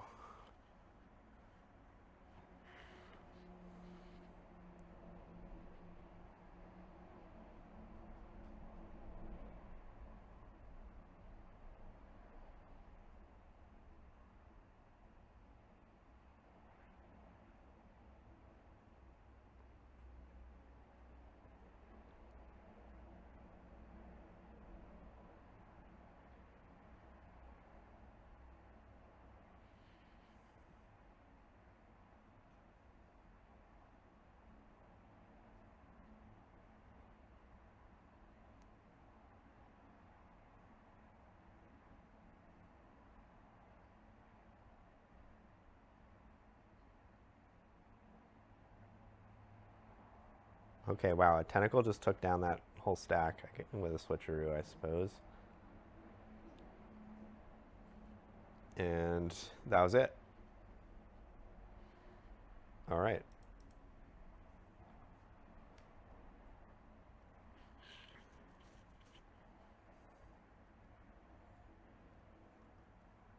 Now we see how long sideboarding takes. All right. Ooh, Forbidding Waste in Kennen. That is highly unorthodox. Oh, and they have switched these two guys' scores. That's interesting. Rice Master, not the one who took a draw when he was 10-0 and 1. It was actually Mosik.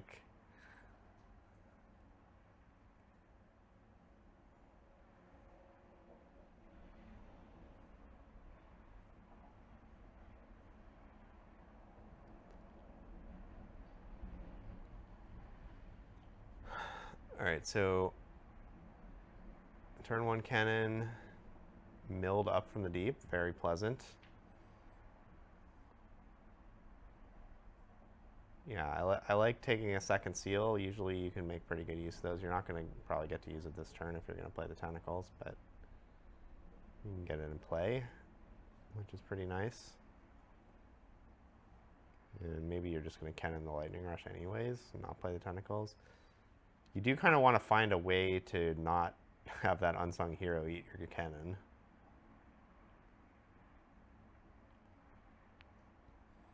Yeah, this Nocturne is such a card and also enables tapping your seal. Wow, and a salvage, okay. Okay, I was going to complain about playing the salvage now instead of playing it in combat, but I forgot about repost for a second. It's actually really heads up to play it on your turn.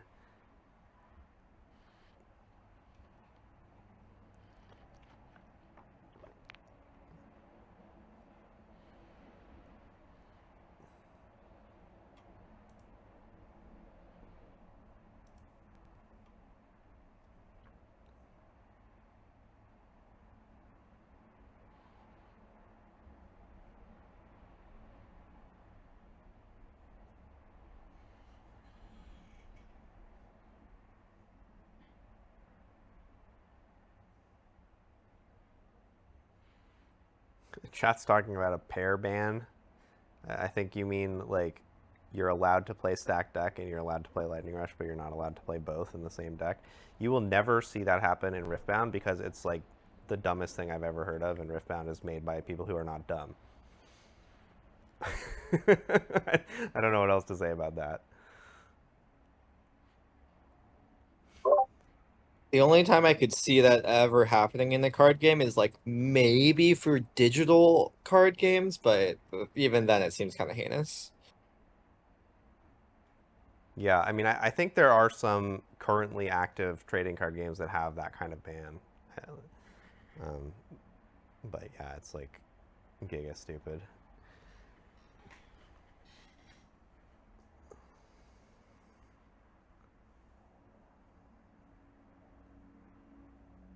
Sort of the same as the people who start saying things like, should we do restrictions instead of bans? Like maybe I'll let you play 1 Dazzling Aurora instead of 3. Like, no, you can just ban the cards that make the game suck, and then they won't be in the game, and then the game won't suck. It does not have to be more complicated than that. I just realized that this Forbidding Waste is the Kennen player's battlefield. Yeah. Not. That's one I haven't seen in Kennen before. Yeah, it's highly unusual. It's you could even imagine that Trifarian Warcamp being a Kennen battlefield, like maybe would even be a better choice than Forbidding Waste.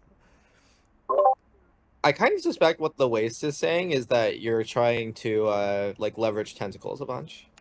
Oh, I thought what it was saying is I want to beat specifically Master Yi, and I don't need help against other people. Oh, that's also pretty believable. Yeah.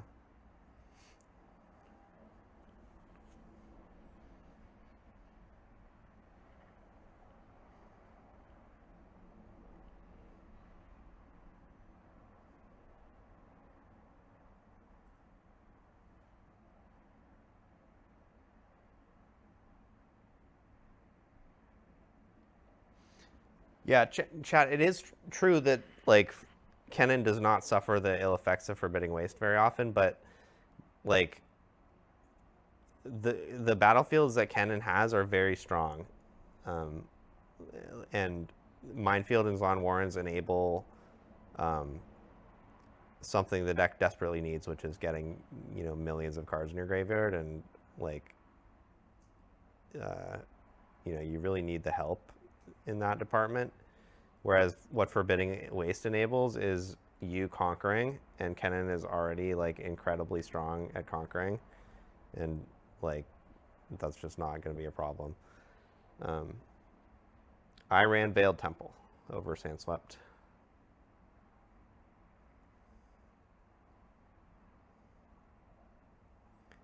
All right, Fiora walks over this tentacle and then becomes mighty. That's kind of nice. the War Camp plus a buffed Fiora worthy is a really good combo. I like that a lot. Kennen goes down. Oh, no. Oh, don't do this. That's Fiora's dead. Did you see this, Jason? Yeah, I agree that the Fiora should be dead right now. Yeah, the Fiora has 4 damage marked on it from the Rampage. Or I guess it's possible that he paid the orange for it. Oh yeah, I didn't catch if power was paid. All right, but damage only pay clears attention. after combats happen and at end of turn. Yeah. So Rampage is going to get played on Fiora and Kennen. Fiora is going to take 4 damage from Kennen, but she's a 5 right now. Yeah, he's not paying power. And then he walks her. He does not mark the 4 damage. He walks her back. She's now in base. 4 might with 4 damage. She is dead. Wonder if this gets caught. Yeah. This is going to be another one of those table judges don't exist situations. Somebody tell PV about this. It looks like it's not getting caught. Yeah. I mean, at this point, the game is just going to continue. There's no, you don't go back from here. Yeah. I mean, it's a very understandable mistake to make, because like usually when you think like, oh, my Rampage has resolved and my unit hasn't died, like the unit's not gonna die if you're not putting it in combat sometime. But Right. Trifarian War Camp is a little weird.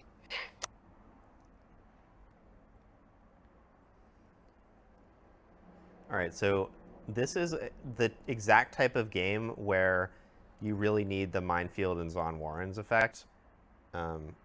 He's using Last Rites early for might modulation. It's eating the shit out of his graveyard. And he's just not going to ever be able to cast a Rasa because he has no cards in his graveyard.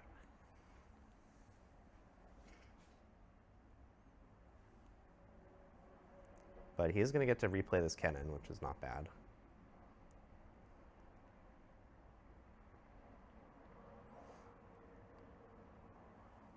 Wow, look at that hand. He's got so many cards in hand.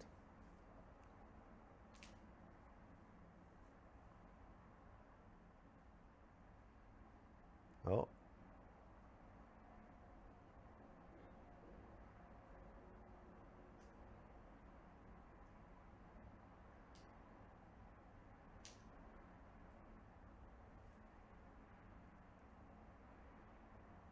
Do you think the judges are talking about Fiora worthy now?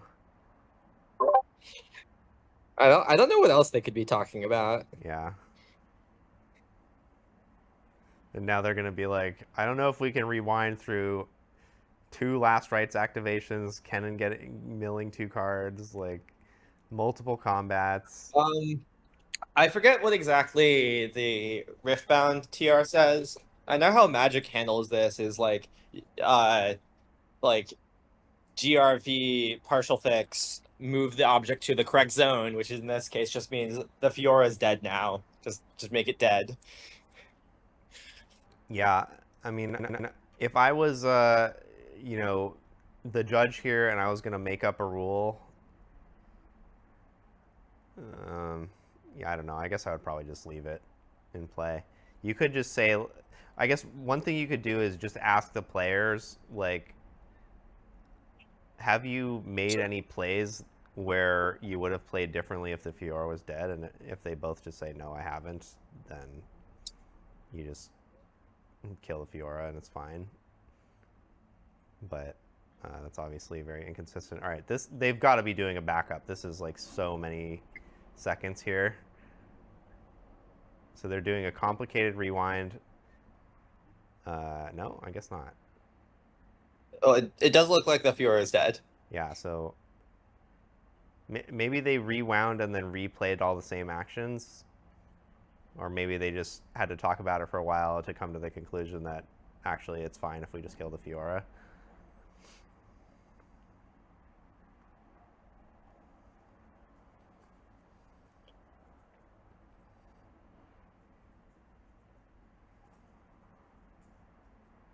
Doesn't seem like it mattered too much. It seems like Kennen had that one kind of wrapped up.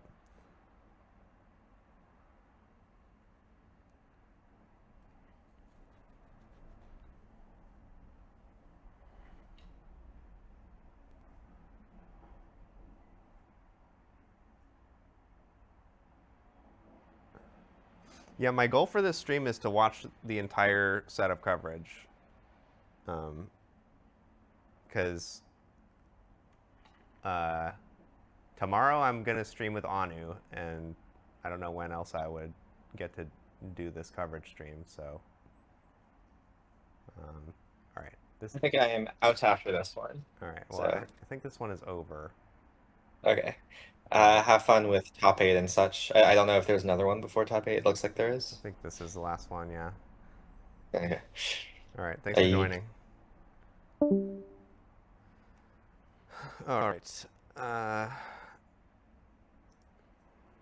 Okay, we got Min of YouTube stream and Challenger TCG fame versus Inazumi. Master Yi versus Kennen. Min is up a game. Kennen has Veiled Temple going first, which, again,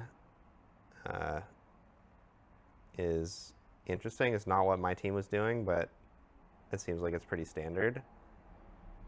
My team was doing Veiled Temple game 1 because your seals are a little safer game 1, so Veiled Temple has a better chance to use them.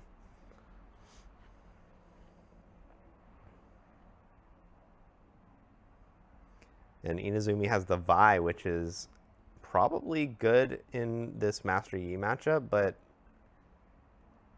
well, yeah, there's the caveat. There's Ruin Runner, which is, I think, the main card that I'm worried about against Master Yi, so the Vi doesn't really do that much against it. I mean, it's +5 might, I guess, which is not bad, but it's pretty expensive.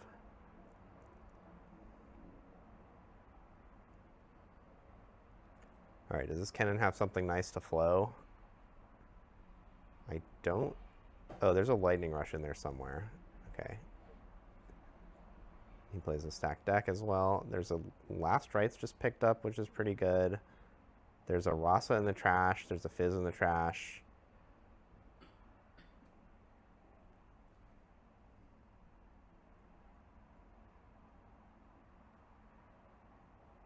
Oh, Nocturne and binning a Lightning Rush. So the card that he took, I didn't see what it was, but it must be good.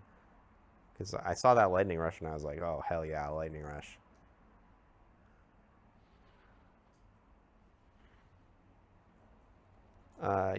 Chat wants to know if I run Zon play or draw. It's actually, believe it or not, I run Zon in game 2, no matter whether I win or lose.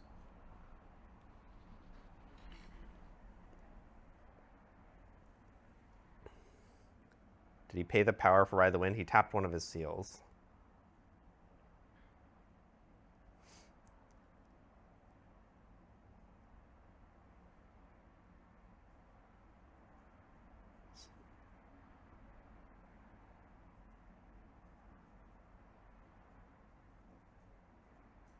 So yeah, the justification for playing Zon game 2 and Minefield game 3 always is, let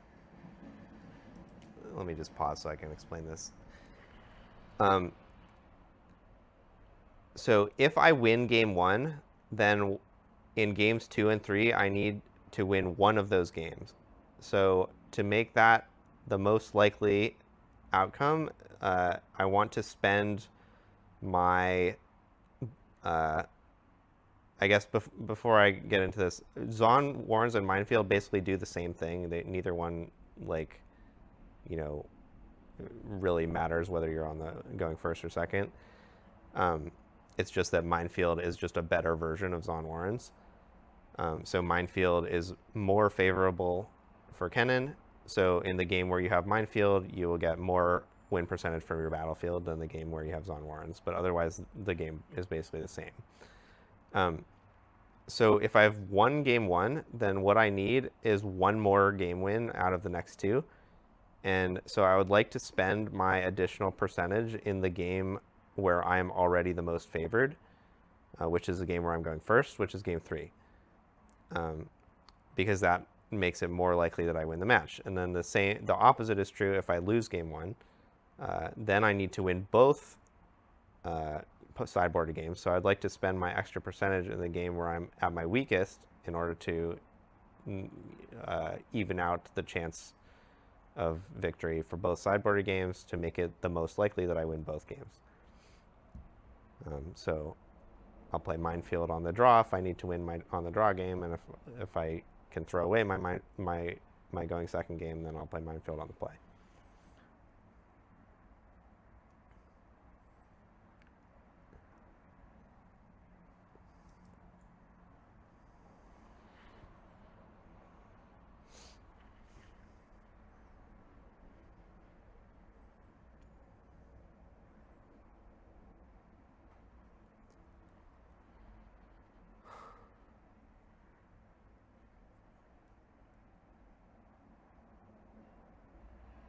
All right, so back to reality.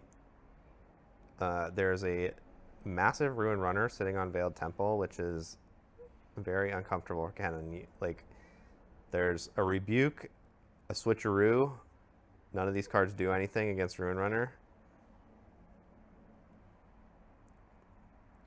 And Min is actually fighting over this Master Yi, which is interesting. But it does make some sense here. Now, if the Ruin Runner gets killed somehow, it's going to be a disaster.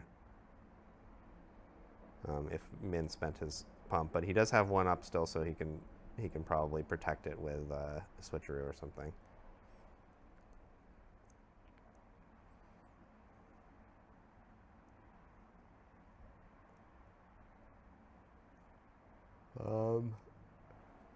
So this Kennen Conquers probably needs to play a Rasa. I imagine you want to play it with the Kennen because, like, for one thing, you would not mind the Rasa getting killed, so you can last rites it again. For another, like, Master Yi is threatening to go to 6 next turn if you can't protect the Emperor's Dais, and you're only at 5, so... Okay, but now Min tapped out to defy Ride the Wind. I see the angle. So Inazumi said, I'm going to Ride the Wind Kennen back to my base, and then I'm threatening to make a big attack into the Ruin Runner. So Min defied it, but the attack was still big enough. And they're talking about whether Kennen can be empowered after the Rasa. All right, great. I'm glad they let him have it. He definitely did go past the window. Yeah, like Dan and I were talking about earlier, the culture in Riftbound is really not to be prison ruling on this kind of thing, which I really like.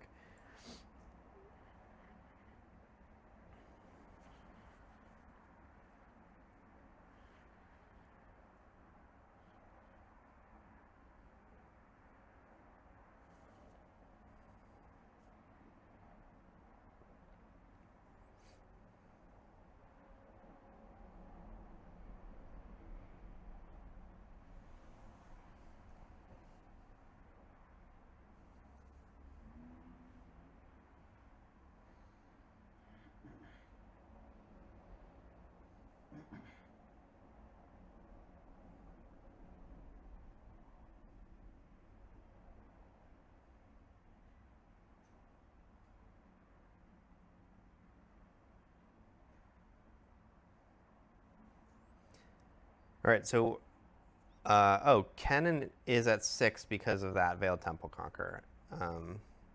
So what I was saying about what Min needs to do is not really that true. Min needs to not only conquer both battlefields, but also somehow probably hold them both, which is not going to be very easy unless he's got a handful of punch first. Or maybe a rampage would be good. Okay, yeah, so... But how do you turn this rampage into something meaningful? You just traded rampage for a traveling merchant that was on a battlefield? I don't really like that very much.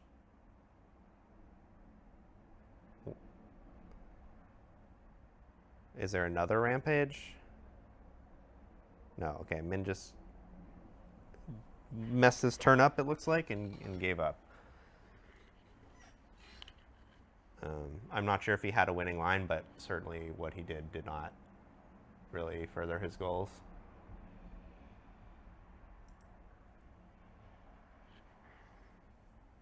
Thoughts on Rake versus Barbara? I imagine Barbara is better, but it's hard to prove. I haven't really played that much Master Yi, but I mean, Barbara is bigger. It doesn't cost power. It has a couple of caveats. It costs 1 more energy, and it doesn't work early in the game, or if you had to recycle a lot of runes, but my belief is that it should be easy enough. When you say you're doing all the coverage, are you also going to watch the top 8? Yes, top 8 is part of the broadcast.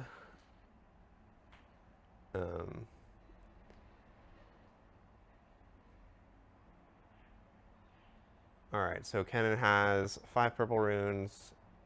They spend 1 on Seal, Stack Deck, and Nocturne. This empowers Kennen.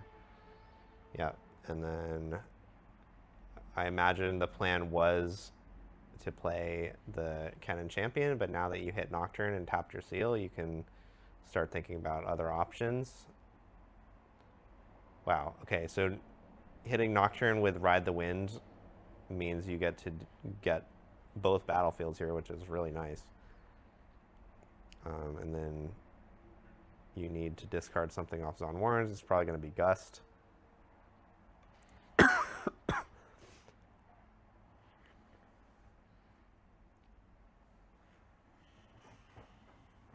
Yeah, there we go. It took Inazumi a while to come to that conclusion, but I think just this we're past the point in the game where Gust matters.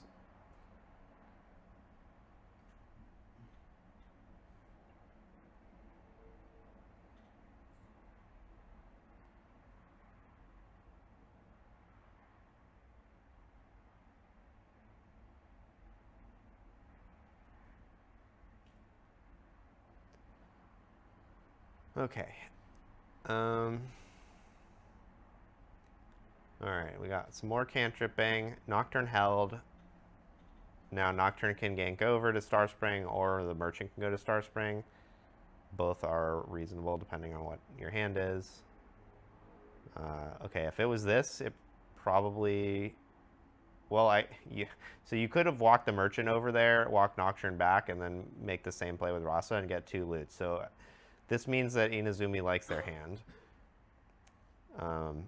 But they did not play something from their hand. They played the Kennen. So the hand is probably some, like, well, it's the Fizz that we saw earlier, which is definitely a good card. And then the other card is, I don't know what.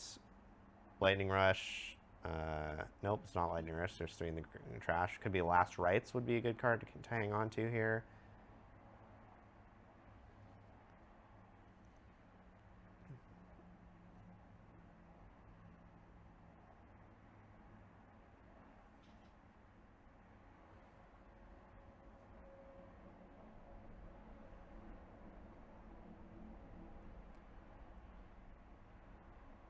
So I've seen this play a lot in the matches I played against Master Yi, where you're just like, I play this Ruin Runner in my base, what you got? And this has really made me want to put Cold Weak in my deck. Seems like that card would make a big difference here in spots like this. Like, all you have to do is clear this Master Yi, and then you can actually get rid of Ruin Runner.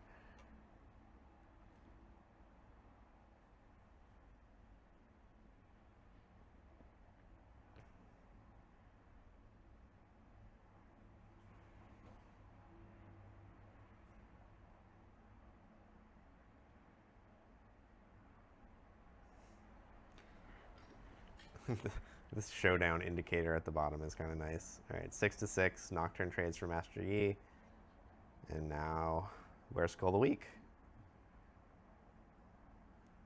Cannon Conquer, target hard bargain. You can't defy me. Call of the Week, you lose.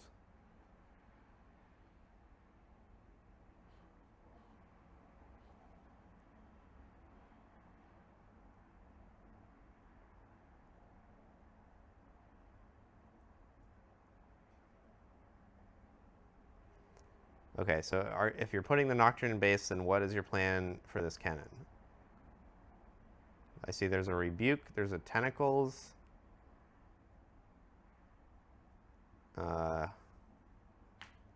Jesus. I don't know if I can... Oh, this doesn't work, buddy. He's trying to use a token on the Star Spring, but you have to play a non-token to the Star Spring in order to use the ability. Alright, so we'll see if this gets caught. But, yeah, I'm kind of flabbergasted that the Merchant did not go somewhere and discard that up from the deep and then play it with flow.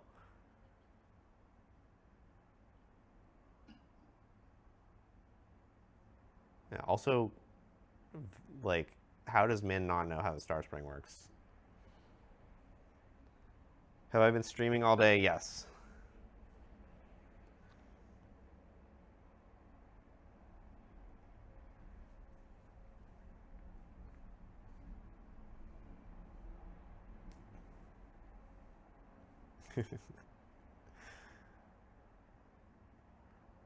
I feel like this this stream is pretty sensitive to, you know, how long after Barcelona I do it, so I figured I would just do it all today. I have plans with Anu tomorrow, so yeah, we're going to be streaming again, but, you know, not Barcelona coverage, Barcelona decks instead.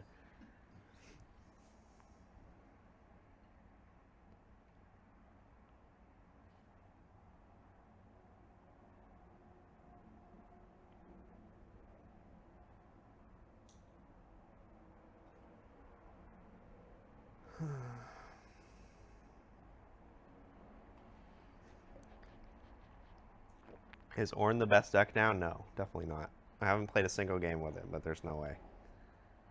I mean, I don't think it's a bad deck, but, you know. Deck I'm most excited to try after Barcelona. I mean, I guess it's Zed. I wouldn't say I'm that excited about anything in particular. The main takeaway for me from Barcelona was that I do not want to play a popular deck. I want to play a metal hunting deck. So I don't know what angle it's going to be. I know there's some other people on my team that also want to do Zed because, you know, Zed is so beautiful. But I don't know. Like, maybe we'll do multiple people playing Zed, or maybe I'll play something else. Well, I'm back from dinner. Hello. Welcome back, H-Fang.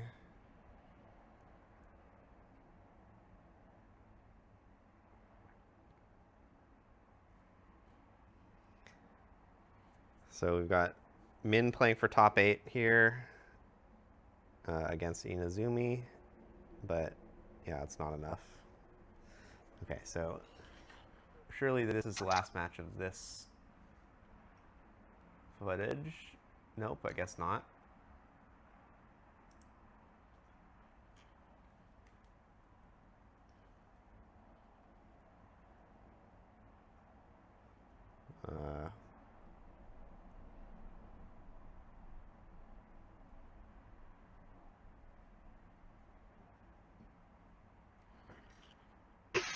Oh, okay, it is. I guess, I don't know what that game 3 sign was, but It must have had something to do with that Prismat Coco finals replay they were showing. All right, so top 8. I'm going to take a quick bathroom break before the top 8. I'll be back in 1 minute.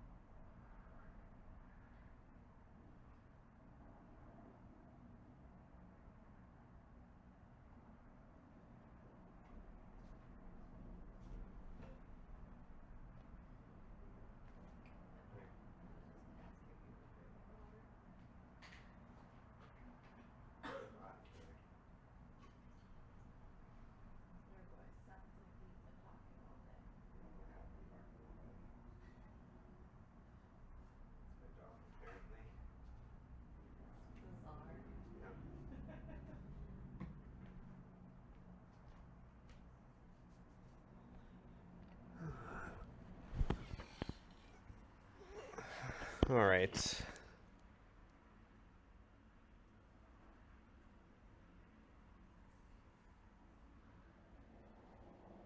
That Star Spring trigger losing the game? Yeah, possibly. That's another one of those know the rules angles, although that's more of a know what the cards do. All right, what do we got?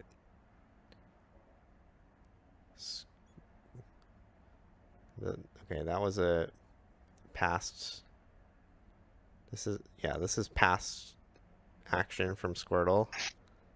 Maybe they were interviewing him. Okay, we got the Manland with the Orn deck. And no, it's the Manland against Prismat. Okay, so actually let's look at the deck list because these are open deck lists, so these guys are gonna know all this stuff. So Prismat, I mean, they're not even showing the sideboards on the screen. That's kind of crazy. But Prismat is going to know all of these tricks, and he's going to know everything that's not here. So the one cloth armor is nice. He's going to have to think about that, and it's going to be annoying probably. This thing, I've never seen anyone play this before. Aspiring Engineer, Regrow Gear. We got the 3 Sterex gauge, 3 Brutalizer, so +3 is a big number to think about. And then he's got a Guardian Angel. And that's kind of it for tricks. So I guess the Sprite Fountain also does +3 in some sense. And now, all right, this is Prismat's deck. How does this compare to what he played in Ottawa? It seems like it might be exactly the same. Yeah, I mean, you win a tournament, you don't go changing your deck very often, I think. Oh, it looks like he cut an Italy and put a Grim Apothecary in. I think he was the other way around on those two before.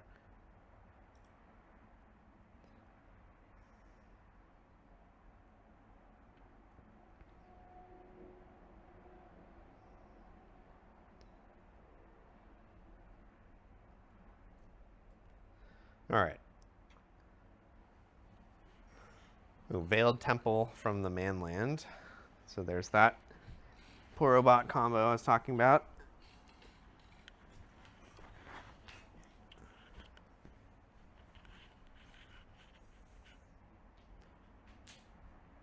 And Seed of Power. I suppose this is a good lineup for the Manland because, like chat was saying earlier, you can use the Veiled Temple to unequip Brutalizer or Sterak's Gauge, and then re-equip it to attack the other side, which, when the other side is Seat of Power, that's a pretty good order to do things in. All right, so pretty common play pattern with Seat of Power that we saw earlier is not scoring with your 2-drop on turn 2 because you want to make sure you can double score.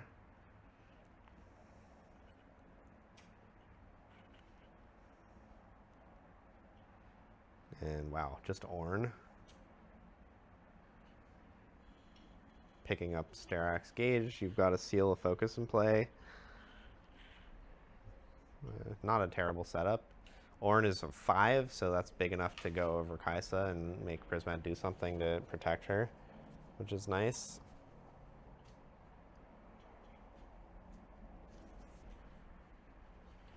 But Prismat is off to an early scoring lead. He's also just picked up 2 extra cards. And wow, one of those cards is Rampage, so that can just take out Ornn, which is a pretty big deal. He's tapped his 3 runes, but he's not actually made a play.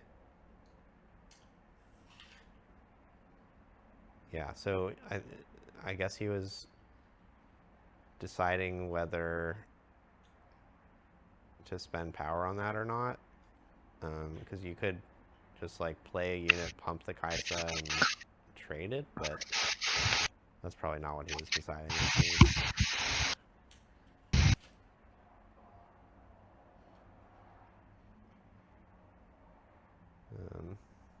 Here comes Green Ornn. What? Said here comes Green Ornn. Green Ornn got played and killed already. Yeah.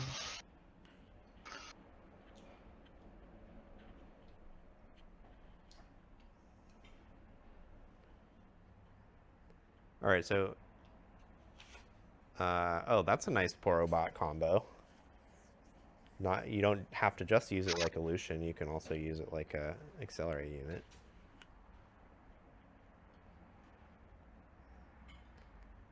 So the Sterak's Gauge got played. I wonder if there's another Sterak's Gauge. No, there's no mana for that.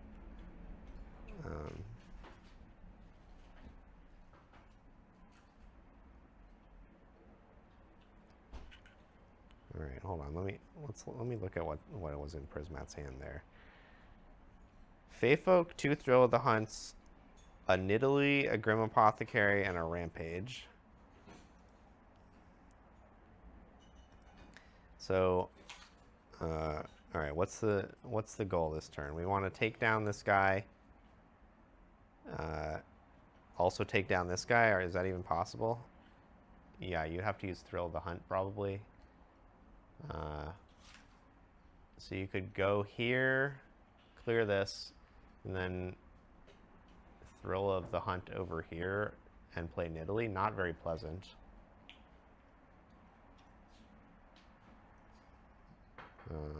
Okay, so, oh, he has the Rengar, of course. Yeah, so all you have to do is play Rengar and take both sides.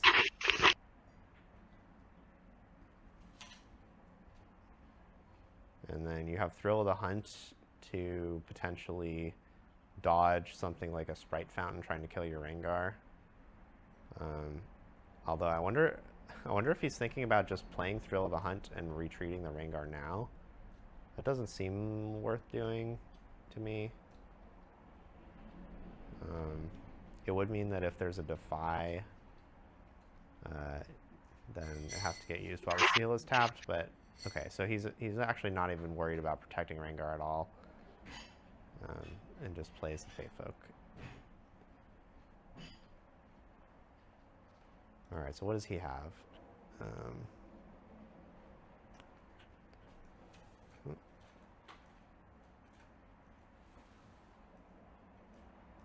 Please. There we go. All right, Scuttle Crab, Brutalizer. Is this Aspiring Engineer or Apprentice Engineer? This is Clockwork Keeper and another Scuttle Crab. Wow, so his hand really doesn't do anything. It's just a bunch of cantrip units and a bunch of equipments. So, yeah, I mean, just start playing some cantrip stuff, I guess.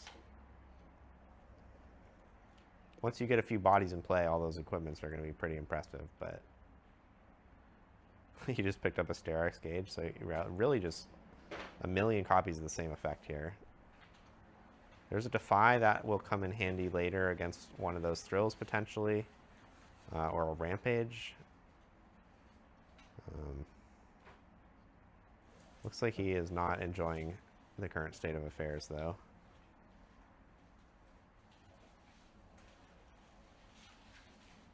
Alright, so that was... He finished by playing Clockwork Keeper and not recycling. That is pretty interesting. I think I like it, keeping the green runes around when you have all those equipment. Okay, but I think this game was just totally out of reach.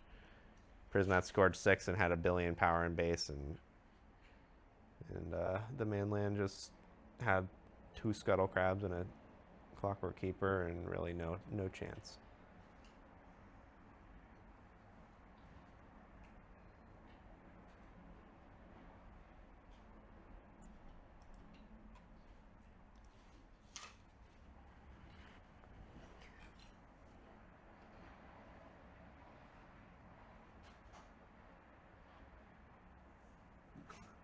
Wow, chat really not nodding the H-Fang mic situation. I think he's got it under control right now. Oh, is it my mic? I thought they were talking about Jason's mic, but can somebody in the chat confirm that it's my mic? That's terrible. Oh, I thought they were complaining because you'd leave it unmuted and then, I don't know, people are doing the dishes or your TV is going crazy or whatever it is. But that was like an hour ago. I was cooking, but I forgot to mute myself. But I don't think that's the case right now. Yeah, I think it's fine right now. Okay.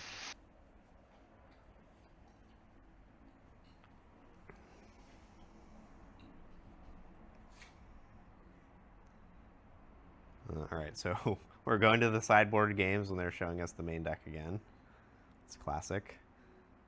All right, so we've got Ornn's Forge, perfect Ornn battlefield. Prismat cannot use it at all. He has no gear in his deck. And Emperor's Deus, which is actually totally fine for the mainland. He's got Scuttle Crabs, he's got Clockwork Keepers and Poro bots and all kinds of shit that he wants to bounce, so pretty good. And I like this distribution of units very much, although I mean, I guess there's not really a better way to do it, but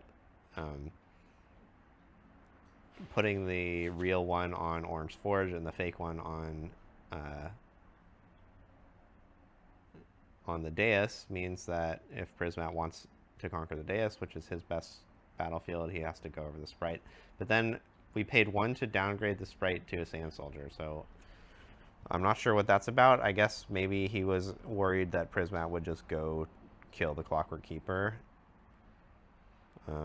instead of going to the dais, which it looks like is probably going to happen. So yeah, maybe that was a good decision, actually. Wow, getting a second bite at the Ornn's Forge discount to play Sterex Gauge, but then he intentionally does not equip it. You could have equipped it to the Sand Soldier for free with the quick draw, but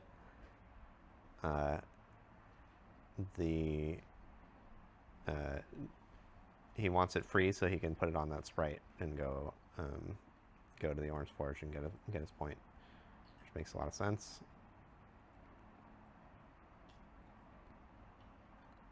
Sterex Gauge seems pretty nice in this deck. Yeah.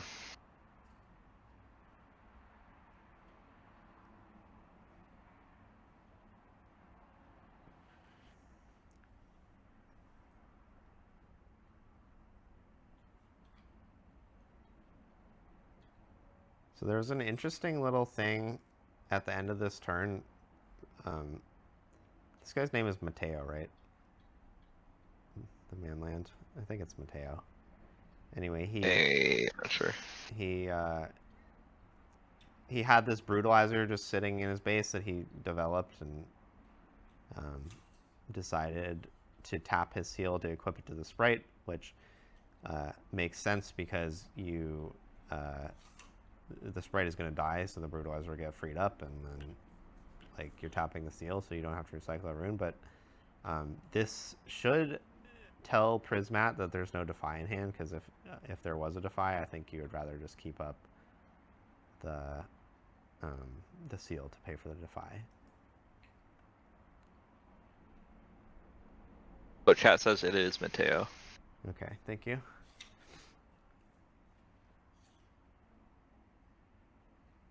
Am I watching it at 720p? Looks like it went back to 480. I don't know why Otto thinks 480 is a good resolution. Sorry.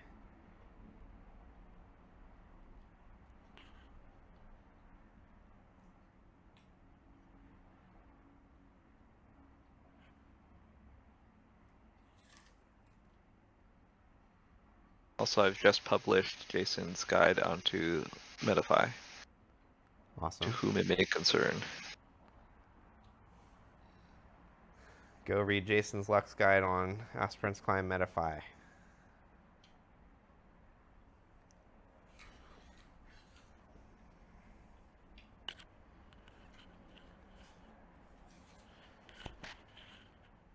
All right. So Forerunner just got popped by some dork wearing a bunch of equipment, I guess. I didn't see which dork, but these equipments are really quite strong at cracking this sort of hold.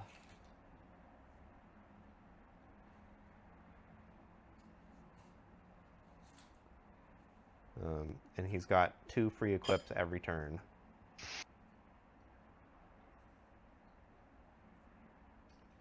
So he just needs to kind of keep enough stuff in his base to keep equipping and scoring, and then he's gonna be able to win this one.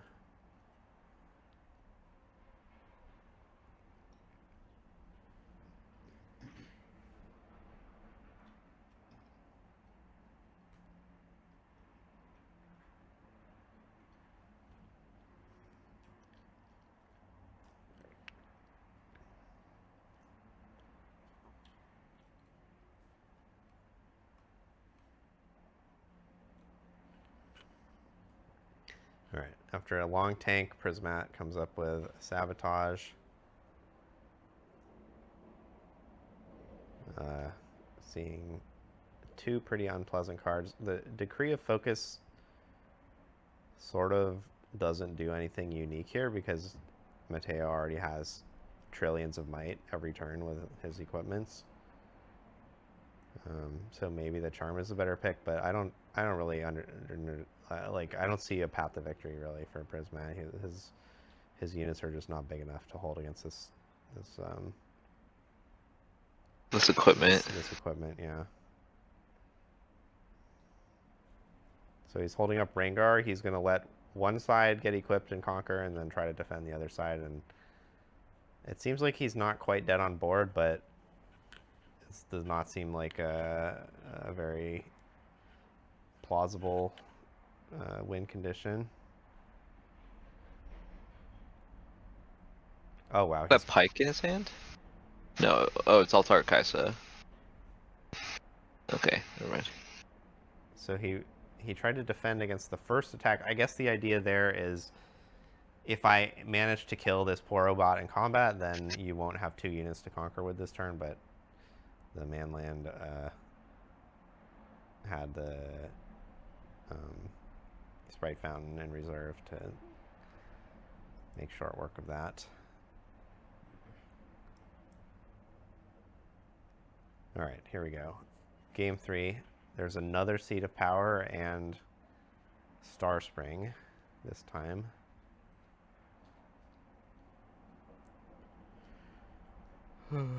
First mate would have been nice there to get the double score right away.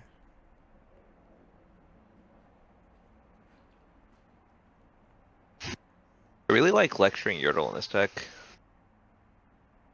Yeah, I mean his unit suite is just 100 copies of the same thing, just a total dork that draws a card, and then he's got all those equipment to buff them up. It's a really strong combination, just expendable bodies and reusable equipment. Yeah. I don't know if he sandbagged that seal or if he was saving it, or if he just drew it, but getting to use it with the pit crew here is pretty nice.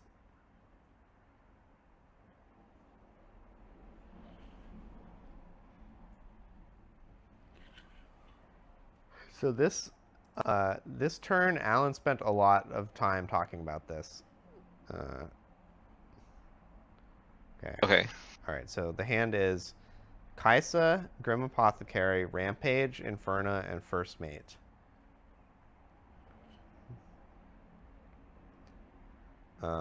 So let's see what happens. He's got opponent has 1 rune up. There's a Lecturing Yordle on 1 battlefield, and Kaisa can go and there's an open battlefield. So he can like draw a card from Kaisa right now. He could play a Rampage to kill somebody. He could try to walk over the Lecturing Yordle. A lot of different options. Yeah. Intuitively, it's like starting Kaisa onto the Star Spring. Yeah. For me. So yeah, the baseline play here is Kaisa goes here, you conquer over this guy, then you go here and you draw 2 cards, no problem. But the question is, what are you gonna do if, like, I guess we saw this guy's deck list and it doesn't have On Guard in it, right? So the only cards Prismat is thinking about, I think, is the Blue Decree and the Green Decree. The Decree, yeah. Yeah. Which he plays both. We didn't see it on the graphic, but Prismat saw it on the deck list. Yeah. So he wants to not get owned by either one of those decrees. So if he's going to Rampage, he has to do it with Kaisa because the Blue Decree would own Rampage on Pit Rookie. But okay, I didn't. All right, so he targeted this. This makes a lot of sense. You definitely want to get rid of that Pit Crew because it's going to be scoring a bunch of points. And you have a Rampage. It's nice to do it. But now your Kaisa has damage on it, so the Kaisa did not get to go eat the Lecturing Yordle, which kind of sucks. And you don't get the Star Spring draw this way. And now you got owned by a blue Decree. That's not good. Yeah. That sucks. So a different line would have been Kaisa goes here, and then you need a plan for Green Decree, but you actually do have a decent response to it because there's Grim Apothecary in hand, so you can go just play Grim Apothecary, bounce itself, and send Kaisa back with Star Spring, and then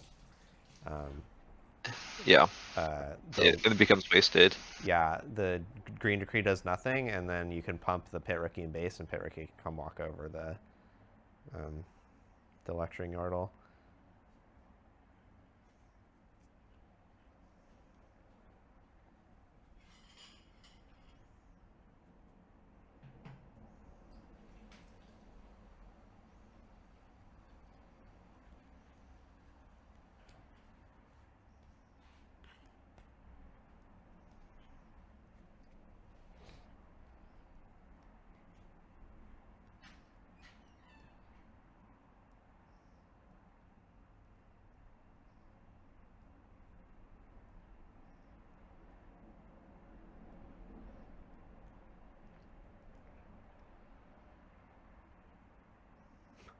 The seal with the Clockwork Keeper is really nice.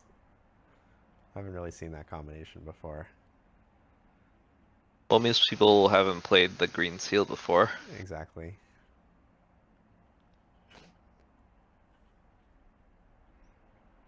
I definitely like this Ornn deck. You're gonna play at Nexus night? Well, Nexus Night was tonight and I didn't go, so Oh. maybe not. I'll probably go next Maybe week. you could play it at the Aspirant's Climb internal Nexus Night. Yeah, that's true. I could do that. I'm gonna play it with Anu tomorrow, presumably. I'm not sure which side of what matchup I'll get, but He just hands you a deck. well, we've agreed to build all 5 of the decks that were in the top 8. Gotcha. So we'll play some combination of those matchups.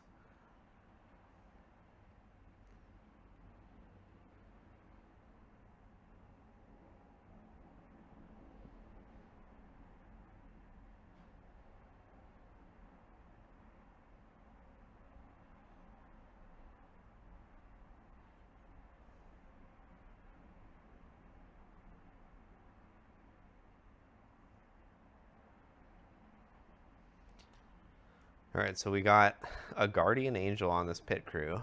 It's not going anywhere. And a Sacrificial Inferno comes out to save the Kinku Initiate.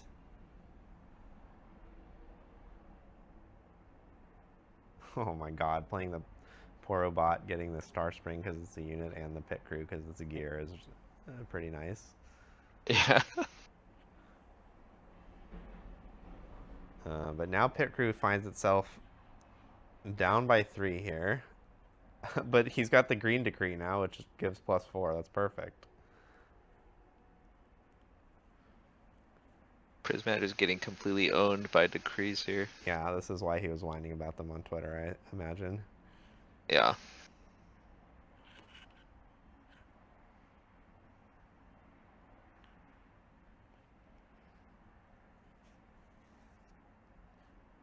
Yeah, Prismat's mortality is quickly approaching here.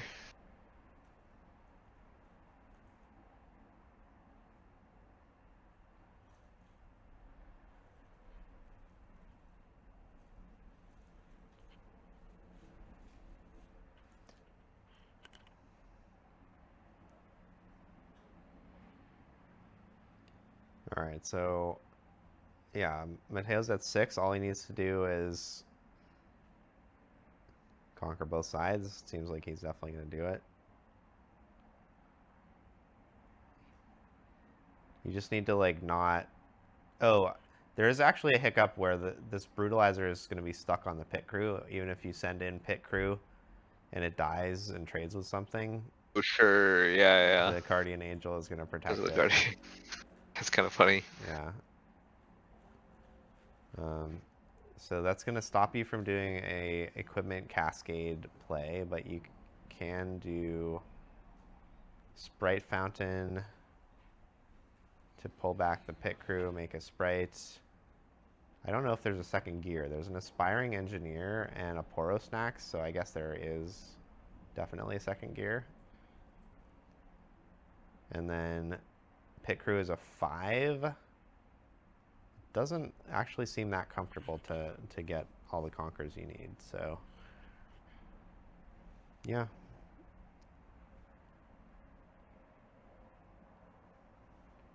He's instead going for a hold on Seat of Power, which seems like it's not very comfortable either, if I'm being honest. Oh, okay. I guess there's more. Okay.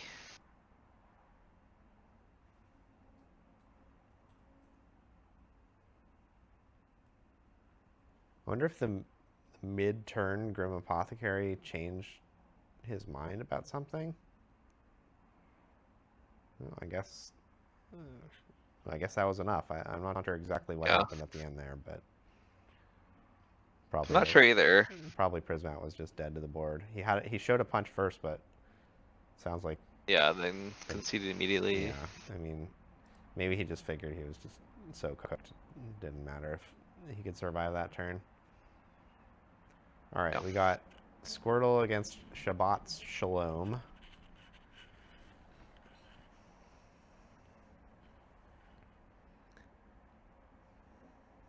And Master Yi has got the Grove, but Squirtle's the one with the big unit on it.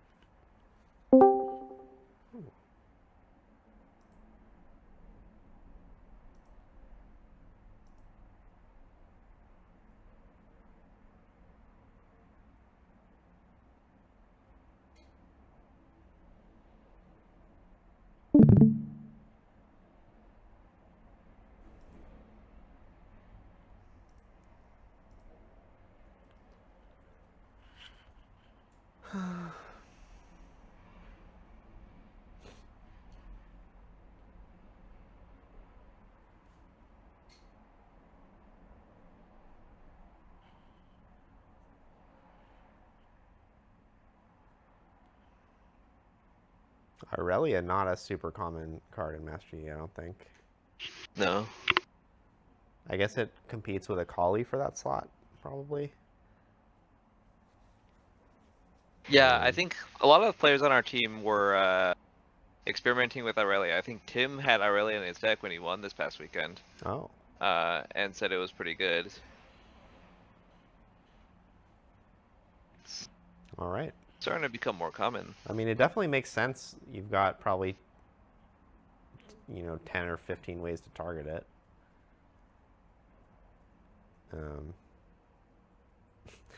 It's cool with Star Spring.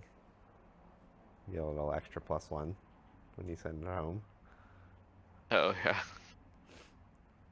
That is true.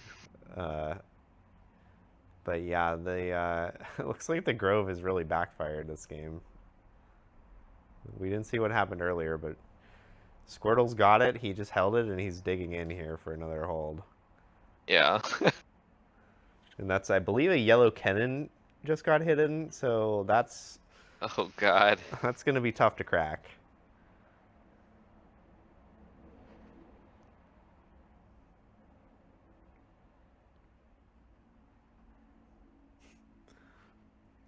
It's a really nice use of the +1 die at the top of the screen there to just indicate that Trifarian Warcamp has text. Very helpful.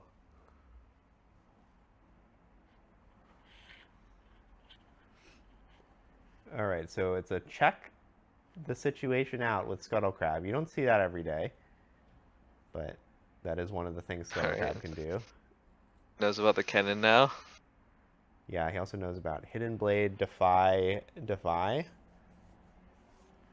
Yeah. Yeah, looks like it.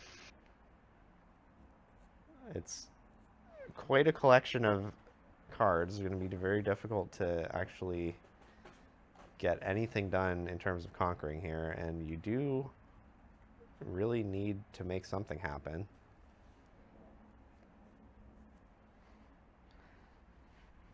Okay, well, there's an Alpha Strike. An Alpha Strike, yeah, you can... Does he have 8 runes? Yes, you can play both. Alright, so we're going to start with Alpha Strike. That's going to target Aurelia, bring her up to 6, and then it's going to have 6 damage to distribute. But he's not... I don't think he targeted all 3 units, but it looks like it doesn't matter. It got defied. Yeah. Alright, so if you come in here, you've got 4 from Yi and 6 from Aurelia. I don't know what's on that big recruit, but it feels like it's 2 BF swords and a +1. So that would be 9. And yeah, he's just not going to push here. He's leaving Master Yi on the war camp. You might as well because of the ganking. And Squirtle's not really threatening to take it, but... Squirtle is ahead on points, so you are going to have to figure something out. Ruin Runner would be a pretty nice card. All it takes to crack this is like a Ruin Runner and a few pump spells.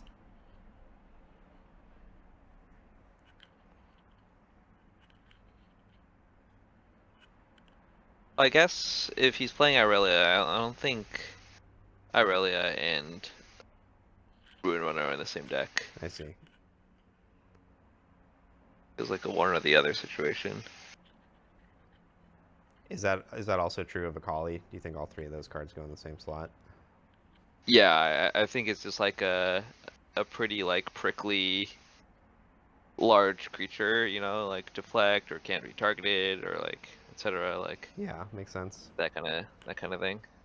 Yeah, they do all have pretty similar effects. All right. So Sending 10 here. The Aurelia being stuck in base last turn is nice. You lose the +1. Yeah. All right, so Kennen gets unhidden. Are you gonna pay the Stun 2? something? You're gonna have to pay the 2. Yeah, stunning the Rengar. And not so fast is gonna prevent the stun. So this is why he wanted to play Rengar in base and set up, but that got defied. So now Well, he knew about double defy. yeah, but so now he's gotten through all the defies and okay, Rengar, and I think there's another punch first in Yi's hand as well. So he's got 10 damage here. That's going to clear the big soldier.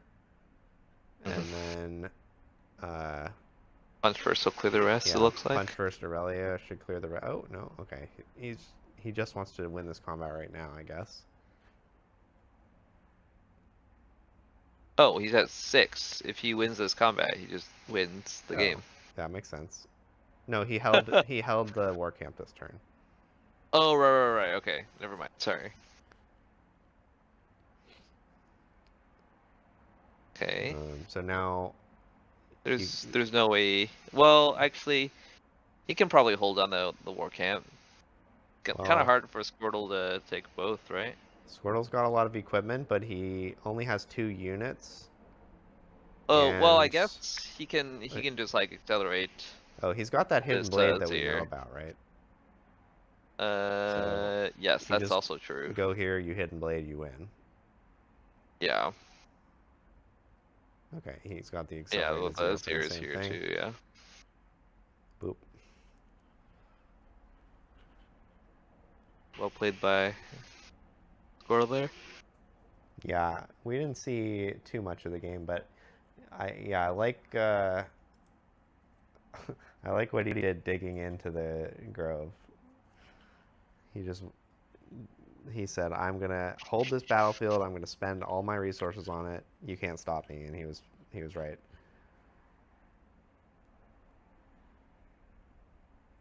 Yeah, he drew a lot of cards.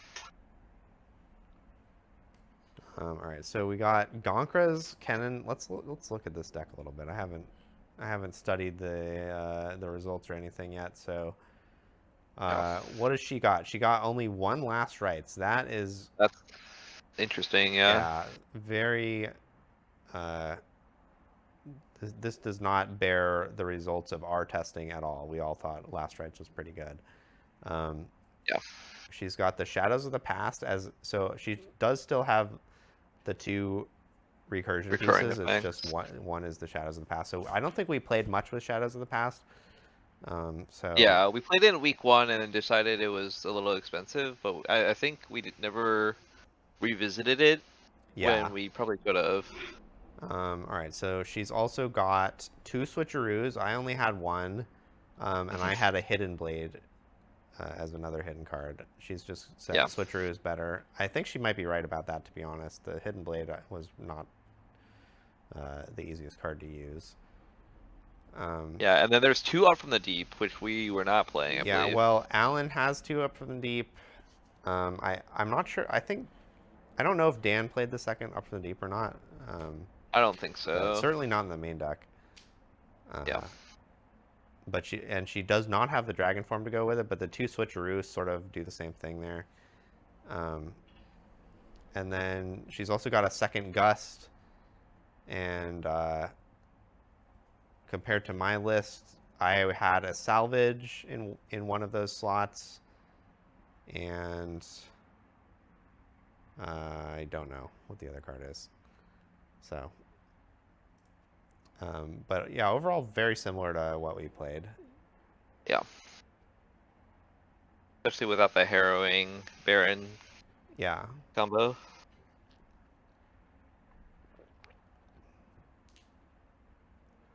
What is better, hard bargain or abandon? It depends on what you're targeting with it, really. I think hard bargain is a lot better against Master Yi. They have cards like Punch First that are basically impossible to abandon, but easy to hard bargain. And like countering their spells is a lot better than returning them to their hand. So same kind of deal against a deck like Aurelia. But if you abandon a Flowed Lightning Rush or a Flashback Starcross from Fizz, then it gets countered instead of returned to hand, which is really nice. Although I did not end up putting the abandon in my deck against the mirror very often.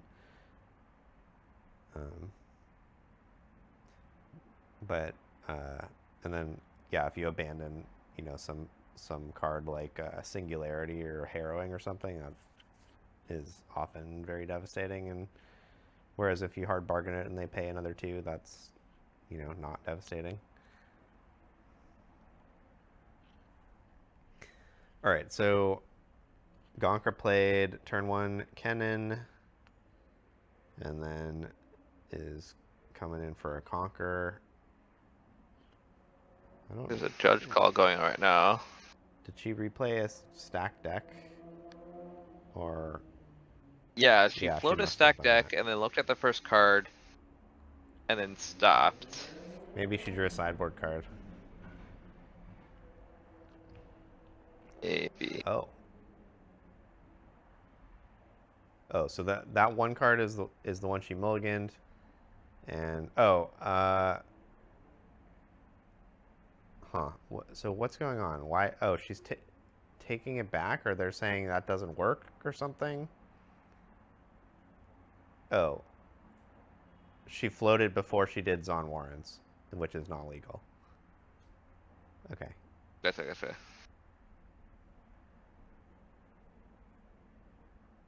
Wow. She really hit the third Nocturne just like that? And she has not recycled for it yet. Okay, she recycles yellow. She was thinking about which color to do.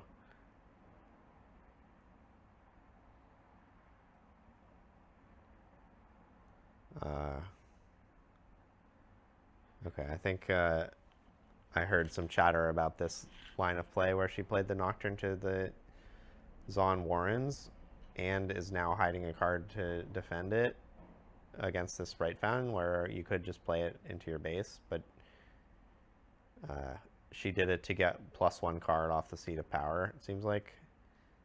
But looks like it really is not going to work out.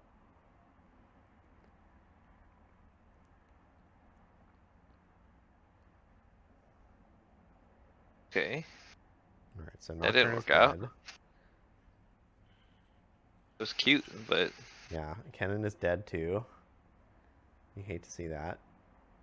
Yeah, not looking so good for Conqueror.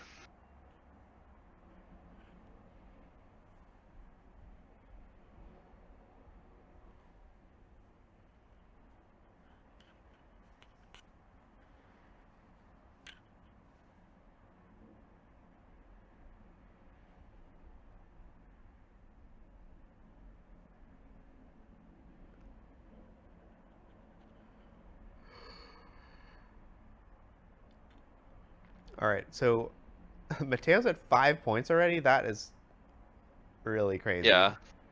I mean, Sprite Fountain makes you score really quickly. Yeah, he's just going totally ham.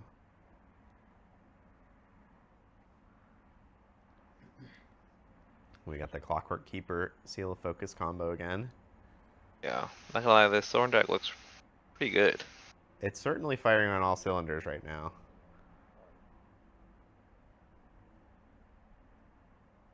Gonka's got a huge hand and just nothing on the board. No way to really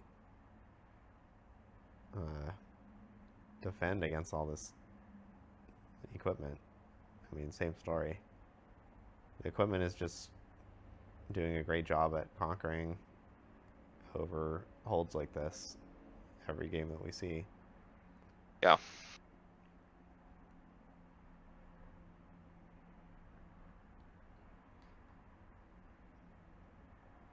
Alright, she took a Gust over a Rasa. It looks like she has another Rasa as well.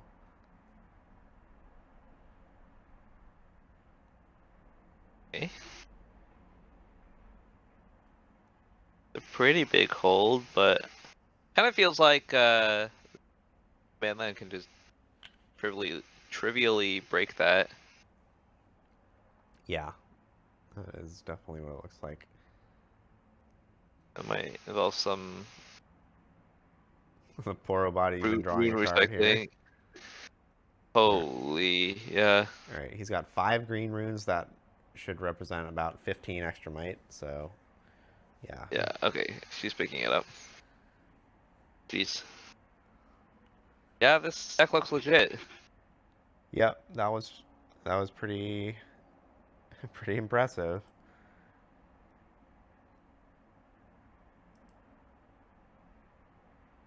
Alright, too far.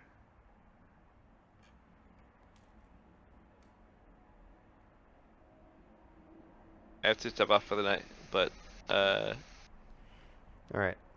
yeah, see you later. Thanks for being here. See you later, chat.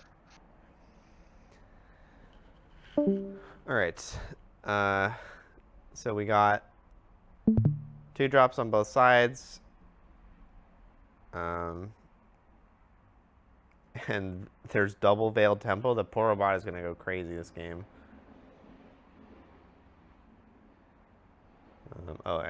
It looks like maybe he played the Porobot on turn 2, actually, and he played the seal and the snacks on turn 1.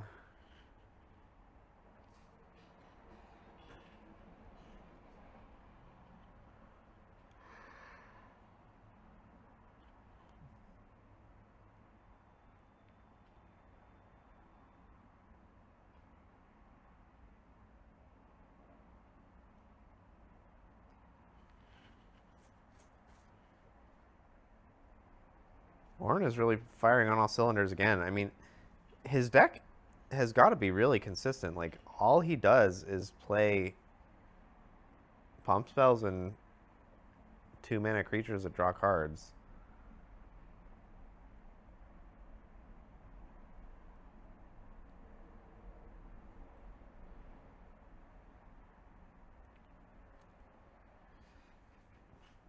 Alright, Gonker just picked up a Rasa.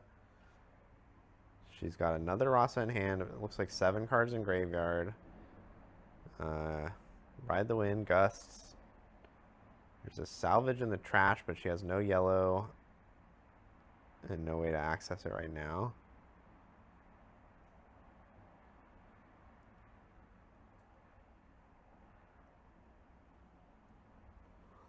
Alright, she found a seal. And it looks like she's got up to 10 cards in the graveyard now. I guess she played a Lightning Rush. What was I doing by this time in the tourney? Probably eating dinner.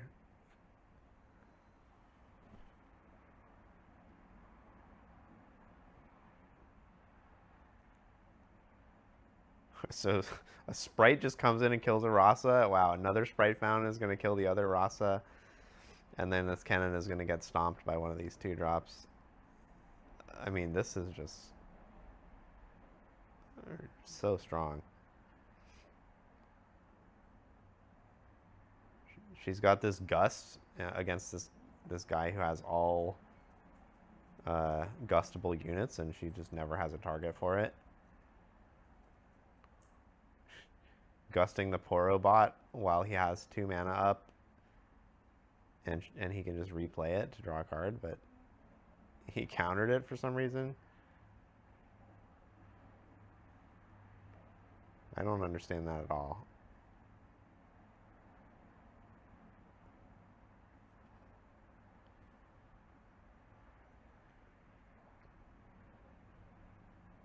Oh, it was a Ride the Wind. Okay, sorry. Okay. So Nocturne picks up the last rights, goes over the 5 of Clockwork Keeper, and now the Manland is down to 1 Sprite and 1 Porobot, but that is still plenty enough to do significant damage here.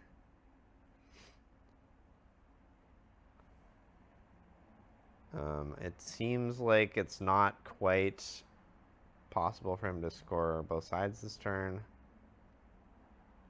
because he has nothing to get over the 6. Unless he has a pump spell or haste unit in his hand. Oh, that works. That's a haste unit. So now all you need to do is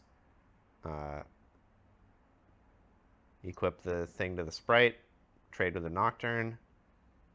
Porobot scores 1 Veiled Temple, untap the Porobot, score the other Veiled Temple, but then you are in some danger. Your guys are stuck on the battlefields. So maybe he won't actually get up to 6 this turn, but he can get to 5 for free with the Porobot. There's a Charm and a Defy. That is not enough to take down the Rasa unless you, I guess, put both Porobots on one battlefield, equip, and then Charm and let Rasa trade with one of the guys, which may be worth doing. Okay, but it's not what he's doing.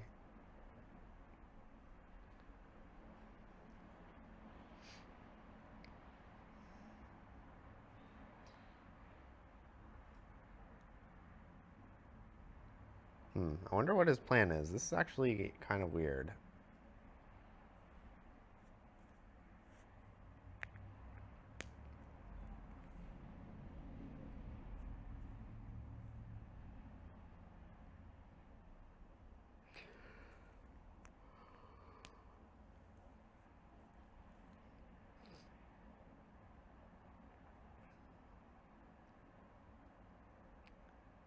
All right, so Rasa's going to come up as an 8, play another Rasa. That's a pretty good start. And he's only got 1 unit. He is going to be able to score to 7 fairly easily.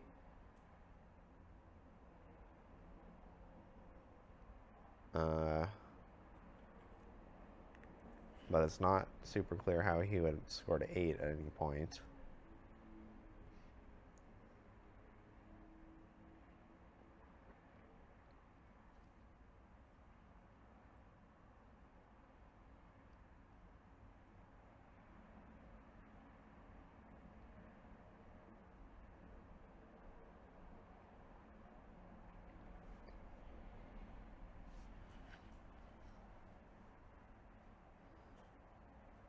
Oh yeah, he has the Ornn he can develop. That's not bad. He just picked up a pit crew. 1, 2, 3. I think I see 7 runes, so he can only play 1 of those. But he could Ornn, and yeah, if he draws like a Brutalizer, I mean, you still can't really go to the Rasas. So you grab your 7th point. Actually, Gonkra finally has a gust target here, but if she gusts the Poro, then he can just play it again and draw a card, which is not super pleasant.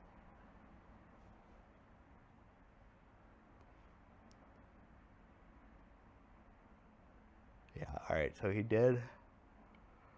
Oh, excuse me, he found the Brutalizer off the Ornn, but just comes back.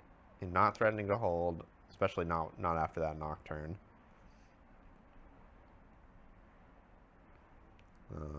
So Gonkra looks like has a decent chance.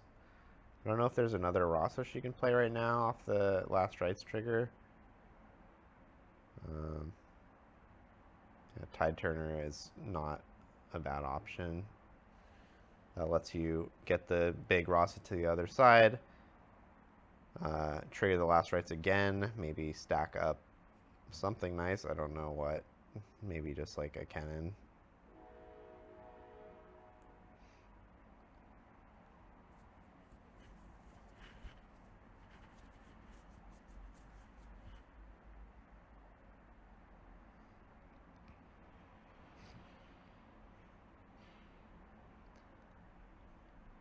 So Gonkra should be at 6 points. Yeah, okay. She has the die on 6. The production's a little behind on that. That's okay. Alright, so Fizz comes out of the trash, and Salvage on Sterak's Gauge is quite nice, but it does get defied.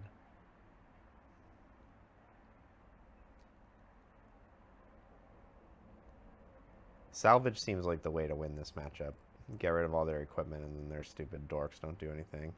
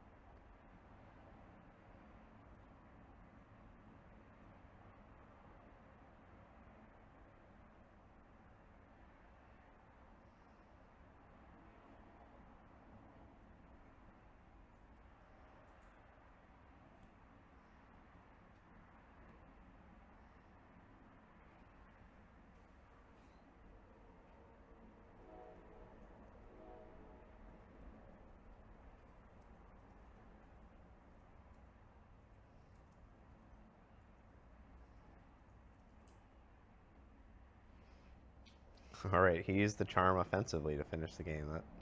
I did not think of that, but that makes a lot of sense, actually. I bet that comes up quite a lot in this Ornn deck compared to how often you do it in Master Yi.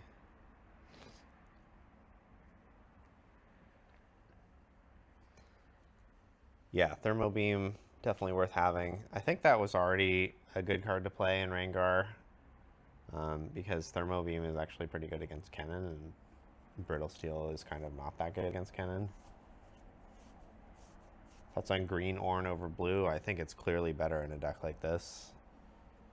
Blue Ornn is for like taking over the game and, you know, holding every turn. And it's very slow to get going. That green Ornn is like kind of perfect for this deck. You're not looking for a big unit, you're looking for a brutalizer.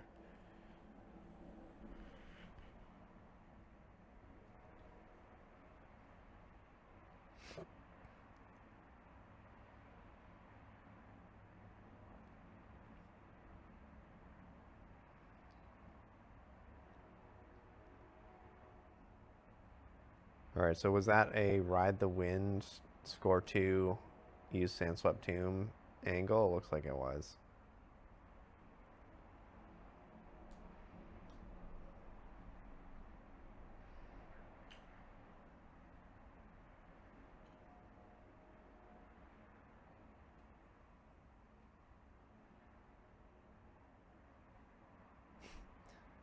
Coco's discarded Baron. He hilariously has 6 runes, but cannot play the Harrowing. I'm not sure if it would be good to do here, but it's not an option.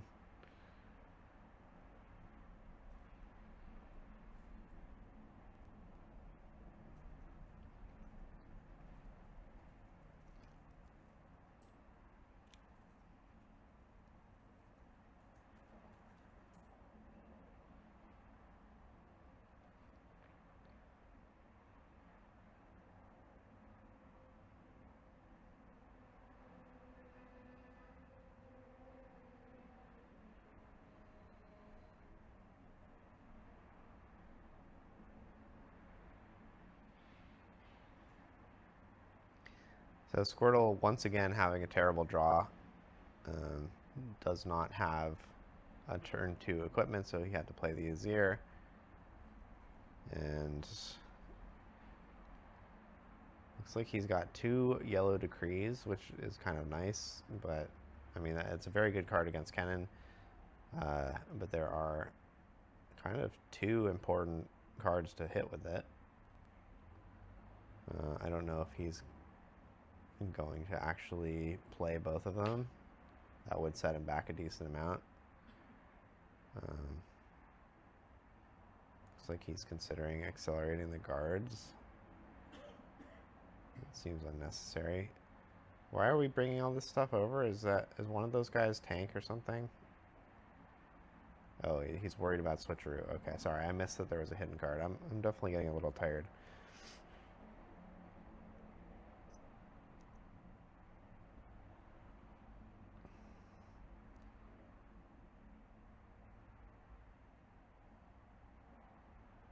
So that was a huge investment to score that point, and get rid of that hidden card.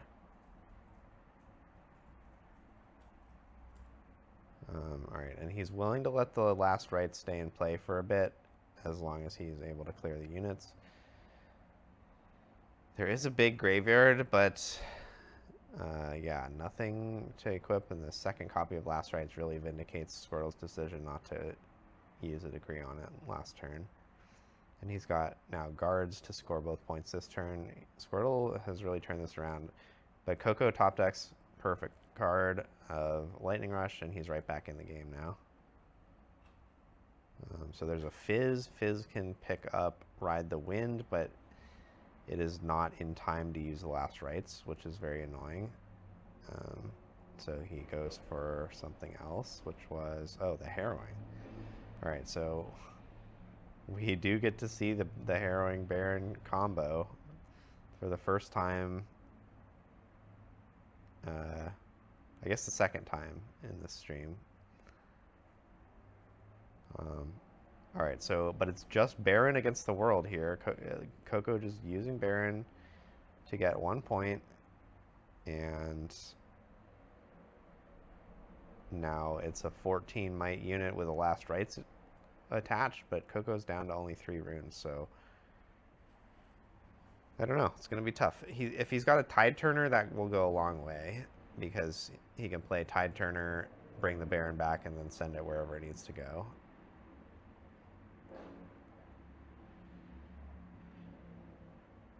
What hidden card is this?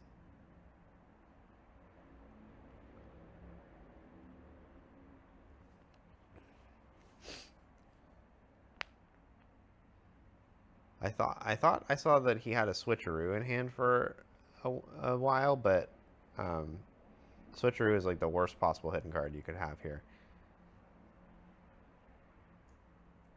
All right, and now this Last Rites has to go because this Baron is going to hold. And what Squirtle really needs is a bit more might, so a BF sword would go a long way.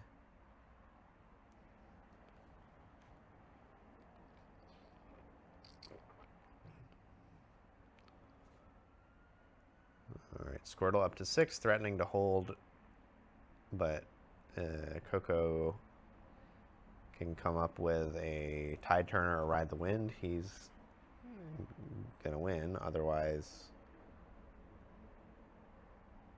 I don't know. What is this hidden card doing at this battlefield?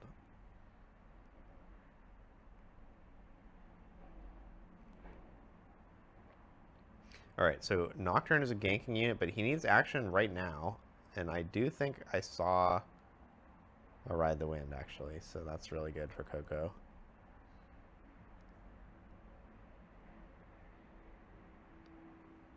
Oh, he's got a Tide Turner, okay. Tide Turner is perfect.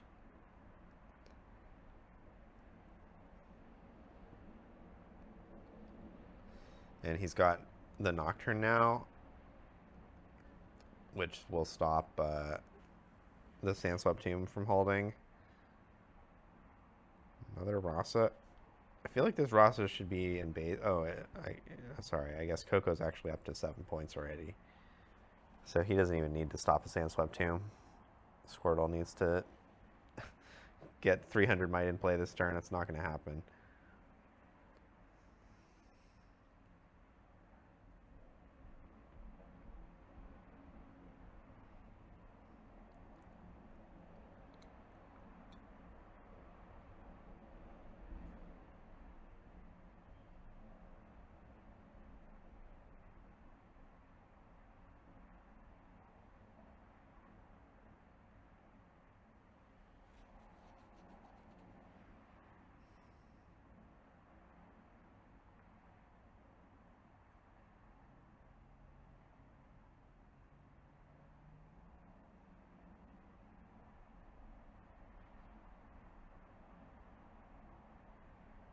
Wow, he's really deep in the tank here. This is definitely too long to be spending on this turn. This game is just over. You're not going to win, man.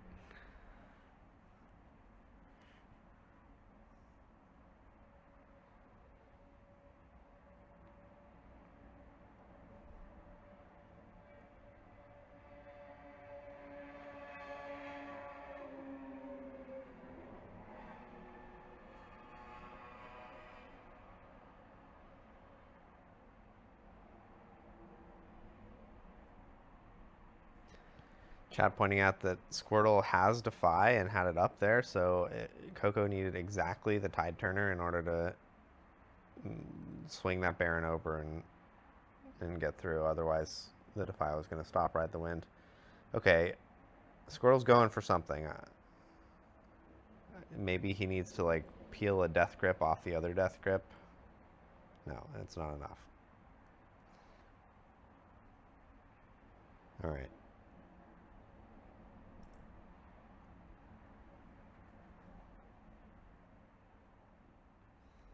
Okay, we got Hall of Legends and Minefield.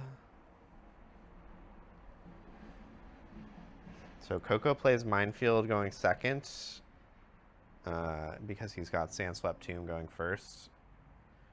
Sandswept Tomb going first does make a lot of sense. Oh my god, you can't hear me?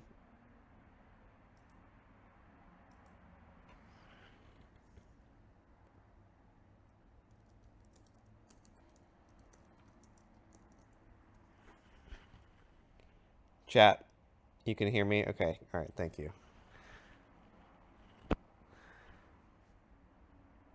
All right. What was I saying? Oh, he's got Sandswept Tomb going first. Chat was saying earlier that they wanted Veiled Temple going first because of Treasure Hunter, Conquer, Ride the Wind being like kind of the best way to start the game when you're going first. And Sandswept Tomb does the same thing. And the difference is that Veiled Temple is much weaker in games where there's a lot more gear hate. So I like playing in game one, but Sandswept Tomb going first makes a lot of sense.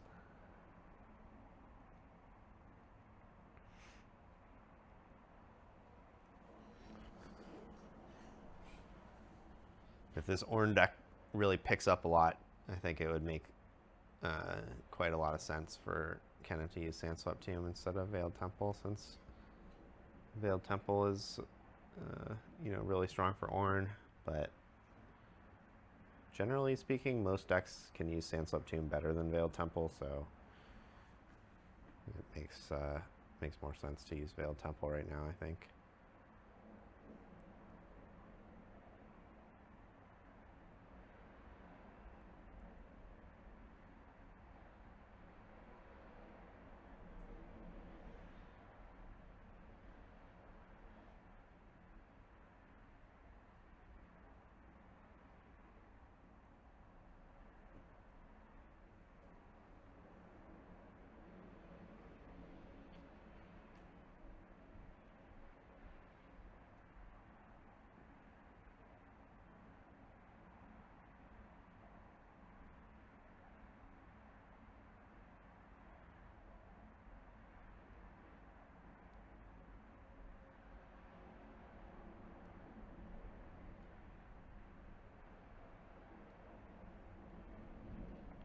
All right, I'm kind of fading here, but what's going on in this game? Looks like, wow, okay, yellow Kennen is gonna fight against this purple Kennen. Kennen walks in thinking it can get over a guards, but the yellow Kennen is not gonna let you do it. I guess, doesn't Gus actually stop that? You just Gus the yellow Kennen and then, yeah, the purple Kennen does not get stunned because it's not here. Oh, okay, but he doesn't want to do that.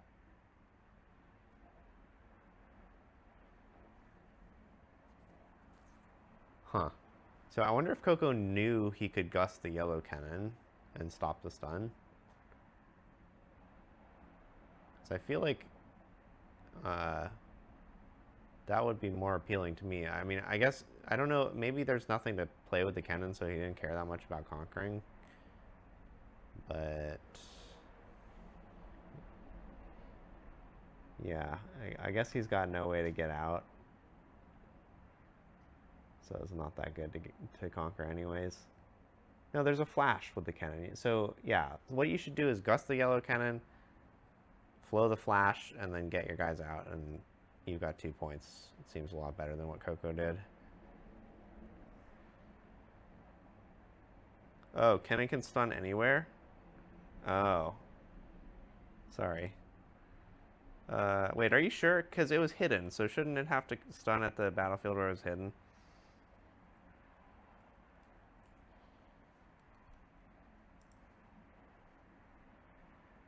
Yeah. You may pay 2 to stun a unit. You have to target at the battlefield where Kennen was hidden.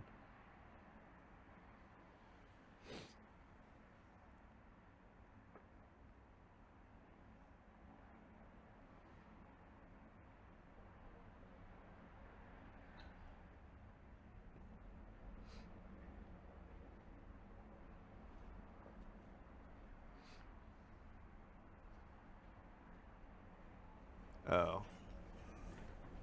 Okay, I guess I'm not totally sure whether the hidden card appends the word here or just restricts the targeting to where it was hidden and doesn't care about where Kennen is afterwards. But yeah, I feel like it would be very weird if Gus does not stop that.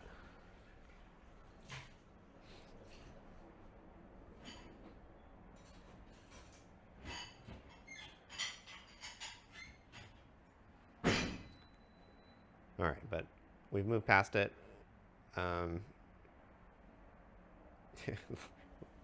Looks like the yellow Kennen's kind of doing work. He's going to get to attack with it again.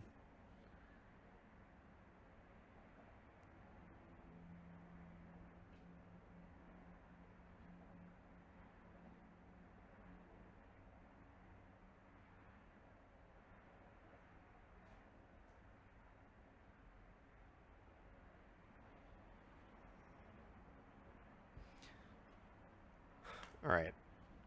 I'm gonna read the rules for hidden. We're gonna get to the bottom of this. 1 second.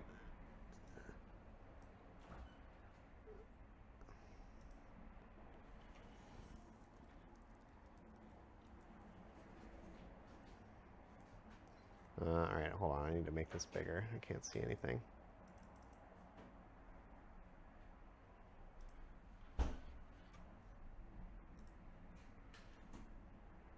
All right, this is how you learn the rules, chat. All right.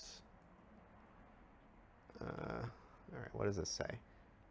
If any of the spell's targets are no longer legal, those game on. Yeah, so there's an example of using a hidden card to target at a battlefield.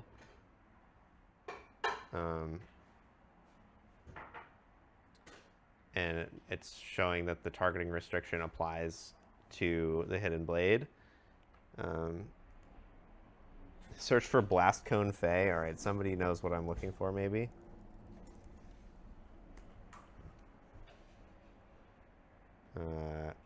No, it does not. Does not. Oh, okay, there it is. Okay, so so a hidden permanent must be played to that battlefield. If a hidden spell or play effect of a hidden permanent chooses any targets, those targets must be chosen from among options at that battlefield, unless the ability explicitly restricts targeting in a way that makes this impossible. Okay, but this is not. So this does not explicitly answer the question, but this actually makes it sound like maybe the stun would not be prevented, because it's saying the target must be chosen from among units at the same battlefield.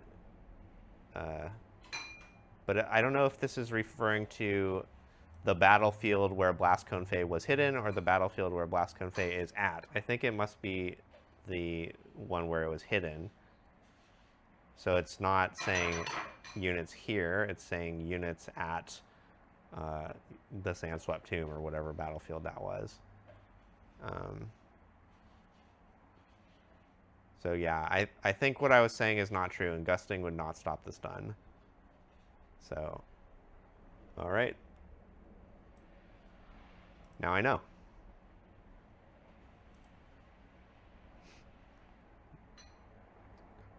So Gus. Okay, so a good example is let me pull up Irresistible Fae Folk real quick here. 1 second.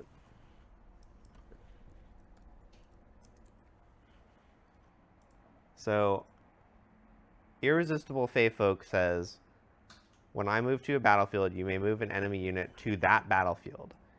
So, this is more along the lines of what the hidden restriction does. So if you move a Fae Folk to a battlefield and target something, and they gust the Fae Folk in response, the Fae Folk ability will still go through because it doesn't care where the Fae Folk is. It's pulling the unit to that battlefield where the Fae Folk moved to. So the hidden Kennen thing works the same way.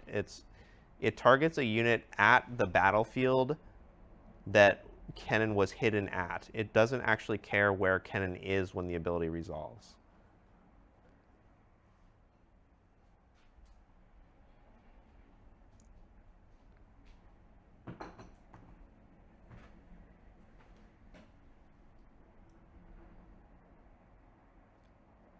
So the Hidden Blade example is different because Hidden Blade, they're saying a unit moves away to, gets Tide Turner to the other battlefield in response to a hidden blade. So Hidden Blade, when played from hidden, requires the target to be at that specific battlefield where Hidden Blade was hidden. And it moves to the other battlefield. It's still a unit at a battlefield, but it's not at the right battlefield, so it doesn't work.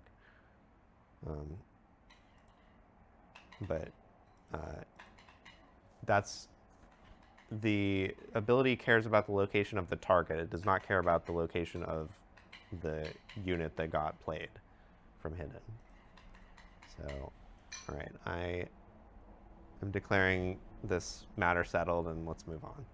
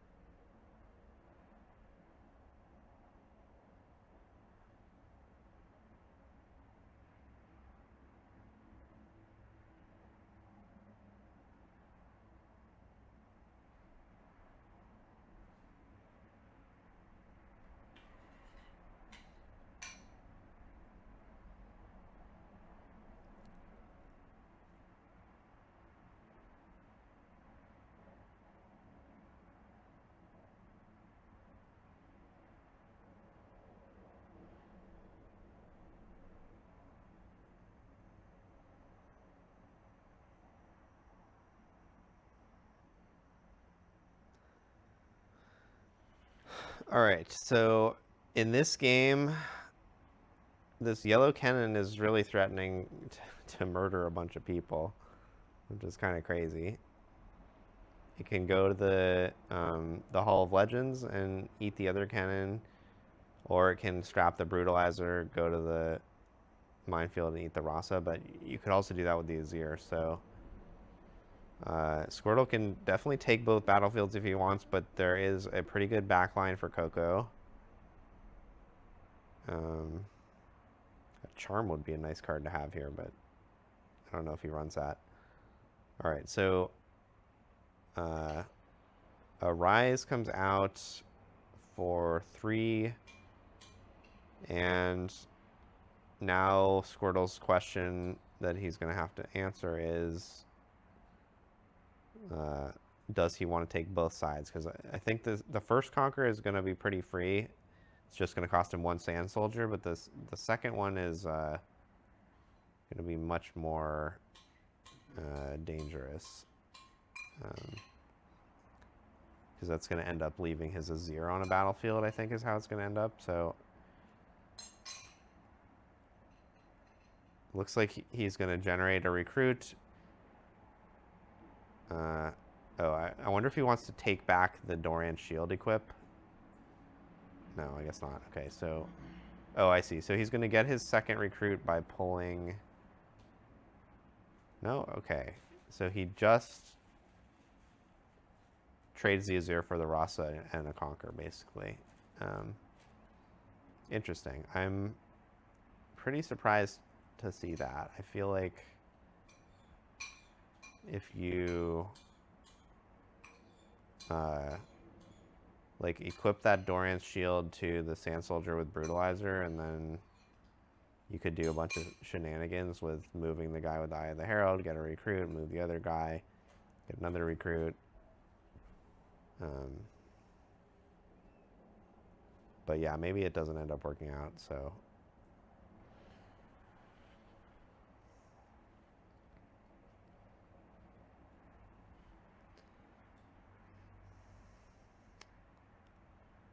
All right, so Coco spends a yellow on this Nocturne, despite having millions of purples. I think that's because he has the Baron Harrowing thing that he has to set up, which takes a million purple, so he doesn't want to try to play multiple salvages or anything.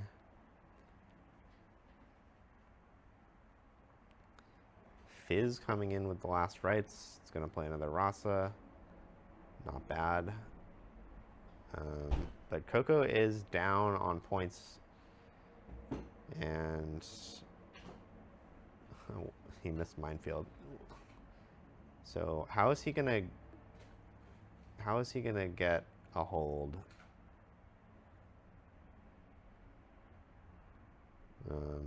He sort of needs 2 holds. But probably he's going to get 1 hold cheaply, and then the second hold is going to be really difficult.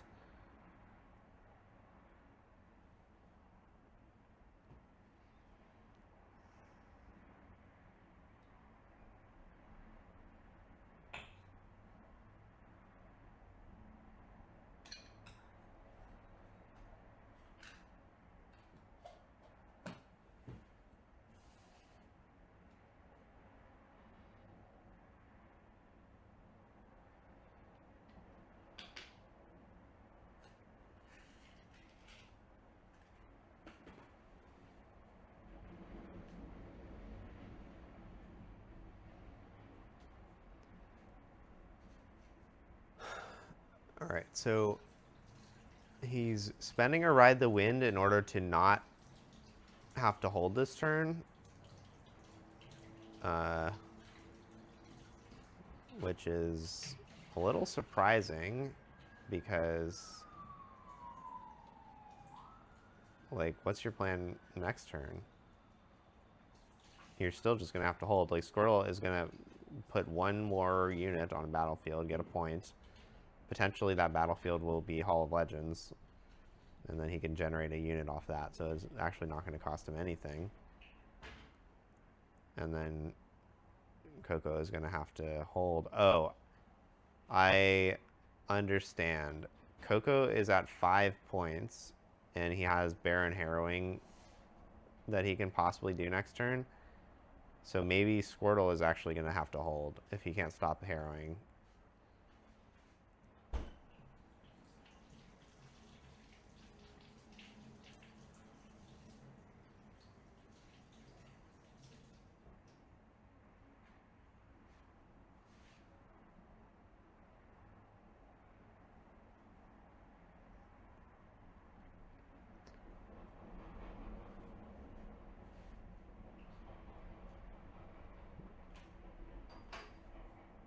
Okay, so Squirtle does not even have any equipment to play, so the Hall of Legends isn't doing shit.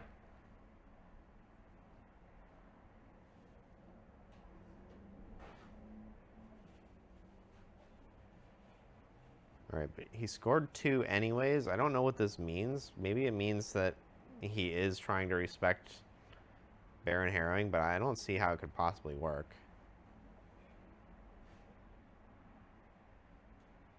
I feel like if he has it, he has it.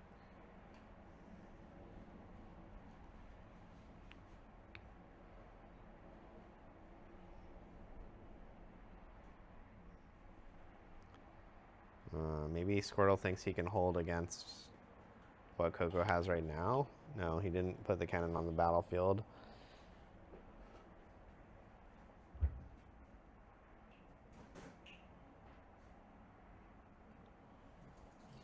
All right, there is harrowing, so I guess this is going to be it. I don't see how Squirtle can possibly beat this.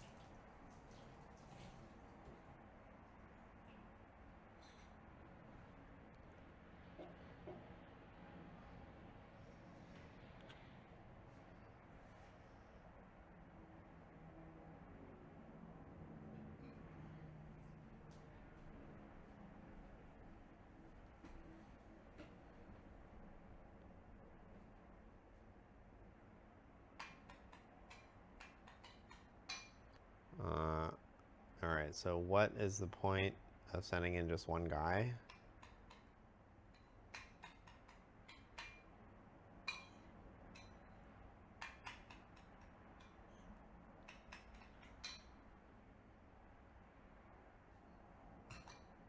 I mean, Squirtle is giga dead here.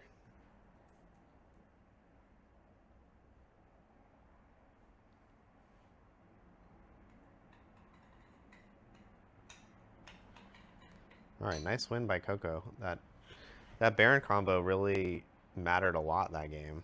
If he didn't have that, he would have probably lost.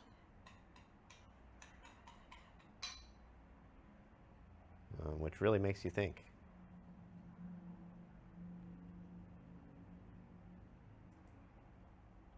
Alright, so we got the Manland and Coco. I want to see Coco's deck list. There we go. Alright, so what does he have? He's got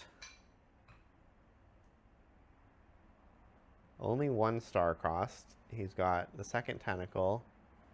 He's got a flash and 3 red.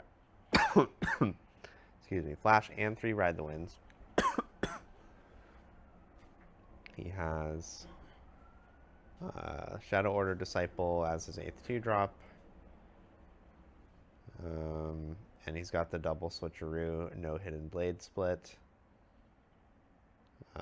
He's missing the salvage that I played and a gust. I played a gust and I played a second star-crossed. The flash goes, yeah. So he's got flash, Baron, harrowing instead of salvage, gust, and star-crossed. Oh, and there's one other card missing from my deck to make the second tentacle.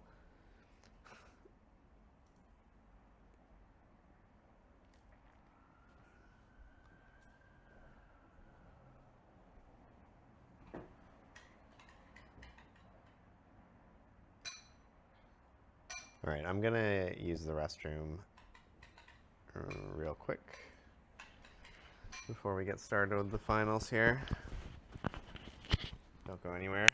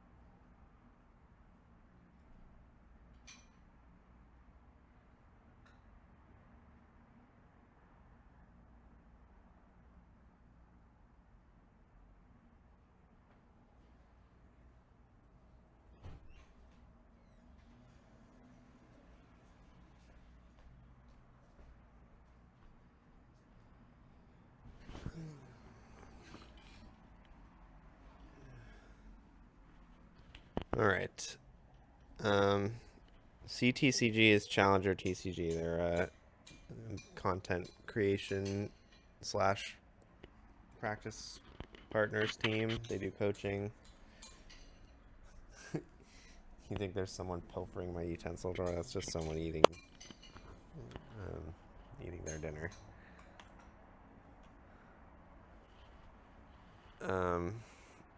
All right. So we got the Manland playing against Kennen again. I think we saw him playing against Kennen before, and yeah, he seemed pretty well positioned in the matchup, so we'll see how competitive this is. I already know who wins, but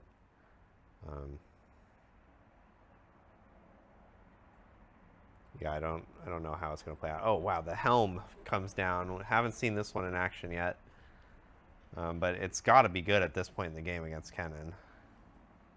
Like Coco's probably going to play 10 more spells this game. There's a lightning rush in his hand. Yeah, 2 mana for that, please.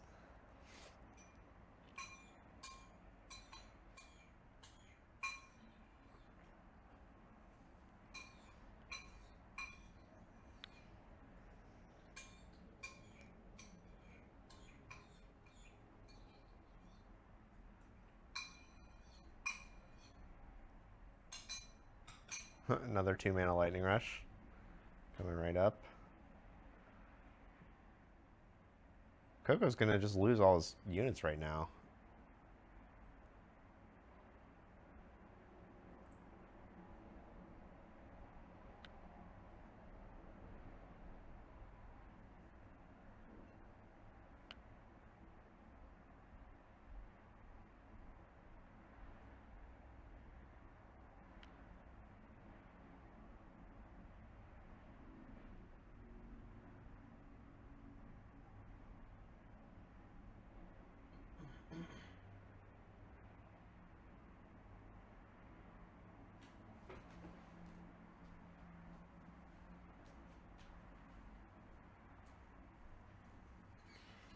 Okay, so he's got a Rasa to back up the Kennen, which I think he played for 3... No, he played it for 1 mana after he played that Lightning Rush. So actually not a bad turn. And then Manland is missing an equipment right now. There's one.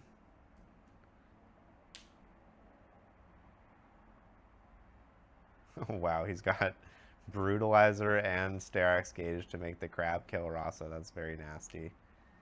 And Coco's hand was 2 Rasas and what? A stack deck and Treasure Hunter. Okay, not great, not terrible. So he does in fact lose all his units. I wonder who could have possibly seen that coming. All right, he just drew a Fizz. I don't think, yeah, he doesn't have the main deck salvage, so he's kind of like just dead. I don't know how he gets out of this. Maybe you can do something with Baron.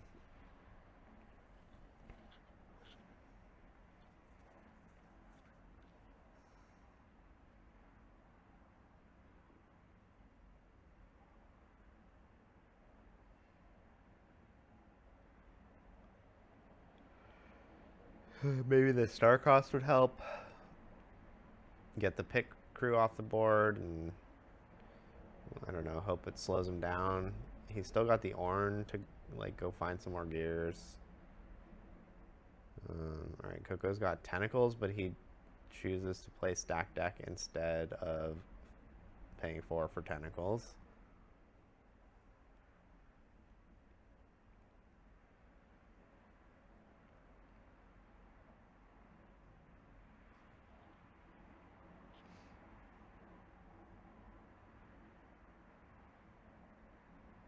So, I guess he just wants to rely on these Rasas instead of the Tentacles, but alright, well, he's going to be down by a full turn on point tempo here. No, I guess not. The Manland has no way to score the other, the Zon Warrens. Maybe he can find a Sprite Fountain?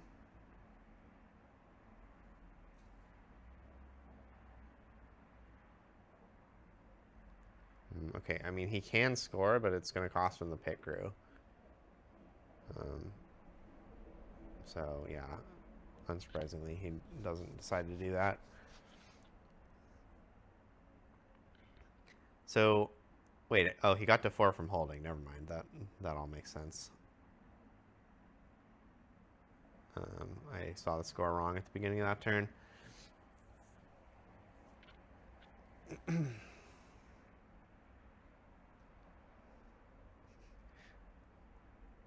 Yeah, I'm also interested in the amount of energy the helm cost, Coco. And that's just the cards that he actually chose to cast, right? There's probably a bunch of other cards he didn't bother casting because of the helm. Alright, so he's got the Starcross. He's got Flash. He's got Fizz. Switcheroo is not super helpful here. But yeah, he's behind on points. There's an Ornn in play, which is going to be tough. That's a big unit. And he's just playing the Flash. He's just going to let the manland get to 6 and hope it costs him some units somehow, but it really isn't going to cost him, I don't think.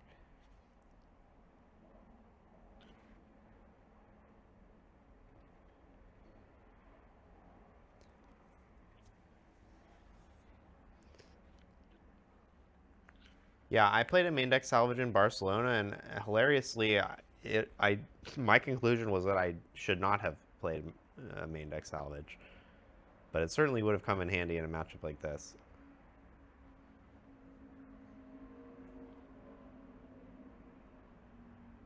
I don't know how much more popular this Ornn deck is going to get, but it does seem like kind of a good deck, so it might pick up a bit.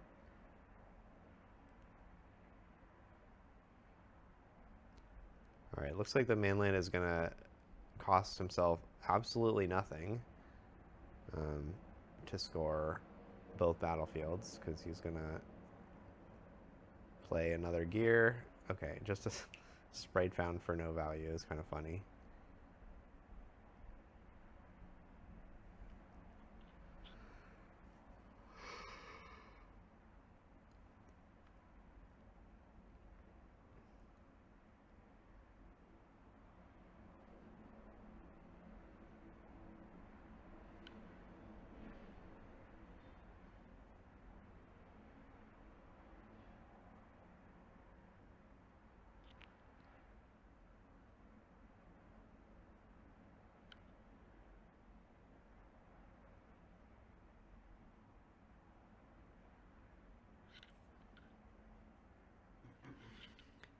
So what new cards does this Ornn deck actually have? It's got the Poro bot.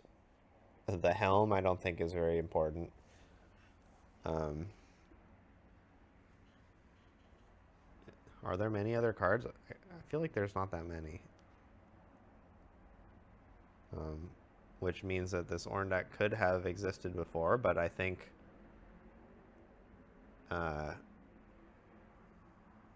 like the main thing that's really good about it is probably this Kennen matchup. Like, this deck is very good at clearing holds that involve stacking many 6 might units. So this is like a really good moment for that.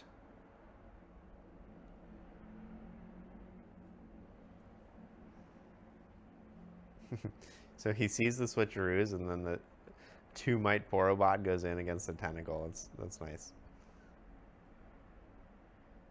And Coco too proud to use switcheroo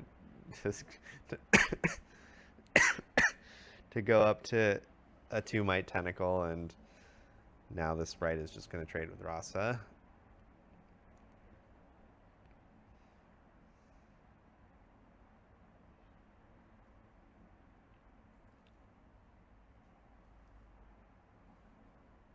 Oh, okay, sorry. He's got the Kennen switcheroo combo. I forgot about that. Alright, so the sprite is dead.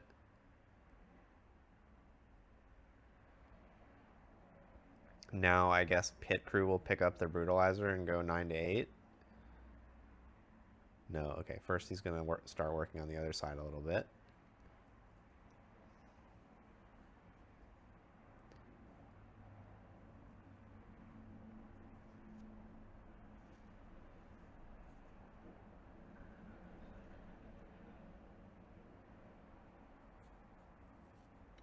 Darkross, I don't know what that targeted, but it got defied. And then Porobot traded with the Tentacle, and now a 6 might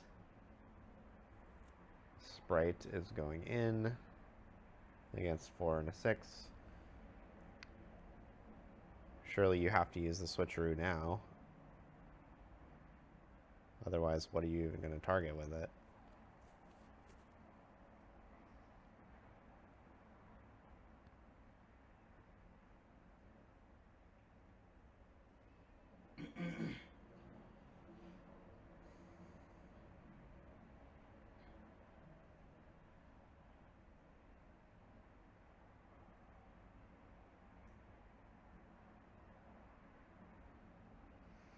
Okay, he does use it. He's now got 2 6s on the right and an 8 on the left. So how does Manland get over this? Doesn't seem trivial.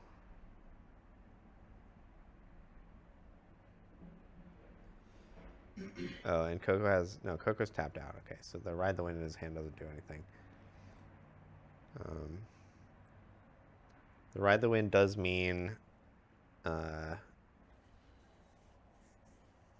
he's not going to be stuck. Like, if you clear the Orange Forge and leaves on Orange or whatever, the Rasa is not going to be stuck there.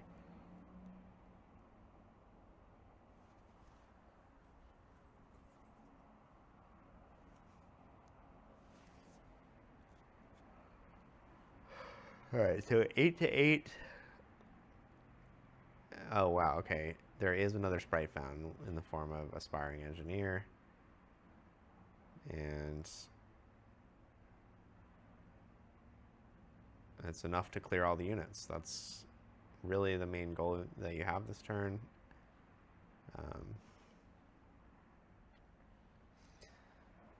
So yeah, Coco's going to need something pretty substantial here. That's a 7 might unit on the Orange Forge, which needs to be cleared, and there's 2 sprite fountains in the back with 2 equipment, so Coco really needs to score both sides here. He does have a Ride the Wind, but he's going to need a lot more.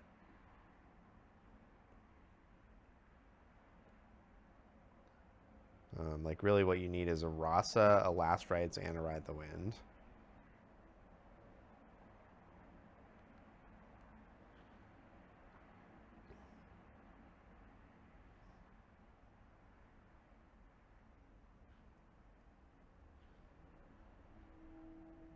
Okay. Chat is asking me if judges should have allowed the pass rewind. So, first of all, I don't think we've seen a pass rewind yet. But also, obviously they should have allowed it. Like, takebacks are literally just allowed in the rules.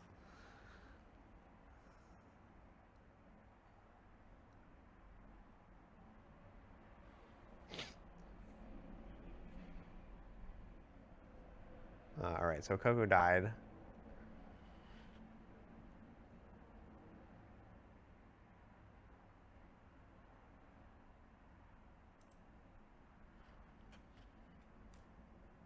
Alright, we got game 2 coming up here. Sandswept Tomb going first with Coco, and Seed of Power going second.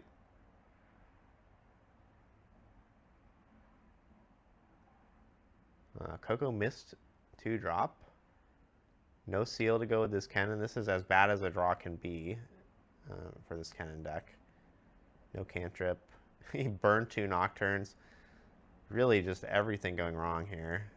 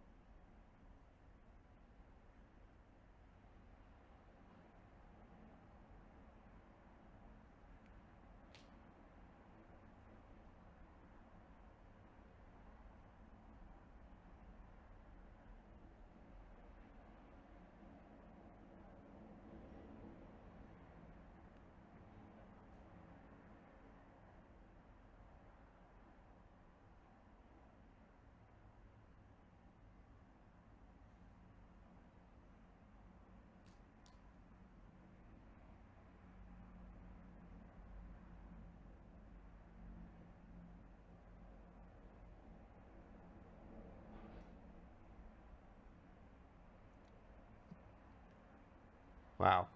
Coco, just another horrible turn. Walk Kennen up for a point. Flashback nothing. Play a Traveling Merchant in base and hide a card. That's just about as bad as a turn can possibly be. So I assume that's switcheroo. And Manland is looking for a way around it. He has a charm that he could just push Kennen off, but that's not really very pleasant.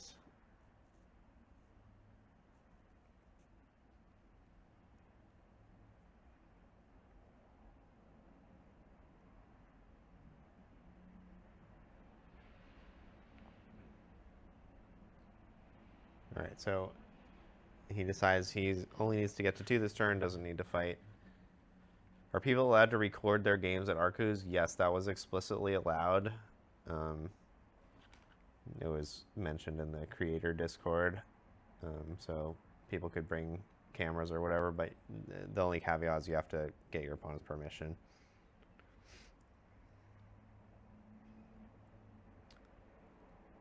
So Coco gets a free Seat of Power Conquer here. He has Harrowing Baron again with only 4 purple runes.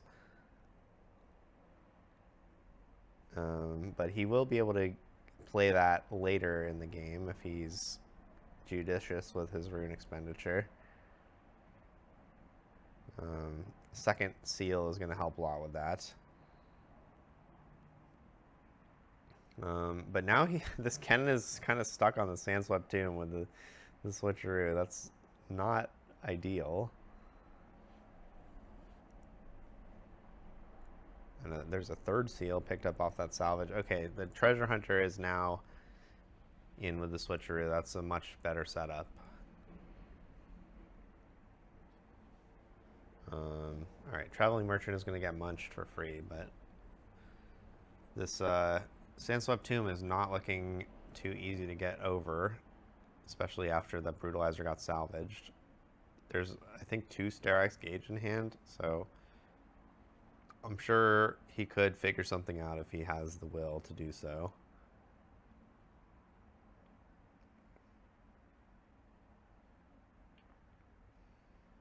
I feel like the seal should just get played, but alright, he didn't want to. Alright, so now he's going to play the seal to bring the pit crew back. But how do you deal with this Rasa? I mean, you probably just Sterak's Gauge, equip the pit crew, and send it in. 6-6. Wow, pickpocket, but there's 3 seals all got played in 1 turn.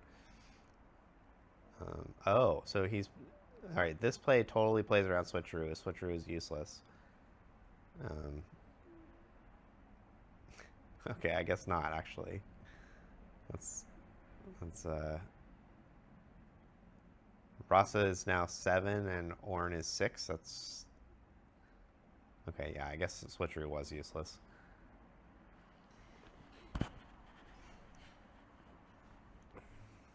Yeah, there's no reason to do this play if you're Coco. You can just click back and have the same result.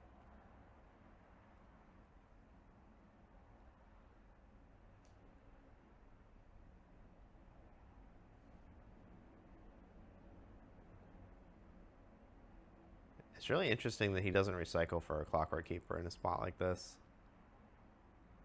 His hand is 3 Sterak's Gauge, so I guess he figures every piece of green power is really crucial this game. Which makes a lot of sense. Alright, Sandswept Tomb plus Ride the Wind. Getting the job done. Scoring points. And now he's at 5. He's got the Baron to sneak in a win. But he's going to need some more units in his base, I think. I don't know if he can get one. He's got a Treasure Hunter in his hand, I think. But he doesn't want to play it? No, okay. Yeah, you have to play Treasure Hunter.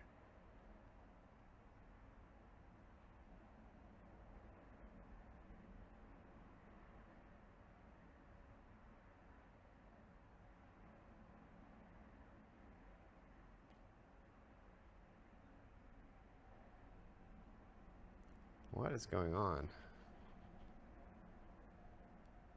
Oh, I think the judge judge said you didn't recycle for Ride the Wind, buddy, but he was on the Sandslab Tomb. Is that what happened?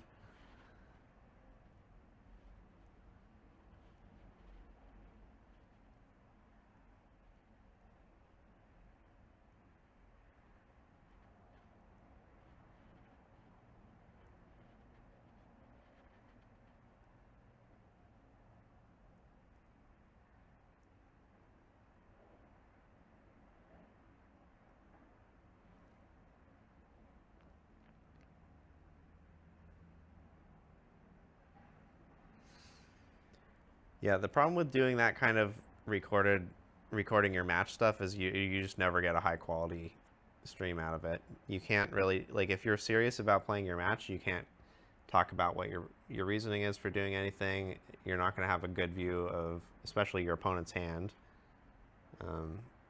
And yeah, like, I mean, the content I make with Anu is just like way higher quality than what you could possibly do in an actual competitive match.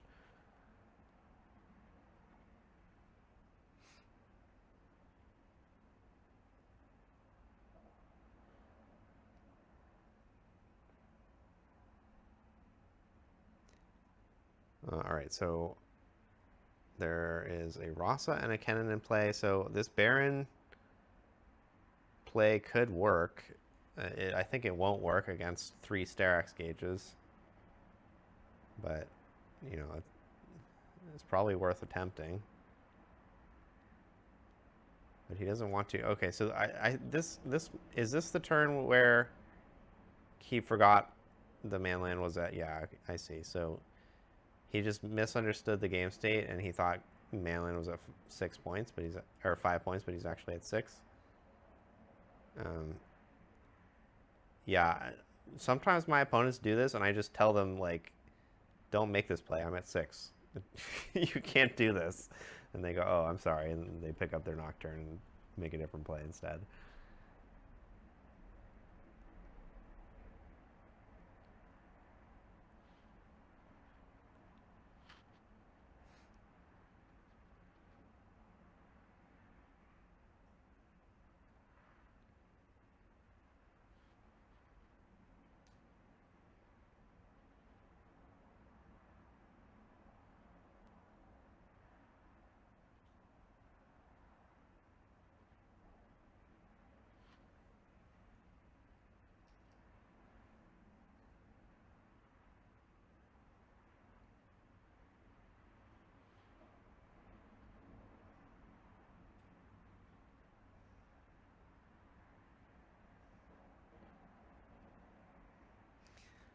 All right, yeah, so Baron Harrowing plus Ride the Wind apparently kills through triple Sterak's gauge. I mean, maybe he doesn't want to make a play like that because he doesn't want his Ride the Wind to get defied, but yeah, with the score being what it is, you actually do need to just go for something. And Baron seems like the most logical thing to do, but yeah, obviously, like, he's trying to set up a stronger Baron push next turn, but like, he just had the score wrong, so it doesn't work. And here we are. All right, so he's taken back the Nocturne, but the tentacles are locked in. This is definitely the right ruling, because the tentacles opens up a reaction window for the manland, and if the manland wanted to defy the tentacles, like, he would have had to defy them, you know, when Coco cast them. So now, like, after playing the tentacles, Coco has learned that the manland doesn't want to cast defy, which is, you know, you can't then back that up and unlearn that information. It's impossible. So you have to leave the tentacles in play. But yeah, that stops him from playing Baron, and he's definitely going to lose now.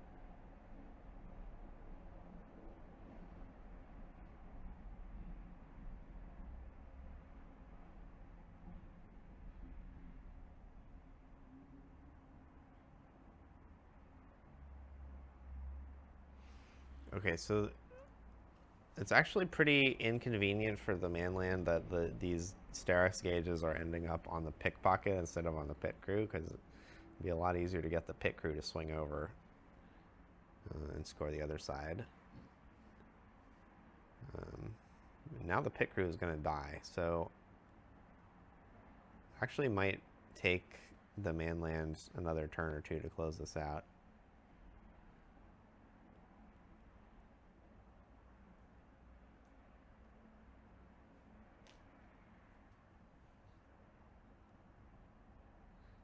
Interesting. So he chooses to put the Sterex gauge on the guy in base right away, saving himself 1 extra energy next turn,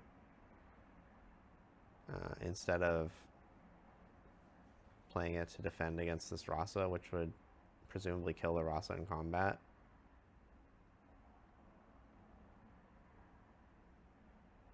And then it would leave the battlefield open for Kennen, which is maybe what he's trying to avoid here. But there's only 1 rune up, so. Oh, I guess there were 3 runes up at the time. So maybe like what he's trying to avoid is play Sterex Gauge, trade with Rasa, then Kennen goes over there, plays Starcross, bounce the pickpocket or something.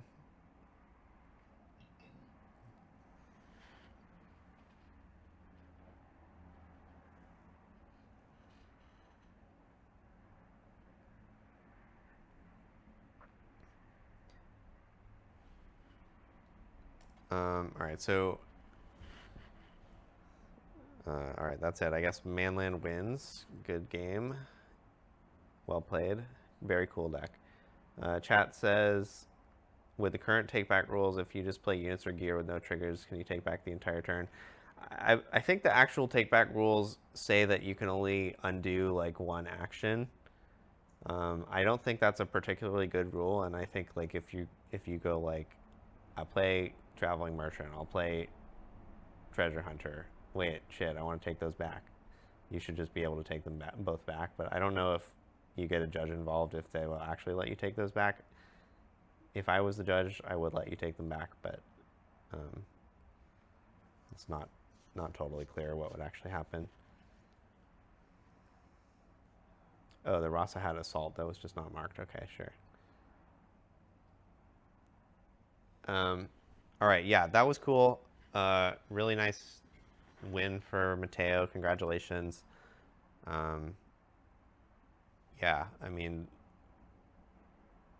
yeah, I liked doing that stream. Thank everybody for watching. Yeah, I'm happy that my teammates were here for most of it to talk with me and hang out, but it's kind of fine to just do it and hang out with chat too, so thank you all for being here. I will be streaming again tomorrow with Anu. We'll be playing a bunch of matches with the top 8 decks. I don't know exactly which matchups, but keep an eye out for that. Make sure you subscribe to the YouTube, like the stream. Someday I'm going to turn on the thing where you can become a member of the channel for $5 a month or whatever, but that day is not today. But, you know, save your $5 for me. Yeah, that's it. Thanks for watching. Oh, one other thing. Check out the Aspirant's Climb Merlion Metafy. There's a bunch of guides coming out on there from my teammates who did well in Barcelona. I am not writing a guide this time around because I did not do well, and Evan wrote a Kennen guide. I don't think his guide is published yet, but he won a tournament the week before Barcelona, so he's got a lot of good words about Kennen. Yeah, all right, that's it. Take care, everybody.